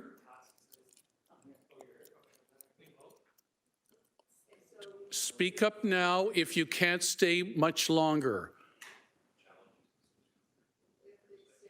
Okay. So then we'll take another motion then to extend further. How late does GIC wish to go with the remaining members? 7? 6:30? 7? I think there's one major presentation here of housing by 2 directors. Shall we try 7? Okay. 7 p.m. it is. Mover and seconder for that, please. Mover by Councillor Huang, seconded by Councillor Nan. All in favor? Any opposed? E-vote, please. I'm in favor. Deputy Clerk. Councillor Tattison, manual thumbs up. Councillor McMeekin. Manual thumbs up for Councillor McMeekin.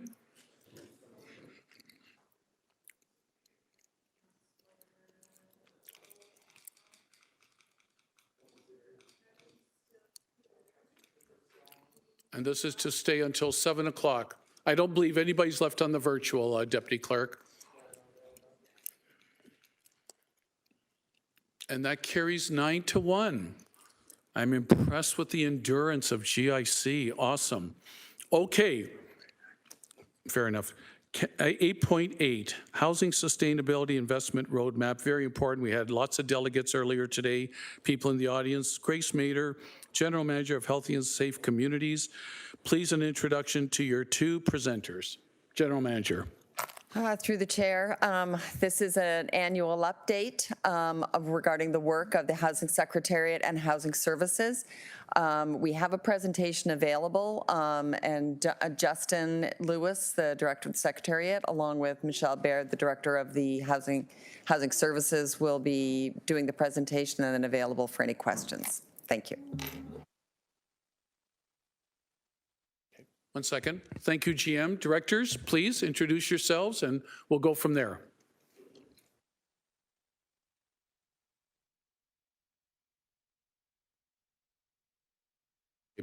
As the directors are getting set up with LA, Blend Bruzon, I'm just asking my colleagues, we're going to be here for another hour. I'm just looking to help you with some sustenance, some very simple sustenance. Is that fair? Okay, okay, all right.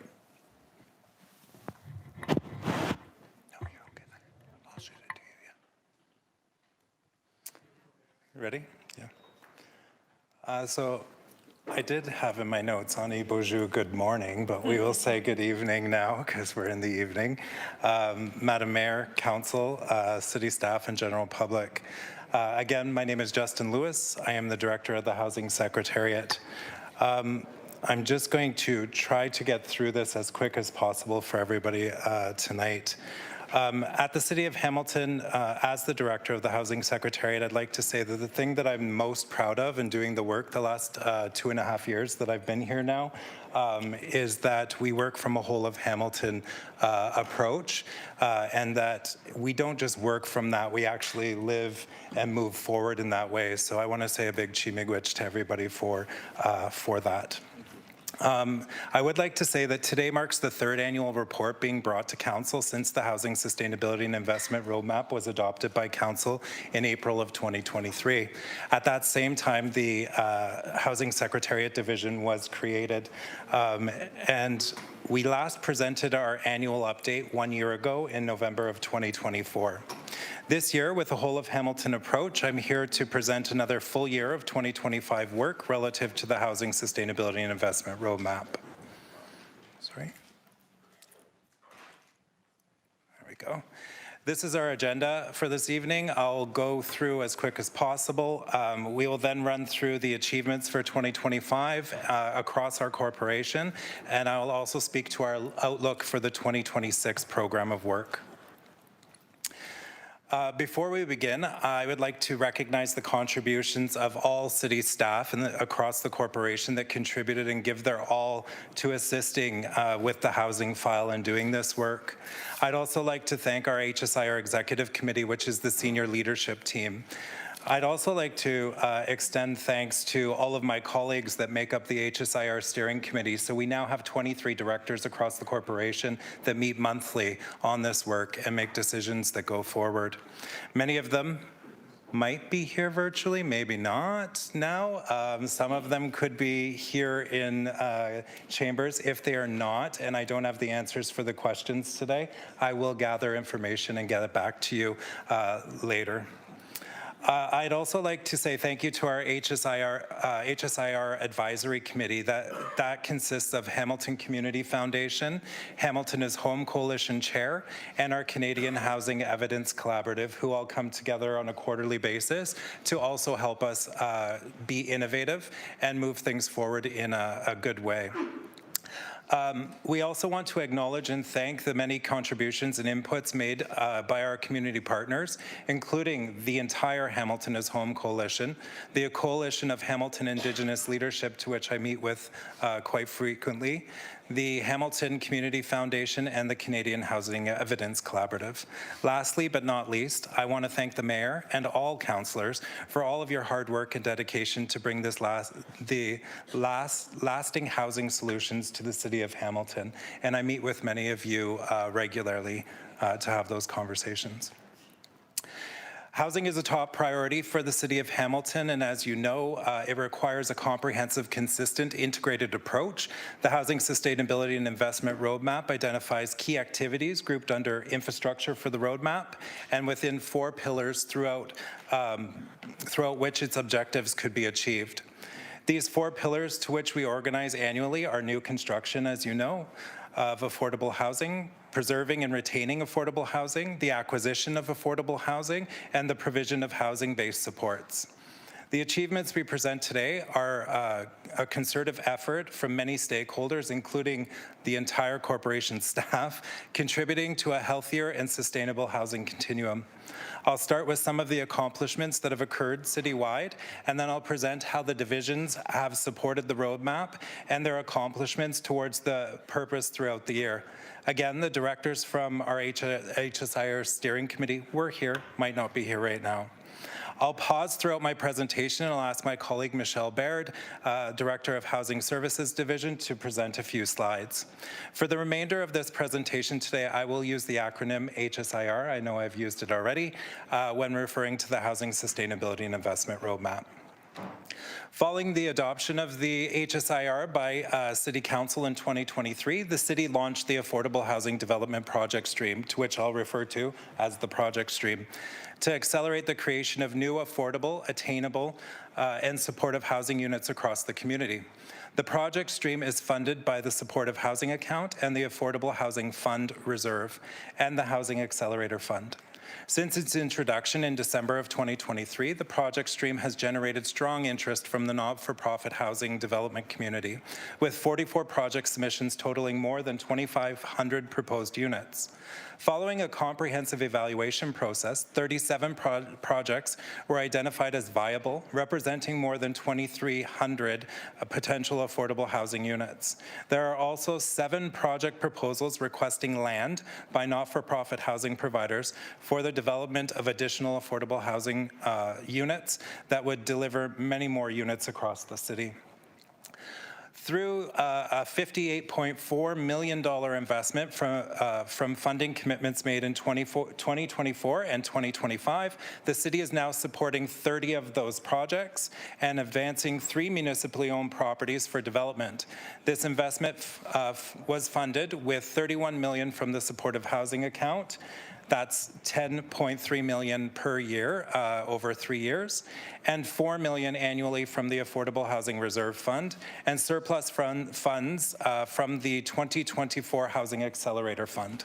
These efforts will deliver approximately 2,100 units. So we're now up to 2,100 units being funded in some way from this city for new housing units over the next 3 years. Categorically, across the housing continuum, the 3-year investment plan is currently delivering 1,455 affordable units, 511 supportive units, and 138 attainable units that you approved today through the Roxborough report.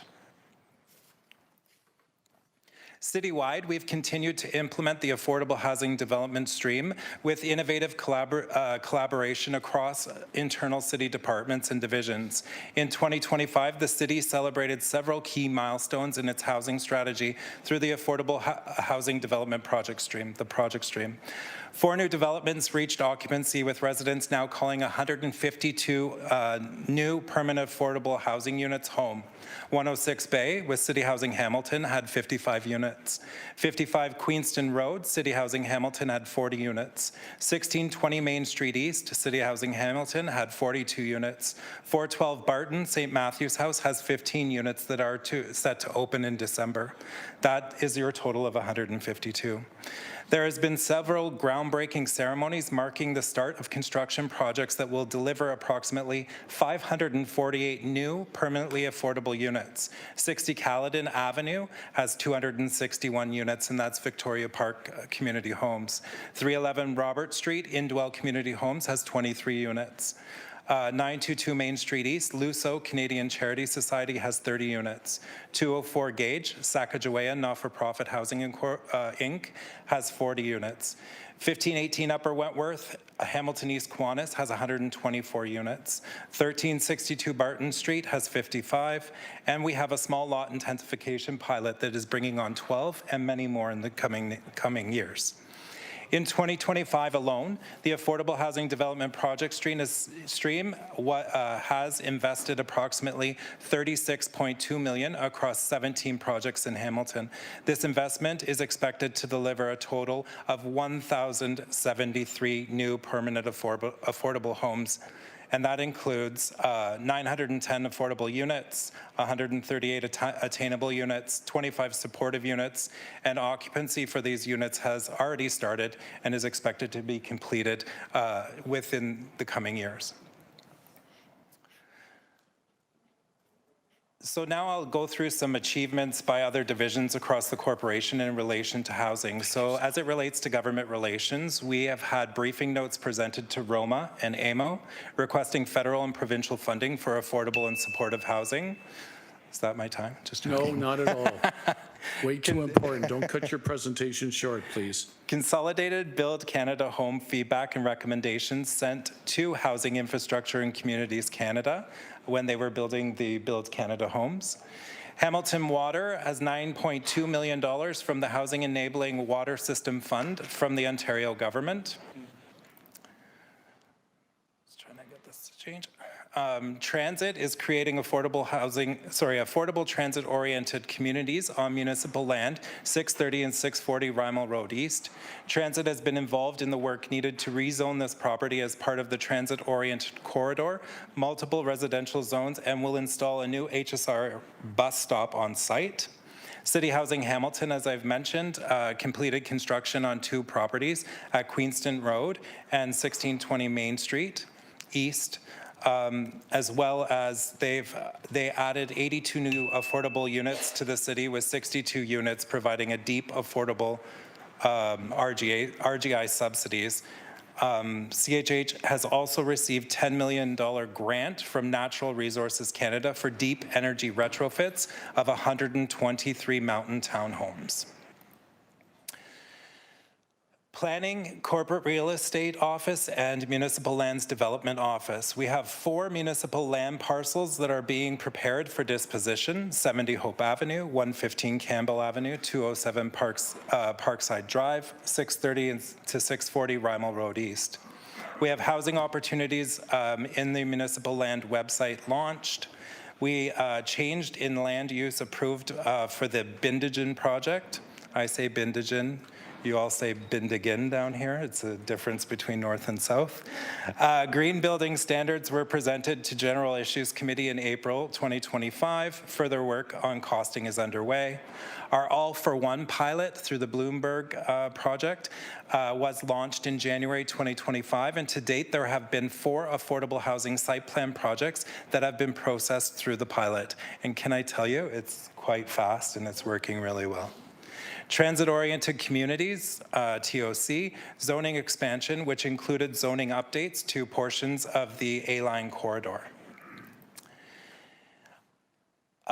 These actions support, so the licensing and bylaw actions support the preservation of affordable housing pillar under the HSIR. So the work that licensing and bylaw does relative to inspections of the buildings will ensure that they are maintained in good state of repair, providing good quality of life for our tenants, which is hugely important. They have had work that's been undertaken to conduct building evaluations to assign a public score of maintenance practices and standards of 860 buildings with a targeted date of September 2027. The work has been completed to be able to implement the Safe Apartment Building Bylaw in January 1st of 2026. Now this is the point where I'm going to pause for a few seconds or a few minutes and pass it over to my colleague Michelle Baird for the next 3 slides. Over to you. Thank you, Director Lewis. Director Michelle Baird, nice to see you always. Through the Deputy Chair, Michelle Baird, Director of Housing Services, and I'm just going to go through the next 3 slides in the presentation. So homelessness in Hamilton, like other areas across the province and across the country, quite frankly, we are seeing an increase in our numbers of people that are experiencing homelessness. The increase we are seeing here is not different than what we're seeing in other municipalities. London, for example, has a population smaller than ours, and yet their homelessness numbers are very similar to what ours are. Our colleagues in Ottawa, for example, have over 3,000 people now experiencing homelessness, and of that, 500 are unsheltered.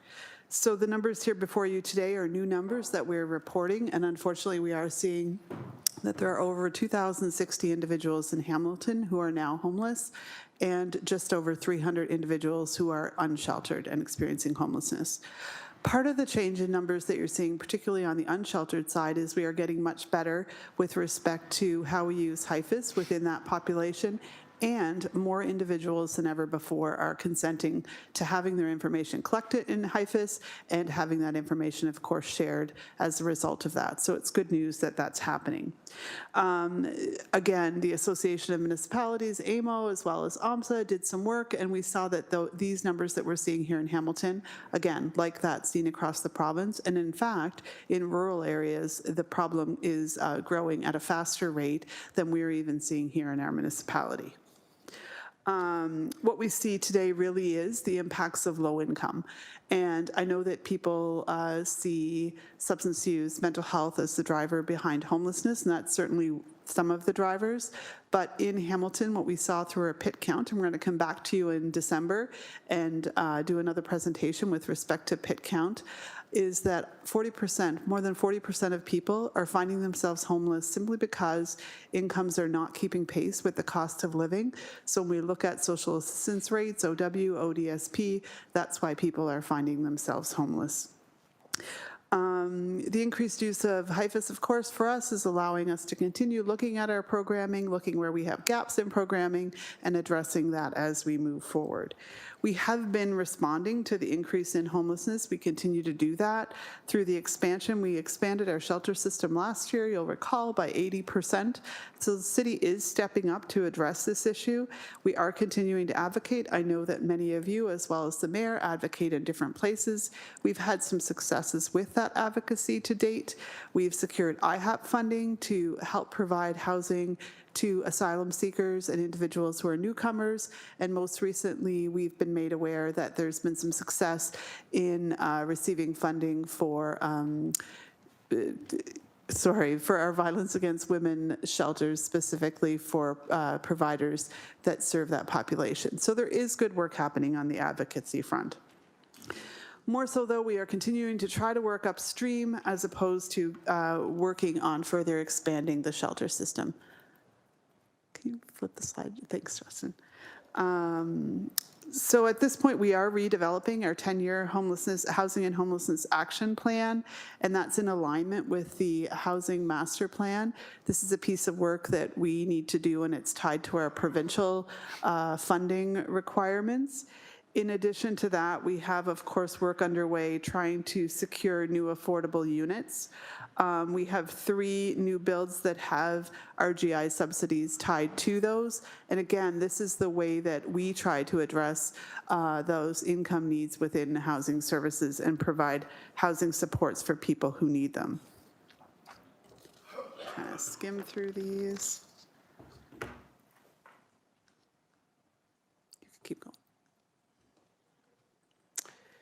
There's been approximately $20 million that's been invested in capital repair for our existing social housing units. As you all know, the infrastructure in Hamilton is dated, and as a result, maintaining those units in workable condition is key for us.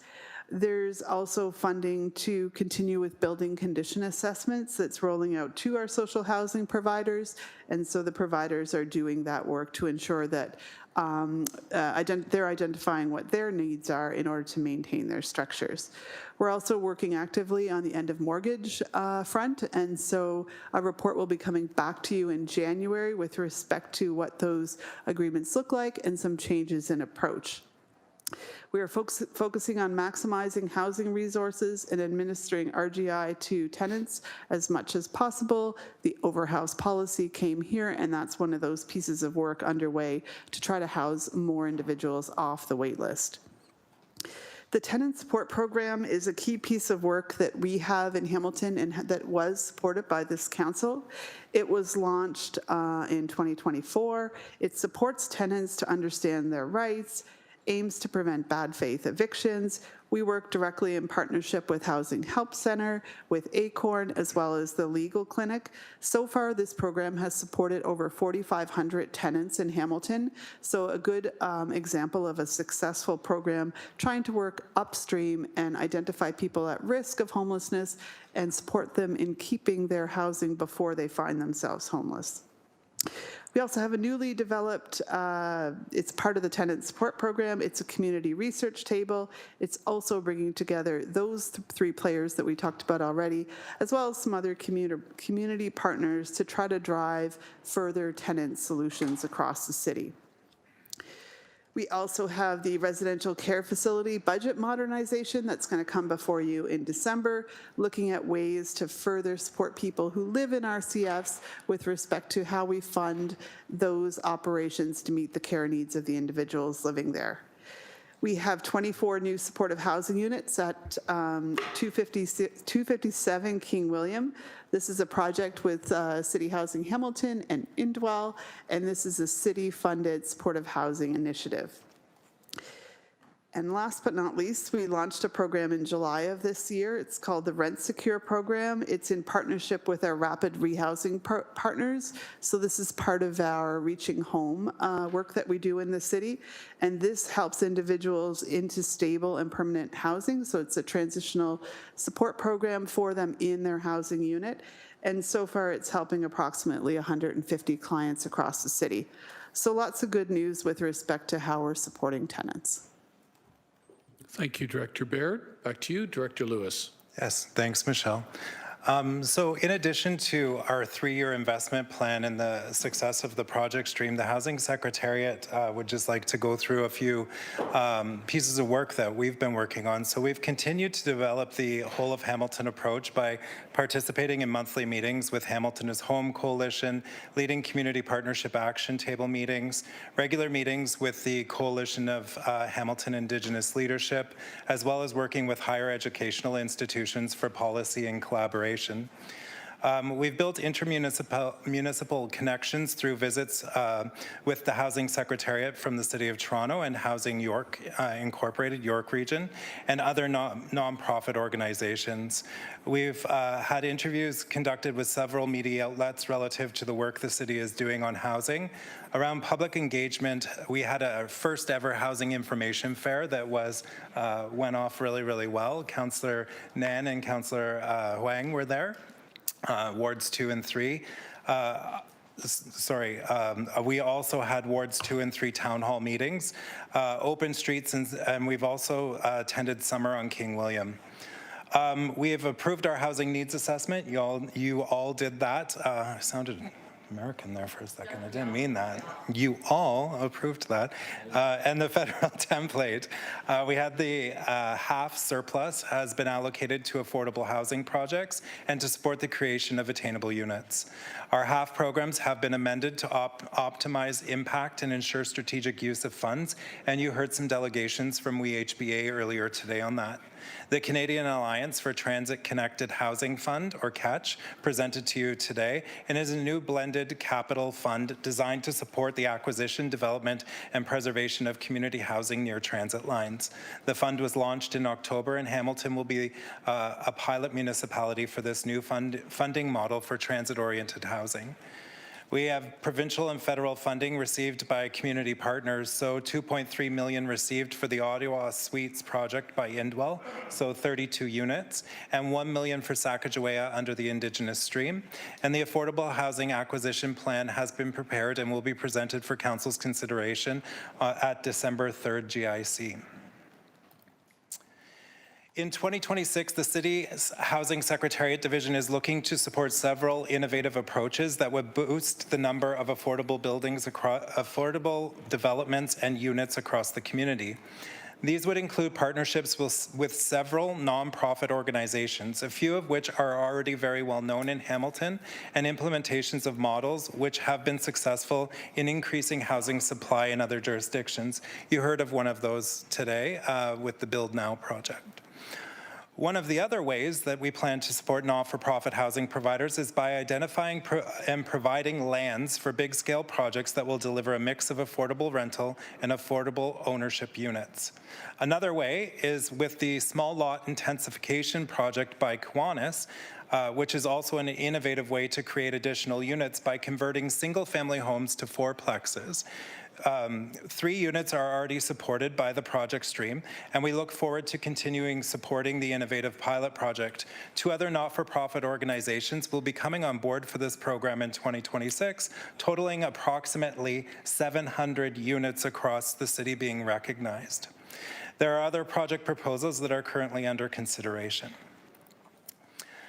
The proposed program of work for 2026 is included in Appendix B of your report today, and in some cases is the continuation and improvement of some of the accomplishments from 2025.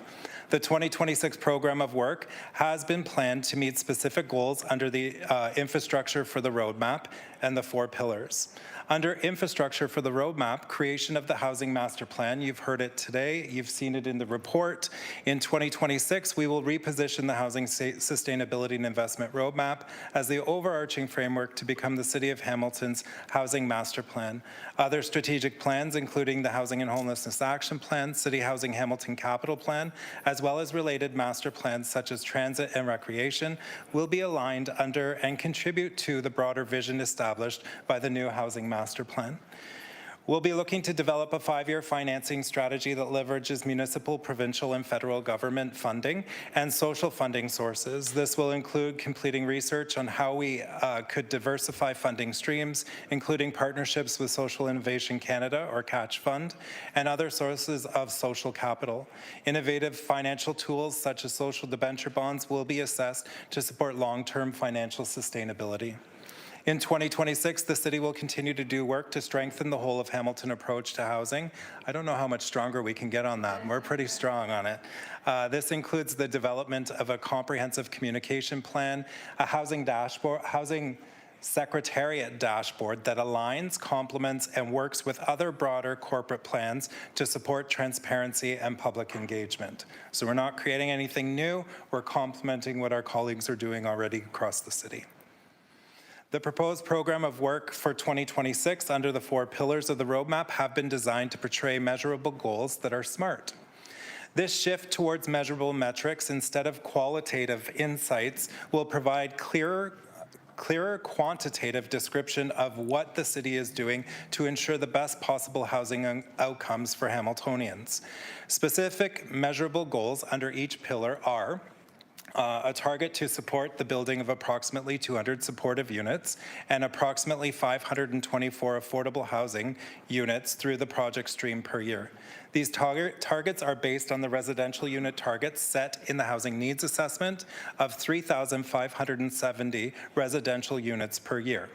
The additional units will also be counted towards market units, so we'll still be looking at that as we go through. The target also includes 875 high-performance units across the continuum, talking about environmental, climate, all those sorts of things. And over 108 accessible units of the total units supported through the project stream. So we'll be looking, the Ontario Building Code does say 15% of the units in a building or a development need to be accessible. We're trying to aim higher than that. So we're either 20% or higher is what we're trying to aim for across the city. We'll work towards developing a stream of affordable housing projects across the city to be ready to present them when federal or provincial investments become available, specifically Build Canada Homes. And the Corporate Real Estate Office has a target of 10 municipal land sites ready for disposition in 2026. There's a lot coming. Under acquisition, we're looking to implement the Affordable Housing Acquisition Plan with a target of 100 units, and you all heard this in our November 2024 update, and that would be during a 2-year pilot. The staff report recommending the implementation of this program will be brought forward to Council's consideration at the GIC meeting of December 3rd. The proposal presents capital and property tax incentives to nonprofit organizations for the acquisition of existing rental buildings that are at risk of being sold in the market, losing the affordability of those existing units. Under Preserve and Maintain, we're looking at energy retrofits of 123 City Housing Hamilton-owned townhomes, inspections and evaluations related to property standards of 860 buildings with a target date of September 2027, continue to monitor as Michelle said, the end of mortgage operating agreements, continue to monitor building condition assessments, as Michelle said, for social housing portfolio. Inspection of buildings will ensure that they are maintained in good state of repair, providing good quality of life for tenants. Under housing-based supports, the city will continue to look to provide operating support in the form of program funding and rent subsidies for housing with supports related to the HSIR. And that brings us to the end of my presentation for 2025, and that's the update on our HSIR. I'd like to thank you all for your time today. I'd also like to thank the leadership team and who have all stayed here all day to answer questions and may not be here still, but without all the 23 directors across the corporation sitting at that steering committee, we would not be moving things forward. So I just want them to know that my thanks is there for their work and all of their collaboration. Chimigwich. Thank you, Director Lewis and Director Baird. By the way, L.A. Salamone, I think, has gone out to see if we can get the construction workers to just hold off for another 45 minutes. Sorry for any interruption. Is it okay if I sit for questions? Oh, my leg is please getting sit, Director sore. Lewis. Okay. Please, right over here at your normal table. Please sit over here. Thank you very much. All right. So we're ready for some questions to both of you, starting with Councillor Huang, please. Thank you. Deputy Mayor, can we ask questions on the report as well? Why don't I love floating between reports and presentations, so please carry on. Excellent. Thank you for your presentation. I also recognize that there's a lot of work. There has been a lot of work since the Housing Secretariat has come online. And I think that there's a real opportunity with continuing to leverage the leadership under Justin, but also the fact that we have such good people around us. My question actually relates back to some of that 5-year financing plan. We heard from the federal government that there are several funds that are coming online, and I wonder what is the best way for us to capture some of that? We do know, I know that as an AMO person, we have carriage of the Canada CCBF fund, and that has been increased. There is also the new Building Communities Strong Fund, and then there's also Canada Infrastructure Bank, because those are high, like those could be loans that are high value that could potentially look at interesting things on how we might be able to leverage that level of infrastructure funding. So I wonder if you can give us a sense as to how are we capturing some of these federal funds or these opportunities as we are moving forward. Director, please. Thank you for the question. Justin Lewis, Director of Housing Secretariat.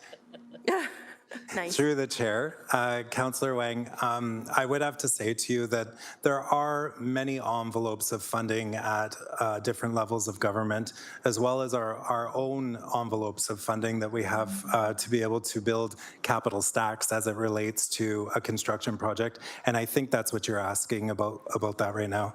So there is some work that I think needs to be done in parallel to us creating the housing master plan. And that's why we have in this document as one of our objectives for 2026 is to look at all of that funding and be able to access it where we're not accessing it, but then also be able to look at how we're using it currently, and maybe it could be used in a different way to be able to assist more productively for those not-for-profits that are accessing funding for their projects through us. I hope that answers the question. So ideally, what you're saying is your team is already on it, you're already looking at it, and you're already identifying potential innovative funding stacks in order to get that going. And I do see that GM Mater wanted to respond, if that's okay. GM Mater, please. Thanks, Councillor Huang. That's okay. Thank you, through the chair, to the councillor. Just to add to everything that Justin said, I also wanted to point out that we are working diligently with Chris Phillips in his role as the Acting Director of Government Relations to ensure that we're not going to miss any of those opportunities.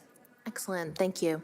And I'm glad that Director Lewis talked about the housing master plan. Obviously, we heard from one of the delegates that it was sorely needed yesterday. But you made comment on in your presentation about how it had transportation, it had all of these different other plans that would help inform the housing master plan. I think I just need a little clarity on how that housing master plan would be separate and distinct from some of our housing and homelessness. I know that there might be a dotted line on some of the different like affordable housing, supportive housing, but it strikes me that we need to look at housing services and housing as two separate topics. Am I wrong in that, or am I way off topic on something like that? GM, please. Through the chair, that is exactly what we're trying to accomplish. But the reality is that we have different requirements, and that we are required to have a housing and homelessness plan. And that will be a subset of an overarching plan, not only with the Secretariat, but also with our colleagues in planning and economic development. Okay. I think that where I worry about this is that because housing services use the same word of house in there. And I worry that we're, as we're continuing down and having all these bigger conversations, that they get conflated, and the fact is they're two separate and distinct program areas.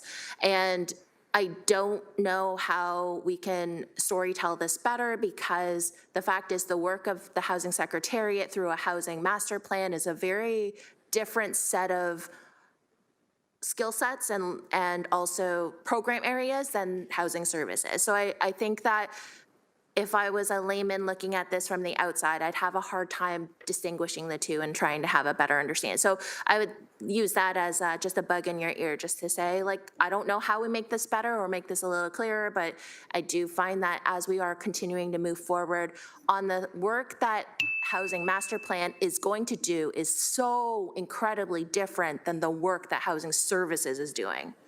And then yet we still have this dotted line. So when I think about the internal aspect, and we've had a whole conversation about efficiencies, how do we make this efficient? Because I'm also concerned, again, Housing Master Plan has a totally separate and distinct program area versus housing services. I know that the All for One is doing a really good job right now, but can we do this better? Can we make this faster? Can we make the project streams come online faster? Is there anything that we need to do in order to make these two separate program areas much more efficient? Through the chair to the councillor, that's exactly the work that we're going to have to undertake as we look at through 2026, and we'll be looking to our colleagues in planning and economic development and public works and finance, because it's going to take everybody to bring this together, because you're correct, it is a very overarching scope when you talk about a housing master plan. Okay. So at the next, I guess, update, that's when we'll start to hear. I know that this is an iterative process, just because I think about just how different the work is. So what's the next cadence in terms of an update on where we're at? I don't think it needs to be once a year kind of deal, right? So I think that we should be seeing some sort of an update. What's that next level? What's the next update coming? Director? Yes, thank you. And through the chair, Councillor, I don't have that answer for you today, but we are planning through the work of to create the housing master plan across the corporation with all of our colleagues to do regular updates with council. I don't know today what that frequency will be, but there will be a frequency to make sure that you're getting, we're not going to go through the process and do the work through 2026 and not update you until November this time next year. We're going to make sure that you get those and that it's on a regular cadence. Well, thank you, because especially since next year is a bit of an election year, so we are going to be all over the place. A bit? Oh, carry on, Tara. Carry on, Councillor. So I've never been through this round of it, so I'm not even really sure where how it works really. But the last question is, we had Habitat for Humanity talk about this land request. You've also already made mention to it in your presentation. It is also in the report. So what's the next step for that?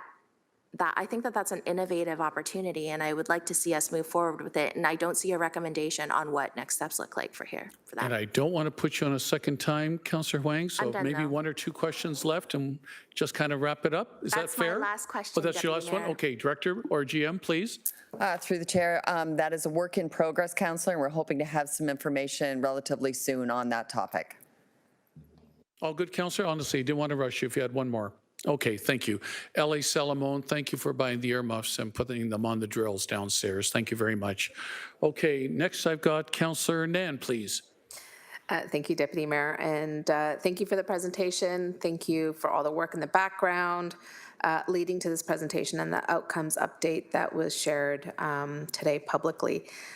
I do, Deputy Mayor, have to go a little bit down memory road on this one, only because there was a goal that those of us who were involved in the challenge of creating Hamilton is Home Coalition boldly stated last term of council, and that was 3,000 new affordable units in 3 years. We said it was possible only if there was going to be a proactive partnership by the municipality. And at that time, I remember folks were scoffing at us. I remember that there are folks who did not believe it was possible. And here we are, 2 years of having a strategic investment roadmap as a municipality, working in partnership, not only with Hamilton is Home Coalition, but all the other partners that were labeled and mentioned. And in 2 years' time, we are in the process of creating 2,100 units. What's that quote about it's not impossible? Wait, how does it go? About impossible until it gets done? Oh, Ted's got it. Ted's got the quotes. Sorry. It always seems impossible until it's done, right? So we're well on that path, and I just want to say it feels great sitting around this table and seeing the progress that's being made. Having an annual target that's clearly defined in housing needs of 3,570 residential units, being very clear that we need 200 supportive housing units on an annual basis in order to meet the housing needs, 524 affordable units in order to meet that pipeline need, and then moving towards those high-performance units and accessible units.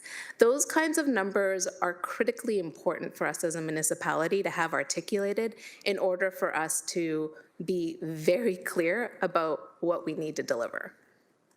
And so what I'm hearing, and please correct me if I'm wrong, is we're finally developing a strategy as a municipality to meet the needs in our community. And that strategy enables us to be grant ready and go to partners like the federal government, who recently announced the Build Canada Homes initiative, where they have said Ottawa, Edmonton, Winnipeg, Toronto, we're ready to do business with you because you're ready to do this business. What's it going to take for Hamilton to be one of those cities?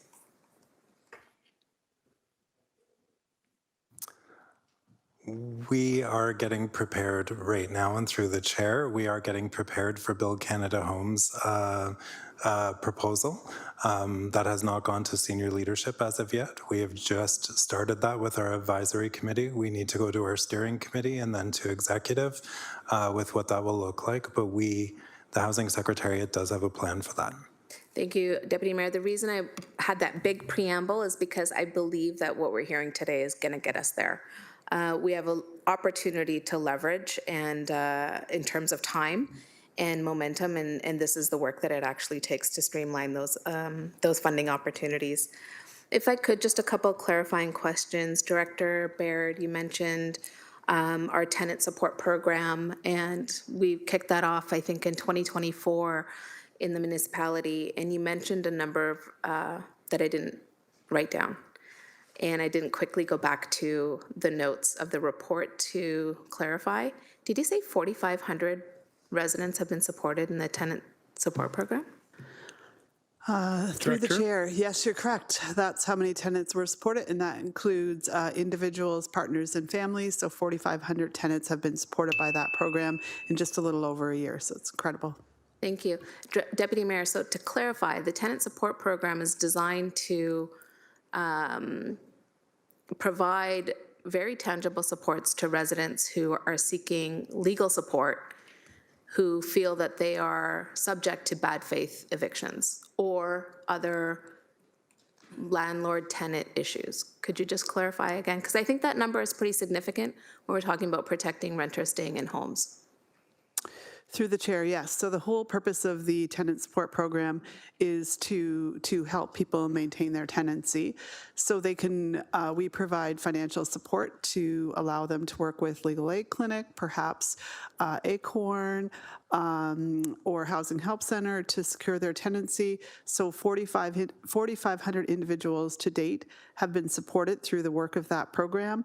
And there's been approximately $3 million through that program that's been directly invested in tenants to help them maintain their tenancy. Amazing, thank you. And then Director Baird, through you, Deputy Mayor, you mentioned that when we did an analysis of those who are entering homelessness, that was it 40% of those who identified as homeless stated that the reason being is due to lack of income? Through the chair, yes, you're correct. And that's the number that came through in our latest point in time count. We brought that information to council already in December. We're going to come back and bring forward our point in time count data as compared to that for other municipalities across the country. And so you can see where that's happening. The issue of income continues to be the primary driver. Thank you so much. And Deputy Mayor, then pivoting to Director Lewis on our affordable housing account. Director, you mentioned what's needed and what's available on an annual basis for investing in our affordable housing project stream, but also everything else that we'll be supporting through that account. Can you just clarify when it comes to the vacant unit tax and the revenues that are being generated once we paid for the administration? It's my understanding that those funds from the vacant unit tax go towards the affordable housing account. Is that correct?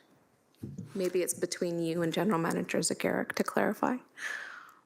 Yeah, so the answer to that is yes. So through the chair, the report did stipulate that for the vacant unit tax, and yes, it would go to the Affordable Housing Fund Reserve. Thank you. Deputy Mayor, I just want to connect those dots really clearly in today's conversation, because without that affordable housing account, this strategy doesn't have a baseline funding plan.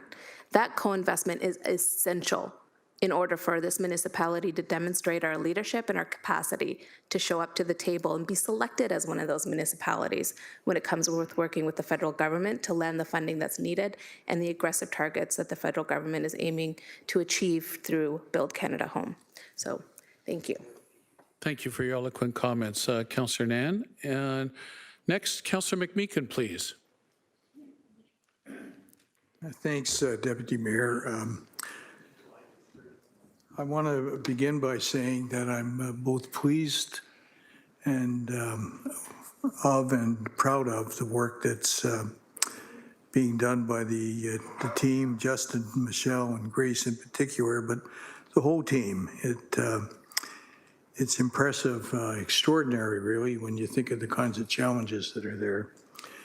That having been said, two things that impressed me the most in the report, which I read over a couple times, was the availability of land and moves we've made there. And the habitat was one of the examples, but there are, I think, 8 others. And the whole of Hamilton approach. Now, the whole of Hamilton approach doesn't and ought not to distract from a whole of government approach. We still need a shared sense of purpose, and that's why what that Build Canada Fund, once we're in line and we're seen as players, is going to be all about. So I want to just flag that. In some of the sidebar comments that I've been having with federal and provincial people who are engaged in one way or another in this stuff, it presents that there are really basically three challenges around any kind of housing, but particularly purpose-built housing. That's the provision of land, the restrictions, eliminations of purpose-built housing fees, and red tape. There's still some red tape. You know, with different municipalities, I know we've done some good work on that. And the access to lender money. There's an article, again, in today's Spectator from Chris Collins-Williams, I think, emphasizing, Deputy Mayor, once again, that the difficulty with some of the major projects that are falling off is that the builders can't access lender money. That's where the federal government has to come in, because as Hazel McCallion used to remind us, the feds have got all the money, the province has got all the power, the municipalities have or will soon have all the problems, right? So the money's got to come from the top, right? We have to bubble up grassroots, but the money's got to come from the top. And grass is always watered from the top, right? Anyhow, I share that. There's a lot of detail here, and I won't go into that. I've already said that I'm proud of what's going on and the focus. One question I have, and the other thing I was most impressed with was jurisdictional scan. And I'm assuming we did the jurisdictional scan because we wanted to see what learnings there might be elsewhere. See, the heads are nodding. And it was extensive. I mean, there was states, cities in the states, countries, provinces, NGOs, government, the whole shebang. So I guess my question is, I hope that we've learned something from the jurisdictional scan, because I'm a big believer that we can learn from others. The Waterloo Habitat thing's a good example that came up, and Justin knows all about that because he was there. What learnings have we gleaned from the jurisdictional scan? What 4 or 5 things are there that are going to drive our ongoing current and new approach to meeting the needs that we've identified? What did you discover that you liked and you want to see us copy? Thank you, Councillor. Director? Yeah, and through the chair. Thank you, Councillor. This is a good question, and I was thinking I should be prepared with it. So I made a top 10 list of the jurisdictional scan. So some of the things we were looking at, some things we're actually already doing. So we have to commend ourselves for that. I think the top thing that we were looking at is accelerate action to unlock, identify, and dispose of vacant lands and surplus city lands to not-for-profits, for-profit, and for-profit developers. And in some instances, as it relates to the Build Canada Homes perspective, and we've been having many conversations with Canadian Housing Evidence Collaborative and the Hamilton Community Foundation. We're also, there's also a contemplation because the Canada Build Homes wants to have federal-owned lands. Well, the city of Hamilton doesn't have a lot of that. So we have to think outside of the box and innovatively around that. So that's one thing. Explore and implementation of land value capture program that funds affordable and supportive housing. So what's our longevity plan? That's what I'm looking at now from the Housing Secretariat's perspective. Is it's great that we're granting funding towards projects, but how are we building that longevity? Because money runs out. We can't always have the tax levy burden. So we're looking at that. Establishing programs that attract private, social, and philanthropic, I can never say that word properly, contributions to support affordable and supportive housing. And we are having some of those organizations. In fact, we just met with one that is very successful in Calgary just a couple weeks ago. I would say the other thing is explore the implementation of affordable housing acquisition program is something that we're seeing a lot of, and we have that coming on December 3rd. So I don't think it's necessarily things that we're not doing. I think we have the foundation, and very often when I'm working with my staff, I talk about enhancements because there's always something to build off of. And I think that the things that we're seeing through this jurisdictional scan are just that. They're enhancements. They may not all be net new. There are some net new ideas, but I think for the most part, they are enhancements to what we're currently doing to do better and push forward with more units being recognized across the city. Councillor, floor is still yours. You got a couple of minutes of your own speaking time. Thanks very much. Here's a vision that I think builds on what Justin's saying. Imagine a whole of government approach with 3 levels of government working together. somehow. And acknowledging that there are lands that each of us have that might be gifted or leased, drive that price down.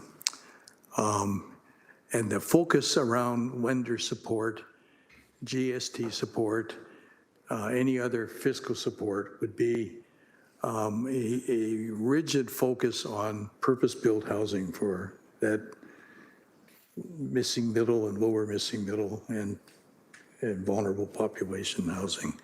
Would cover the land, would cover the red tape and the development charges, which Mark Carney has promised to, at one point in the campaign, he said 50% would, we need to follow up on that. I mentioned that before. And the lender money, you know, CMHC could, and I've written to the federal government about this, I haven't heard back yet, but one of the things that they could do is if they really want to get serious about this, they could lend money to those who have purpose-built focused developments, money at 0 or 1% interest. You don't have to pay it back until you're 7 years into the program. That would be a real stimulus that would get us, it wouldn't, you know, would get us away from that, model building housing, which is a nice club to have in your golf bag, but I'm not sure it's going to get us all that far. Would really move us if we could, because the other partner there would be, as you indicated in your presentation, the private sector as well. So I offer that up for what it's worth. Thanks. Thanks, Councillor And McMeekin. thank you again for the team for the work. Thanks, Councillor. Now, before we go further, Councillor Alex Wilson, would you do one more extension motion for us, please? Kindly. Yeah, I'm happy to move a motion to 7:05. Like, I will be getting through this item, and with all due respect, Chair, there's several speakers that asked questions completely unrelated to the reports this morning, and so this is the consequence of that, and we collectively can't stay past too much longer, so I think we need to get through this item, 7:10, 7:15, but we're going to get as far as we get. Okay, well, I was the chair, and I appreciate your opinion, but obviously disagree with it. I was allowing lots of opinion in what I thought were pertinent questions. And half this meeting, by the way, was wonderful civic engagement on 3 important items. Let's not forget that. Civic engagement took up half this meeting, which I was grateful for, relish, enjoy, and always encourage. 3 important items: the roadmap, GFL, and Bill 60. I make no apologies. Okay, so how about another 15 minutes to help us get through this item? Will that work for everyone? Because I still have 3 more speakers on this list. 7:15, seconded by Councillor Tattison. All in favor? Do we need an electronic vote on that, Deputy Clerk? Okay, 7:15 max. All in favor? Thumbs up for me, thumbs up for Councillor McMeekin.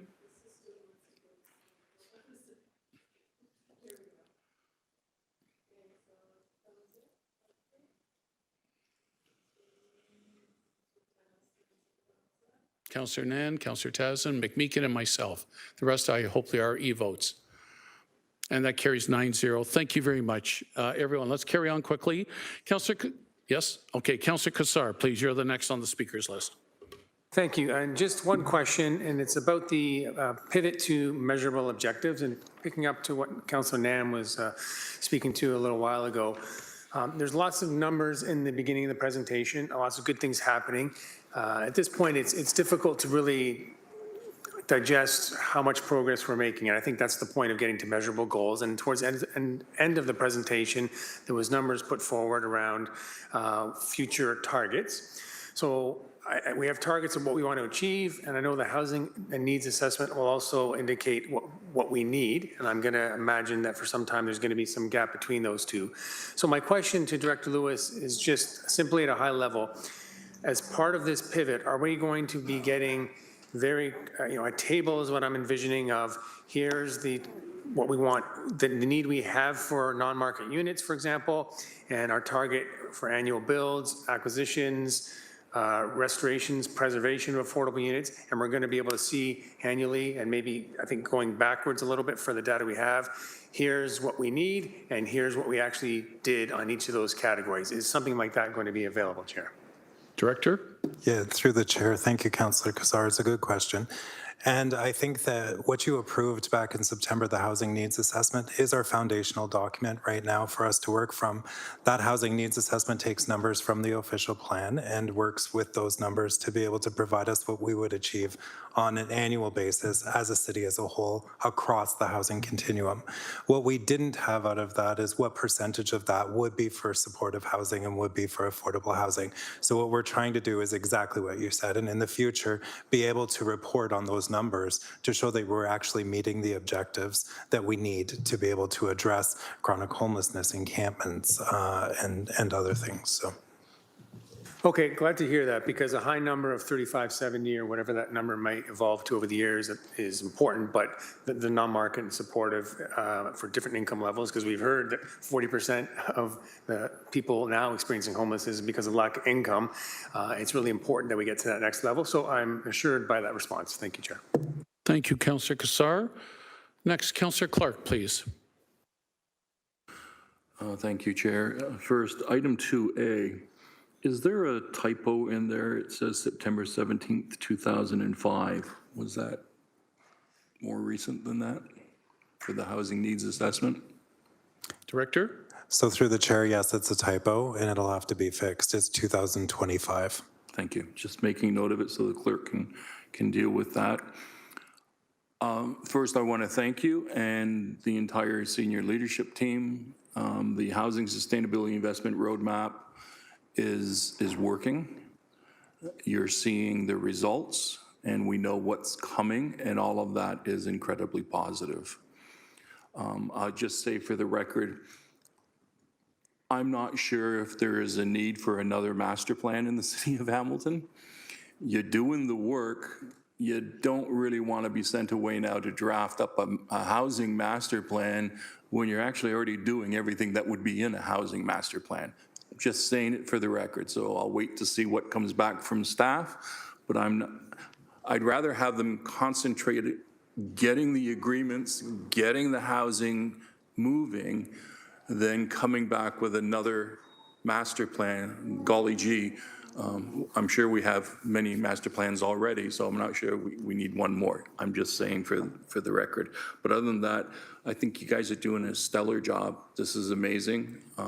When we started this process, I wasn't sure we would see this type of success so quickly. And so I thank you, sir, for your direct involvement in the entire senior leadership team.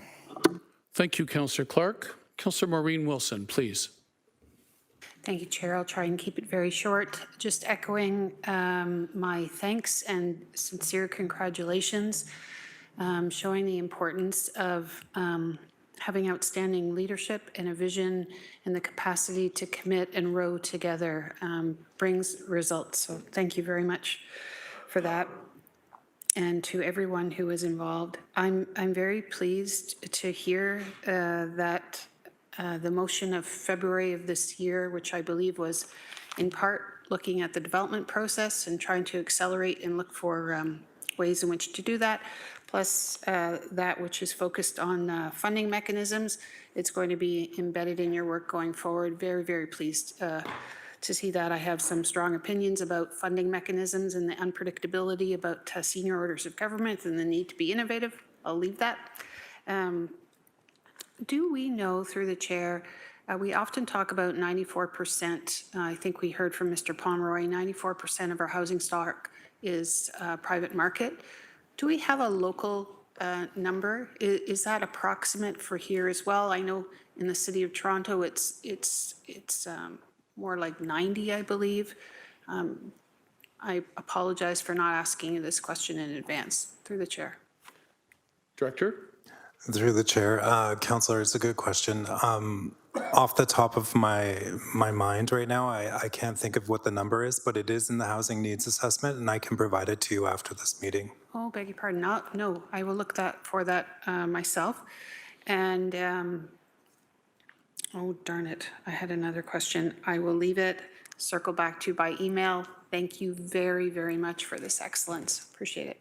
Thank you, Councillor Maureen Wilson. Anybody else on the speakers list on this item 8.8? I'm seeing none. So did I have a mover for anything yet? No, I have not, Deputy Clerk Pilon. I'm going to package it together, the outstanding joint presentation by Directors Baird and Lewis, along with the report. Councillor McMeekin moves it. Councillor Huang seconds it. All in favor? Any opposed? E-vote, please. Thumbs up for me and Councillor McMeekin.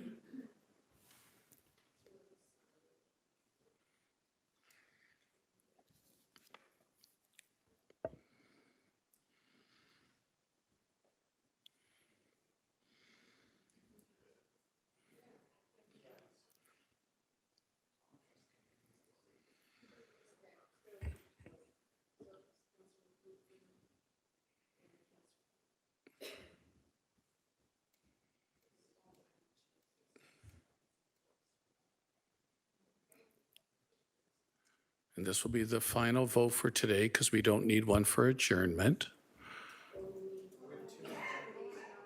Oh, yes, we need, and the in-cameras to move over to the next GIC, correct? Sorry.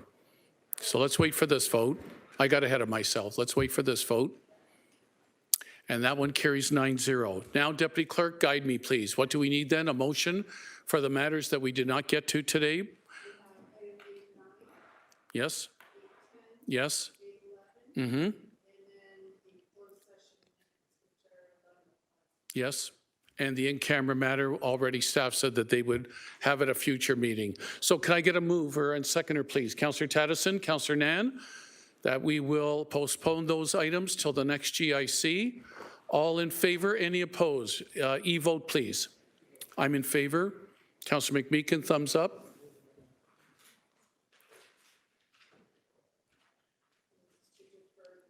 To defer, thank you. With staff's cooperation. Mover was Councillor Tattison, seconded by Councillor Nan.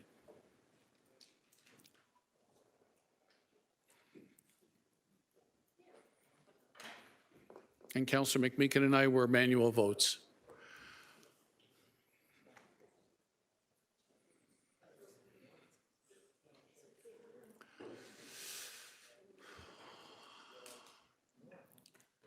And that carries 9-0. Now I don't need an official vote to adjourn, Deputy Clerk Pilon. Councillors Maureen Wilson, Brad Clark, Narinder Nan, Tammy Huang, Mark Tattison, myself, Councillor Kassar, Alex Wilson, Ted McMeekin, the Noble Nine. Thank you so much for your endurance and your stamina for getting us through a nearly 10-hour meeting today. City staff, thank you so much. And clerks, really appreciate your guidance. Thank you, everyone. Good night, and we're adjourned at 7:06.